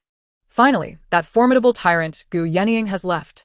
Little assistant, do you think I should slip some laxatives into his tea? It would be amusing if he arrived at the institute only to be struck by an unfortunate bout of diarrhea, feeling that he is utterly incompatible with this place. The system, with a playful tone, suggested you could also place bugs or mice in his locker to frighten him. Wouldn't I be the one to be frightened? So Lingyu replied. Why so? The system inquired. Because I am far more terrified. By the time he is scared to death, I would have likely frightened myself to death first. The system fell silent. At this moment, Gu Yenying, who had not wandered far, couldn't help but smile slightly, a hint of amusement playing at the corners of his lips. Su Lingyu continued to familiarize herself with the environment, traversing the 3-story building, and inadvertently found herself outside the director's office. Just then, Director Hao emerged with a young lady, seemingly escorting someone to complete their paperwork, exchanging polite farewells. As Su Lingyu casually raised her gaze, she recognized a familiar face, their eyes locking, and she blinked in astonishment. Zhou Wanru? What is she doing here? Who is that? She looks quite innocent, the system chimed in. Don't you remember? That's Zhou Wanru. Su Lingyu retorted. The system immediately responded. Well, she certainly knows how to feign innocence. Oh. She has changed quite a bit. Her smile seems somewhat stiff, as if she is wearing a mask. How unappealing. Su Lingyu couldn't help but smile at the system's observation. It was understandable that the system had forgotten. When she was discharged from the hospital, Zhou Wanru had spent her days as a caregiver, her appearance haggard and weary, dressed in a crumpled nurse's uniform that made her look rather disheveled. In stark contrast to her current self, she now radiated vitality, her eyes bright and lively, and her fair complexion adorned with a gentle smile, clad in a charming green dress that exuded sweetness. Little assistant, investigate why she is no longer working as a nurse at the hospital and has suddenly appeared here. Given the current circumstances, she won't become my colleague in the future. Will she? After all, she previously encouraged Jiang Yu to throw sulfuric acid at me. Who knows what she might do next? I must remain vigilant. The system promptly beeped twice, its tone serious. Understood, host. Upon overhearing the unspoken thoughts of Su Lingyu and the system, Zhou Wanru's expression shifted dramatically. A flurry of thoughts racing through her mind. How did Su Lingyu end up here? How did she know about the sulfuric acid incident? The means by which she arrived here were hardly honorable. What if Director Hao could hear her thoughts? Quickly composing her expression, she stepped forward with a smile. Her voice soft and gentle. Sister Su, what a coincidence. You're here too. Do you two know each other? Upon suddenly hearing an odd sound, Dean Hao contemplated briefly, then cheerfully suggested, since we are reminiscing, why stand here? Let us retire to my office for a while. He had come to realize the nature of a confidentiality agreement he had previously signed. It was evidently linked to Su Lingyu. The enigmatic figure known by the codename Spring Rain was none other than her. Furthermore, he had a top-secret mission, to protect Spring Rain, to observe those in her vicinity, to discern who could hear her innermost thoughts, to follow and document their interactions, and to identify patterns. Given that Zhou Wanru had previously posed a threat to Su Lingyu and had somehow infiltrated the traditional Chinese Medicine Research Institute, it was imperative that he kept a close watch on her today. Zhou Wanru was taken aback, unable to fathom Dean Hao's intentions. Just moments ago, he had claimed to be preoccupied and in haste to leave. Chapter 56. Facing public scrutiny, despair took root. After a brief stroll, Su Lingyu indeed felt fatigued. The dean's office was spacious and comfortable. Although sparsely furnished, the ceiling fan provided a refreshing breeze that surpassed all else. As Dean Hao lifted the water kettle to prepare tea, Su Lingyu interjected, I prefer cool boiled water, not hot tea. Very well. The cup must be clean, new, and untouched, she added. Dean Hao chuckled as he retrieved a pristine enamel cup, embodying the freshness of the new establishment. So Lingyu fell through a short. Thank you. As for Zhou Wanru, she was left unattended. Moistening her parched lips, she observed Su Lingyu leisurely sipping her cool water and instinctively offered, Sister Su, next time, let me assist you with your water. Just then, the system's cheerful voice chimed in. Host, I have discovered something. So Lingyu promptly added, speak. Zhou Wanru's complexion paled, her scheming intentions dissipating. In that moment, she wished fervently to be oblivious to Su Lingyu's thoughts, desiring nothing more than to escape the sensation of being publicly judged, feeling as if despair was consuming her. Meanwhile, seated in his office chair, Dean Hao perked up, his curiosity piqued. Zhou Wanru attempted to employ the same tactic again, seeking to interrupt the exchange between Su Lingyu and the system, but Dean Hao merely smiled, engaging her in casual conversation. The system continued, Zhou Wanru is quite formidable. I previously uncovered her close dealings with several colleagues' husbands and unmarried suitors, as well as her attempts to ensnare local young men. To my astonishment, she has also entangled herself with the hospital's leadership. Su Lingyu gasped. What? This revelation was astonishing. Recalling Zhou Wanru's behavior, she inquired, surely, she does not intend to disrupt anyone's family? I have complete faith in her shamelessness, yet she seems unlikely to engage in such treachery. The system clarified, not quite. Zhou Wanru is remarkably cautious, far more so than her mother. She has been courting a hospital leader who is a widower with 3 children. Occasionally, she visits to prepare meals and bring snacks for the children, cultivating an image of gentleness and kindness to grow closer to him. Despite being a father of 3, the hospital leader is rather naive in matters of the heart. In his mind, Zhou Wanru is already his wife and the stepmother of his children, and he is wholly devoted to her.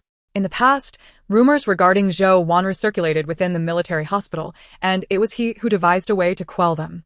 This time, Zhou Wanru tearfully confided in him her dream of becoming a doctor, expressing her desire to further her studies at the traditional Chinese Medicine Research Institute. A notion he had also conceived. One could say he had treated her exceedingly well. Su Lingyu speculated, I suspect he proposed to Zhou Wanru. But she used his children as an excuse, claiming that his 3 kids might find it difficult to accept her. Thus she did not agree, right?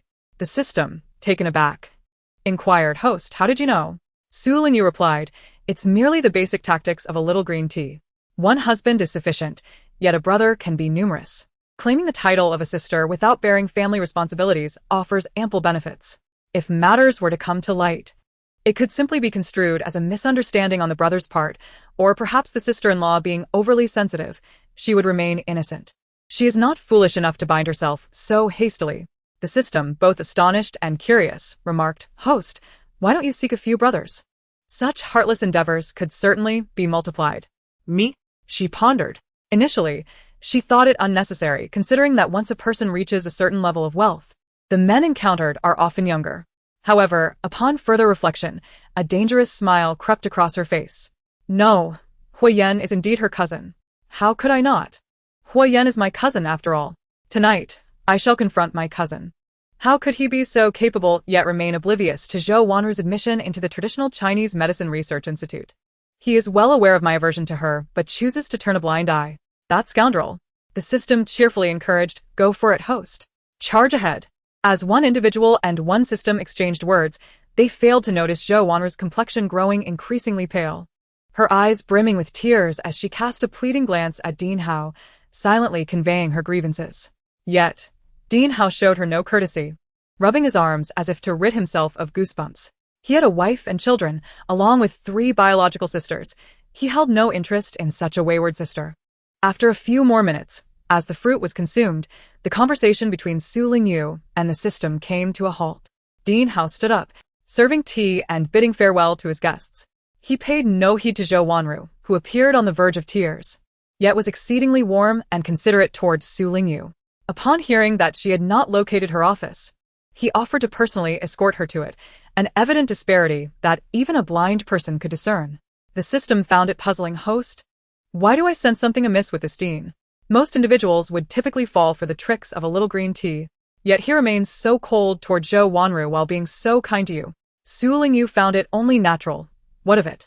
It merely indicates that Dean Hao possesses discerning eyes and is not easily deceived by Zhou Wanru. Dean Hao's smile grew more pronounced as he puffed out his chest. Meanwhile, Zhou Wanru's face was ashen, her teeth clenched in frustration. She felt engulfed by darkness, a wave of dizziness washing over her. Before her arrival at the traditional Chinese Medicine Research Institute, she never anticipated that Su Lingyu would also be present. One could only imagine the terrifying and dark days that lay ahead for her. Was she to relinquish this hard-won opportunity? Suddenly, the system gleefully remarked, ha, host. I have discovered another juicy tidbit about Zhou Wanru. The young man from her hometown and a man working at the supply and marketing cooperative both went to her home simultaneously and ended up clashing. They've started fighting now. Ha! Su Lingyu's eyes brightened. This is hilarious. When Zhou Wanru returns, she will undoubtedly have to spend a considerable amount of time appeasing both sides to continue her charade. Both the individual and the system reveled in their amusement, enjoying the unfolding drama, while Dean Hao instinctively glanced at Zhou Wanru, only to find her demeanor unchanged. Seemingly oblivious to Su Lingyu's thoughts, he couldn't help but ponder, could it be that Zhou Wanru had previously been able to hear thoughts but suddenly became unable to?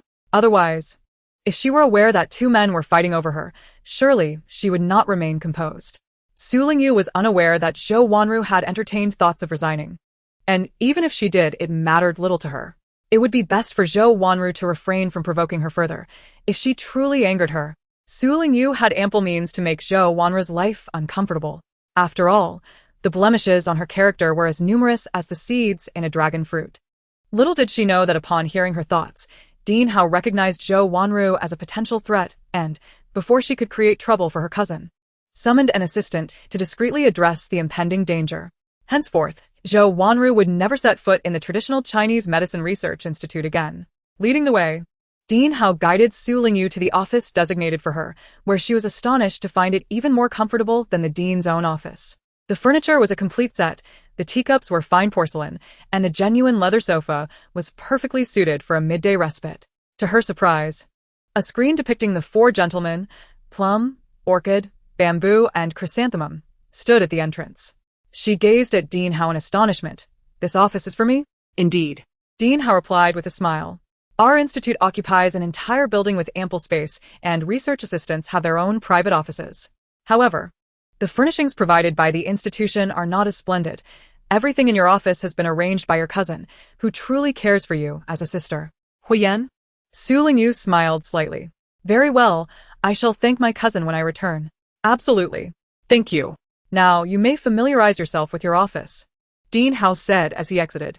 As Su Lingyu surveyed her office anew, she found everything to be exceedingly pleasing to the eye.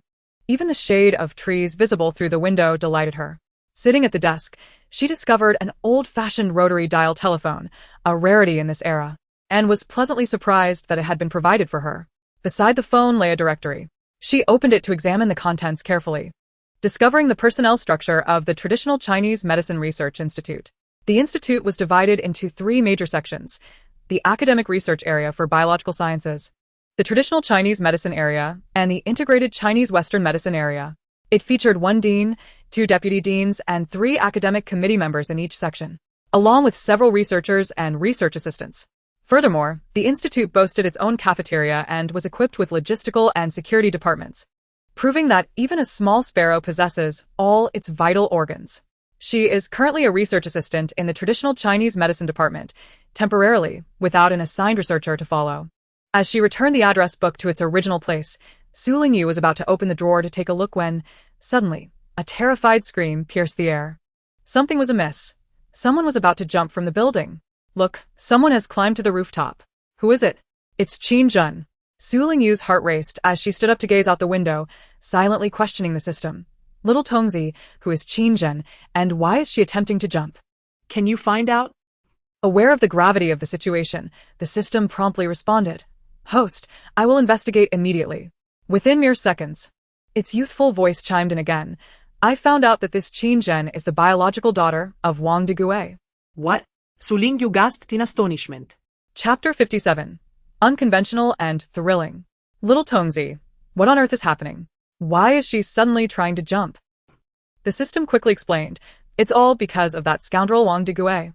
After being expelled from the Hor family, he had nowhere to turn and sought out Qin Zhen. She lives with her mother, Qin Hohat, in a household where her mother works as a nanny. Due to Wang Degue's disturbance, Qin Hohat lost her job, and mother and daughter found themselves homeless last night. Today, Qin Jin came to the Chinese Medicine Research Institute to explain the situation and express her apologies, voluntarily offering her resignation, but Dean Hao insisted she stay. Feeling both ashamed and moved, she vowed to serve the country well in the future, yet Wang Degue unexpectedly showed up here to make a scene. Declaring he would come every day, and in a moment of emotional turmoil, she decided to end her life as atonement. Su Lingyu was furious. That despicable Wang Degue truly cannot let go. "Host, where are you going?"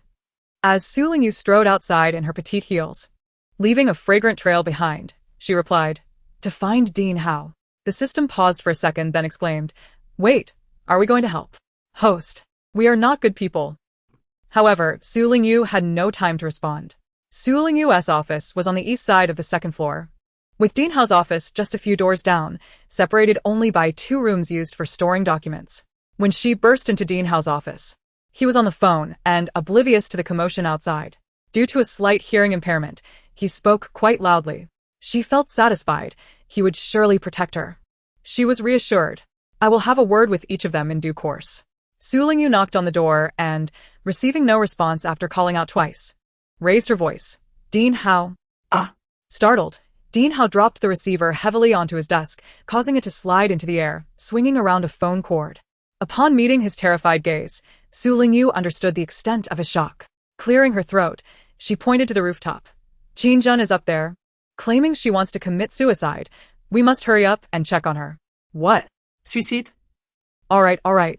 Dean Hao, regaining his composure, wiped the sweat from his forehead and nodded fervently. The two rushed to the rooftop, where 2 individuals were already trying to persuade Qingjun. The man has already been expelled by the security at the entrance. Do not fear, my dear daughter. All is well now. You are only in your 20s. Unmarried and without children. There are many days ahead of you. One cannot choose their biological father, but one can certainly choose their own path in life. If you truly jump, it would bring pain to those who love you and joy to your adversaries. They would still declare your demise as a waste. Due to various considerations, Qingjun was coerced by Wang Degue to assist in clandestine operations that were not publicized within the institute, as they intended to handle matters discreetly. The traditional Chinese Medicine Research Institute had only just officially commenced operations today, and Wang Degue's impersonation would not significantly impact the institute. Even if someone inquired why Wang Deqiao had not commenced his employment, a casual excuse would suffice. However, no one anticipated that Wang Degue would cause such a commotion today. His shamelessness was at its peak. He incessantly accused Qingjun of being unfilial and failing to provide for him, simultaneously using the secret operations as a threat, pushing Qingjun towards despair.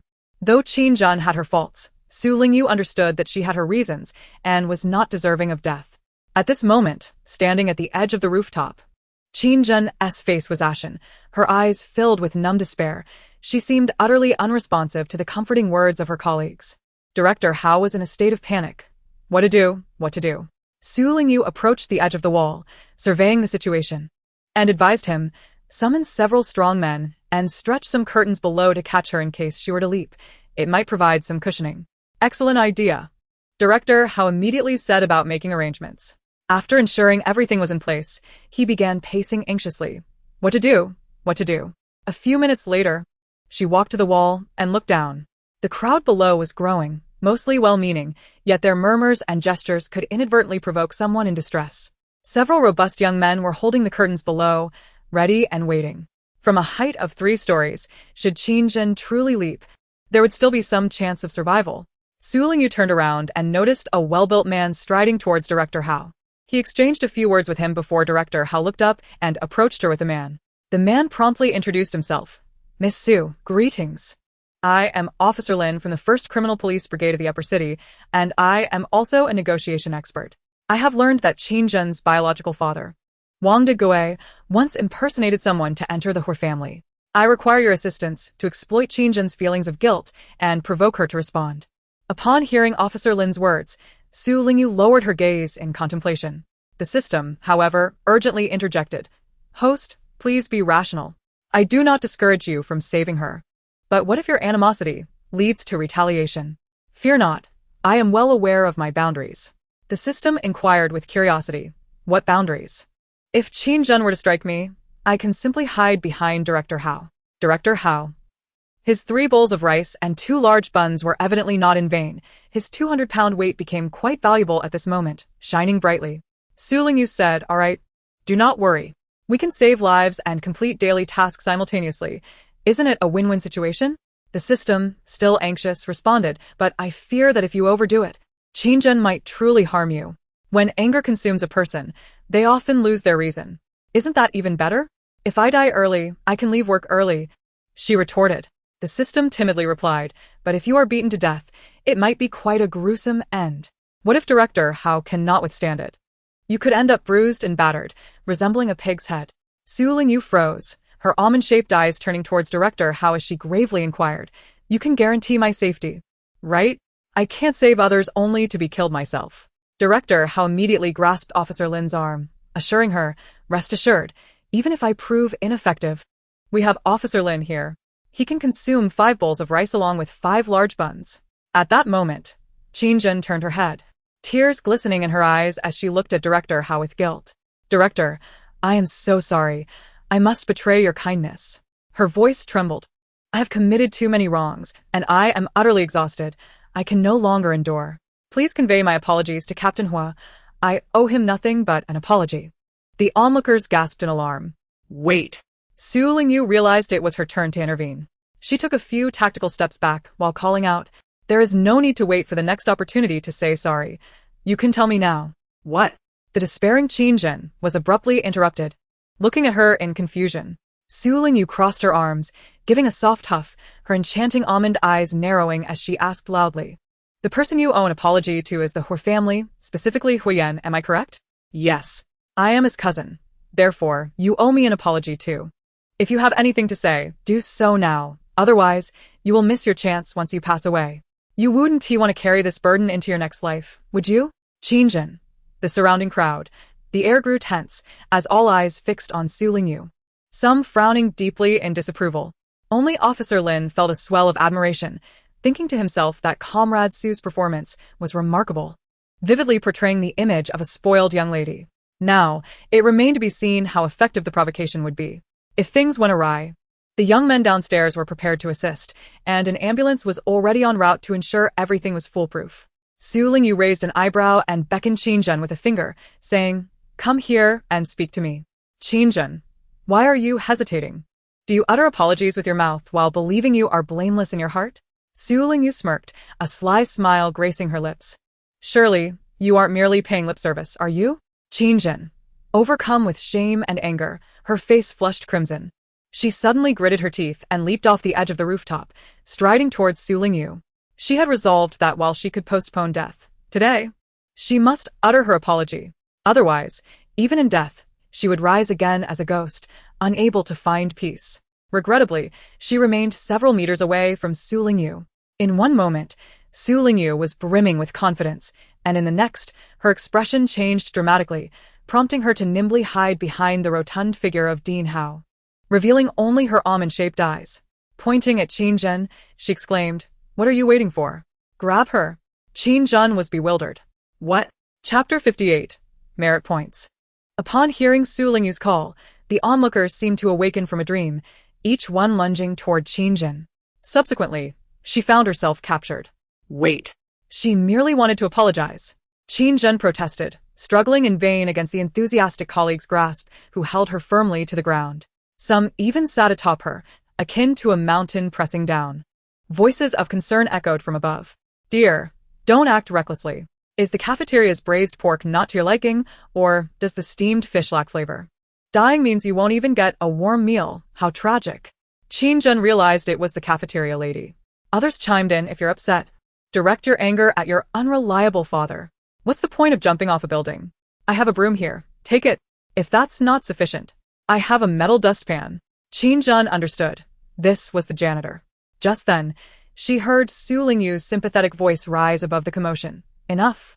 If you don't let her go, she might not perish by her own hand, but rather by yours."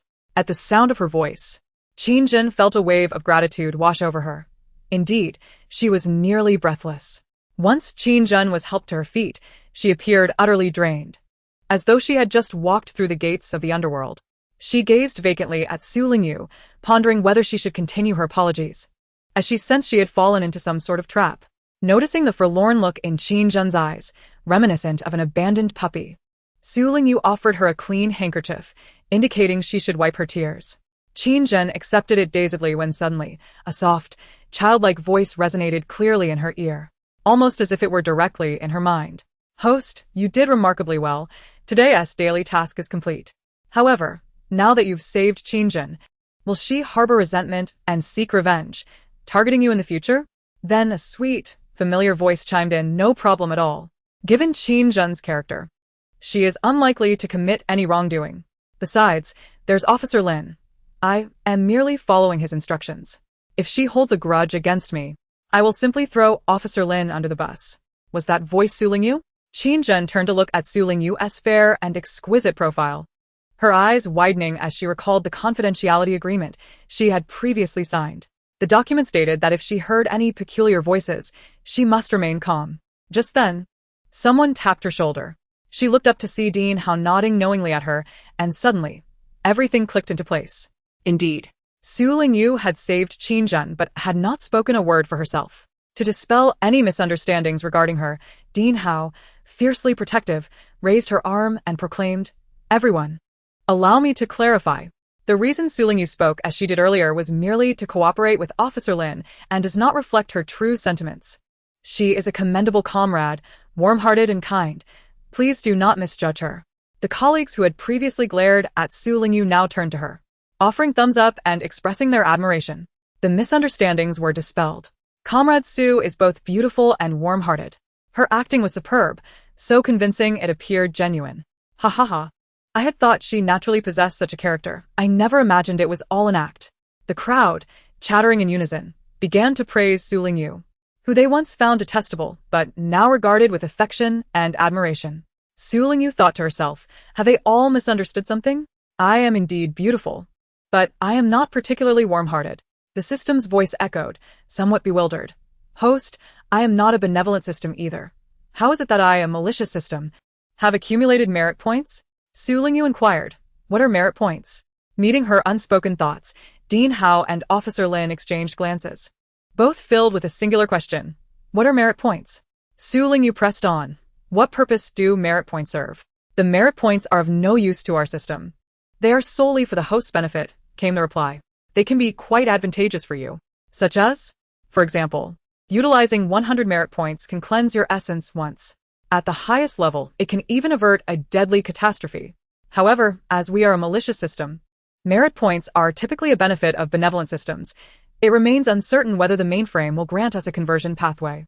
When will we know if the mainframe will grant permission? I have already submitted the request. Typically, feedback is provided within 3 working days, with weekends and public holidays extending the timeline. Su Lingyu could hardly believe her ears. You systems even have weekends? Of course. I remain by the host's side year-round without a break, but upon concluding this realm, I can enjoy an extended paid vacation. Surely, the host does not believe we are as unscrupulous as human capitalists? Su Lingyu felt a flicker of anticipation. Meanwhile, unnoticed by her, Dean Hao and Officer Lin exchanged another glance, committing this matter to memory, intending to report it shortly. Since merit points could be highly beneficial for Su Lingyu, the higher-ups would undoubtedly seek to understand the patterns and find ways to accumulate more for her. Moreover, regarding that Wang Digui, whose character was deplorable and morals corrupt, they would contact the local police bureau in his hometown to collaborate on the case, ensuring he faced due punishment. It was likely he would not escape a grim fate. Under the blazing sun atop the building, Su Lingyu hurried downstairs. After all, many colleagues were concerned for Qin. Her absence would not be missed. What she did not anticipate was that her apparent desire to shirk duties appeared to others as a virtue. What a commendable comrade, such an intelligent and refined young woman. So humble and unselfish. In an instant, many began to ponder, searching their minds for eligible young men among their relatives or friends. What a splendid young lady. One must hasten to bring her home. Su Lingyu, who had never before experienced the pressure of marriage, was unaware that she had become the prime candidate for matchmaking in the eyes of her colleagues, each eager to recommend eligible bachelors to her. Upon returning to the office, she noticed a staff member positioning a stool and affixing a sign beside the left side of her office doorframe. Approaching for a closer look, she saw her title and name inscribed on the sign, Research Assistant, Su Lingyu. A satisfied smile graced her lips. It felt quite nice. With little to occupy her on her first day, Su Lingyu remained in her office. After enjoying her lunch and taking a brief rest, she received a notification at 3 o'clock to convene in the conference room. Following the flow of people, she entered and chose a seat in the back row. After attentively listening for a while, she realized that the majority of the meeting consisted of encouraging remarks devoid of substantial content, prompting her to zone out and lean back in her chair. She could only recline on the sofa for her midday break, which paled in comfort compared to her large bed at home, leaving her feeling somewhat fatigued. Suddenly, she felt a gentle nudge on her arm. Turning her head, She saw a middle-aged woman in a blue plaid shirt, her hair elegantly styled in a bun, casting her a knowing glance, indicating that she should pay attention to the front. Looking forward, Dean Hao repeated, Su Lingyu, you will be temporarily working with Dr. Jiang Yufeng. Is that acceptable? Recalling Dr.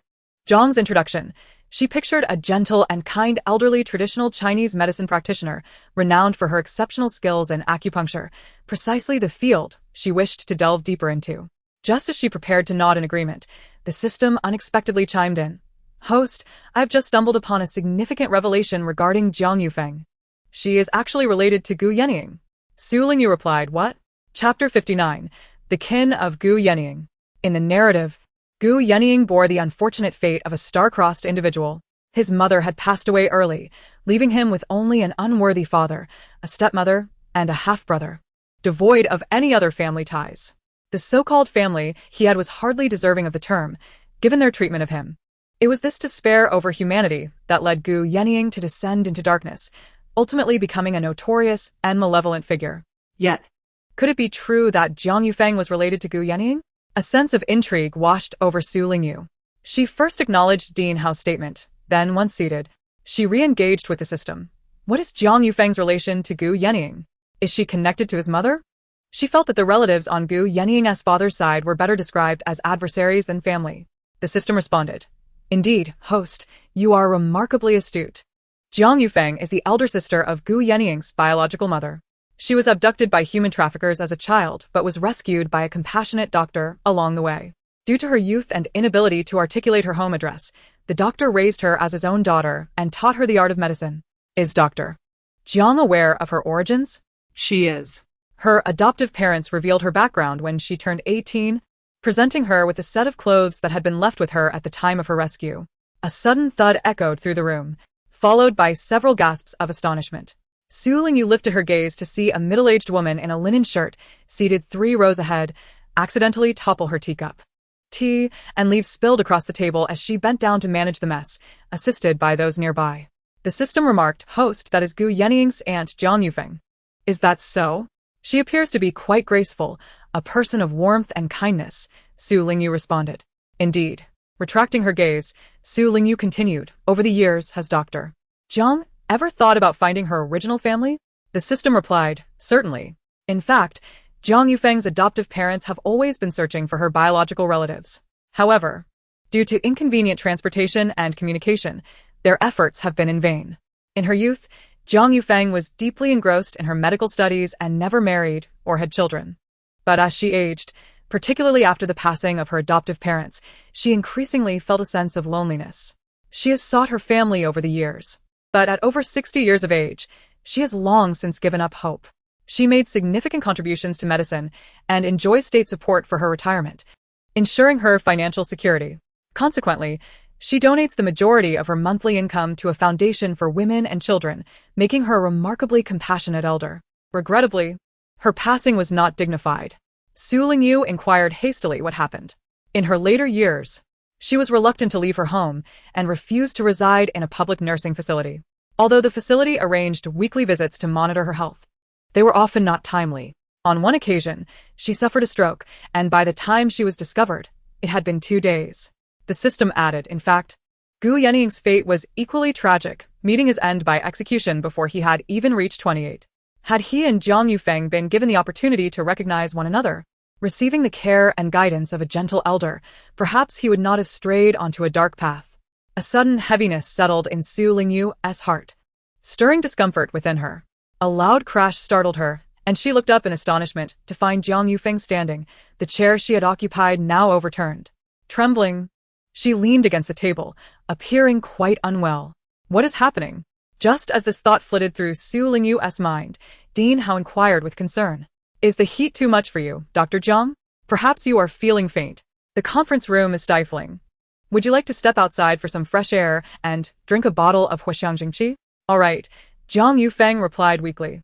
A woman seated beside her immediately assisted her up, guiding her out of the conference room. Observing closely, Su Lingyu noted Jiang Yufeng's pale complexion, beads of sweat glistening on her brow, and her apparent weakness, requiring support to walk. She indeed seemed to be suffering from heat exhaustion. This interruption somewhat eased the inexplicable discomfort in her heart, and an idea began to take shape. She spoke to the system. If Dr. Jiang were to learn of her lively and spirited nephew, it would surely bring her joy. I shall write her an anonymous letter to share this news. Do you believe it? Whether or not to acknowledge Gu Yenying as that grandson is left to her own discretion. Those who have made significant contributions to the nation should not meet a desolate end. The question remains whether the formidable Gu Yenying can provide her with the familial affection she seeks or become a source of misfortune. The system's focus is rather peculiar, and it chuckles with delight. Haha, lively and sprightly? Su Lingyu pondered the image of Gu Yenying's vivacity, unable to suppress a smile, finding it quite incongruous with his gloomy disposition. That formidable figure hardly deserves such a description. She quickly corrected herself. The morose nephew? The system retorted. The treacherous nephew. The ruthless nephew. The sarcastic nephew. The shameless nephew. Dean Hao remarked, "Are we playing a game of idioms?" Amused, he shook his head, observing how Su Lingyu's thoughts veered into the absurd, and he silently mused about how fortunate Jiang Yufeng was, choosing not to be distracted further as he resumed presiding over the meeting. Meanwhile, Jiang Yufeng, supported outside the conference room, stood by the window, eyes closed, feeling the scorching summer breeze caress her face, tears streaming down her cheeks. She was barely 4 years old when she was abducted, yet she held some vague memories. She faintly recalled her age, a pair of gentle and kind parents, and a soft, newborn sister. Over the years, particularly after the passing of her adoptive parents, she had longed to find her biological family, but alas, she had always been unable to uncover any clues. As the system had stated, she had nearly given up hope. But today, unexpectedly, a stroke of fortune had befallen her, filling her with both astonishment and fear. Yes, there was fear. Yet, it was fortunate that time was still on her side. Perhaps she could prevent the demise of her loved ones. Was that child named Gu Yenying? She felt she had seen that name recently. She would look into it as soon as she turned around. Moreover, she must express her gratitude to Su Lingyu. What a beautiful and charming girl she was. At 5:30 in the afternoon, Su Lingyu ended her workday punctually. Upon reaching the entrance of the traditional Chinese Medicine Research Institute, she spotted the familiar olive-green jeep awaiting her arrival. As she approached, Wang Yu jumped out of the vehicle and opened the door for her. She had assumed Wang Yu had come alone to fetch her, but before she could enter, she noticed a tall, stately figure seated in the back seat, his deep, tranquil phoenix eyes fixed upon her. Su Lingyu broke into a radiant smile, playfully calling out, "Cousin, you've come to pick me up too?" Wang Yu paused, quickly stifling a laugh as he hurried to the driver's seat. At that moment, colleagues who had participated in the rooftop rescue alongside Su Lingyu walked past the guard station, greeting her with friendly banter. "Lingyu, are you heading back? Your cousin has come all this way to fetch you. He is so good to you. My nephew is bringing me lunch tomorrow. He said he would bring me some pork trotters. Lingyu, why don't you join me for a meal? Our institute has a cafeteria with excellent dishes. Who needs pork trotters? Lingyu, my son works at the textile factory and can get vibrant fabrics. I could make you a beautiful outfit. You look splendid in a qipao, wouldn't you? Your presence is hardly missed." Su Lingyu waved her hand dismissively as she entered the car. Sensing the low pressure within the vehicle, Wang Yu refrained from speaking, even moderating his breathing, and hastily started the engine. Once Su Lingyu rolled up the window, she belatedly realized that the atmosphere inside the car felt somewhat off. Turning her head, she noticed her cousin's serious demeanor, his sharp brows knitted tightly, and his phoenix eyes clouded with contemplation, leaving her curious about his thoughts. She waved her hand in front of him and tilted her head, her almond-shaped eyes glimmering with curiosity. "Have you taken the wrong medicine, or has someone upset you? Tell me who it is, and I shall have a word with them to ensure they don't vex you again." Chapter 60. The Rules of Mind Reading. Meeting Su Lingyu's gaze, Hui Yan replied softly, "No." He merely realized that he might have made an erroneous decision and could soon regret it. "Oh, so you're not unhappy?" Su Lingyu retorted languidly. "Well, I certainly am." Hui Yan inquired in a deep voice. "What happened?" Su Lingyu let out a light scoff, her enchanting eyes narrowing as she stated, "You should reflect on your own actions first. I will settle the score with you when we get home." Hui Yan, taken aback, asked, "Is it because of me?" "Humph, it seems so." An inexplicable sense of unease blossomed within Hui Yan. What had he done to displease the little ancestor? As he pondered this matter, the strange, sour feelings that had previously surfaced began to dissipate. At the traditional Chinese Medicine Research Institute, after work hours, Director, Hao was still burning the midnight oil. Accompanying him were Qin Jun and others, who had voluntarily remained in accordance with the confidentiality agreement previously signed. From Director Hao's observations that day, it appeared that several individuals, including Qin Jun and Jiang Yufeng, could hear Su Lingyu's innermost thoughts. The volunteers matched the list he had compiled. According to protocol, he intended to speak with each of them individually that night. In the quiet office, Director Hao sat behind his desk, engaging in one-on-one discussions with Jiang Yufeng while jotting down notes. Qin Jun and the others waited quietly outside the office, refraining from discussing their ability to hear Su Lingyu's thoughts. After several rounds of conversations, it was already 8 in the evening. Having missed dinner, he felt the pangs of hunger, his stomach pressing against his back. Although he typically did not place much importance on meals, as it was common to experience hunger intermittently, the memory of Su Lingyu hiding behind him, exuding a profound trust in him, made him resolve to avoid losing weight. After all, how could he serve as a shield in the future if he became thin? After enjoying a hearty meal in the cafeteria, Director Hao took his notebook and boarded a dedicated vehicle, preparing to deliver his report. 20 minutes later, he arrived at the command center of the 52nd Division, where he was led to a conference room. The attendees included the division commander, Wang Zhengkai, Chief of Staff Yin Hongqi, as well as Hu Jiangwo, Guard Qinzhou, and another elderly gentleman with gray hair dressed in a Zhongshan suit. This elder appeared to be over 80 years old, yet he was sprightly and clear-eyed. Though he wore a smile, there was an undeniable aura of authority about him, exuding a commanding presence without needing to raise his voice. Upon encountering him, Director Hao was initially taken aback, followed by a wave of joy. "Ah, esteemed elder, you have arrived." The elderly gentleman nodded with a smile. "Let us not waste time. Please proceed with the report." Certainly, Director Hao promptly acknowledged. Without indulging in any formalities, he opened his notebook and began directly. After his presentation, Hu Jiangwo and Qinzhou subsequently took their turns to speak, culminating with Yin Hongqi. In recent times, aside from assigning 4 guards, including Qinzhou, to overtly ensure Su Lingyu's safety, the 52nd Division had also deployed an elite team capable of discerning her innermost thoughts, tasked with discreetly safeguarding her. During their protective endeavors, they observed the reactions of those who approached her, gathering a wealth of information. To summarize their findings, several key points emerged. Firstly, the proportion of individuals capable of hearing Su Lingyu's thoughts is exceedingly low. Among those who interacted with her, only 1 in 100 could do so. Secondly, the transmission distance of thoughts is comparable to that of spoken words, albeit thoughts are clearer, manifesting directly in the mind. Thirdly, the ability to read minds is contingent upon mutual affection. Those who harbor goodwill towards Su Lingyu, and whom she reciprocates feelings for, can access her thoughts. Fourthly, pivotal individuals can hear thoughts, but those with malicious intent towards Su Lingyu seem to lose this ability, a claim that requires further validation. Lastly, thoughts cannot be conveyed to Su Lingyu. It appears that an unseen force enforces a silence upon them. Any additional patterns will necessitate further exploration. To safeguard Su Lingyu's privacy, her office at the Traditional Chinese Medicine Research Institute is situated on the easternmost side of the 2nd floor, separated by 2 file rooms from the nearest director's office. Not to mention the office's decor, arranged partly by her cousin and partly by others, featuring an exquisite screen of authentic artistry and genuine blue and white porcelain cups for drinking.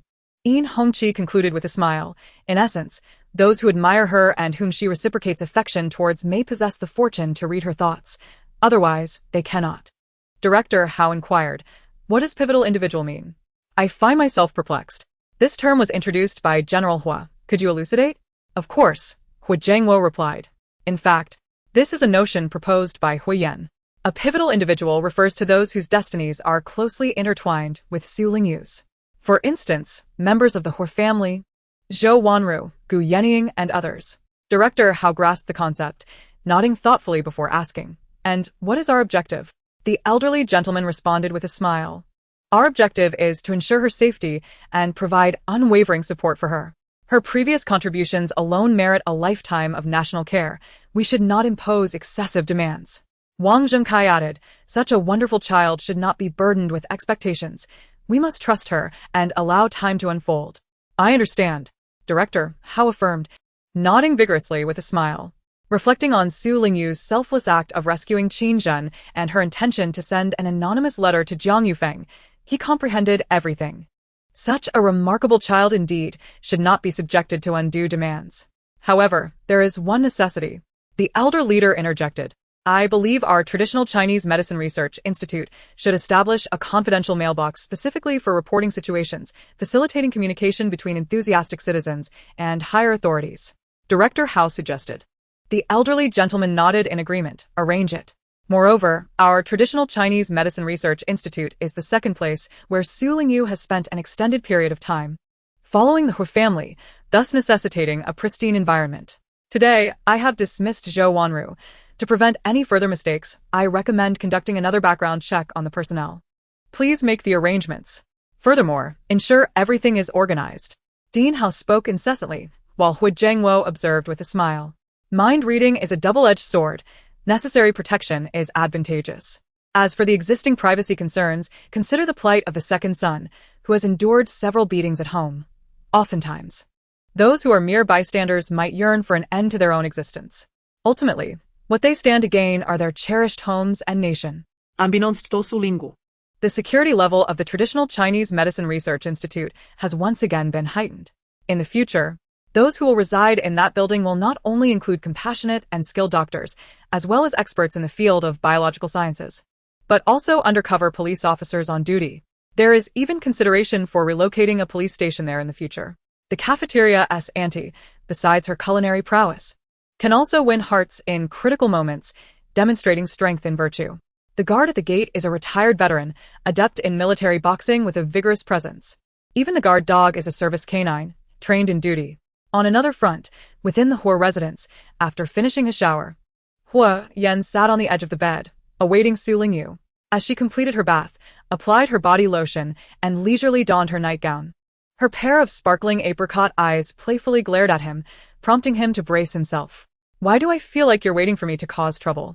Su Lingyu rummaged through the bedside drawer and tossed 2 beer caps onto the bed. What are you planning to do? Hua Yan glanced at the caps and asked in a low voice. Of course, they are for teaching you a lesson. Teaching me a lesson? Ahem, a punishment. Su Lingyu waved her hand, speaking in a sweet, soft tone. That detail is inconsequential. What matters is, after all this time, have you realized where you went wrong? If you cannot provide an answer, you shall kneel on the beer caps. Su Lingyu emphasized, the kind of kneeling where the caps are underneath. Huiyan, what? Kneel on beer caps. Chapter 61. You knew all along that I had no relationship with Zhou Wanru? Their gazes locked. Huiyan's phoenix eyes were deep and contemplative. Su Lingyu thought he was about to erupt in anger, yet he contained his emotions, asking in a steady voice, if you cannot think of a reason, could you simply tell me? His composure made her hesitant to act mischievously. Considering she had effortlessly completed her daily tasks, she seized the pillow and hugged it tightly. Her apricot eyes puffed up in indignation. It's about Zhou Wanru. Zhou Wanru? Hua Yan furrowed his brows. Yes. She is also going to work at the traditional Chinese Medicine Research Institute. Don't pretend you're unaware of this. In truth, Hua Yan was genuinely oblivious to this matter. He was quite surprised. She managed to get into the traditional Chinese Medicine Research Institute. Did her background check pass? Su Lingyu. She's no fool. Her judgment of character is quite astute. Hua Yan's reaction was evidently sincere. He truly did not know about Zhou Wanru's admission to the institute, even more surprised than she was. However, she still had ample reason to be upset. You are well aware that I do not like her, yet you failed to pay more attention to this issue. Do you recognize your mistake? Huiyan, speak. I will be more attentive next time. Don't just promise to be more mindful in the future. What are you planning to do about this situation now? Su Lingyu huffed, declaring resolutely that, regardless of the means employed, she did not wish to see Zhou Wanru at the Traditional Medicine Research Institute the following day. Huiyan, maintaining his composure, replied, Very well, I shall communicate this. He had always prioritized Su Lingyu's safety, having previously reported the situation regarding Zhou Wanru's covert instigation of Jiang Yuyu to serve sulfuric acid beverages to Su Lingyu, a matter of significant concern to their superiors. It seemed a minor oversight had occurred at some point in the process. Su Lingyu was somewhat taken aback by his swift agreement. Could there be a hidden agenda behind this? At that moment, the system suddenly chimed in. Host. I bring good news. Due to her improper conduct, Zhou Wanru has been dismissed by Director Hao. She will no longer be a nuisance to you. Director Hao is a commendable individual, selfless in his duties. You won't even need Huiyan. Su Lingyu's eyes sparkled with delight. Is that true? The system affirmed. Indeed. However, There is also bad news. I have discovered that Gu Yenying contacted Director Hao, stating he has completed the transfer of his responsibilities and will report to the Traditional Medicine Research Institute tomorrow. Su Lingyu's smile faltered. Is he out of his mind? So eager to start work? What he desires is not merely a job, but something else entirely. The system interjected. Is it you, the host? Su Lingyu fell silent. Huayan took a deep breath, lowering his gaze to conceal the emotions in his eyes.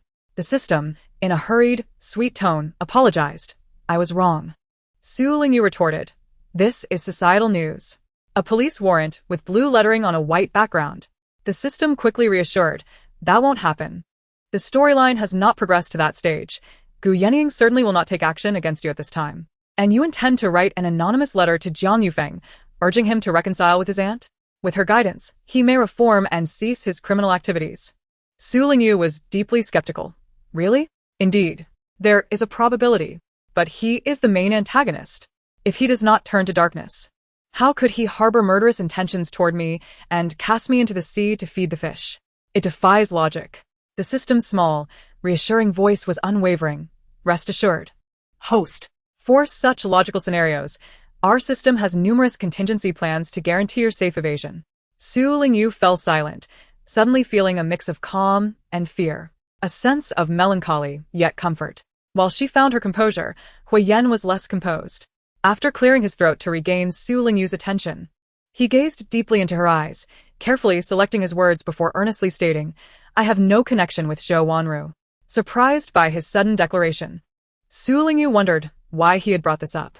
In response to her unvoiced question, Huiyan did not elaborate but continued to gaze at her intently. Upon returning from a mission, I sustained severe injuries and was hospitalized in a military hospital for 3 months. During my stay, I was attended by a male nurse, and I only exchanged a few words with her while receiving and removing injections, always in the presence of a third party. I am unclear how rumors of an affair between us emerged, reaching your ears. I do not concern myself with her feelings toward me. I can sincerely assert that there exists no connection between her and me. I have never harbored even the slightest inclination towards her. Or rather, he had never felt such a thing until now. At this thought, a wave of warmth surged through Huiyan's ears, and he awkwardly remarked, So, please do not misunderstand any further. Su Lingyu was taken aback. She did not anticipate that this male protagonist would be so loquacious. However, little Tongzi, should I reveal to him that I have long known of his innocence? The one spreading rumors is none other than Zhou Wanru. She aims to provoke me, compelling me to confront her, so she can play the role of the fragile little green tea and elicit sympathy in front of him. Whether Huiyan is innocent or not in relation to Zhou Wanru is of little consequence. What truly matters is that I must leverage the situation to provoke him and incite his disdain for me. But now that he has explained himself, how can I continue to exploit this matter? Will I still be able to fulfill my daily tasks? The system was equally perplexed. Indeed. What shall we do now? Huiyan took a deep breath and, with a hint of resignation, inquired, Given your expression, you have known all along that I have no ties to her. You were merely trying to provoke me?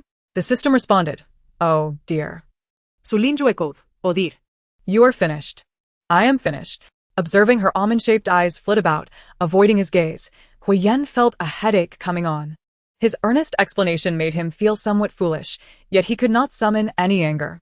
Nevertheless, the issues that needed clarification could not be evaded. They had to be resolved today. Did I hit the mark? He asked.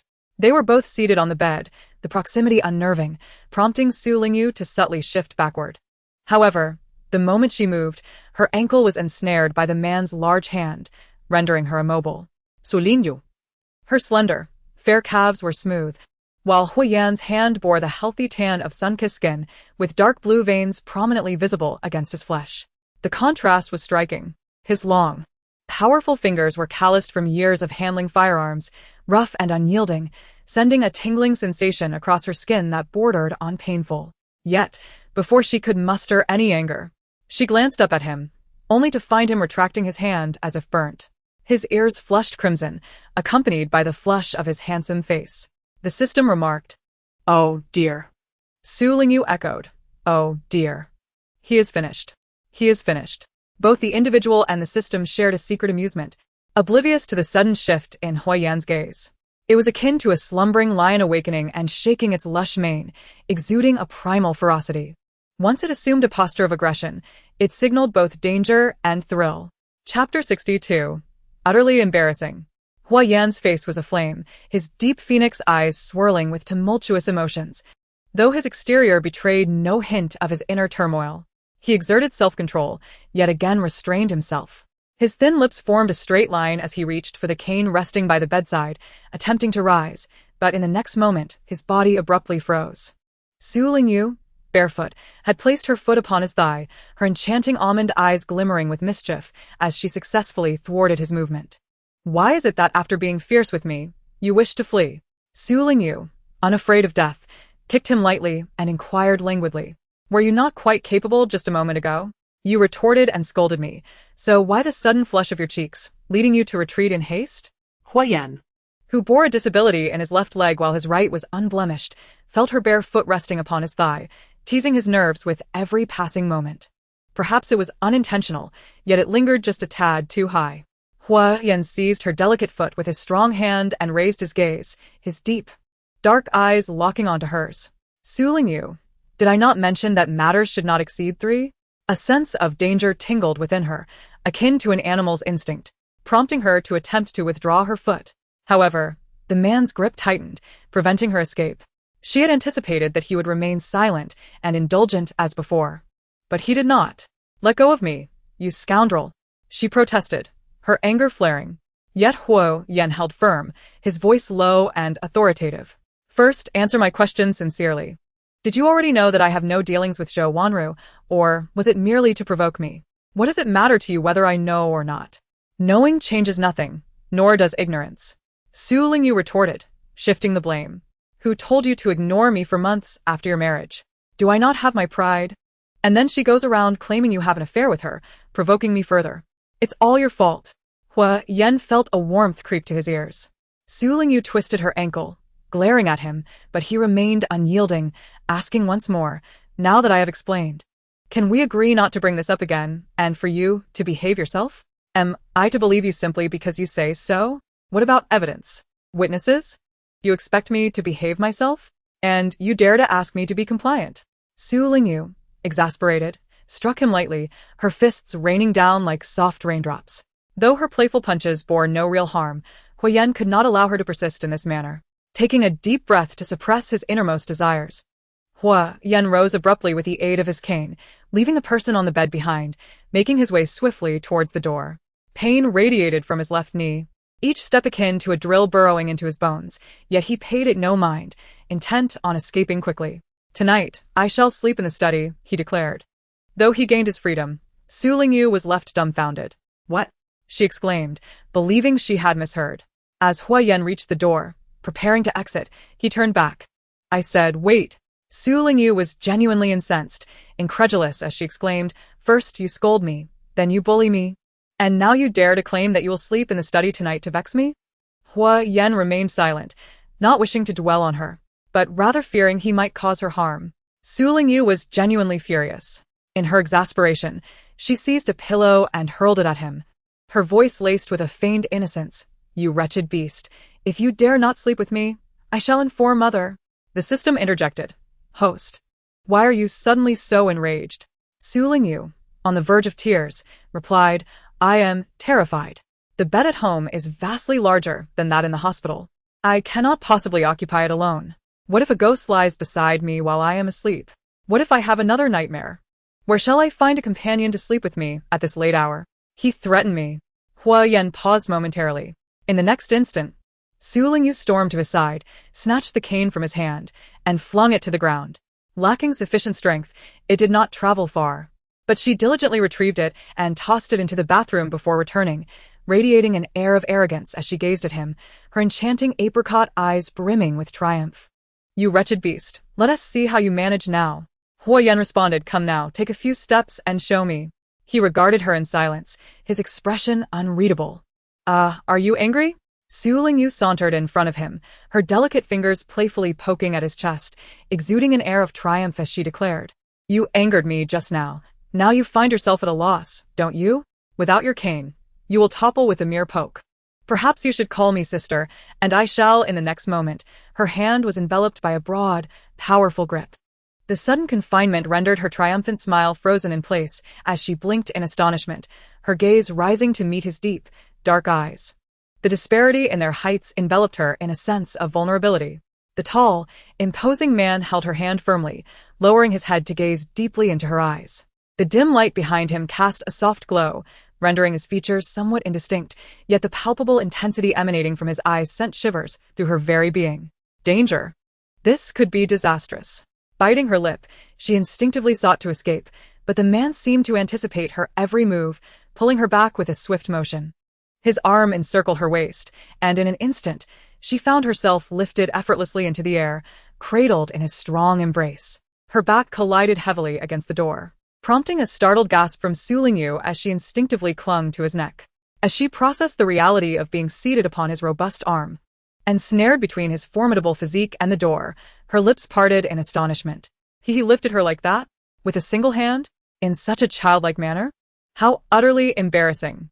This was her first experience of the raw, surging strength that resided within Huyen, a stark contrast to her own delicate finesse. His power was virile, assertive, and fiercely untamed. His prior calm demeanor had merely been a refusal to engage with her provocations. She averted her gaze in panic, only to find his dark eyes fixed upon her. In that moment, the world around them faded into silence. The night deepened as if it were thickening with emotion. Even the warm glow of the floor lamp in the room softened, casting a gentle light upon the scene.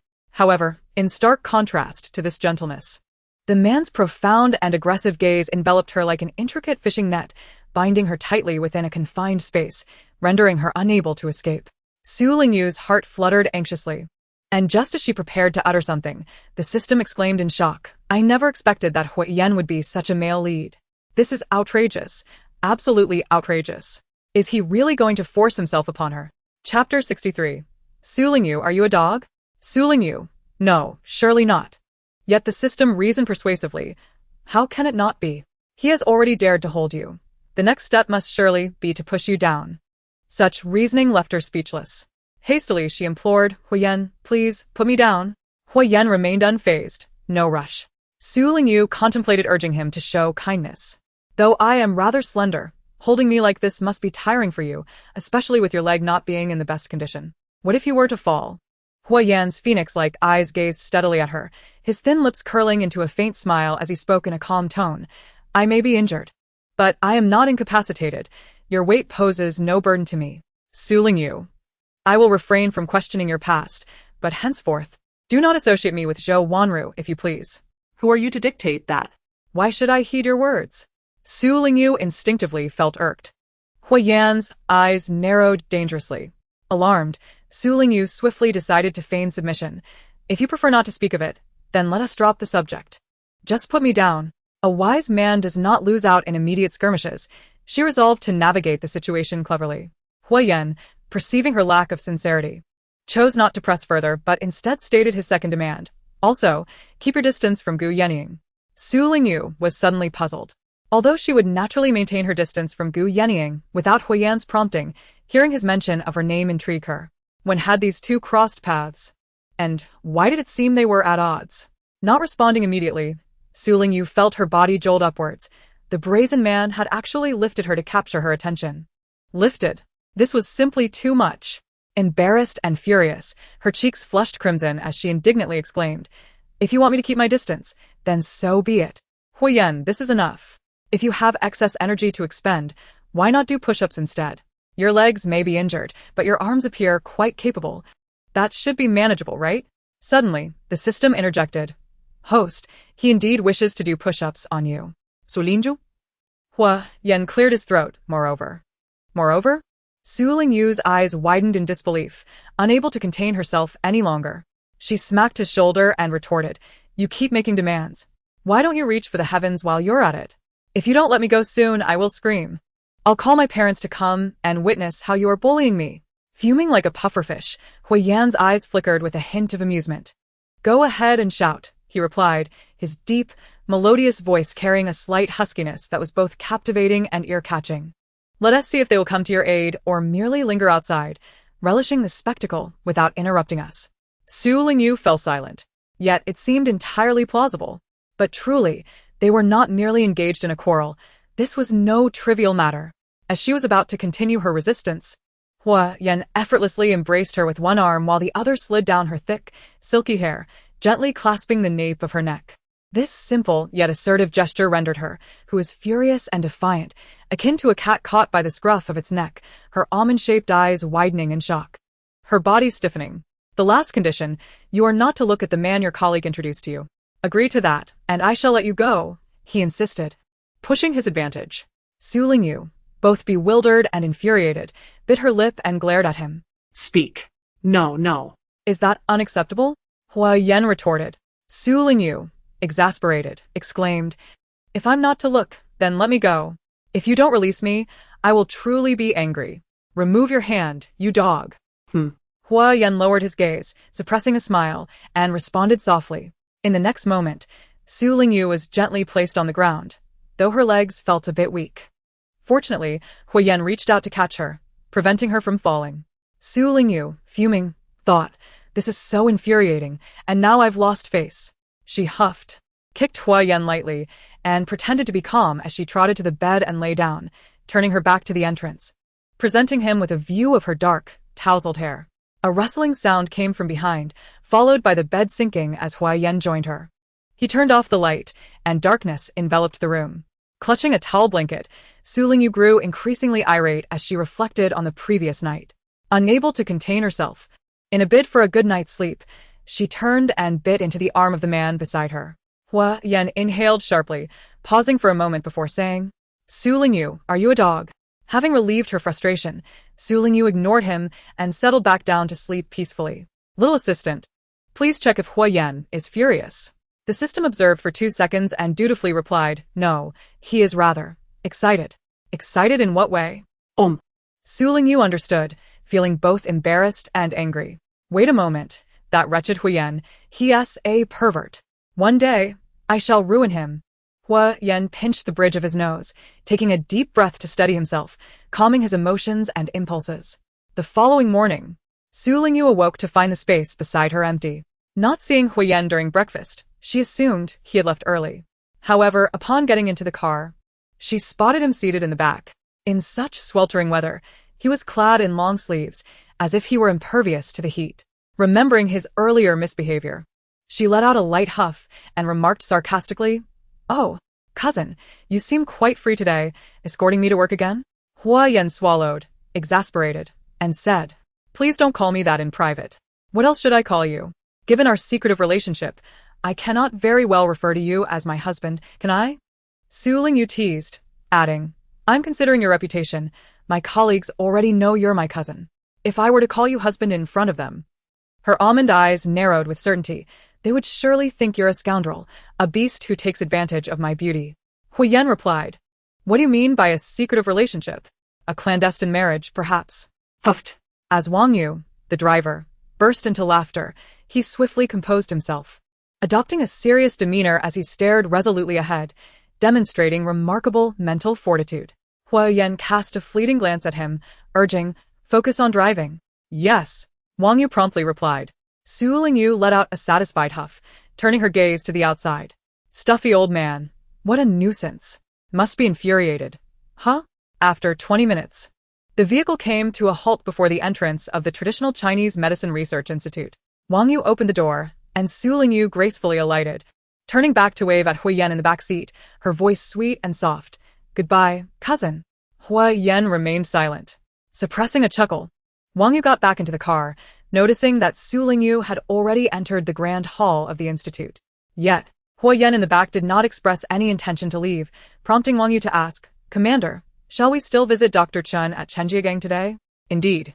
Hua Yan replied, retracting his gaze. Let's go. Understood. A flicker of reluctance crossed Wang Yu's eyes as he complied and started the engine. Half an hour later, the jeep stopped at the entrance of a secluded alley. Hua Yan opened the car door, using his strength to rise from the wheelchair that Wang Yu had retrieved from the trunk. The wheelchair rolled over the cobblestone path, arriving at the door of an ancient courtyard. An elderly man dressed in a white undershirt stood at the entrance, fanning himself. Upon spotting Hua Yan and Wang Yu pushing the wheelchair, a profound disdain flickered in his eyes. Hua Yan approached, using his arms to support himself as he stood from the wheelchair, addressing the old man earnestly. "Dr. Chen, I have come today seeking your medical expertise."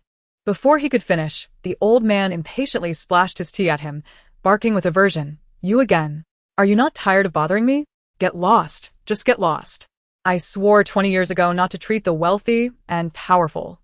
Even if you kneel here begging, I will not heal you. I refuse to treat someone with the character of a soldier." The tea-drenched Huiyan's rugged and resolute face, leaves clinging to his hair and clothing, leaving him in a disheveled state that drew peculiar glances from passers-by. Chapter 64. I will treat your leg only when I am satisfied. Why is this man here again? He looks like a soldier. There are so many doctors at the military hospital. Why come here? Murmured the crowd. Old Chen's medical skills are remarkable. He must want him to heal his leg. Chen Montsong's youngest daughter had run off with a soldier, returned pregnant, gave birth to a son, and then threw herself into the river. He harbored a deep-seated resentment toward soldiers. Many stared at Huiyan, whispering amongst themselves. He calmly wiped the water from his face, his expression unchanging, only betraying a flicker of emotion when he glanced at his disabled left leg. "You old man, you have gone too far." Wang Yu exploded with anger. "Our commander was injured while fighting for the country and our families. If it weren't for us battling on the front lines, would you enjoy your peaceful life at home? Our commander was wounded in the line of duty. He survived against all odds, and yet you dare to insult his character?" Old Chen waved his hand vigorously and shouted with a hoarse voice, "If you truly fear death, then do not enlist. Better to refrain from enlisting altogether." Wang Yu, filled with indignation, began to retort. However, Huiyan interjected softly. Silence. Wang Yu's eyes brimmed with tears as he nodded firmly and stepped behind Huiyan. Yet. His gaze remained fiercely fixed on Chen Montsong at the entrance of the courtyard.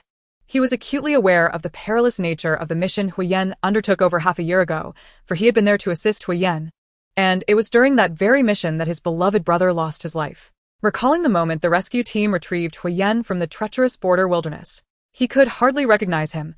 Huiyan was nearly unrecognizable, his left leg twisted grotesquely, and multiple wounds on his body were festering and reeking, leaving him in a state that bore little distinction from death. The agony was excruciating, each moment a torment.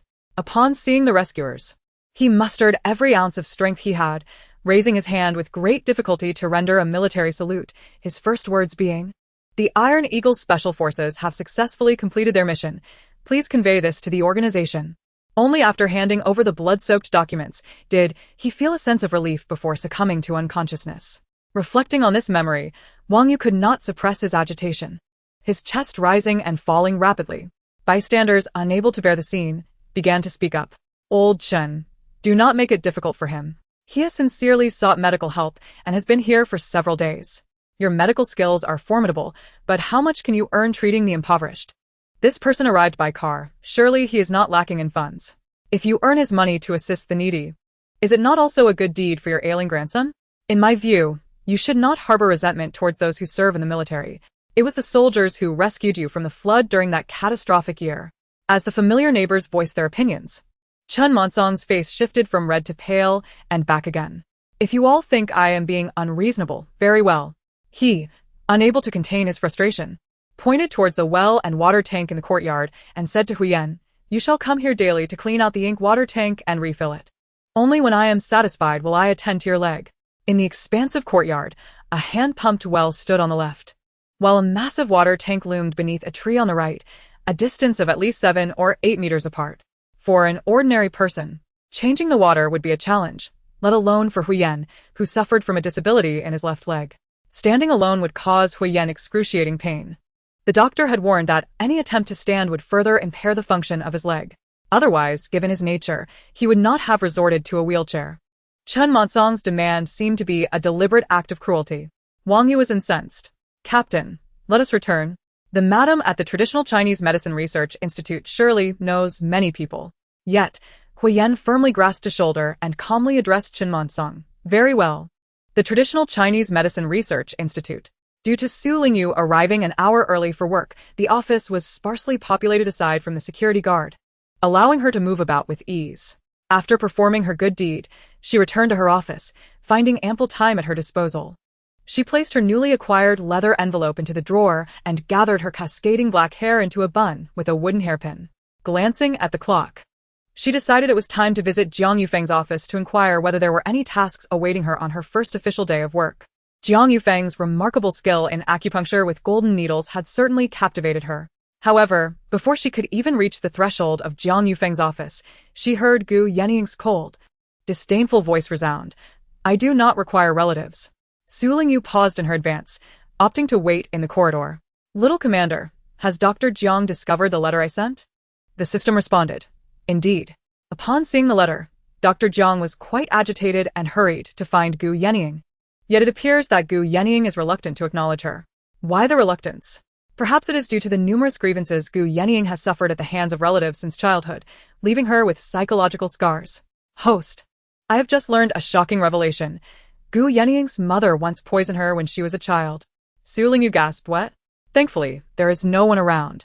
She quickly covered her mouth. What happened? How could her mother be so wicked? The system explained. Did I not mention that Gu Yanying's father abandoned her and her mother when she was very young? Her mother raised her alone, resorting to clandestine means to survive. Perhaps one day, overwhelmed by despair, she prepared a meal laced with rat poison. Fortunately, Gu Yanying was astute enough to sense something amiss after only a few bites. She rushed to the kitchen to induce vomiting with soap water. Or else she would not have survived to this day. Su Lingyu inquired. How did Gu Yanying realize? Perhaps it was her mother's unusual pallor or the peculiar taste of the food. Su Lingyu was further astonished. Her mother looked unwell? Did her mother not partake in the meal? The system confirmed. No, she did not. A mother's cruelty knows no bounds. I had assumed she intended to perish alongside her, not to poison her own child.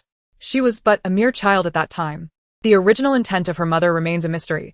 This incident is a deep-seated wound in Gu Yanying's heart. Regardless, her mother has never treated her well, often resorting to physical punishment, leaving Gu Yanying with numerous scars. Su Lingyu was rendered speechless. At this moment, she suddenly realized that an unsettling silence had enveloped Jiang Yufeng's office for quite some time. Furrowing her brow, countless gruesome crime scenes flashed through her mind, painful, dark, and stained with damp blood. Recollecting her previous nightmares, she shivered. Goodness, that formidable Gu Yanying. Could she have resorted to violence without provocation? If I were to barge in and witness her committing a crime, would she eliminate me to silence me? The system's soft voice interjected. Host. Do not act impulsively. I would never act rashly. I shall merely steal a glance. If the situation appears dire, I shall flee and summon security to apprehend her. Su Lingyu lightened her steps, stealthily approaching the office door, peering inside. At that moment, she unexpectedly locked eyes with a familiar pair. Clad in white and black, Gu Yanying stood with a hand in her pocket, her enchanting peach blossom eyes glimmering with a chilling smile, as if anticipating the encounter. Casting a knowing glance in her direction, the others in the office remained oblivious. Upon surveying the office's atmosphere, Su Lingyu found herself momentarily stunned. Who could elucidate why so many individuals congregated within Jiang Yufeng's office? It starkly contrasted with her preconceived notions of a crime scene. In Chapter 65, Gu Yanying harbored a distinct aversion to physical contact, particularly with women. The modest office was crowded, the reception sofa was brimming with people, and additional chairs were filled to capacity, with some even standing to observe the commotion. Jiang Yufeng occupied the desk at the front, while directly opposite her stood Gu Yanying, clad in white attire and black trousers. His strikingly handsome visage bore an air of indifference, and his tall stature of 188 centimeters rendered him an imposing figure amidst a throng of middle-aged men and women clad in shades of blue, white, and gray, making him appear both distinguished and somewhat isolated. At that moment, with her entrance, all eyes gravitated toward her, and the pressure was palpable. Mortified, Su Lingyu felt as though she were experiencing social death. The system promptly offered a suggestion. Host, considering your current posture, why not dazzle them all? Maintaining an elegant smile, she regained her composure and retorted, why don't you have me perform a folk dance instead? Is it because I am not adorned in a floral coat that I am deemed unworthy? Before the system could propose another ill-advised idea, she straightened her posture, flashed a subtle smile at Jiang Yufeng and brightly announced, Dr. Jiang, I am Su Lingyu, the research assistant assigned to you. I have come to report for duty. She refrained from mentioning the earlier furtive glances. As long as I remain unembarrassed, the discomfort shall belong to others. Life may attempt to reduce me to mere fragments, yet it discovers I dissolve effortlessly with a silky texture, she mused. The system commended her. Host, you are impressive. To which Su Lingyu humbly replied, you flatter me. Suddenly, Jiang Yufeng seemed to regain her wits, clapping her hands in exasperation and offering an apologetic smile. I sincerely apologize for my excitement over personal matters. I momentarily lost sight of my professional duties. Has something wonderful occurred, Dr. Jiang? Su Lingyu inquired deliberately. Indeed, it was a momentous occasion. Someone chimed in, Doctor. Jiang has long sought her long-lost relative and has fortuitously discovered that Professor Gu is her nephew. Alas, Professor Gu is rather reluctant to acknowledge the familial bond, and we are endeavoring to mediate. Such splendid news. Why would one be hesitant to embrace kinship? Su Lingyu feigned astonishment as she glanced at Gu Yenying. He met her gaze with an enigmatic smile, the curvature of his lips deepening. Undeterred, Su Lingyu raised an eyebrow in triumph. With her provocative question, others suddenly recalled their professional obligations and turned their attention back to Gu Yenying, urging him once more. In a corner, Su Lingyu felt a surge of delight. Ah! The pressure has shifted back to Gu Yenying. Now we can sit back and enjoy the spectacle. Perfection. Yet, Gu Yenying must find this quite irksome, for he possesses an emotionally detached demeanor, bordering on cold-heartedness. It is unreasonable for anyone to expect affection from a previously unknown aunt, let alone him. Now, with this substantial crowd insisting on reconciliation, he must feel overwhelmed, like he is being coerced into acknowledging an aunt, which must be rather displeasing, The system interjected. One wonders when he will finally erupt. As one individual conversed with the system, they failed to notice the sudden tension in Jiang Yufeng's expression, where a flicker of regret emerged in her eyes. Would it truly be bothersome? Their generation had become accustomed to resolving issues in such a manner. Whenever disputes arose between couples, or children became disobedient, or sisters-in-law quarreled, a large group would gather to mediate, and all would be well again. She felt uncertain, fearing that a conversation with Gu Yenying might become awkward and the atmosphere stale, so she invited a familiar colleague to act as a mediator. Unexpectedly, everyone grew curious about her newfound family, leading to an increasing number of people in the office, transforming it into a bustling marketplace. She glanced at Gu Yenying, and indeed, detected a trace of impatience etched upon his brow. Swiftly, she smiled at the crowd and declared, all right, I cannot force the child to recognize me. He needs time to process and accept this. I truly appreciate everyone's presence today. I shall host a gathering another day and treat you all to some delicacies. It is now time to return to work, so please go about your tasks. Jiang Yufeng escorted each person to the door, and upon turning back, she spotted Su Lingyu quietly seated in a corner of the sofa, engrossed in her reading, a few rebellious strands of hair falling gracefully, rendering her exceedingly serene and lovely. Gu Yenying stood still, gazing at her enchanting profile, seemingly lost in thought. Reflecting on Su Lingyu's previous sentiments, a pang of compassion welled in Jiang Yufeng's heart. She hastened to Gu Yenying's side and inquired, in your childhood, did your mother not treat you well? Without waiting for his response, she grasped his wrist and gently tugged at his sleeve. Upon revealing his arm, densely marked with a myriad of old scars, her heart sank further. The injuries on his arm, cuts from instruments, burns from cigarette butts, and scars from fierce flames, spoke volumes of the hardships Gu Yenying had endured in his youth. Tears welled in Jiang Yufeng's eyes as she tenderly caressed the scars on his arm, murmuring, it is all in the past. Those bygone days are behind us. From now on, your aunt will treat you well, I promise. No need, Gu Yenying coldly retorted, pulling his hand away, lowering his gaze to conceal the chill and disdain in his eyes. He meticulously adjusted the cuff of his white shirt, securing it with cufflinks, once again concealing the wounds on his arm. With that, he turned towards the door, not sparing Jiang Yufeng a glance. The system's youthful voice remarked, ah, Jiang Yufeng has stepped on another landmine. Jiang Yufeng's expression tightened. Su Lingyu immediately inquired, why is that? Gu Yenying despises physical contact with others, particularly women. She grasped his hand and tugged at his sleeve without warning, exposing his scars. This was akin to dancing on Gu Yenying's sensitive spot. Su Lingyu, intrigued, asked, I understand the latter, as it exceeds social boundaries.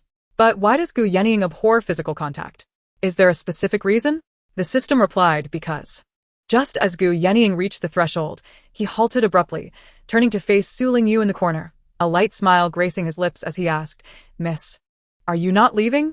Su Lingyu's conversation with the system was abruptly interrupted, and she turned to him in surprise. What do you mean leave? I am Dr. Zhang's research assistant. I must accompany her to work. Oh, Gu Yening nodded. Then I shall take my leave. With that, he casually waved his hand at her and turned to depart. Su Lingyu thought to herself, how peculiar. If he wants to leave, why say anything to me? Are they that familiar? After Gu Yening had been gone for several minutes, Jiang Yufeng suddenly exclaimed, a look of regret washing over her face. Oh, dear, I've truly botched things up today. Realizing something, she grasped at a lifeline. Looking at Su Lingyu. Child, you and Yening are of the same generation. Surely you understand young people's sentiments better than this old woman. Can you offer me some advice on how to win his recognition? Su Lingyu, surprised, raised her hand to point at herself. Me? Chapter 66. Could it be that he also possesses this tragic yet admirable persona? Indeed, Jiang Yufeng affirmed. Su Lingyu felt somewhat taken aback. What assistance can I provide you? I am not well acquainted with Gu Yening, and I do not particularly wish to engage with him. Jiang Yufeng earnestly implored. It's not anything complicated. It's just that I'm older and unfamiliar with the taboos of your generation. I hope you might guide me. Today's incident seemed to displease Yening, and I fear I may err again in the future, which would contradict my intentions of seeking family. Su Lingyu purset her lips, her bir right. Dark almond-shaped eyes gazing at her. Jiang Yufeng's emotions stabilized as she wiped her reddened, moist eyes, her smile growing ever warmer and more benevolent, even tinged with nostalgia. Throughout my life, I have navigated through many twists of fate, and I wish to share this happiness with my kin. Ultimately, it matters not whether that child acknowledges me. What concerns me is that he has endured much suffering in his past, and I only hope for a brighter future for him. Her sincere words, imbued with deep emotion, stirred something within Su Lingyu, leading her to nod in agreement almost unconsciously. Upon seeing her consent, Jiang Yufeng was overjoyed and immediately began to consult her. Little Su, do you think I should make a few outfits for Yening? What do young boys these days prefer to wear? Su Lingyu reflected on the fashion trends of the 1980s. Bell-bottom pants, sunglasses, and long trench coats seemed to be the style code. Add a bottle of mousse for styling, and he would undoubtedly be the most fashionable lad on the street. However, little system, doesn't Gu Yening mostly wear white tops and black pants? Nothing distinctive? The system responded with admiration. Wow, host, how do you know so much about Gu Yening? Su Lingyu scoffed lightly. I have no desire to know him at all. If given a choice, I do prefer he wear a sack. She then addressed Jiang Yufeng. Gu Yening appears to dislike ostentatious attire. He likely prefers a simple and clean style. You might consider purchasing him some dress shirts and tailored trousers, perhaps light-colored cotton tops, khaki cargo pants, or straight-leg jeans, which would be more suitable. Unexpectedly, Su Lingyu sought assistance from the system, leaving Jiang Yufeng pleasantly surprised. This was no longer a guess, but a definitive answer. Yet, a question arose in her mind. It seemed that Su Lingyu harbored some opinions about Gu Yening. However, it was essential to take note of the suggestions. Without further contemplation, she hastily retrieved a notebook, donned her reading glasses, and began to diligently jot down notes. Observing her earnestness, Su Lingyu also became more serious. After finishing her notes, Jiang Yufeng inquired, Xiao Su, I wish to invite Yening over for dinner. What dishes do young people enjoy these days? What are the trending snacks? Su Lingyu promptly engaged the system. Quickly check what the formidable Gu Yening likes to eat. Soon, a surprised voice from the system responded, Wow, host. I discovered a little quirk about Gu Yening. He actually enjoys sweets. When he's feeling down, he occasionally hides away to indulge in a piece of candy. Su Lingyu was both astonished and disdainful. No way, does he also have that tragic yet powerful trope? Aside from sweets, what are his preferences for meals? The system replied, They're quite ordinary. Ever since he had a meal laced with rat poison prepared by his mother, he has developed a significant insecurity regarding food. Rarely dining out and mostly cooking for himself. Interestingly, his culinary skills seem quite good. Perhaps he could prepare a dish for Jiang Yufeng. By the way, host, are we truly not going to stir up trouble? Su Lingyu, feeling frustrated, exclaimed, I wish we could. If I were to give him advice, I would suggest frying him a dish of bitter melon. Not only would he taste the bitterness of life, but also the bitterness at the dining table, infuriating him. Haha. Jiang Yufeng looked puzzled. Su Lingyu gathered her thoughts and advised, I happen to see Gu Yening eating candy, so I believe he has a preference for sweets.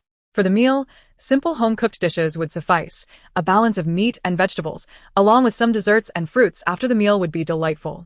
She added, If time permits, you could take him shopping for ingredients and snacks. It would also serve as a bonding experience. primarily to dispel that formidable one's suspicions.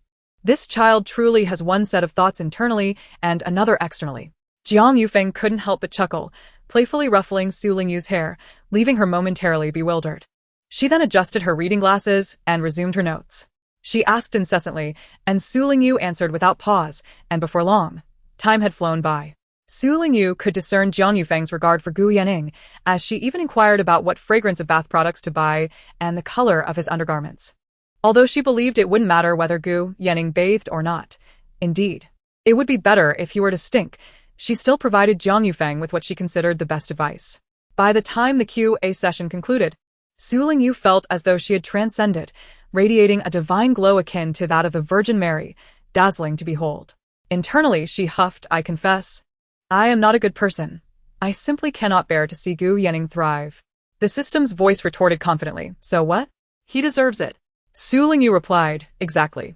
Jiang Yufeng, listening to Su Lingyu's slight grievances towards Gu Yanning, wondered how he had managed to provoke this child. However, she found herself growing fonder of Su Lingyu, appreciating this seemingly spoiled yet genuinely kind and endearing girl from the depths of her heart.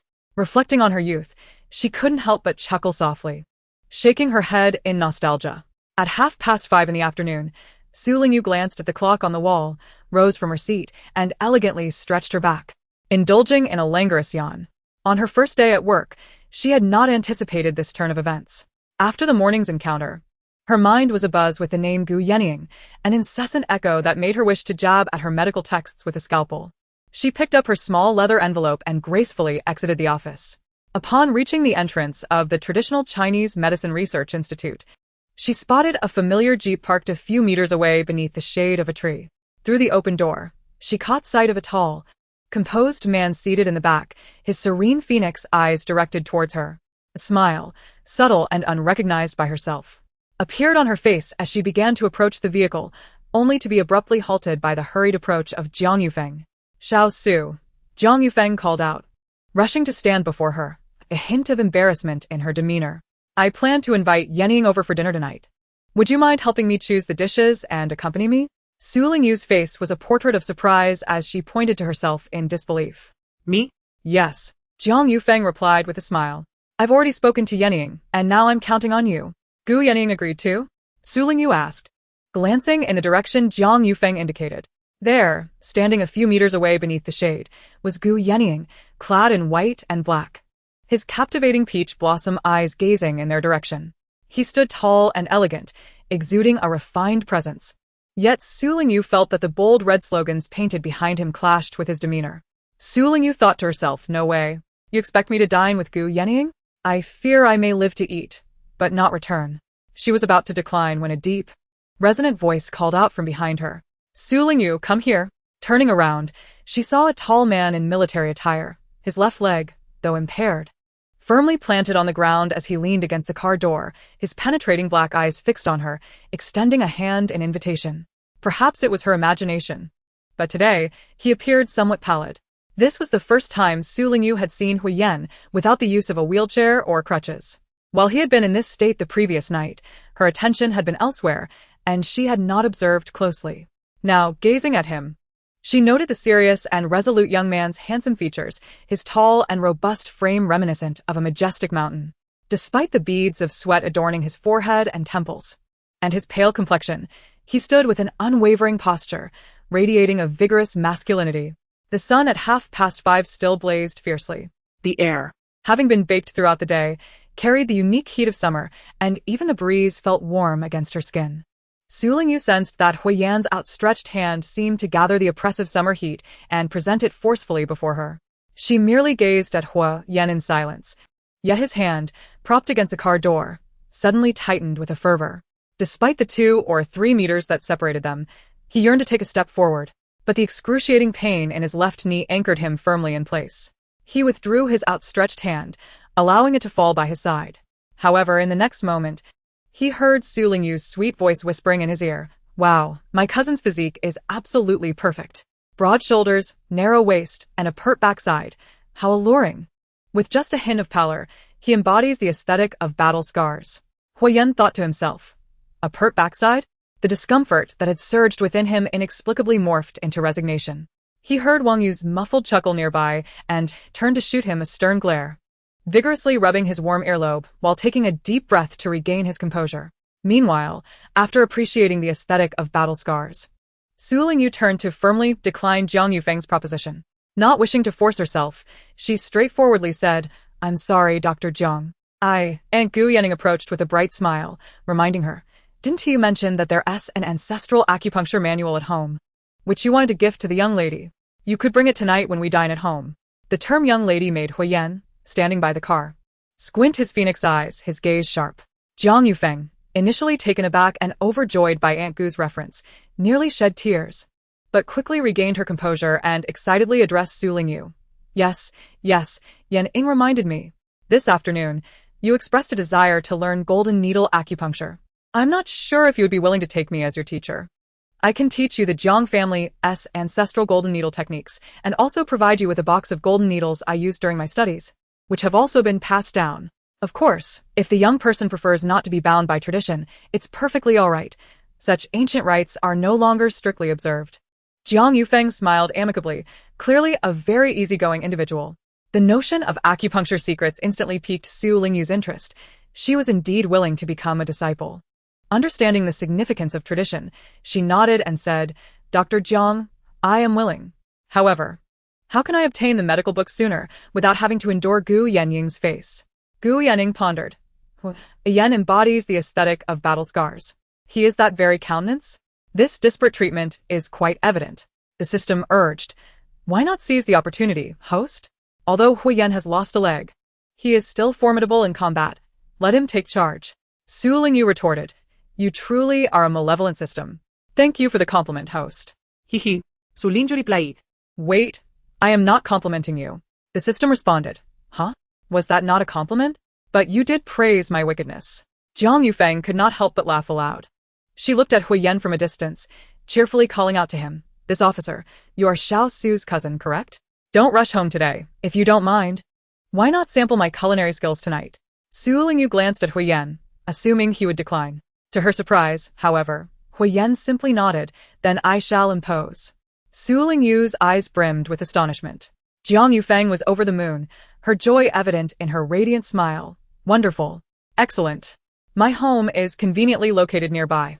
It takes merely 10 to 20 minutes to walk there. First, we shall visit the market to procure some vegetables before returning home to prepare a meal together. I possess both egg and meat ration tickets, and we have a crucian carp thriving in the fish tank, so there is no worry about a lack of ingredients." Gu Yanning, with one hand casually tucked into his pocket, cast a gentle glance at Huyen's injured leg and suggested softly, "Captain Hu has a disability in his left leg and finds walking cumbersome. It would be best for him to take a vehicle while the rest of us walk." Huyen replied succinctly, "Everyone get in the car." Jiang Yufeng, oblivious to the subtle exchange between the two, thought taking a vehicle was indeed a splendid idea. She curiously glanced at the car and politely inquired, "Captain Hu, can your vehicle accommodate so many passengers?" It can. "Then let's proceed. Everyone get in the car." Jiang Yufeng replied with a smile. The market is conveniently situated by the roadside, allowing the vehicle to pull up directly at its entrance. Given the number of people dining today, we should purchase a greater quantity of vegetables to avoid the burden of carrying them in our hands. Gu Yanning chuckled in agreement. "Very well. We shall trouble Captain Hu then. Auntie, you can sit in the front passenger seat while the three of us young ones take the back." All right. Jiang Yufeng nodded. Being slightly plump and fond of perspiration, she feared being cramped in the back seat.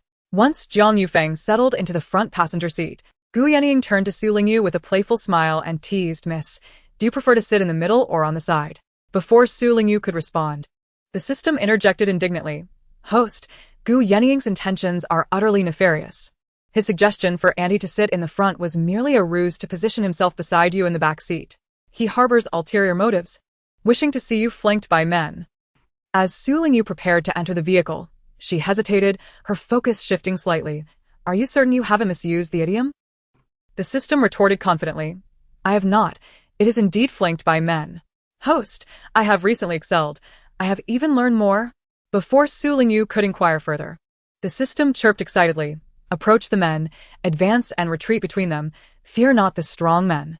You are currently navigating between men, and soon you will be flanked by them. But I believe you can boldly approach and not fear the strong." Doesn't Gu Yening despise women touching him? If he dares to scheme against you, do touch him, infuriate him. Today's routine task remains unfulfilled, host. Ever since you started working, you have changed. You have become neglectful of me. Su Lingyu pondered for a moment before sincerely clarifying. That's not quite true. I've always been somewhat neglectful of you. The system lamented.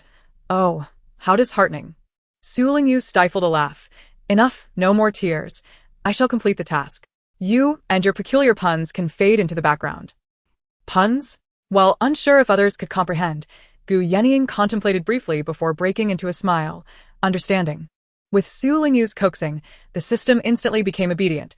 All right, no more tears. However, host, do be cautious. Gu Yening surely desires you to sit in the middle. Close to you. If he becomes even bolder, he may occupy the middle seat, placing himself between you and Huiyan. I detected his heartbeat quickening, and his palms becoming clammy. This was a manifestation of his excitement. Dear host, he harbors ill intentions toward you. Gu Yening, what do you mean, host? You should take advantage of him. Su Lingyu, is Gu Yening really harboring ill intentions? She cast her gaze upon the strikingly handsome and tall figure of Gu Yening. At first glance, it seemed rather unfortunate. Why does such a beautiful exterior conceal the soul of a great villain? Not just any villain, but a deranged and obsessive one. What a waste. The system immediately urged. Then, dear host, you should take advantage of him. The richness of the Chinese language is truly profound. Su Lingyu responded, never mind, I have no interest in him. Upon hearing her thoughts, Gu Yenying's bright smile faltered for a moment, and the words he intended to speak suddenly caught in his throat. However, glancing at the solemn-faced Huiyan, he chuckled softly. We can't just stand here. If the young lady doesn't wish to squeeze into the back seat, how about I accompany you as you walk over? Absolutely not. Su Lingyu promptly rejected, feeling that he had ulterior motives.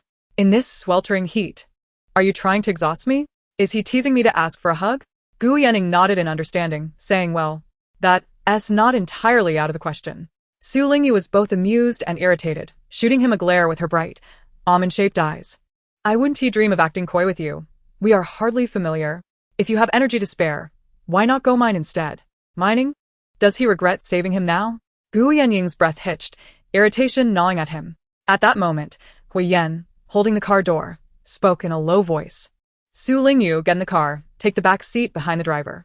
All right, Su Lingyu acquiesced. She entered from the left side, followed by Huiyan, who decisively closed the right door with a smooth and practiced motion, as though it had been premeditated. Su Lingyu looked at him in surprise. Huiyan coldly instructed Wang Yu, start the car. Wang Yu complied without hesitation, immediately starting the vehicle. Gu Yening halted. Watching the army green jeep roar to life and speed away, the gentle, bright smile on his face gradually fading into indifference, ultimately transforming into a cold sneer. Inside the car, Jiang Yufeng was also taken aback. Wait, Yening hasn't even gotten in yet. Huiyan calmly explained, there is still another vehicle behind. He coolly instructed Wang Yu. Inform the people in the following car to bring Gu Yening along. Wang Yu acknowledged, promptly retrieving a radio to contact Chen Zhou in the trailing vehicle. Jiang Yufeng glanced back and indeed saw another jeep halting in front of Gu Yening. Once she confirmed he had boarded, her worries subsided. You young folks, she said with a kind smile, shaking her head. There was a misunderstanding between Su Lingyu and Gu Yening. Huiyan, her cousin, was likely acting to protect his younger cousin, having discerned her feelings. Today, as she inquired about Gu Yening, she learned that he was known for his aloof demeanor. Keen intellect, exceptional academic prowess, yet he preferred solitude, with scarcely any friends by his side. Observing the interaction between the young individuals, she felt quite pleased. As the old saying goes, no fight, no acquaintance, and she hoped Gu Yening would gain more friends. She pondered over what vegetables to purchase for the evening, contemplating which fruits and snacks to add to her list. Concerned about her own fading memory, she retrieved her notebook to jot down her thoughts. In the back seat, Su Lingyu occasionally stole glances at the man beside her, her gaze lingering on his pallid face and the disability of his left leg. What is it? Huiyan turned his gaze towards her, his deep voice laced with resignation. You've been scrutinizing me for quite some time. What exactly do you wish to convey? Wang Yu, unable to contain himself since the morning, suddenly interjected, cough, cough, Miss Su, the captain went to Chenjia gang today. Wang Yu. Huiyan raised his voice, a warning lacing his reprimand. Focus on driving. Wang Yu sighed, silenced by the reprimand. Su Lingyu looked at the two men with suspicion, puzzled by their cryptic exchange. What's this about Chenjiagang? There seems to be more to it. Fortunately, she had a system at her disposal. Little system, can you check Huo Yan's itinerary for today? What's happening at Chenjiagang? She inquired. The system responded, Host, I'll check right away. Unbeknownst to her, Huo Yan's expression suddenly darkened, his complex emotions concealed behind a calm facade. Yet, the hand resting on his knee tightened into a fist. After a minute, the system chimed in again. Host, I found something. Go ahead, Su Lingyu prompted. Before the system could elaborate, Huo Yan called out to her, Lingyu. Su Lingyu immediately turned to him, her beautiful, enchanting eyes filled with surprise. Did you just call me? Huo Yan did not respond to her question. His face slightly pale as he calmly inquired, If you wish to apprentice under Dr. Jiang, shouldn't you prepare a gift for your master? Dr. Jiang Yufeng, seated in front, immediately smiled and interjected, No need for that. If Lingyu is willing, just calling me master will suffice. There's no need to prepare a formal gift. However, Su Lingyu felt unable to acquiesce to such an informal approach. Respect for one's teachers is a time-honored tradition. A gift is indeed necessary, she insisted. Thus, the conversation naturally turned to the topic of apprenticeship gifts. Once they concluded their discussion about the formalities, Su Lingyu engaged Dr. Jiang Yufeng in a dialogue about acupuncture and medical practices, gradually forgetting about the matter concerning Chenjiagang. Huo Yan exhaled softly, listening to the gentle, chattering voice of Su Lingyu beside him. His gaze remained calm as it fell upon his injured left leg, his large hand resting on his knee, before he turned to look out the car window. 10 minutes later, the vehicle came to a halt outside the Xishuang market. Su Lingyu stepped out, her eyes brimming with curiosity. She had yet to experience a market from the 1980s. Xiao Su, I'll head in first. I'm afraid I won't find good produce otherwise. You and your cousin can take your time browsing and wait for Yening, Dr. Jiang Yufeng exclaimed, eager to prepare a sumptuous feast for the family reunion, and after bidding farewell, she hurried into the market. Huo Yan, now in his wheelchair, asked Su Lingyu. This is one of the 4 largest markets in the capital, offering a vast array of goods. Would you like to take a look? Su Lingyu felt a spark of interest. Let us go take a look. The Xishuang market was expansive. Upon entering, they were greeted by a variety of food stalls. On the wooden shelves against the wall, an array of colorful pastries filled the glass display cases, showcasing a rich diversity of treats. Su Lingyu, with money and tickets in hand, thought it inappropriate to visit Jiang Yufeng empty-handed. She selected a variety of items, packed them up, and had Wang Yu carry them. As she ventured further, she encountered meat stalls, vegetable vendors, and places selling live poultry and eggs.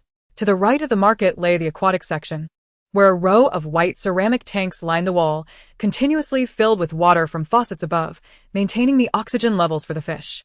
The air was thick with the pungent scent of fish, creating a lively yet chaotic atmosphere. Dressed in a water-blue qipao, Su Lingyu walked through the bustling market, her beauty strikingly radiant against the backdrop of the chaos, her fair skin glowing like a beacon. Many onlookers, both openly and discreetly, admired her, their eyes filled with astonishment. Even a few young men nudged each other, seemingly contemplating an approach. However, the overwhelming crowd and mingled odors soon dampened her curiosity, prompting her to seek fresh air outside. Turning back to wave at Huo Yan, she briskly made her way toward the exit, her heels clicking against the ground. Yet, just as she had taken a few steps, a small voice from the system suddenly exclaimed, "Host, be careful." Huo Yan's voice echoed urgently, "Watch out on your left." Su Lingyu glanced to her left and saw a stack of white plastic water tanks teetering precariously, filled with water and on the verge of toppling over her. The thought of being struck was terrifying. Panic washed over her, and her face turned pale. Huo Yan, desperate, struggled to rise, but without his cane, his body resembled a malfunctioning machine, slow to react. Wang Yu, still behind him, was unable to push through the throng to protect Su Lingyu. In a moment of imminent danger, a figure rushed towards Su Lingyu, a cool hand gripping the back of her neck, pulling her into a protective embrace just in time to shield her from the falling tanks. Crash. The tanks hit the ground, water spilling everywhere, live fish and shrimp flopping wildly about.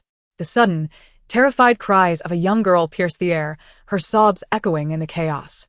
Water splattered across Su Lingyu's hair and clothes, yet she remained unharmed, having been shielded from the tank's impact. Flustered and shaken, she clutched the man's clothing, her mind racing to identify her savior when a familiar light laugh reached her ears. Being short has its advantages. When the sky falls, a tall person can shield you. Gu Yenying? She looked up in disbelief, meeting his smiling, peach blossom eyes. The system anxiously inquired, "Host, are you all right?" Instinctively, Su Lingyu responded, "I'm fine." The system, filled with indignation, retorted, "It's all that fish vendor's fault. He kept staring at you because you're so beautiful." When his cart passed by, he was so distracted by you that he almost collided with the crying girl.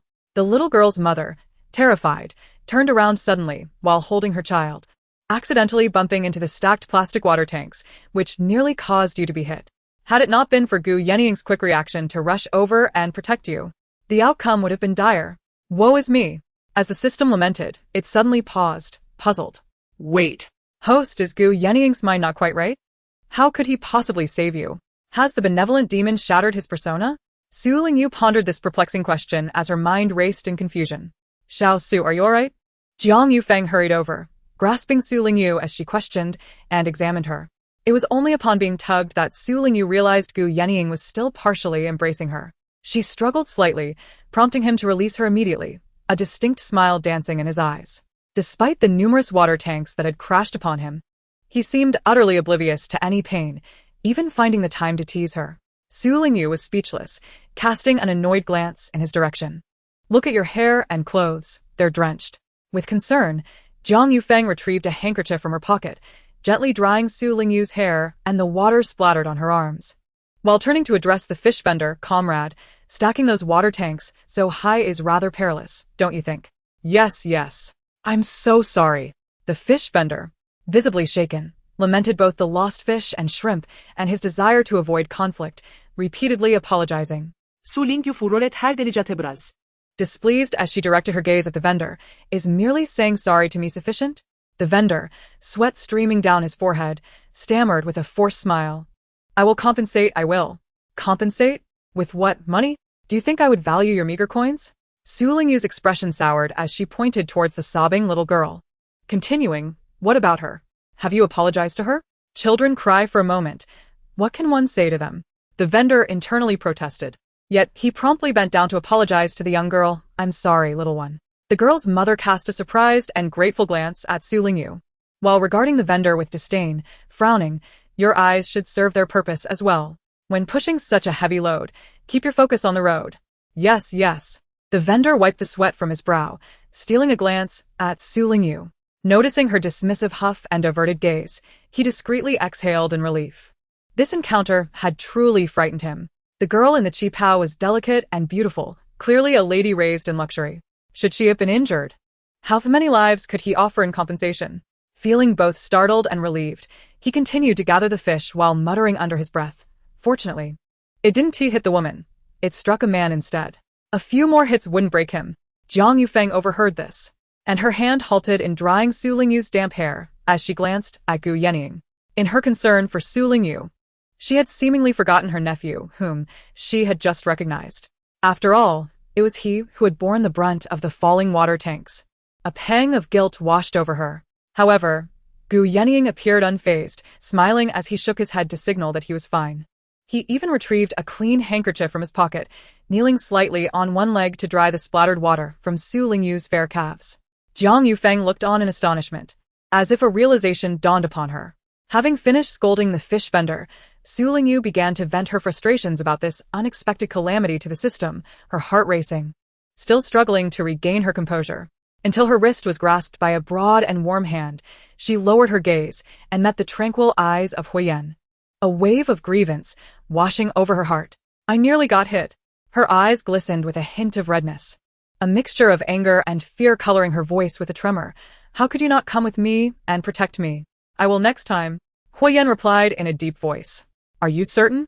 Huyen subtly tightened his grip on her wrist, leading her away from Gu Yenying, and instructed Wang Yu, "Take her to the car and let her rest for a bit." He then turned to Jiang Yufeng, requesting, "Dr. Jiang, Lingyu is quite frightened. Could you please support her and offer some comfort?" Wang Yu immediately responded, "Yes." Jiang Yufeng nodded quickly, her kind eyes filled with compassion. I will. She gently embraced Su Lingyu, patting her shoulder. After this incident, Su Lingyu was even less inclined to linger at the market. Obediently leaning against Jiang Yufeng, she walked out with unsteady steps. Gu Yanning crouched on the ground with a damp handkerchief, left there without attention. He gazed at Su Lingyu's graceful figure as she departed, his eyes calm, yet a faint smile gracing his lips. At that moment, a low voice echoed in his ear. "Keep your distance from her." Gu Yanying's expression gradually turned cold. Turning his head, he met Huiyan's eyes filled with warning. He smiled, yet the mirth did not reach his eyes. And he retorted unhurriedly, "If I keep my distance, how can a man with a crippled leg protect her?" Once Su Lingyu got into the car, she immediately began to complain about her damp clothes and the fishy smell in her hair. Her shoes were soaked as well. She untied her shoelaces and tossed them aside, unwilling to wear them any longer. It was so filthy, so odorous, she was on the verge of tears. Suddenly, the car door swung open, and Huiyan entered, his phoenix eyes regarding her. "You're soaked. Are you still going to Dr. Zhang's? Shouldn't you go home to clean up?" Su Lingyu eagerly replied, "Home." She longed to take a bath immediately, to cleanse herself from head to toe. Jiang Yufeng interjected from the front, "It will take you half an hour to get home, but only 2 minutes to my house.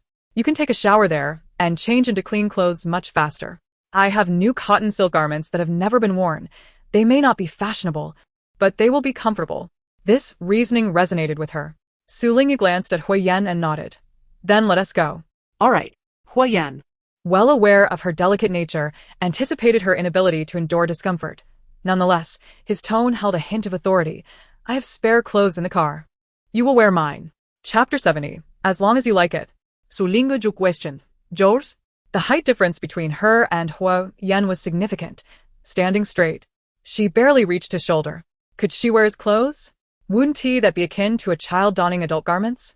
She replied dismissively, "I'll just pick something out later." Upon arriving at Jiang Yufeng's residence, Su Lingyu wasted no time with pleasantries. Taking the silk garments Jiang Yufeng had found along with the clothes and towel Huiyan had provided and rushed into the restroom. Jiang Yufeng's home had only 2 hot water bottles, fearing it would not suffice for her shower. She neglected to cook and instead filled a kettle with water to heat on the stove. Su Lingyu stood in the cramped restroom, first pouring boiling water into a plastic bucket, then adding cold water to achieve a suitable temperature. For the first time since entering this narrative, she felt the backwardness and inconvenience of the 1980s. Not to mention the luxury of a temperature-controlled massage bathtub, even the conditions in Huiyan's home, with its few and non-intelligent appliances, were a far cry from ordinary households, boasting a television, a water heater, and a refrigerator that elevated their living standards significantly. Unable to contain her frustration, she messaged the system, "Is there any quick way to die?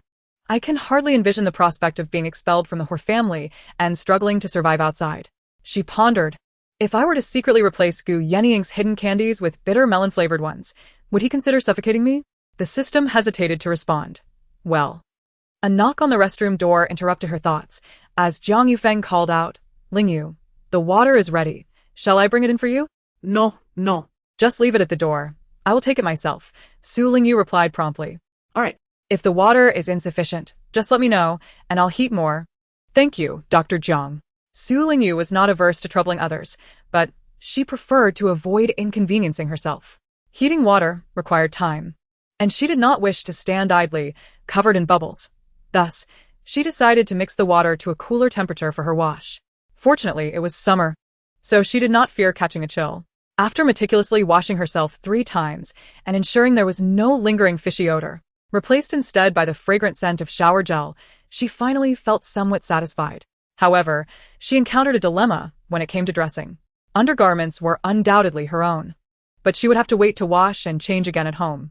As for outerwear, she sifted through her options, ultimately discarding the new red-brown cotton dress with yellow cloud patterns provided by Jiang Yufeng, opting instead for the clothes Huiyan had given her.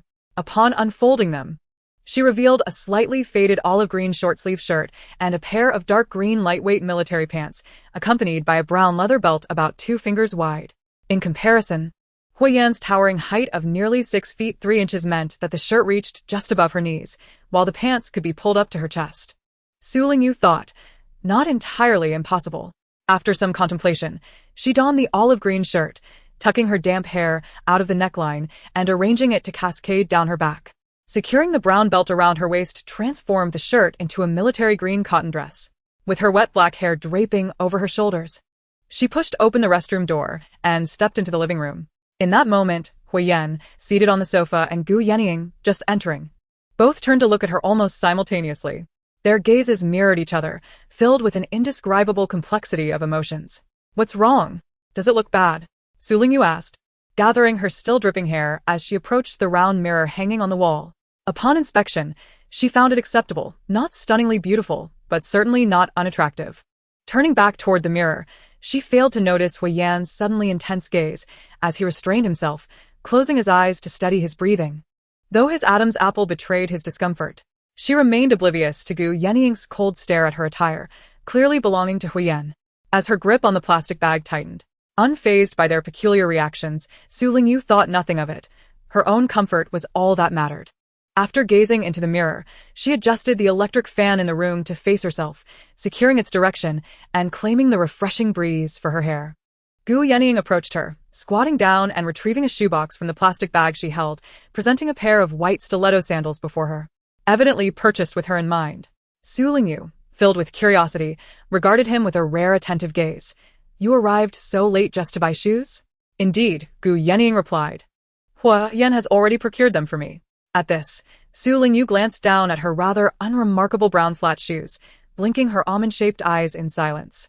Gu Yenying chuckled softly. "Try them on to see if they fit. I hope I haven't misjudged your size." Su Lingyu kicked off her flats and slipped her feet into the white stiletto sandals, which fit perfectly and matched her taste exquisitely. A smile finally graced her lips as she looked at Gu Yenying with newfound warmth. "Well done, you've worked hard." She resolved to gift him a pair of shoes in return to balance the exchange. Gu Yenying stood up, smiling. "As long as you like them." Meanwhile, Huiyan, seated on the sofa, glared with darkened eyes, nearly crushing the armrest with his large hand. He gestured towards the mountain of gifts piled on the coffee table and spoke in a low voice. "Thank you, Professor Gu, for rescuing our Lingyu today. This is a small token of our appreciation. Please accept it. Also, do let me know the cost of the shoes." Gu Yenying's enchanting eyes turned cold as he surveyed the gifts on the table. The fruits, canned goods, and nutrition powder seemed to have been transported from half a supply store. Truly, the Hu family was affluent. He smirked at Huiyan, who took pride in being Lingyu's protector. Su Lingyu observed the peculiar interaction between the two men, sensing something amiss but feeling too indifferent to dwell on it. Aren't men inherently troublesome creatures? She flicked her hair, and after receiving permission from Jiang Yufeng, she fetched a medical book from the study to read. In the kitchen, Jiang Yufeng busied herself at the stove, entirely unaware of the undercurrents in the living room. She seldom cooked, usually relying on the cafeteria at work. Though skilled, her pace was slow. As dusk settled outside, she toiled for a couple of hours to prepare 3 dishes and a soup, finally calling out from the kitchen, "Dinner is ready." Su Lingyu, already famished, urged Gu Yenying, "Go serve the food and be quick about it." Gu Yenying stood up with a smile. "Yes, Mississippi." Huiyan's gaze remained cold. When the dishes were brought to the table, they included a fragrant pan-fried Christian carp, a plate of mapo tofu, a stir-fried vegetable medley, and a red date and longan chicken soup, steaming and visually appealing. Jiang Yufeng joyfully retrieved a bottle of her homemade grape wine from the cupboard, exclaiming, "This is a fine treat.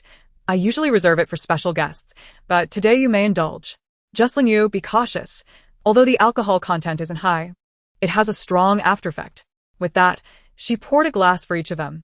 The sweet aroma of the wine filled the air, and Su Lingyu, having never tasted alcohol before, brightened at the opportunity, momentarily forgetting her meal as she lifted the glass to take a small sip. The wine, infused with the fragrance of grape flesh, initially tasted slightly astringent, but the aftertaste was delightfully sweet.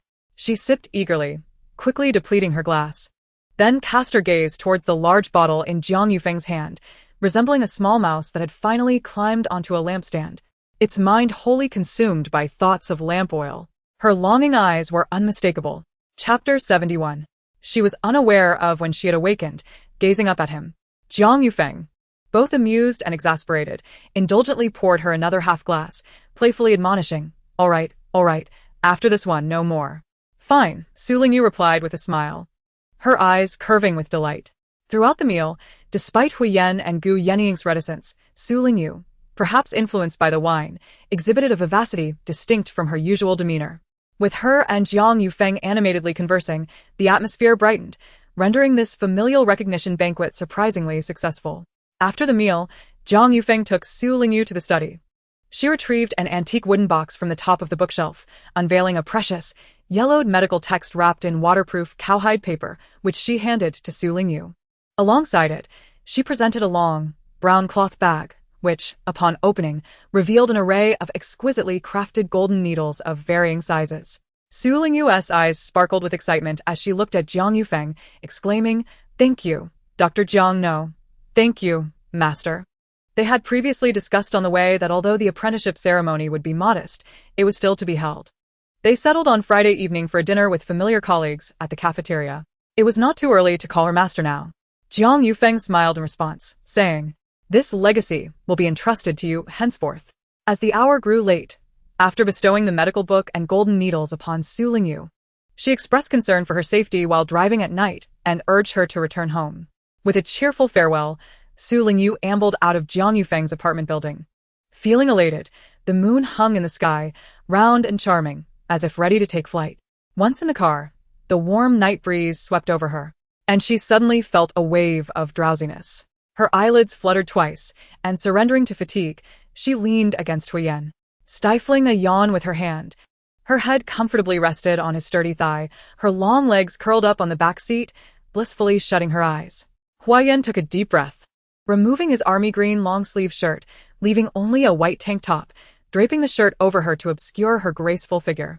He too closed his eyes, feigning rest. Time passed unmeasured until he felt the person resting on his leg stir. She murmured something softly, then turned, her porcelain-like face now facing his abdomen, her warm breath brushing against his waist. In that instant, Huyen's expression darkened, his muscles tensing involuntarily. He struggled to maintain his composure, refusing to allow any signs of discomfort to surface. He had always prided himself on his self-control, yet even in the most challenging situations, when flesh was gnawed upon and devoured, the visceral pain and itchiness never felt as intolerable as this. He bore the burden, desperately battling the primal instincts that roared within his blood. Fortunately, moments later, the vehicle came to a halt. Wang Yu inquired, "Captain, it seems that Madame has fallen asleep. Should I carry her inside?" Huyen lifted his gaze, silently fixing his stare upon him. A chill ran down Wang Yu's neck, and he immediately realized he had misspoken. He chuckled awkwardly and hastily added, "I was mistaken. I meant to offer my assistance. I'll fetch the wheelchair from the trunk." Just as he uttered those words, he noticed Huyen's expression darken further. Slapping himself across the face, Wang Yu leapt from the driver's seat and fled. Once Huyen settled into the wheelchair, cradling the unresponsive Su Lingyu in his arms, Wang Yu instinctively began to push the wheelchair forward without needing to be instructed. They navigated the threshold and descended the steps. Several guards assisted in lifting the wheelchair up and down, and it was not overly strenuous.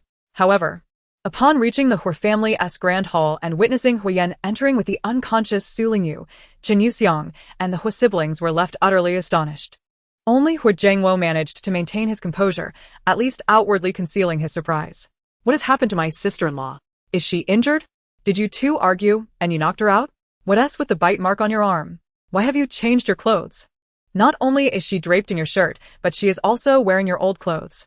Could it be that she has experienced some profound shock? Huyen, how are you tending to your wife? As the family gathered around, voices clamored with concern. Huyen took a deep breath, succinctly explaining. She had a bit to drink and fell asleep.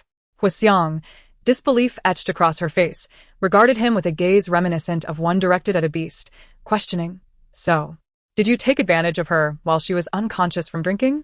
How outrageous. Do you even remember that you are married?"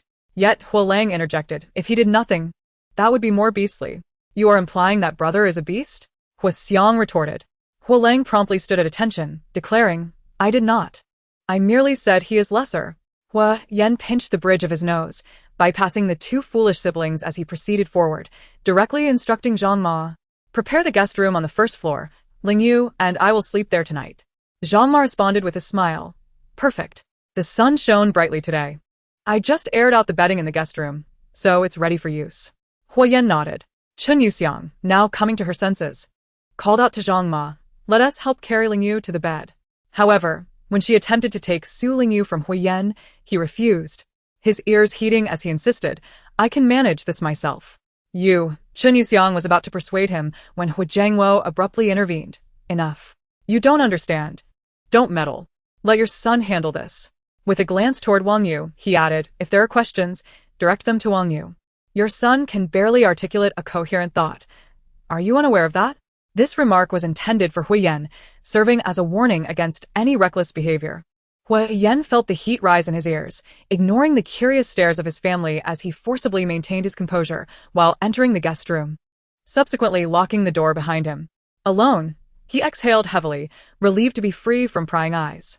Fingers lingered momentarily on the bite mark on his arm. A hint of resigned amusement glimmered in his eyes. With one arm cradling the person in his embrace, he deftly maneuvered the wheelchair to the bedside. He gently placed the petite figure onto the bed, yet the searing pain from his injured leg surged anew, causing beads of sweat to his brow. The leg could endure no more, but as he tugged at his collar to inhale his own scent of perspiration, he recalled the woman's delicate and particular nature. If he dared to forego a bath before joining her in bed, he shuddered at the thought of the countless reprimands he would face upon awakening. With a sense of resignation, he rose. However, before he could fully disembark the bed, he sensed a slight movement behind him. As she transitioned from his arms to the bed, her flushed cheeks met the coolness of the pillowcase, eliciting a contented sigh from Su Lingyu as she pressed her warm palms against it. Ho Yan turned to gaze at her exquisite sleeping visage, suppressing his breath as his large hand brushed against the crown of her head, his throat tightening. By the time he returned from the upstairs bathroom, Su Lingyu had already shifted, sprawled across the bed in a manner that left him momentarily at a loss for where to position himself. Eventually, when he managed to settle beside her, she instinctively burrowed into his embrace, one hand resting upon his abdomen, her cheek nestled against his chest. Ho Yan closed his eyes heavily, striving to quell the desires stirring within him, yet perhaps due to the effects of the alcohol, maintaining control proved more challenging than usual. As he reluctantly opened his eyes, contemplating the possibility of sleeping apart that night, he suddenly felt an inexplicable urge to glance down, meeting the gaze of her misty, almond-shaped eyes. Unbeknownst to him, the woman in his arms had awakened and was looking up at him. Awake? Oyan inquired softly, Preparing to rise to fetch her some water. However, as he lifted himself, she pressed him back down.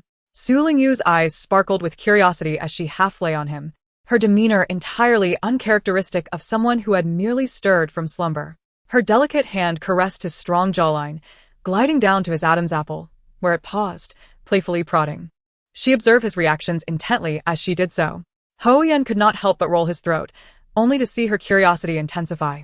As if she regarded him as an oversized toy, the refined elegance in his features softened, a fleeting smile dancing in his eyes. Amusing, is it? He queried. Su Lingyu replied, a mischievous smile gracing her lips. Ho Yan could not suppress his smile, his gaze deeply fixed upon her. Perhaps it was the aftermath of her slumber, but her sweet, slightly husky voice beckoned a desire to cherish and tease her, to coax forth a broken sob from her. Unaware of the peril she posed, she continued to playfully provoke him, demanding his attention. Ho Yan, move a little more, she urged, poking at his Adam's apple once again. His breath hitched momentarily, a struggle against her influence, yet his chest rose and fell heavily. Even if he closed his eyes to avoid her gaze, even if he endeavored to empty his thoughts of her, his throat betrayed him, rolling involuntarily. In the next moment, he felt her triumphant little hum, her slender fingers inching closer to his lips, applying pressure as she explored.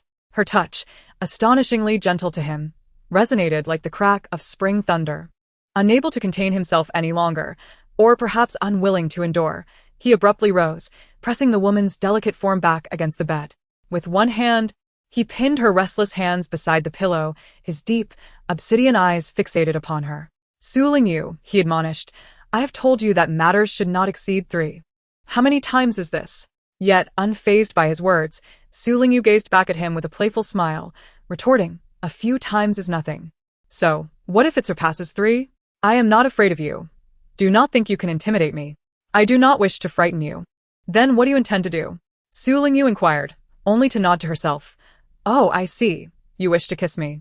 Hui Yan inhaled deeply once more, his hand seemingly possessing a will of its own as it swept through her silken hair, caressing her porcelain-like, delicate face and her cherry blossom lips. He clung to the last remnants of his sanity, battling against his primal desires. This fragment of reason was tainted by feelings of inadequacy. He yearned to cast aside all restraint and kiss her, to silence her taunts, yet a voice within him erupted, condemning him as unworthy, deriding his inferiority. As a man, what could he possibly offer her? He cast a glance at his impaired left leg, and the deepest scars within him surged forth, transforming from mere ripples into a colossal wave, ultimately overwhelming and consuming him. He had vowed to protect her, but could he truly fulfill that promise? Closing his eyes, Hua Yan restrained himself, crashing heavily onto the bed, his fists clenched, engulfed by feelings of shame and ridicule. He was merely a wounded beast, struggling to move, yet foolishly dreaming of plucking the breathtaking flower that hung precariously from a cliff. He was indeed unworthy, delusional, and hopelessly naive. Yet, as despair threatened to banish him, the woman's lips brushed against his ear, her sweet voice playfully chiding him. Huyen, are you not a man? Why do you not dare to kiss me? Hua Yan was momentarily taken aback. You lack courage. Then I shall take the initiative. As he opened his eyes, he saw Su Lingyu propped up on the bed, her weakened frame supported by one hand entwined in her flowing black hair, the other resting softly on his firm chest, her alluring, watery eyes fixed upon him with discontent. Clad in his attire, imbued with his scent, she evoked a sense of possession within him, igniting a fervent heat in his heart. As she leaned closer, a wave of intoxicating fragrance enveloped him, and her soft lips met his, kissing him with the innocent curiosity of a kitten tasting water, aimlessly exploring his lips. You wanted to kiss me for quite some time. Haven to you? Hua Yan's heart raced, his throat constricting as he sought to grant her one final chance. Su Lingyu. You must be quiet. Su Lingyu playfully kissed him again, a triumphant hum escaping her lips as she commanded, No. Open your mouth. Hua Yan felt his scalp tingle. Do you realize what you are doing? That is none of your concern. At this point, he was unwilling to uphold any semblance of decorum or restraint. Taking a deep breath, he grasped the delicate nape of her neck, drawing her supple body closer, poised to deepen the kiss, when suddenly, a sharp knock echoed at the door. Hua Xiang's cheerful voice rang out as if from the heavens. Elder brother, are you both asleep? I present you with a cozy tall blanket for your sister-in-law. Eldest brother. As consciousness emerged from the depths of chaos, Huyen abruptly opened his eyes, finding a thin sheen of sweat on his palms. He had just fallen asleep on the bed, with the petite woman nestled in his embrace, peacefully slumbering, devoid of the alluring demeanor that had so captivated him moments ago. It was merely a dream, an unmentionable dream that he could only bury deep within his heart. Outside, Xiang continued to call out, and fearing he might awaken the sleeping Su Lingyu, he responded softly towards the door. After retrieving the towel blanket, he pinched the bridge of his nose, exhaling heavily. Glancing at his impaired left leg, he felt a sense of relief that it had all been a figment of his imagination. Desiring to return to slumber, he found himself devoid of sleepiness. His gaze fell upon the qipao and shoes that Su Lingyu had changed out of today, remembering how enamored she had been with that dress. He took it along with the shoes into the bathroom, filled a basin with water, and began to wash them diligently. His years of military life had instilled in him a commendable sense of self-sufficiency. Washing items was second nature to him, and when the occasion demanded, he even knew how to sew his own clothes. However, washing a woman's garments and shoes was a groundbreaking first for him. Recalling her delicate disposition, he washed them with even greater care. Su Lingyu awoke, parched, and groggily reached out to push Huyen, hoping he would fetch her some water. To her dismay, she found herself pushing against emptiness. Opening her eyes in dissatisfaction, she was struck by the realization that she was in an unfamiliar room, her mind momentarily stalling. I haven't transmigrated again, have I? Little system, are you there? The system's gentle voice immediately chimed in. Host, I'm here. Do not fret. You are currently at the Hor residence. The Hor residence? Yes. You drank too much, and Huyen, not wishing for anyone else to carry you, brought you to sleep in a guest room on the first floor, hence the unfamiliar surroundings. Su Lingyu stifled a yawn. Curiosity piqued. And where is Huyen? He is in the bathroom, washing her clothes and shoes. What? Su Lingyu's almond-shaped eyes widened in disbelief. Huyen, washing her clothes? Chapter 73. The alarm clock was untouched, but she found a person. The system, assuming Su Lingyu had not comprehended, reiterated. Huyen has been in the bathroom washing her clothes and shoes for quite some time. I'll check to see if he is nearing completion. Su Lingyu. Of course, she had heard the system clearly. She had long realized that her conversations with the system manifested directly in her consciousness. It felt less like sound and more like a transmission of awareness. She was merely astonished that a man like Huyen would engage in washing her clothes and shoes. Having been raised in indulgence, and with Huyen having lived a life of privilege, what had prompted him to undertake such a task? Could it be that beneath his stoic and serious exterior lay the heart of a devoted husband? Remembering the system's words that Huyen would soon finish, she knew she had to hurry to see the spectacle before it was too late. With her body feeling weak, she pushed herself up from the bed. Unable to find her shoes, she ventured barefoot towards the bathroom. In the distance, she observed the bathroom illuminated, where a tall and robust man sat on a small stool, meticulously cleaning her shoes with unwavering dedication. The soft golden light cast a warm glow upon his stark black hair and handsome profile, imbuing him with a gentle warmth. As she gazed at him, she discerned a hint of tenderness in his eyes. Shaking her head, she thought it improbable that such an expression could emerge from the act of washing clothes. If it indeed manifested, it could only imply something else entirely. Little master, Huyen is a weirdo. Otherwise, we are not truly married, and our relationship is far from harmonious. He has no reason to act this way. The system immediately grew anxious. What should we do? The plot did not indicate that the male lead is a weirdo. It merely described him as possessing integrity, being steady and reliable, responsible and accountable. Perhaps he simply enjoys hard work?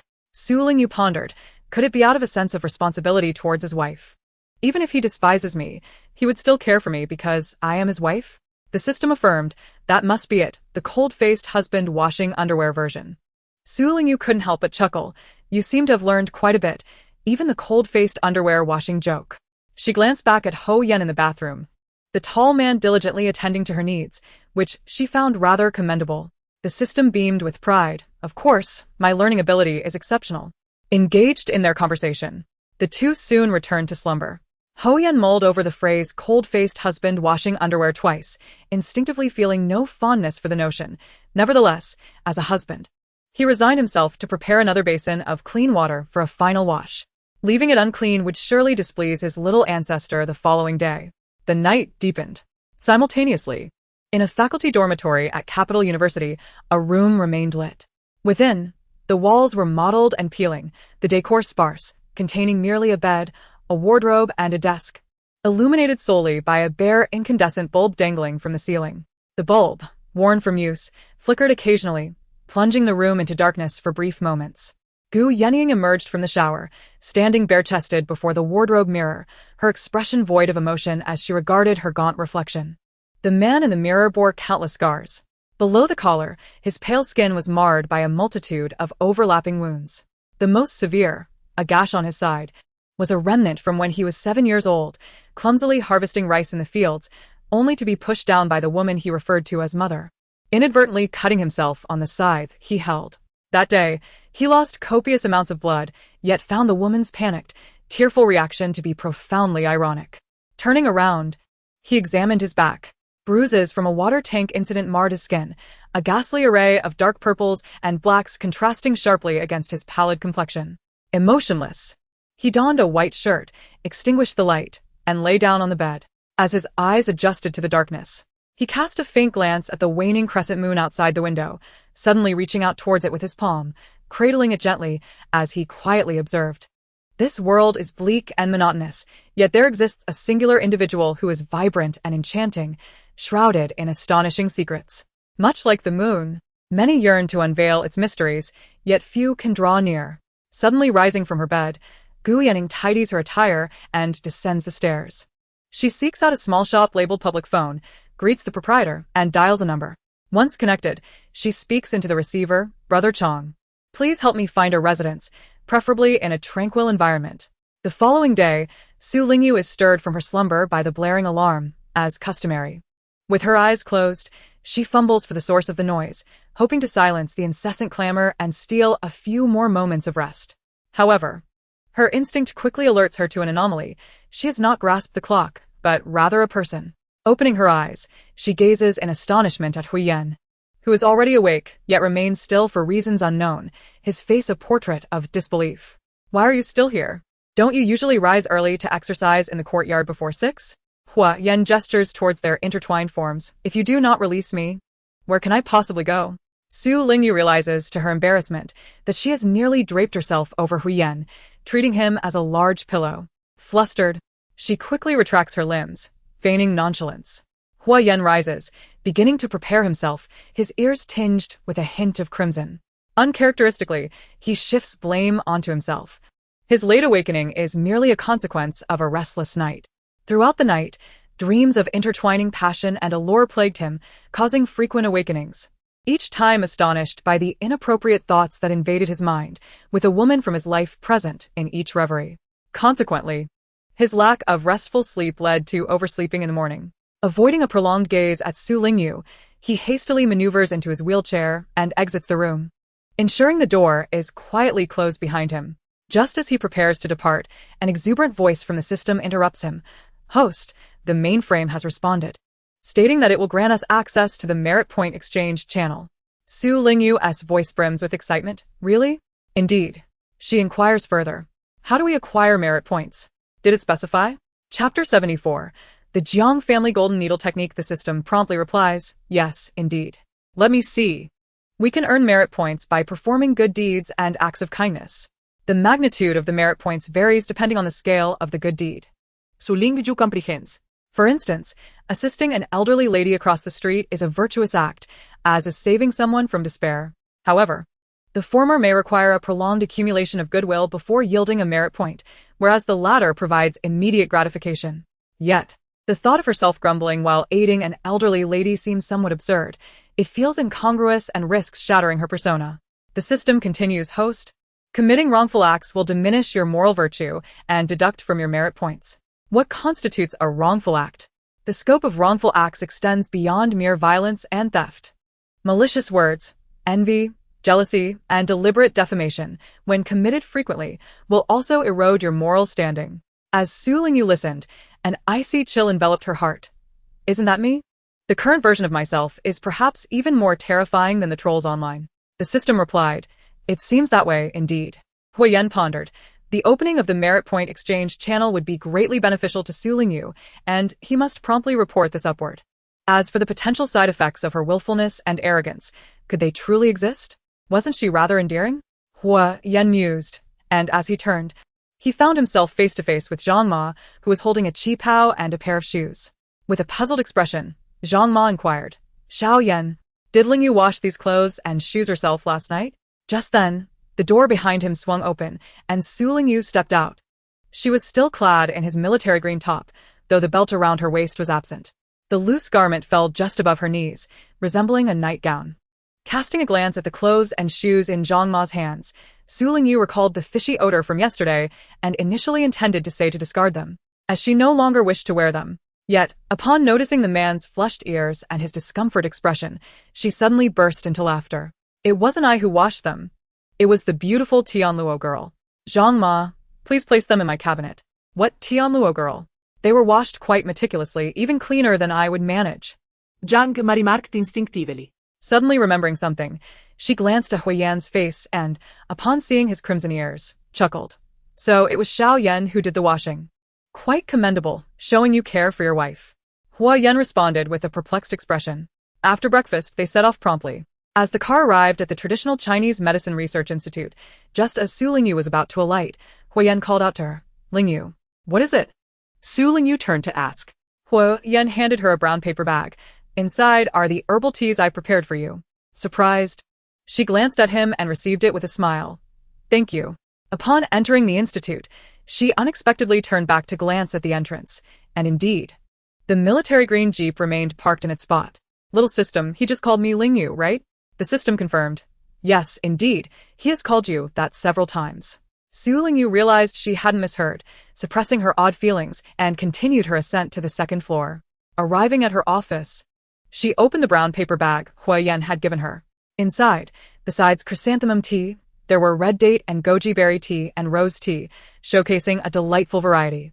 He had even thoughtfully included a note detailing the benefits of each tea, the handwriting bold and vigorous, leaving a mark on the paper. She smiled gently. Just as she picked up the kettle on the floor, preparing to brew herself a cup of cooling chrysanthemum tea, when she heard a distant altercation outside. Curiously glancing out the window, she was surprised to see Zhou Wanru.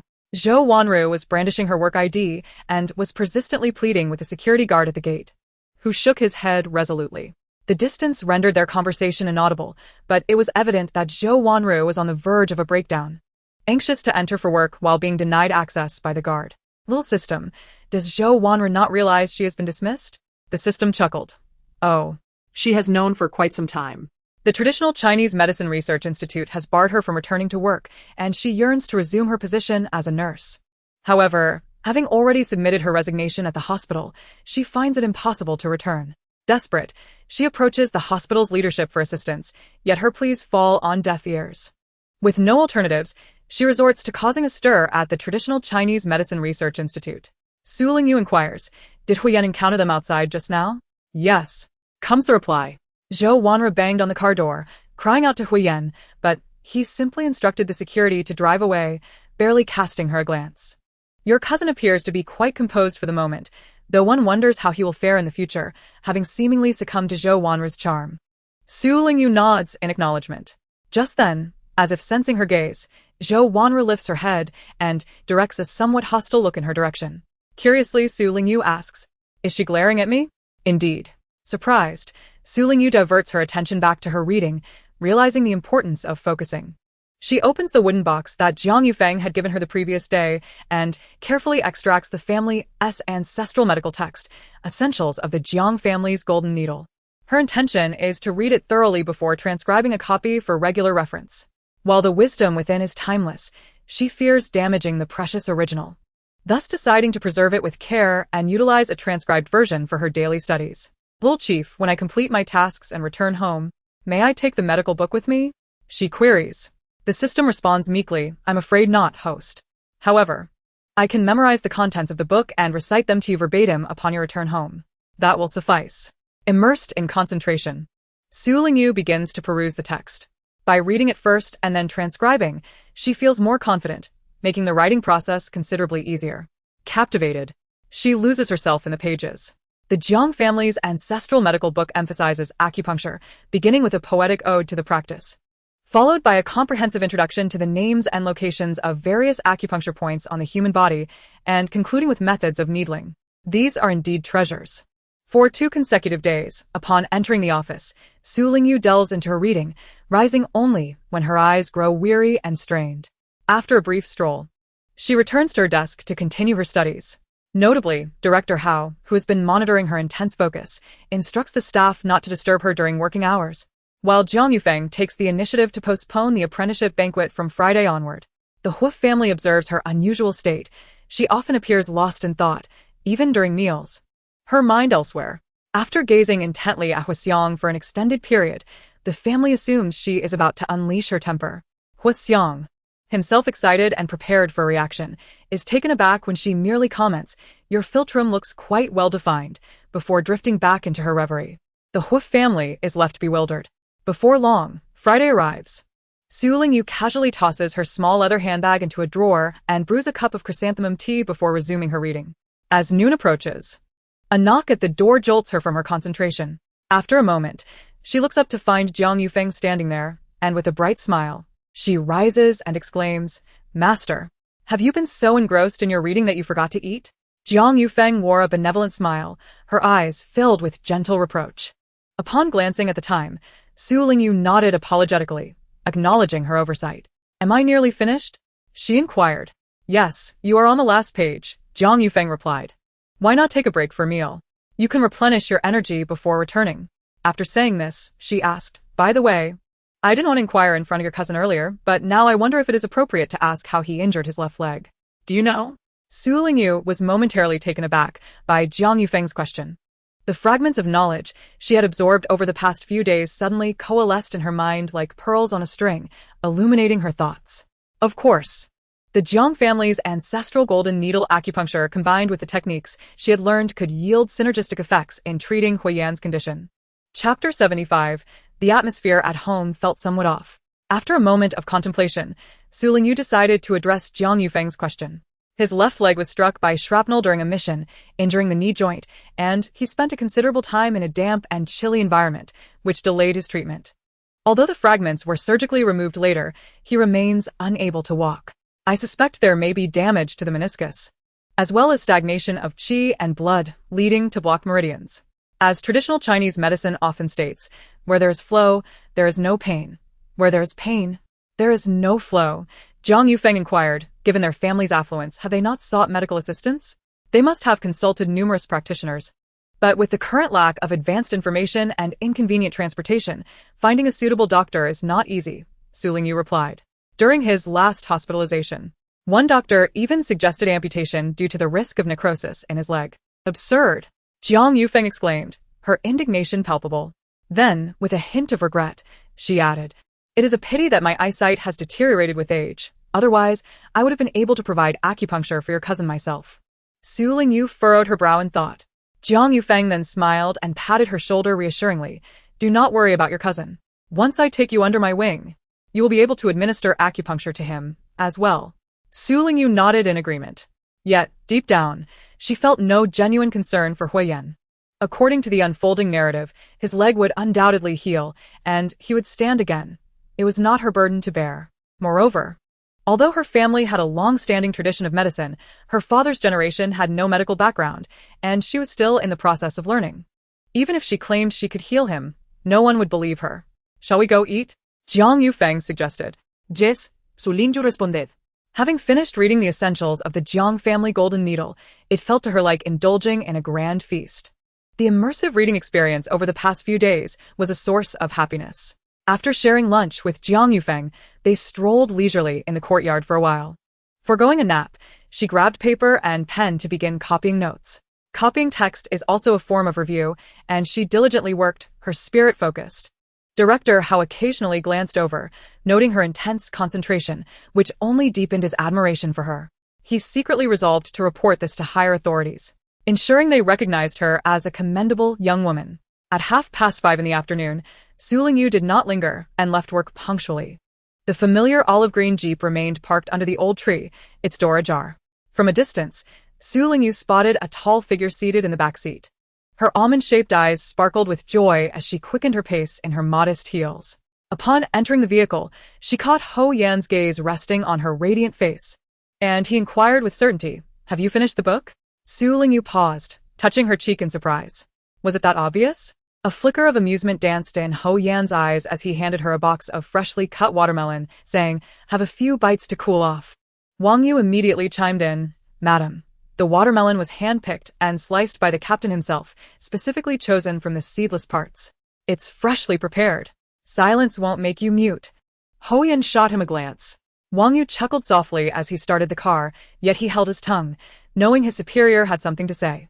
The system interjected. Host, this is what true eating melon is about. Su Lingyu couldn't help but laugh. You do have a point. Host, Ho Yan has been acting a bit strangely lately. He has been picking you up and dropping you off, doing your laundry, bringing you flowers and herbal tea, and today he has resorted to culinary temptations. Does he perhaps have a request of you? It seems humans prefer such roundabout methods. Su Lingyu pondered, I don't think so. Perhaps he simply enjoys being a nurturing figure? A nurturing figure? Yes, someone who likes to take care of others, gentle and meticulous, much like a male mother. Suddenly, Wang Yu burst into laughter, causing the car to swerve slightly. Su Lingyu glanced at him in surprise before curiously turning to Ho Yan, only to find his ears tinged with a deeper shade of red. What was going on? She found it peculiar, but the watermelon was her priority. At this time of year, watermelons were mostly seeded, with glossy black seeds embedded in the vibrant red flesh, served in a pristine porcelain bowl that appeared most refreshing. A silver fruit fork was nestled within. With delight, Su Lingyu took a bite of the watermelon, savoring the juicy flesh as she prepared to find a place to spit out the seeds when a large hand presented her with a clean napkin. She blinked her almond eyes, looking up at the man beside her, which made him slightly uncomfortable. With a somewhat stiff expression, she asked, Aren't you going to spit it out? Of course, she replied, expelling the watermelon seeds and happily munching on the fruit again. As she continued eating, she turned to the man beside her, holding out a piece of watermelon toward his lips. Would you like some? You can only eat it without touching the fork. Ho Yan cleared his throat and, under her watchful gaze, obliged by taking a bite. Su Lingyu immediately beamed, having eaten my watermelon. You must return the favor next time with a whole box. And make sure to cut it into smaller pieces, 1 bite each. Remember? Understood, Ho Yan replied, the corners of his mouth curving upward. He had expected her to have ulterior motives, but still, he couldn't help but smile. Upon returning home, after dinner, Su Lingyu's first order of business was to head upstairs for a shower. After sweating in the heat outside, she preferred to cleanse herself thoroughly and change into fresh attire. Yet, as she descended from upstairs, ready to eat, she sensed an unusual atmosphere enveloping the house. Hu Jiangwo and Chen Yuxiang sat gravely on the sofa, the corners of Hu Xiang's eyes reddening, as if she were on the verge of tears or had already wept. Even the dull-witted Hu Lang appeared somewhat enlightened, shedding his usual foolishness. Only Hu Yan wore a look of resignation, his expression relatively composed. What was amiss? Su Lingyu gracefully approached the sofa, sitting down before poking Hu Yan's arm. Is this related to you? You've truly stirred up trouble, even more than I have. Hu Yan helplessly pinched the bridge of his nose, casting her a soothing glance. Observing the silence, Su Lingyu decided to directly query the system. Little system, please investigate what is happening. With her head lowered, she was oblivious to the astonished, hopeful gazes of the Hu family directed toward her, as if they had glimpsed a savior. Meanwhile, Hu Yan, who was seated in a wheelchair, initially wore a look of resignation, but at that moment, his lips pressed tightly together, and his hands clenched fiercely upon his knees. Chapter 76. I can no longer tolerate this. Upon Su Lingyu's inquiry, the system emitted a couple of beeps, and the familiar youthful voice soon chimed in. Host, I have discovered that they are worried about Hu Yan's leg treatment. Su Lingyu expressed her surprise. Hu Yan's leg treatment? Instinctively, she glanced at Hu Yan's injured leg and suddenly recalled that his complexion had seemed unusually pale these past few days, and his spirits were not as high as usual. A sense of unease crept into her heart. What is going on? Please elaborate, little system. The system explained. Recently, after Hu Yan drops you off at work, he visits a place called Chun Jiaxiang to seek a doctor named Chen Mansong. This doctor possesses commendable orthopedic skills, but is quite obstinate, having long declared he would not treat the affluent or powerful. When Hu Yan sought his help, Chen not only refused to treat him, but also humiliated him on the first day. Su Lingyu frowned. What happened next? The neighbors of Chen Mansong, unable to bear his behavior, scolded him, accusing him of being unprincipled. Consequently, Chen Mansong reluctantly had Hu Yan fetch water, intending to make things difficult for him and discourage him. However, Hu Yan stubbornly persevered, enduring the hardship for quite some time. Su Lingyu remarked. No wonder his complexion has been so poor lately. I thought he was just a battle-worn handsome man. It must be because he has overexerted himself with his injured leg. The system continued. Indeed, Hu Yan's resilience has surprised me. Yet the unfortunate twist is that after all his efforts to impress Chen Mansong when he visited Chen Jiaxiang today, he found the door locked. Chen Mansong had fled. Su Lingyu could scarcely believe it. Fled? How could that happen? The system clarified. Indeed, if it were not for such circumstances, the Hu family's expressions would not be so grim. Su Lingyu remained silent. The system added, however, it is worth noting that Chen Mansong did not leave out of malice. He closed the door and departed because his grandson had been taken by relatives from his biological father's side, and he was in a hurry to retrieve him. As for Hu Yan, he indeed left a letter and a box of medicine for the neighbor next door, instructing them to pass it on to him. Unfortunately, that neighbor had ulterior motives and intended to keep the items for themselves, failing to inform Hu Yan. The most astonishing revelation was that Chen Mansong would eventually become the physician who guides Zhou Wanru in treating Hu Yan's leg. Su Lingyu was genuinely taken aback. What? The system elaborated. According to the original plot, Zhou Wanru accidentally discovers Chen Mansong's exceptional medical skills and seeks various excuses to approach him, hoping to establish a rapport and become his apprentice, but he consistently rebuffs her. After she becomes acquainted with Zhou Feng, in an effort to win her favor, Zhou Feng devises a plan to have human traffickers lure away Chen Mansong's grandson, subsequently allowing Zhou Wanru to rescue him. Grateful for her intervention, Chen Mansong finally agrees to take her on as a disciple, imparting his lifelong expertise to her. With Chen Mansong as her mentor, Zhou Wanru transitions from a nurse to a doctor, ultimately healing Hu Yan's leg, and later earns acclaim as the esteemed head of orthopedics, eventually rising to a senior position within the hospital. By the way, there is also the crucial box of medicine that Chen Mansong entrusted to the neighbor next door. The narrative indicates that without that box, treating Hu Yan's leg with acupuncture alone would take over 6 months, possibly a year. However, with the combination of that medicine for heat therapy, he could regain his ability to walk in just 3 months. Now that Zhou Feng is imprisoned, Zhou Wanru can no longer even function as a nurse, let alone become a doctor. Furthermore, the medicine in Chun Monsong's possession has been compromised by that neighbor, leaving Hua Yan unable to stand. Su Lingyu furrowed her brow. What should we do? Hua Yan desperately wished to stand. She was not foolish and could sense the gravity of the situation. Yet, why was he so unfortunate?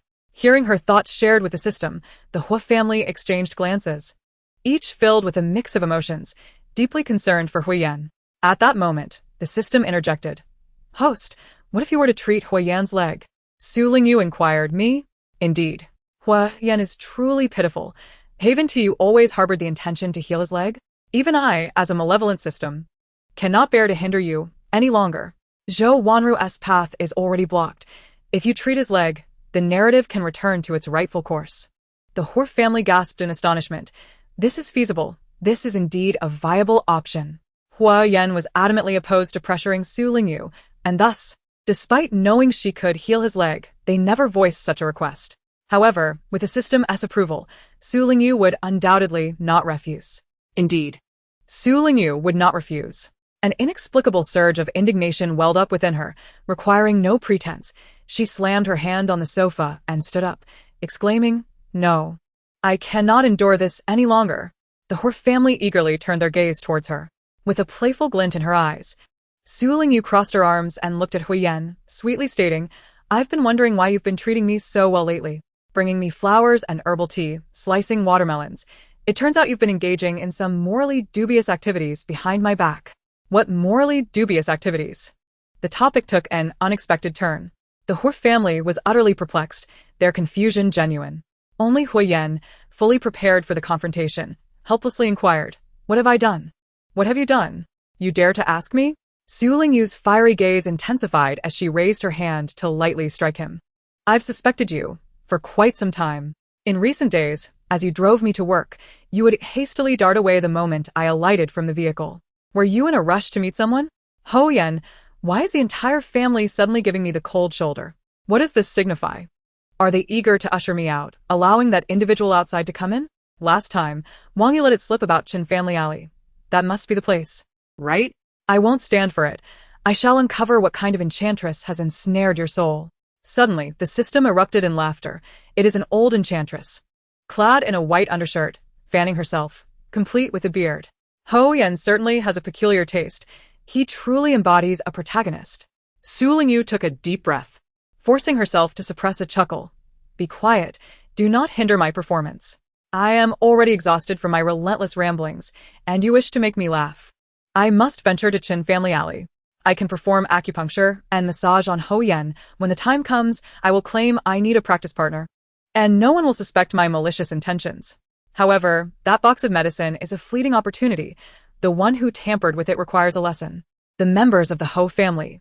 In that fleeting moment, their hearts, burdened with sorrow and helplessness, transformed into mirth. They had come to understand that Su Lingyu was merely using this as an excuse to visit Chin Family Alley. Not only to vindicate Huiyan but also to reclaim the medicine left by Chun Monsong. This justification was something they could certainly provide. Ho Xiang, with reddened eyes, exclaimed, Does my elder brother dare to wrong my sister-in-law? I shall be the first to oppose it. Sister-in-law, whatever you wish to do, I wholeheartedly support you. Ho Ling eagerly raised his hand. Me too. I want to accompany you. No, I mean to cheer you on. Chun Yuxiang and Ho Zhengwo remained silent, but their glances and expressions conveyed the same sentiment. Su Lingyu, why is everyone aligning themselves with me? Without further contemplation, she pointed her delicate finger at Wang Yu, imperiously commanding you. You conspire with that scoundrel Ho Yan, neglecting your duties towards me. You must know where Chin Family Alley is. Take me there, at once. Will you comply? Wang Yu's eyes gleamed, and he thunderously proclaimed, Absolutely. Su Lingyu, is he not a fool? I seek to confront his commander. Yet he is more eager than anyone. Does he truly fear that Ho Yan will retaliate against him later? Wang Zhu, no. He is acting for the benefit of the commander. Excited, he hurried to prepare the vehicle. As for the Ho family, did they genuinely regard Ho Yan as kin? Were they more exhilarated than I at the prospect of catching him in the act? The Ho family, no. They truly care for their family. If one must speak of excitement, perhaps, maybe, there is a hint of it. After all, they had never experienced such intrusion before, and they were rather looking forward to it. 5 minutes later, 3 vehicles simultaneously departed from the Ho family's garage, heading towards Chun Family Alley. As they navigated through the streets, they exuded an air of formidable intent. Chapter 77. Fingers intertwined. Seated in the back, Su Lingyu gazed at Ho Lang, who sat in the passenger seat, his face alight with excitement. "Why are you tagging along? Sister-in-law, I am here to cheer you on," Ho Lang boldly declared. "I am a typical supporter of fairness over family loyalty. If my brother dares to wrong you, I shall be the first to object." Su Lingyu. "And what of the others?" Without hesitation, Hua Lang declared, "My parents and my sister are merely here to observe the situation." Su Lingyu inquired, "What do you mean by that?" "I mentioned my intent to catch someone in the act at Chenjiagang, yet not a single soul informed me that Huiyan is innocent, that he was merely seeking medical treatment there. What am I to do?" The system responded with confusion. "What is there to do? I cannot possibly create a scene under the pretense of catching someone in infidelity. Scandalous rumors can be quite dreadful. If I stir things up, by tomorrow the entire military compound, and perhaps even the whole city of Beijing, will be abuzz with tales of Huiyan's infidelity. Do you believe that?" The system pondered for a moment before responding in a soft, youthful voice. "Isn't that precisely what we desire?" Su Lingyu retorted, "Decide?" "Indeed. We are the villains here. Just as the host has acted before, we have made our move while simultaneously tarnishing our reputation. Isn't that our objective? The more we sully Huiyan's name, the more he will despise you. Even if you cure his leg, he will never forgive you for this." Su Lingyu found herself at a loss for words. It seemed, upon reflection, that there was some truth to this reasoning. However, biting her lip, she sighed. "I am indifferent to whether he harbors hatred towards me. I simply believe he is an upright and selfless soldier who sacrificed his leg for the nation and its people. He should not be subjected to such slander, especially of a scandalous nature. Even if I were to heal his leg, it should not come at the cost of his reputation.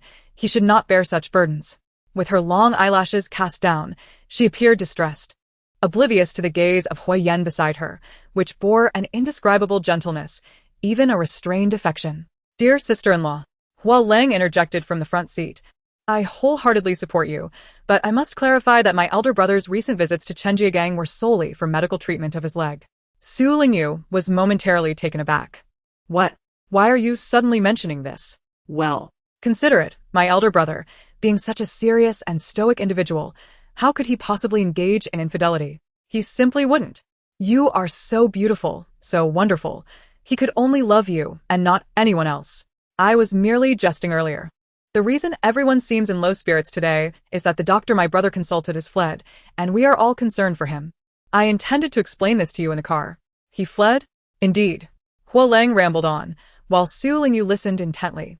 One person knew the truth that the other was pretending not to know, and they both played their parts in the charade for several minutes until they executed a flawless performance. Unbeknownst to them, Huiyan, gazing out the car window, felt his ears flush crimson, the setting sun casting its warm glow upon his brow and the corners of his lips, which could not suppress a burgeoning smile. "So, "It was like this," Su Lingyu mused. "Yes, precisely," Hua Lang affirmed. "Although your elder brother is not seeking companionship outside, I still must deal with this issue." Su Lingyu seized upon the name of Jiang Yufeng, declaring, "I suddenly recalled that my mentor once spoke highly of Qin Monsong, stating he is a commendable person who would not intentionally deceive your brother. Perhaps he left behind a letter or some such item that was simply taken by someone else. And your brother did not receive it." Hua Lang immediately responded, "It must be so. If that is the case, we certainly cannot let the mischief maker go unpunished. I must admit, you possess a modicum of intelligence." Thank you for the compliment, sister-in-law." Su Lingyu replied modestly. Leaning against the backrest of her seat, she let out a soft sigh. "After all this talking, I am utterly exhausted. Despite being siblings, why is Huiyan so taciturn while Hua Lang is so loquacious? More loquacious than the frogs hopping about in the fields." The system's soft voice chimed in. "Is it because they are good people that their chatter resembles that of frogs? And what about us, host? Are we akin to mosquitoes?" Su Lingyu retorted. "You know far too much, my dear." Hua Lang was taken aback. Wait, wasn't he merely concerned for his brother? Huiyan could no longer contain his amusement, clenching his fist against his lips, letting out a low chuckle. "What are you laughing at?" Su Lingyu asked. Her curiosity piqued as she glanced at the man beside her, raising her hand to wave before his eyes. "I wronged you, yet you still laugh. How foolish." Huiyan lowered his gaze toward her. The enchanting and beautiful woman tilted her head, her almond-shaped eyes catching the fragments of the setting sun, radiant and exquisite. The warm glow of the sunset bathed her in light from behind, transforming the narrow confines of the car and the street scenery outside into a hazy backdrop. With her standing out as the most luminous figure, he felt a stir in his heart, his body reacting before his mind, as he grasped her hand. Su Lingyu was startled, instinctively attempting to withdraw her hand. However, the man beside her, despite his ears burning with embarrassment and turning his head to avoid her gaze, held her hand firmly, refusing to let go, even daring to advance further. His long, strong fingers steadily and slowly intertwined with hers, firmly binding their fingers together, leaving her no chance to escape. Beneath the warm hues of the sunset, Su Lingyu blinked, suddenly sensing that something was amiss. Very much so. Chapter 78. If it weren't for me, you would have been bullied to death. Meanwhile, in another vehicle, Hu Jiangwo was instructing the guard, Chen Zhou. When the commotion starts, you blend into the crowd and shout that old Chen has fled. It's truly ungracious of him. In fact, old Chen left something behind, which has been taken. Switch up locations, alter your accent, and shout a few times. Chen Zhou nodded. Understood, General. Chen Yuxiang chastised, you really didn't need to add that. Do you think Lingyu is unaware? She certainly has the sense and means to handle it. She wouldn't tarnish your son's reputation. Hu Jiangwo remained anxious, after all. They are young. Sometimes, we must oversee things. If your son recovers, he will surely wish to progress in the military. His reputation must remain untarnished. Especially concerning issues of conduct. All right, it's up to you. Hu Jiangwo continued. Do you think we should subtly inform our daughter-in-law before the commotion starts? Humph. Chen Yuxiang shot him a glance, too weary to engage. Hu Jiangwo felt increasingly diminished at home, his authority as the head of the family precariously hanging by a thread. When did this all begin? 3 military green jeeps arrived at Chen Family Lane, immediately capturing the attention of residents enjoying the evening air after dinner. Wang Yu opened the car door, and Su Lingyu gracefully descended from the vehicle, her beautiful eyes surveying the surroundings. Amidst the astonished gazes of the crowd, she navigated the uneven cobblestone path in her modest high heels, arriving at the entrance of Chen Motsong's courtyard. Raising her hand, she knocked on the door, but as expected, no one responded. Turning to the gathering crowd, she crossed her arms and inquired with a delicate voice, Does anyone know where Chen Motsong has gone? Someone asked, What do you need him for? With all this commotion, you're not planning to cause him trouble, are you? Su Lingyu raised her brows indignantly, exclaiming, Of course. If I weren't here to confront him, would I be bringing him a gift? After causing such a ruckus for my husband, he suddenly shuts the door and disappears. I certainly deserve an explanation. As Hua Yan just exited the car and was about to take his place in the wheelchair, he paused upon hearing her words. Brother. Hua Xiang rushed to him, excitement bubbling over as she stomped her feet. Did you hear that? Sister-in-law just called you her husband. Hua Yan's ears flushed red, and he replied gravely in a hushed tone, Don't say such things. I'm not making it up. You heard it too. Hua Xiang stuck out her tongue and made a playful face before darting away, seemingly eager to witness the unfolding drama. Hua Yan pinched his earlobe, a hint of a smile betraying his composed demeanor. Another person inquired of Su Lingyu, Miss, who is your husband? My husband suddenly, Su Lingyu froze. Realizing she had referred to Hua Yan as her husband. Had she spoken too quickly without thinking?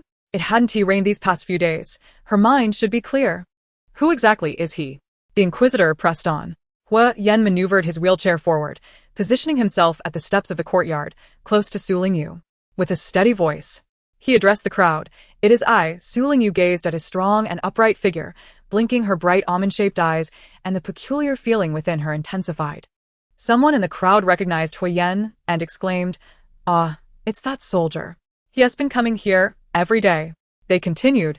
He has been asking old Chen to treat his leg, but old Chen has made things difficult for him, insisting he come daily to fetch water. Indeed, Chen Motsong had not been kind, putting Hua Yan through several days of hardship before suddenly vanishing. It was no wonder his young wife was anxious. Exactly. If my husband were being bullied like that, I would be furious. Su Lingyu clapped her hands to capture the crowd's attention and proclaimed, Does anyone know where Chen Motsong has gone? If anyone has any information about his whereabouts or any activity before he left, please share. I promise to reward anyone who provides useful leads with 2 yuan on the spot. For significant information, I'll offer 10 yuan. As her words resonated, The onlookers erupted in joyous exclamations.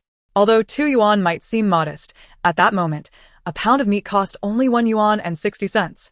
Earning 2 yuan for a clue could buy enough meat to enhance the family's meals, a truly advantageous deal. Most importantly, it was free money, with the allure of a reward. The neighbors eagerly shared whatever information they possessed, revealing that Chen Monsong's grandson was missing, likely indicating he had gone in search of him. His grandson is rather dim-witted, oblivious to whether he was abducted by human traffickers or taken away by his son-in-law's family. Young lady, if you seek someone, you might want to search in Qing Shui village. Suddenly, a man adorned with tattoos boldly stepped forward and proclaimed, "Last night, I witnessed Chen Monsong handing over a letter and a wooden box to someone, mentioning something about a transfer and treatment for legs. Is this news of any significance? Can I exchange it for $10? If so, I shall reveal that person's name." Upon hearing this, a short man with a sharp, monkey-like face turned pale and hastily retreated home. The system's gentle voice chimed in. "Host, the person who fled is named Chen Wankai, the notorious villain who hoarded letters and medicine. He is returning home, and he might destroy the evidence. I also discovered that Chen Monsong's grandson was lured out from the Chen family and handed over to the family of Chen Monsong's son-in-law. He is no good. Worse than us." Su Lingyu replied, "Understood." Of course, this constitutes a significant lead. Absolutely. Without hesitation, Su Lingyu tossed the small cowhide envelope towards Wang Yu, instructing him to pay the gentleman. Ha! Delightful. The tattooed man wasted no time and stated, "That fellow is named Chen Wankai, residing directly across from Chen Monsong. You should hurry and find him." Su Lingyu responded, "Please lead the way, and there will be a reward afterward." The man's eyes sparkled with excitement. "Sure." Without further instruction from Su Lingyu, the tattooed man moved, and Wang Yu along with several security guards promptly followed, rushing into Chen Wankai's home. Just as Chen Wankai was about to conceal the letter and the medicine from the box, he was caught red-handed. This time, they had both the stolen goods and the thief. With little effort, Su Lingyu obtained the letter and the medicine, causing Chen Wankai to lose face before the neighbors. A small measure of vindication for Huyen. She instructed Wang Yu, "Distribute money to the neighbors, $2 each." She specifically pointed to the tattooed man, "And give that gentleman $10 for his trouble." The man grinned widely, revealing a satisfied smile. The other neighbors who provided leads were equally jubilant, as if celebrating a grand festival. Su Lingyu felt quite pleased.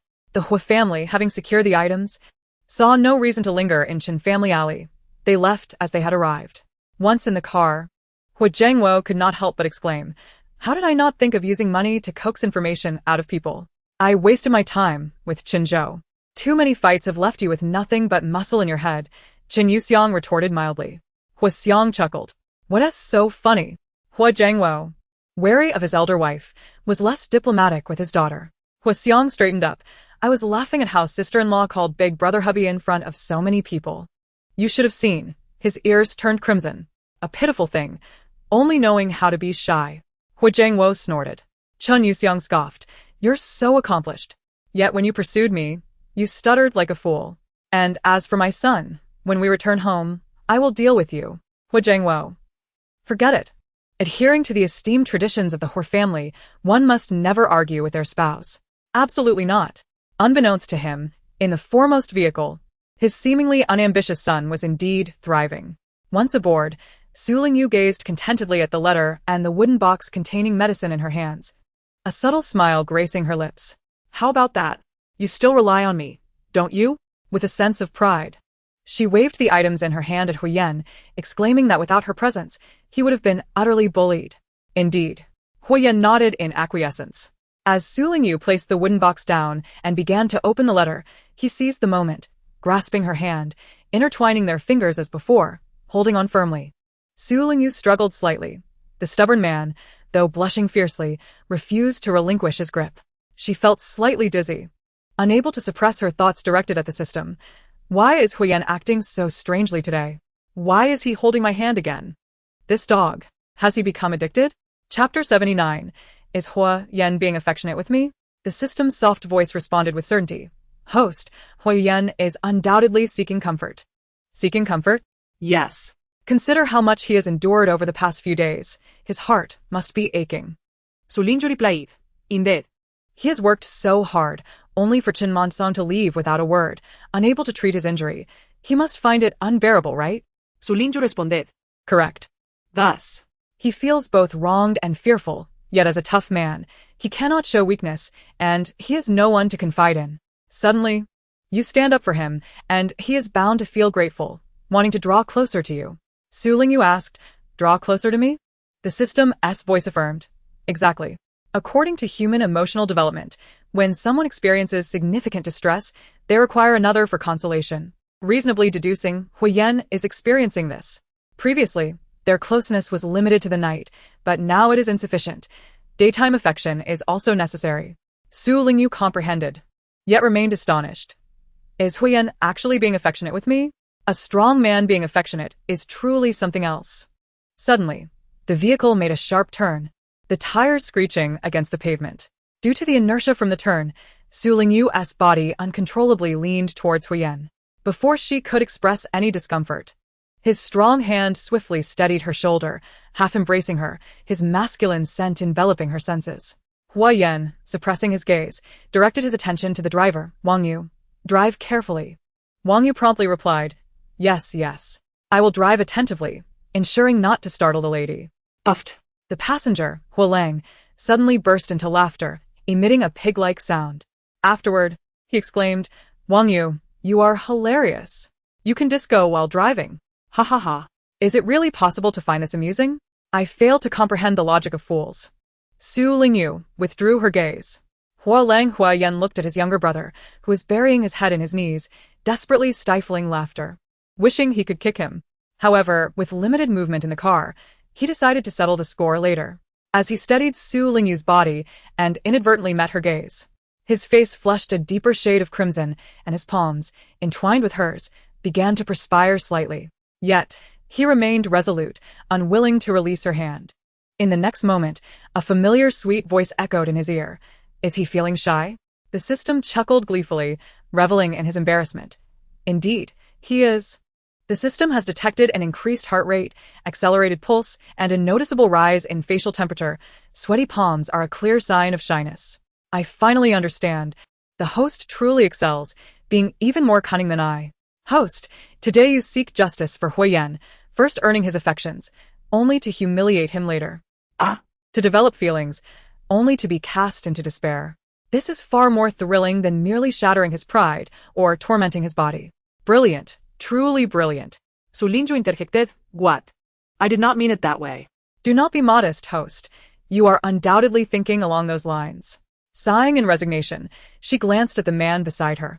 A playful glint in her alluring almond eyes.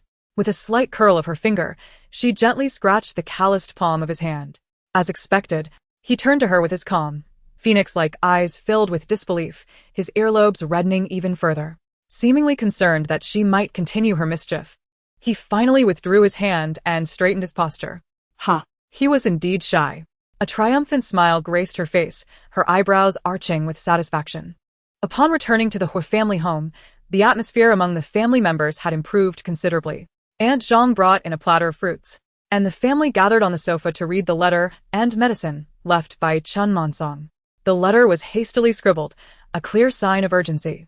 Its contents revealed that he had matters to attend to and was reluctant to treat Huiyan.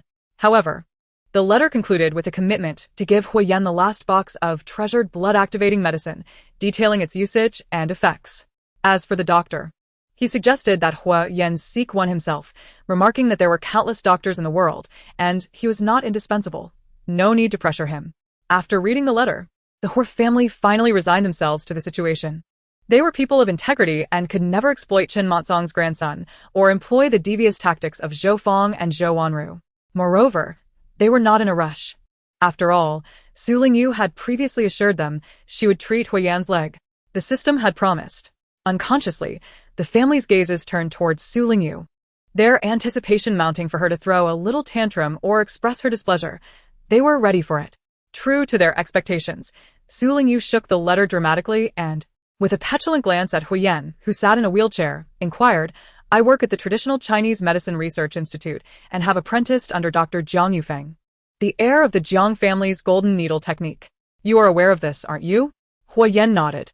In the past few days, I have finished reading the medical texts given by my master. She mentioned that she would begin teaching me the techniques, and as luck would have it, I need a practice subject. Since the doctor you found has run off, why not become my little guinea pig? Hua Yan's deep phoenix eyes gazed at him. Emotions swirling within, complex and difficult to decipher, yet undeniably turbulent. Su Lingyu sensed that he must be angry. Anyone would be infuriated when treated as a mere test subject, especially someone so concerned about his leg. How could he allow a novice like her to take liberties with it? Internally, she lamented, am I not capable of gaining merit points now? Surely this will not hinder my ability to accumulate them. However, her outward expression was infuriating. If you don't let me practice, your leg will remain useless. Perhaps a simple needle prick for me could restore it. I am diligently studying medicine, striving to master my craft. As my partner, how can you not support me in this trivial matter? Speak up, are you deaf? Noticing that Huiyan remained silent for an extended period, Su Lingyu playfully kicked his wheelchair. If you refuse to agree, it means you don't love me. She then observed Hua Yan's handsome face gradually reddening under her scrutiny. Su Lingyu mused, is this embarrassment or anger? Surely it must be anger. Chapter 80. It's all technique, no emotion. Sister-in-law. Hua Xiang suddenly stood up, her eyes glistening with tears. How can you threaten my brother with emotions? It's already tragic that he cannot find a suitable doctor, and you want to use him for practice. That excessive. Excessive? If you think I am, then you shouldn't marry. Su Lingyu huffed, her expression one of arrogance. I retrieved both Chen Monsong's letter and medicine. Why shouldn't I get a chance to try? Hua Lang clenched his fists, his face flushed as he stood up.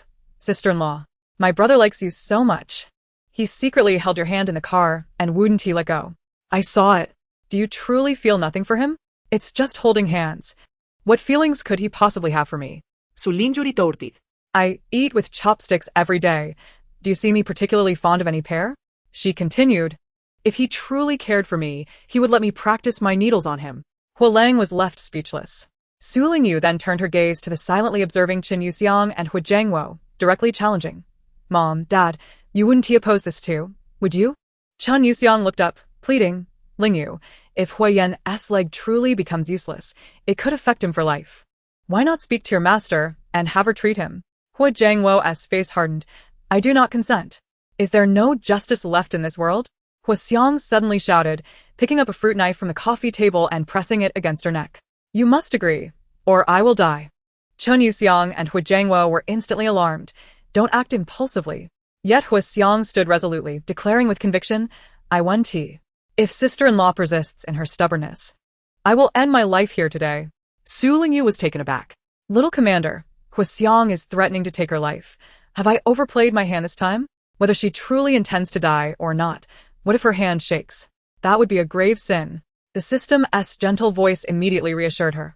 Host, do not fear. I sense that their performances are akin to yours, purely technique, devoid of true emotion.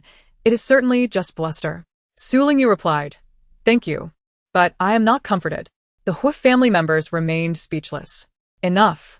Hua Yan chuckled helplessly as he pinched the bridge of his nose, cleared his throat softly, and adjusted his expression before his deep, dark phoenix eyes turned to Su Lingyu. Lingyu, let us retire to our room, he suggested. Fine. We shall return to our room. But I will never relent. Su Lingyu huffed, turning sharply and making her way upstairs. Though she appeared carefree in her stride, she wrestled with inner turmoil. Little system. What if they adamantly refuse to let me treat Hua Yan's leg, and he himself is resistant? What should I do? The system responded with excitement. This is perfect. He may be unwilling, but you can compel him. While treating his leg, you can also give him some discomfort. Thus, your daily task will be accomplished. Hua Yan pinched his earlobe and, grasping his cane, followed her up the stairs. A minute later, Su Lingyu had already ascended far ahead, leaving Hu Yan, leaning on his cane, to slowly make his way up. Meanwhile, the Hu family members, seated on the sofa, exchanged glances and reflected on their performance. Our acting skills are still inadequate, one remarked. Hua Xiang, you were too forceful earlier. You frightened your sister-in-law. I was wrong. I will read the actor's self-cultivation more diligently from now on, striving for greater improvement in my craft and integrating it into daily life. Indeed, one must continue to strive. Yet, do not solely focus on reprimanding me. Just now, Elder brother referred to sister-in-law as Lingyu. What does that imply? She was gripping sister-in-law's hand tightly in the car, unwilling to let go. The system even said, he desires closeness. Huiyan thought. Can the discussion not be quieter? He could hear everything. Not as swift as Su Lingyu. He anticipated she might be sulking on the bed, pondering how to appease her later. However, upon entering the room, he was met with the sight of the enchanting woman resting her chin on her hand, leaning against the dresser, her alluring almond eyes fixed on the door, wearing an expression as if she awaited his submission. Have you arrived? Upon seeing him, Su Lingyu instructed, go take a shower and clean yourself up. Huiyan felt a warmth creep to his ears. A shower? Is it too much to ask for you to bathe? Su Lingyu shot him a perplexed glance. You reek of sweat. Do you expect me to touch you without you being clean? All right, he acquiesced. Once he emerged from the shower, he found Su Lingyu seated at the edge of the bed, examining a wooden box she had retrieved from the Qin family, scrutinizing the contents within. Her delicate brows furrowed, lost in thought. What occupies your mind? He inquired. None of your concern, she retorted, lifting her gaze, her chin gesturing toward the bed. Now, lie down and remove your trousers. As she spoke, she cast a glance at his military pants, wearing long trousers at home. Are you trying to guard against me? The medicine given by Chun Monsong was a 5-flavored hemostatic ointment contained within a coarse porcelain jar placed in the wooden box, accompanied by a note detailing its effects and usage instructions. She had just read the application method. After administering the needle, the ointment needed to be heated to about 40 degrees and applied as a hot compress to Huiyan's injured leg, ensuring to cover the area around his knee thoroughly. Thus, it became evident that he could not avoid removing his trousers. At her words, Huiyan felt the warmth in his ears spreading to his face, igniting his cheeks in a flush. He wished to explain that he was not trying to avoid her, but rather was hesitant to offend. However, his tongue faltered, leaving him at a loss for words. He complied with her request and sat on the edge of the bed, leaving his pants on, his posture rigid and upright, with his long fingers firmly gripping his belt, resembling a chaste and resolute man. Su Lingyu finally lifted her gaze to him, and upon doing so, she felt a mix of anger and amusement. Today, there's no need for needles or to remove your trousers. However, once we commence the procedure, you must undress. Do you understand? Huiyan's body stiffened. Su Lingyu's almond-shaped eyes regarded him keenly. First, roll up your pant leg, so I can see. Huiyan nodded solemnly, anticipating Su Lingyu's intent. He rolled up the cuff of his left pant leg until it reached his thigh, exposing his entire left knee. During this process, the flush on his face gradually faded until it became somewhat pale, hesitating to remove his large hand from his knee. He assumed that despite her inner sentiments, Su Lingyu would still find ways to challenge him to fulfill the daily task set by the system, yet, to his surprise, she did not. Su Lingyu meticulously stored the medicinal ointment in the drawer of the bedside table, wiped her hands with a damp towel she had prepared earlier, and returned to her seat at the edge of the bed. Her gaze fell upon Huiyan's left leg, and upon seeing him obediently remove his hand from his knee, she let out a satisfied hum. Her slender, delicate fingers pressed gently onto his knee. Applying a bit of pressure, she lifted her bright black eyes to meet his. Does it hurt? In truth, it did hurt. However, as a man, Huiyan was reluctant to admit his pain. Born into a military family, he had been taught by Hu Jiangwo that true men bleed without shedding tears. He had never feared pain nor uttered a cry of discomfort. The word pain had been expunged from his vocabulary. Yet, at this moment, under the gaze of Su Lingyu's captivating and earnest eyes, he felt that denying his pain would be inappropriate. Internally conflicted, he remained silent, inadvertently conveying a sense of resistance. What does your silence imply? Su Lingyu, Bexith, felt the urge to chastise him again, her voice a blend of irritation and playfulness. They do not trust me, and you do not trust me either, do you? You're afraid that I, as a novice, might worsen your leg, aren't you? Not at all, Huiyan quickly replied. What do you mean by not at all? It's not that I don't trust you. Huiyan's face flushed, and he earnestly emphasized, I trust you. Since you trust me, then why are you being so uncooperative? Su Lingyu looked at him quizzically, suddenly struck by a thought, her disbelief palpable. Surely you, a grown man, do not think that my touching you is some form of desecration? I have not looked down on you, and yet you dare to look down on me? Of course, that is not the case. Huiyan felt a wave of heat wash over him, beads of sweat forming on his brow in his desperation. But Su Lingyu was unrelenting, her frustration evident as she asked, I will ask you one last time. Do you want me to treat your leg? Yes. Huiyan replied immediately. Very well, Su Lingyu said, finally feeling a sense of satisfaction. Now, Commander, I am your doctor. In the presence of a doctor, patients are not categorized by gender. If you, as a patient, refuse to communicate your condition with me, it is akin to avoiding a diagnosis. You understand that, don't you? Please cooperate, or I may truly become upset. With that, she poked his knee lightly, not holding back. Does it hurt? Huiyan, feeling a bit embarrassed, took a deep breath and candidly admitted, it hurts a little, but I can endure it. Who cares if you can endure it? Just tell me if it hurts or not. It hurts. Now that's obedient. Su Lingyu let out a satisfied hum and inquired further. Is it a pressing pain or a persistent ache? Obedient?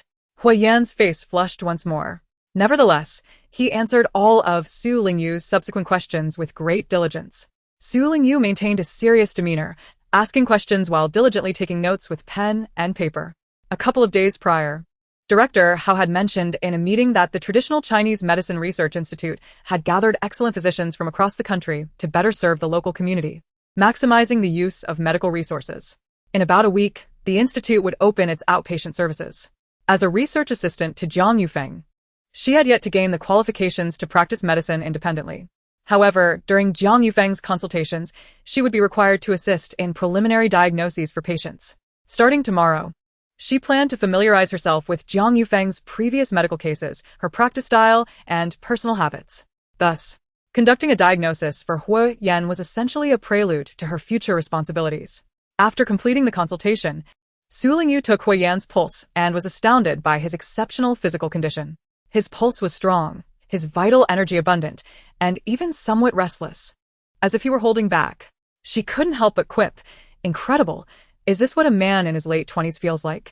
It's as if he is a volcano, waiting to erupt at any moment, quite terrifying.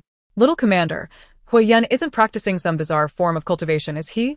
The system chimed in with a laugh. Perhaps it's the sunflower scripture? With his level of restraint, he is even more chaste than a eunuch. Su Lingyu couldn't suppress her amusement. Seeing her charming smile made Huiyan's throat itch, prompting a forceful cough. As she assessed him, Su Lingyu concluded that Huiyan's condition aligned closely with her earlier suspicions, primarily due to qi stagnation and blood stasis, resulting in obstructed meridians that hindered his mobility. It seems that Chen Motsong's insistence on having Huiyan fetch water was not merely to challenge him, but rather to encourage him to sufficiently exercise his injured leg. Laying the groundwork for the application of the 5 flavors stasis-resolving ointment. Using my method in conjunction with Zhang's golden needles, along with the 5 flavors stasis-resolving ointment, it won't take 3 months, 2.5 months should suffice. The system expressed astonishment. So soon? Indeed. However, to maintain discretion, I will prolong the treatment under my master's guidance, aiming to stretch it to around 3 months. 3 months. Huiyan's phoenix eyes brightened, a wave of joy surging within him as he clenched his fists in silent triumph. The system's soft voice interrupted. Host, will you conclude your evening here? Is treating Huiyan all you intend to do? Su Lingyu replied. What else should I do? The system suggested. Insult him, provoke his anger. Huiyan feels quite self-conscious about his injured leg. Even a slight provocation would cause him prolonged distress. Even if he doesn't show it outwardly. The emotional pain is certain. Su Lingyu, feeling rather lethargic, coughed lightly and retorted. Have I not completed my daily tasks for today? The system promptly responded, completed. Since I have accomplished all my daily tasks, why should I exhaust myself further? There is no benefit to overtime. No one shall compel me to work extra hours. The system remarked such a valid point. Yet, there lingered an unsettling feeling. Before it could articulate further, Su Lingyu interjected. All right, I've had a long day. I'm going to sleep now. Reluctantly, the system acquiesced. As she settled into bed, Su Lingyu unceremoniously nudged Huiyan, tenderly commanding, turn off the lights. He complied. Su Lingyu was known for her sound sleep, and soon she drifted into slumber. Huiyan counted silently to 18, and then the woman's soft form nestled closer. Her head resting on his arm, her face pressing against his chest, enveloping him like an octopus. He chuckled softly, gently tousling her dark locks before also closing his eyes. Su Lingyu slept peacefully until she was abruptly awakened by a thunderous clap of lightning. Her heart raced, and she felt a gentle but firm pat on her back, as if it were soothing her. Instinctively, she tightened her embrace around the man, her drowsy almond-shaped eyes gazing out the window. It was raining. The summer night showers poured swiftly and fiercely, causing the large tree in the courtyard to sway, while the dim streetlight illuminated the room, revealing clear trails of rainwater streaking down the glass. At that moment, she discerned a series of restrained, heavy breaths. Looking up, she saw the man, whom she had nearly crushed under her weight, with his eyes tightly shut, beads of sweat glistening on his forehead, his complexion pale. Perhaps in an effort not to disturb her, his lips were pressed into a straight line, refusing to emit even a whisper. However, despite his attempts at restraint, he appeared like a bowstring drawn to its limit, on the verge of snapping. This was the first time she witnessed Huyen in such torment. Instantly, her drowsiness vanished. And with a tone of astonishment, she inquired, "Little system, what is wrong with Huyen?"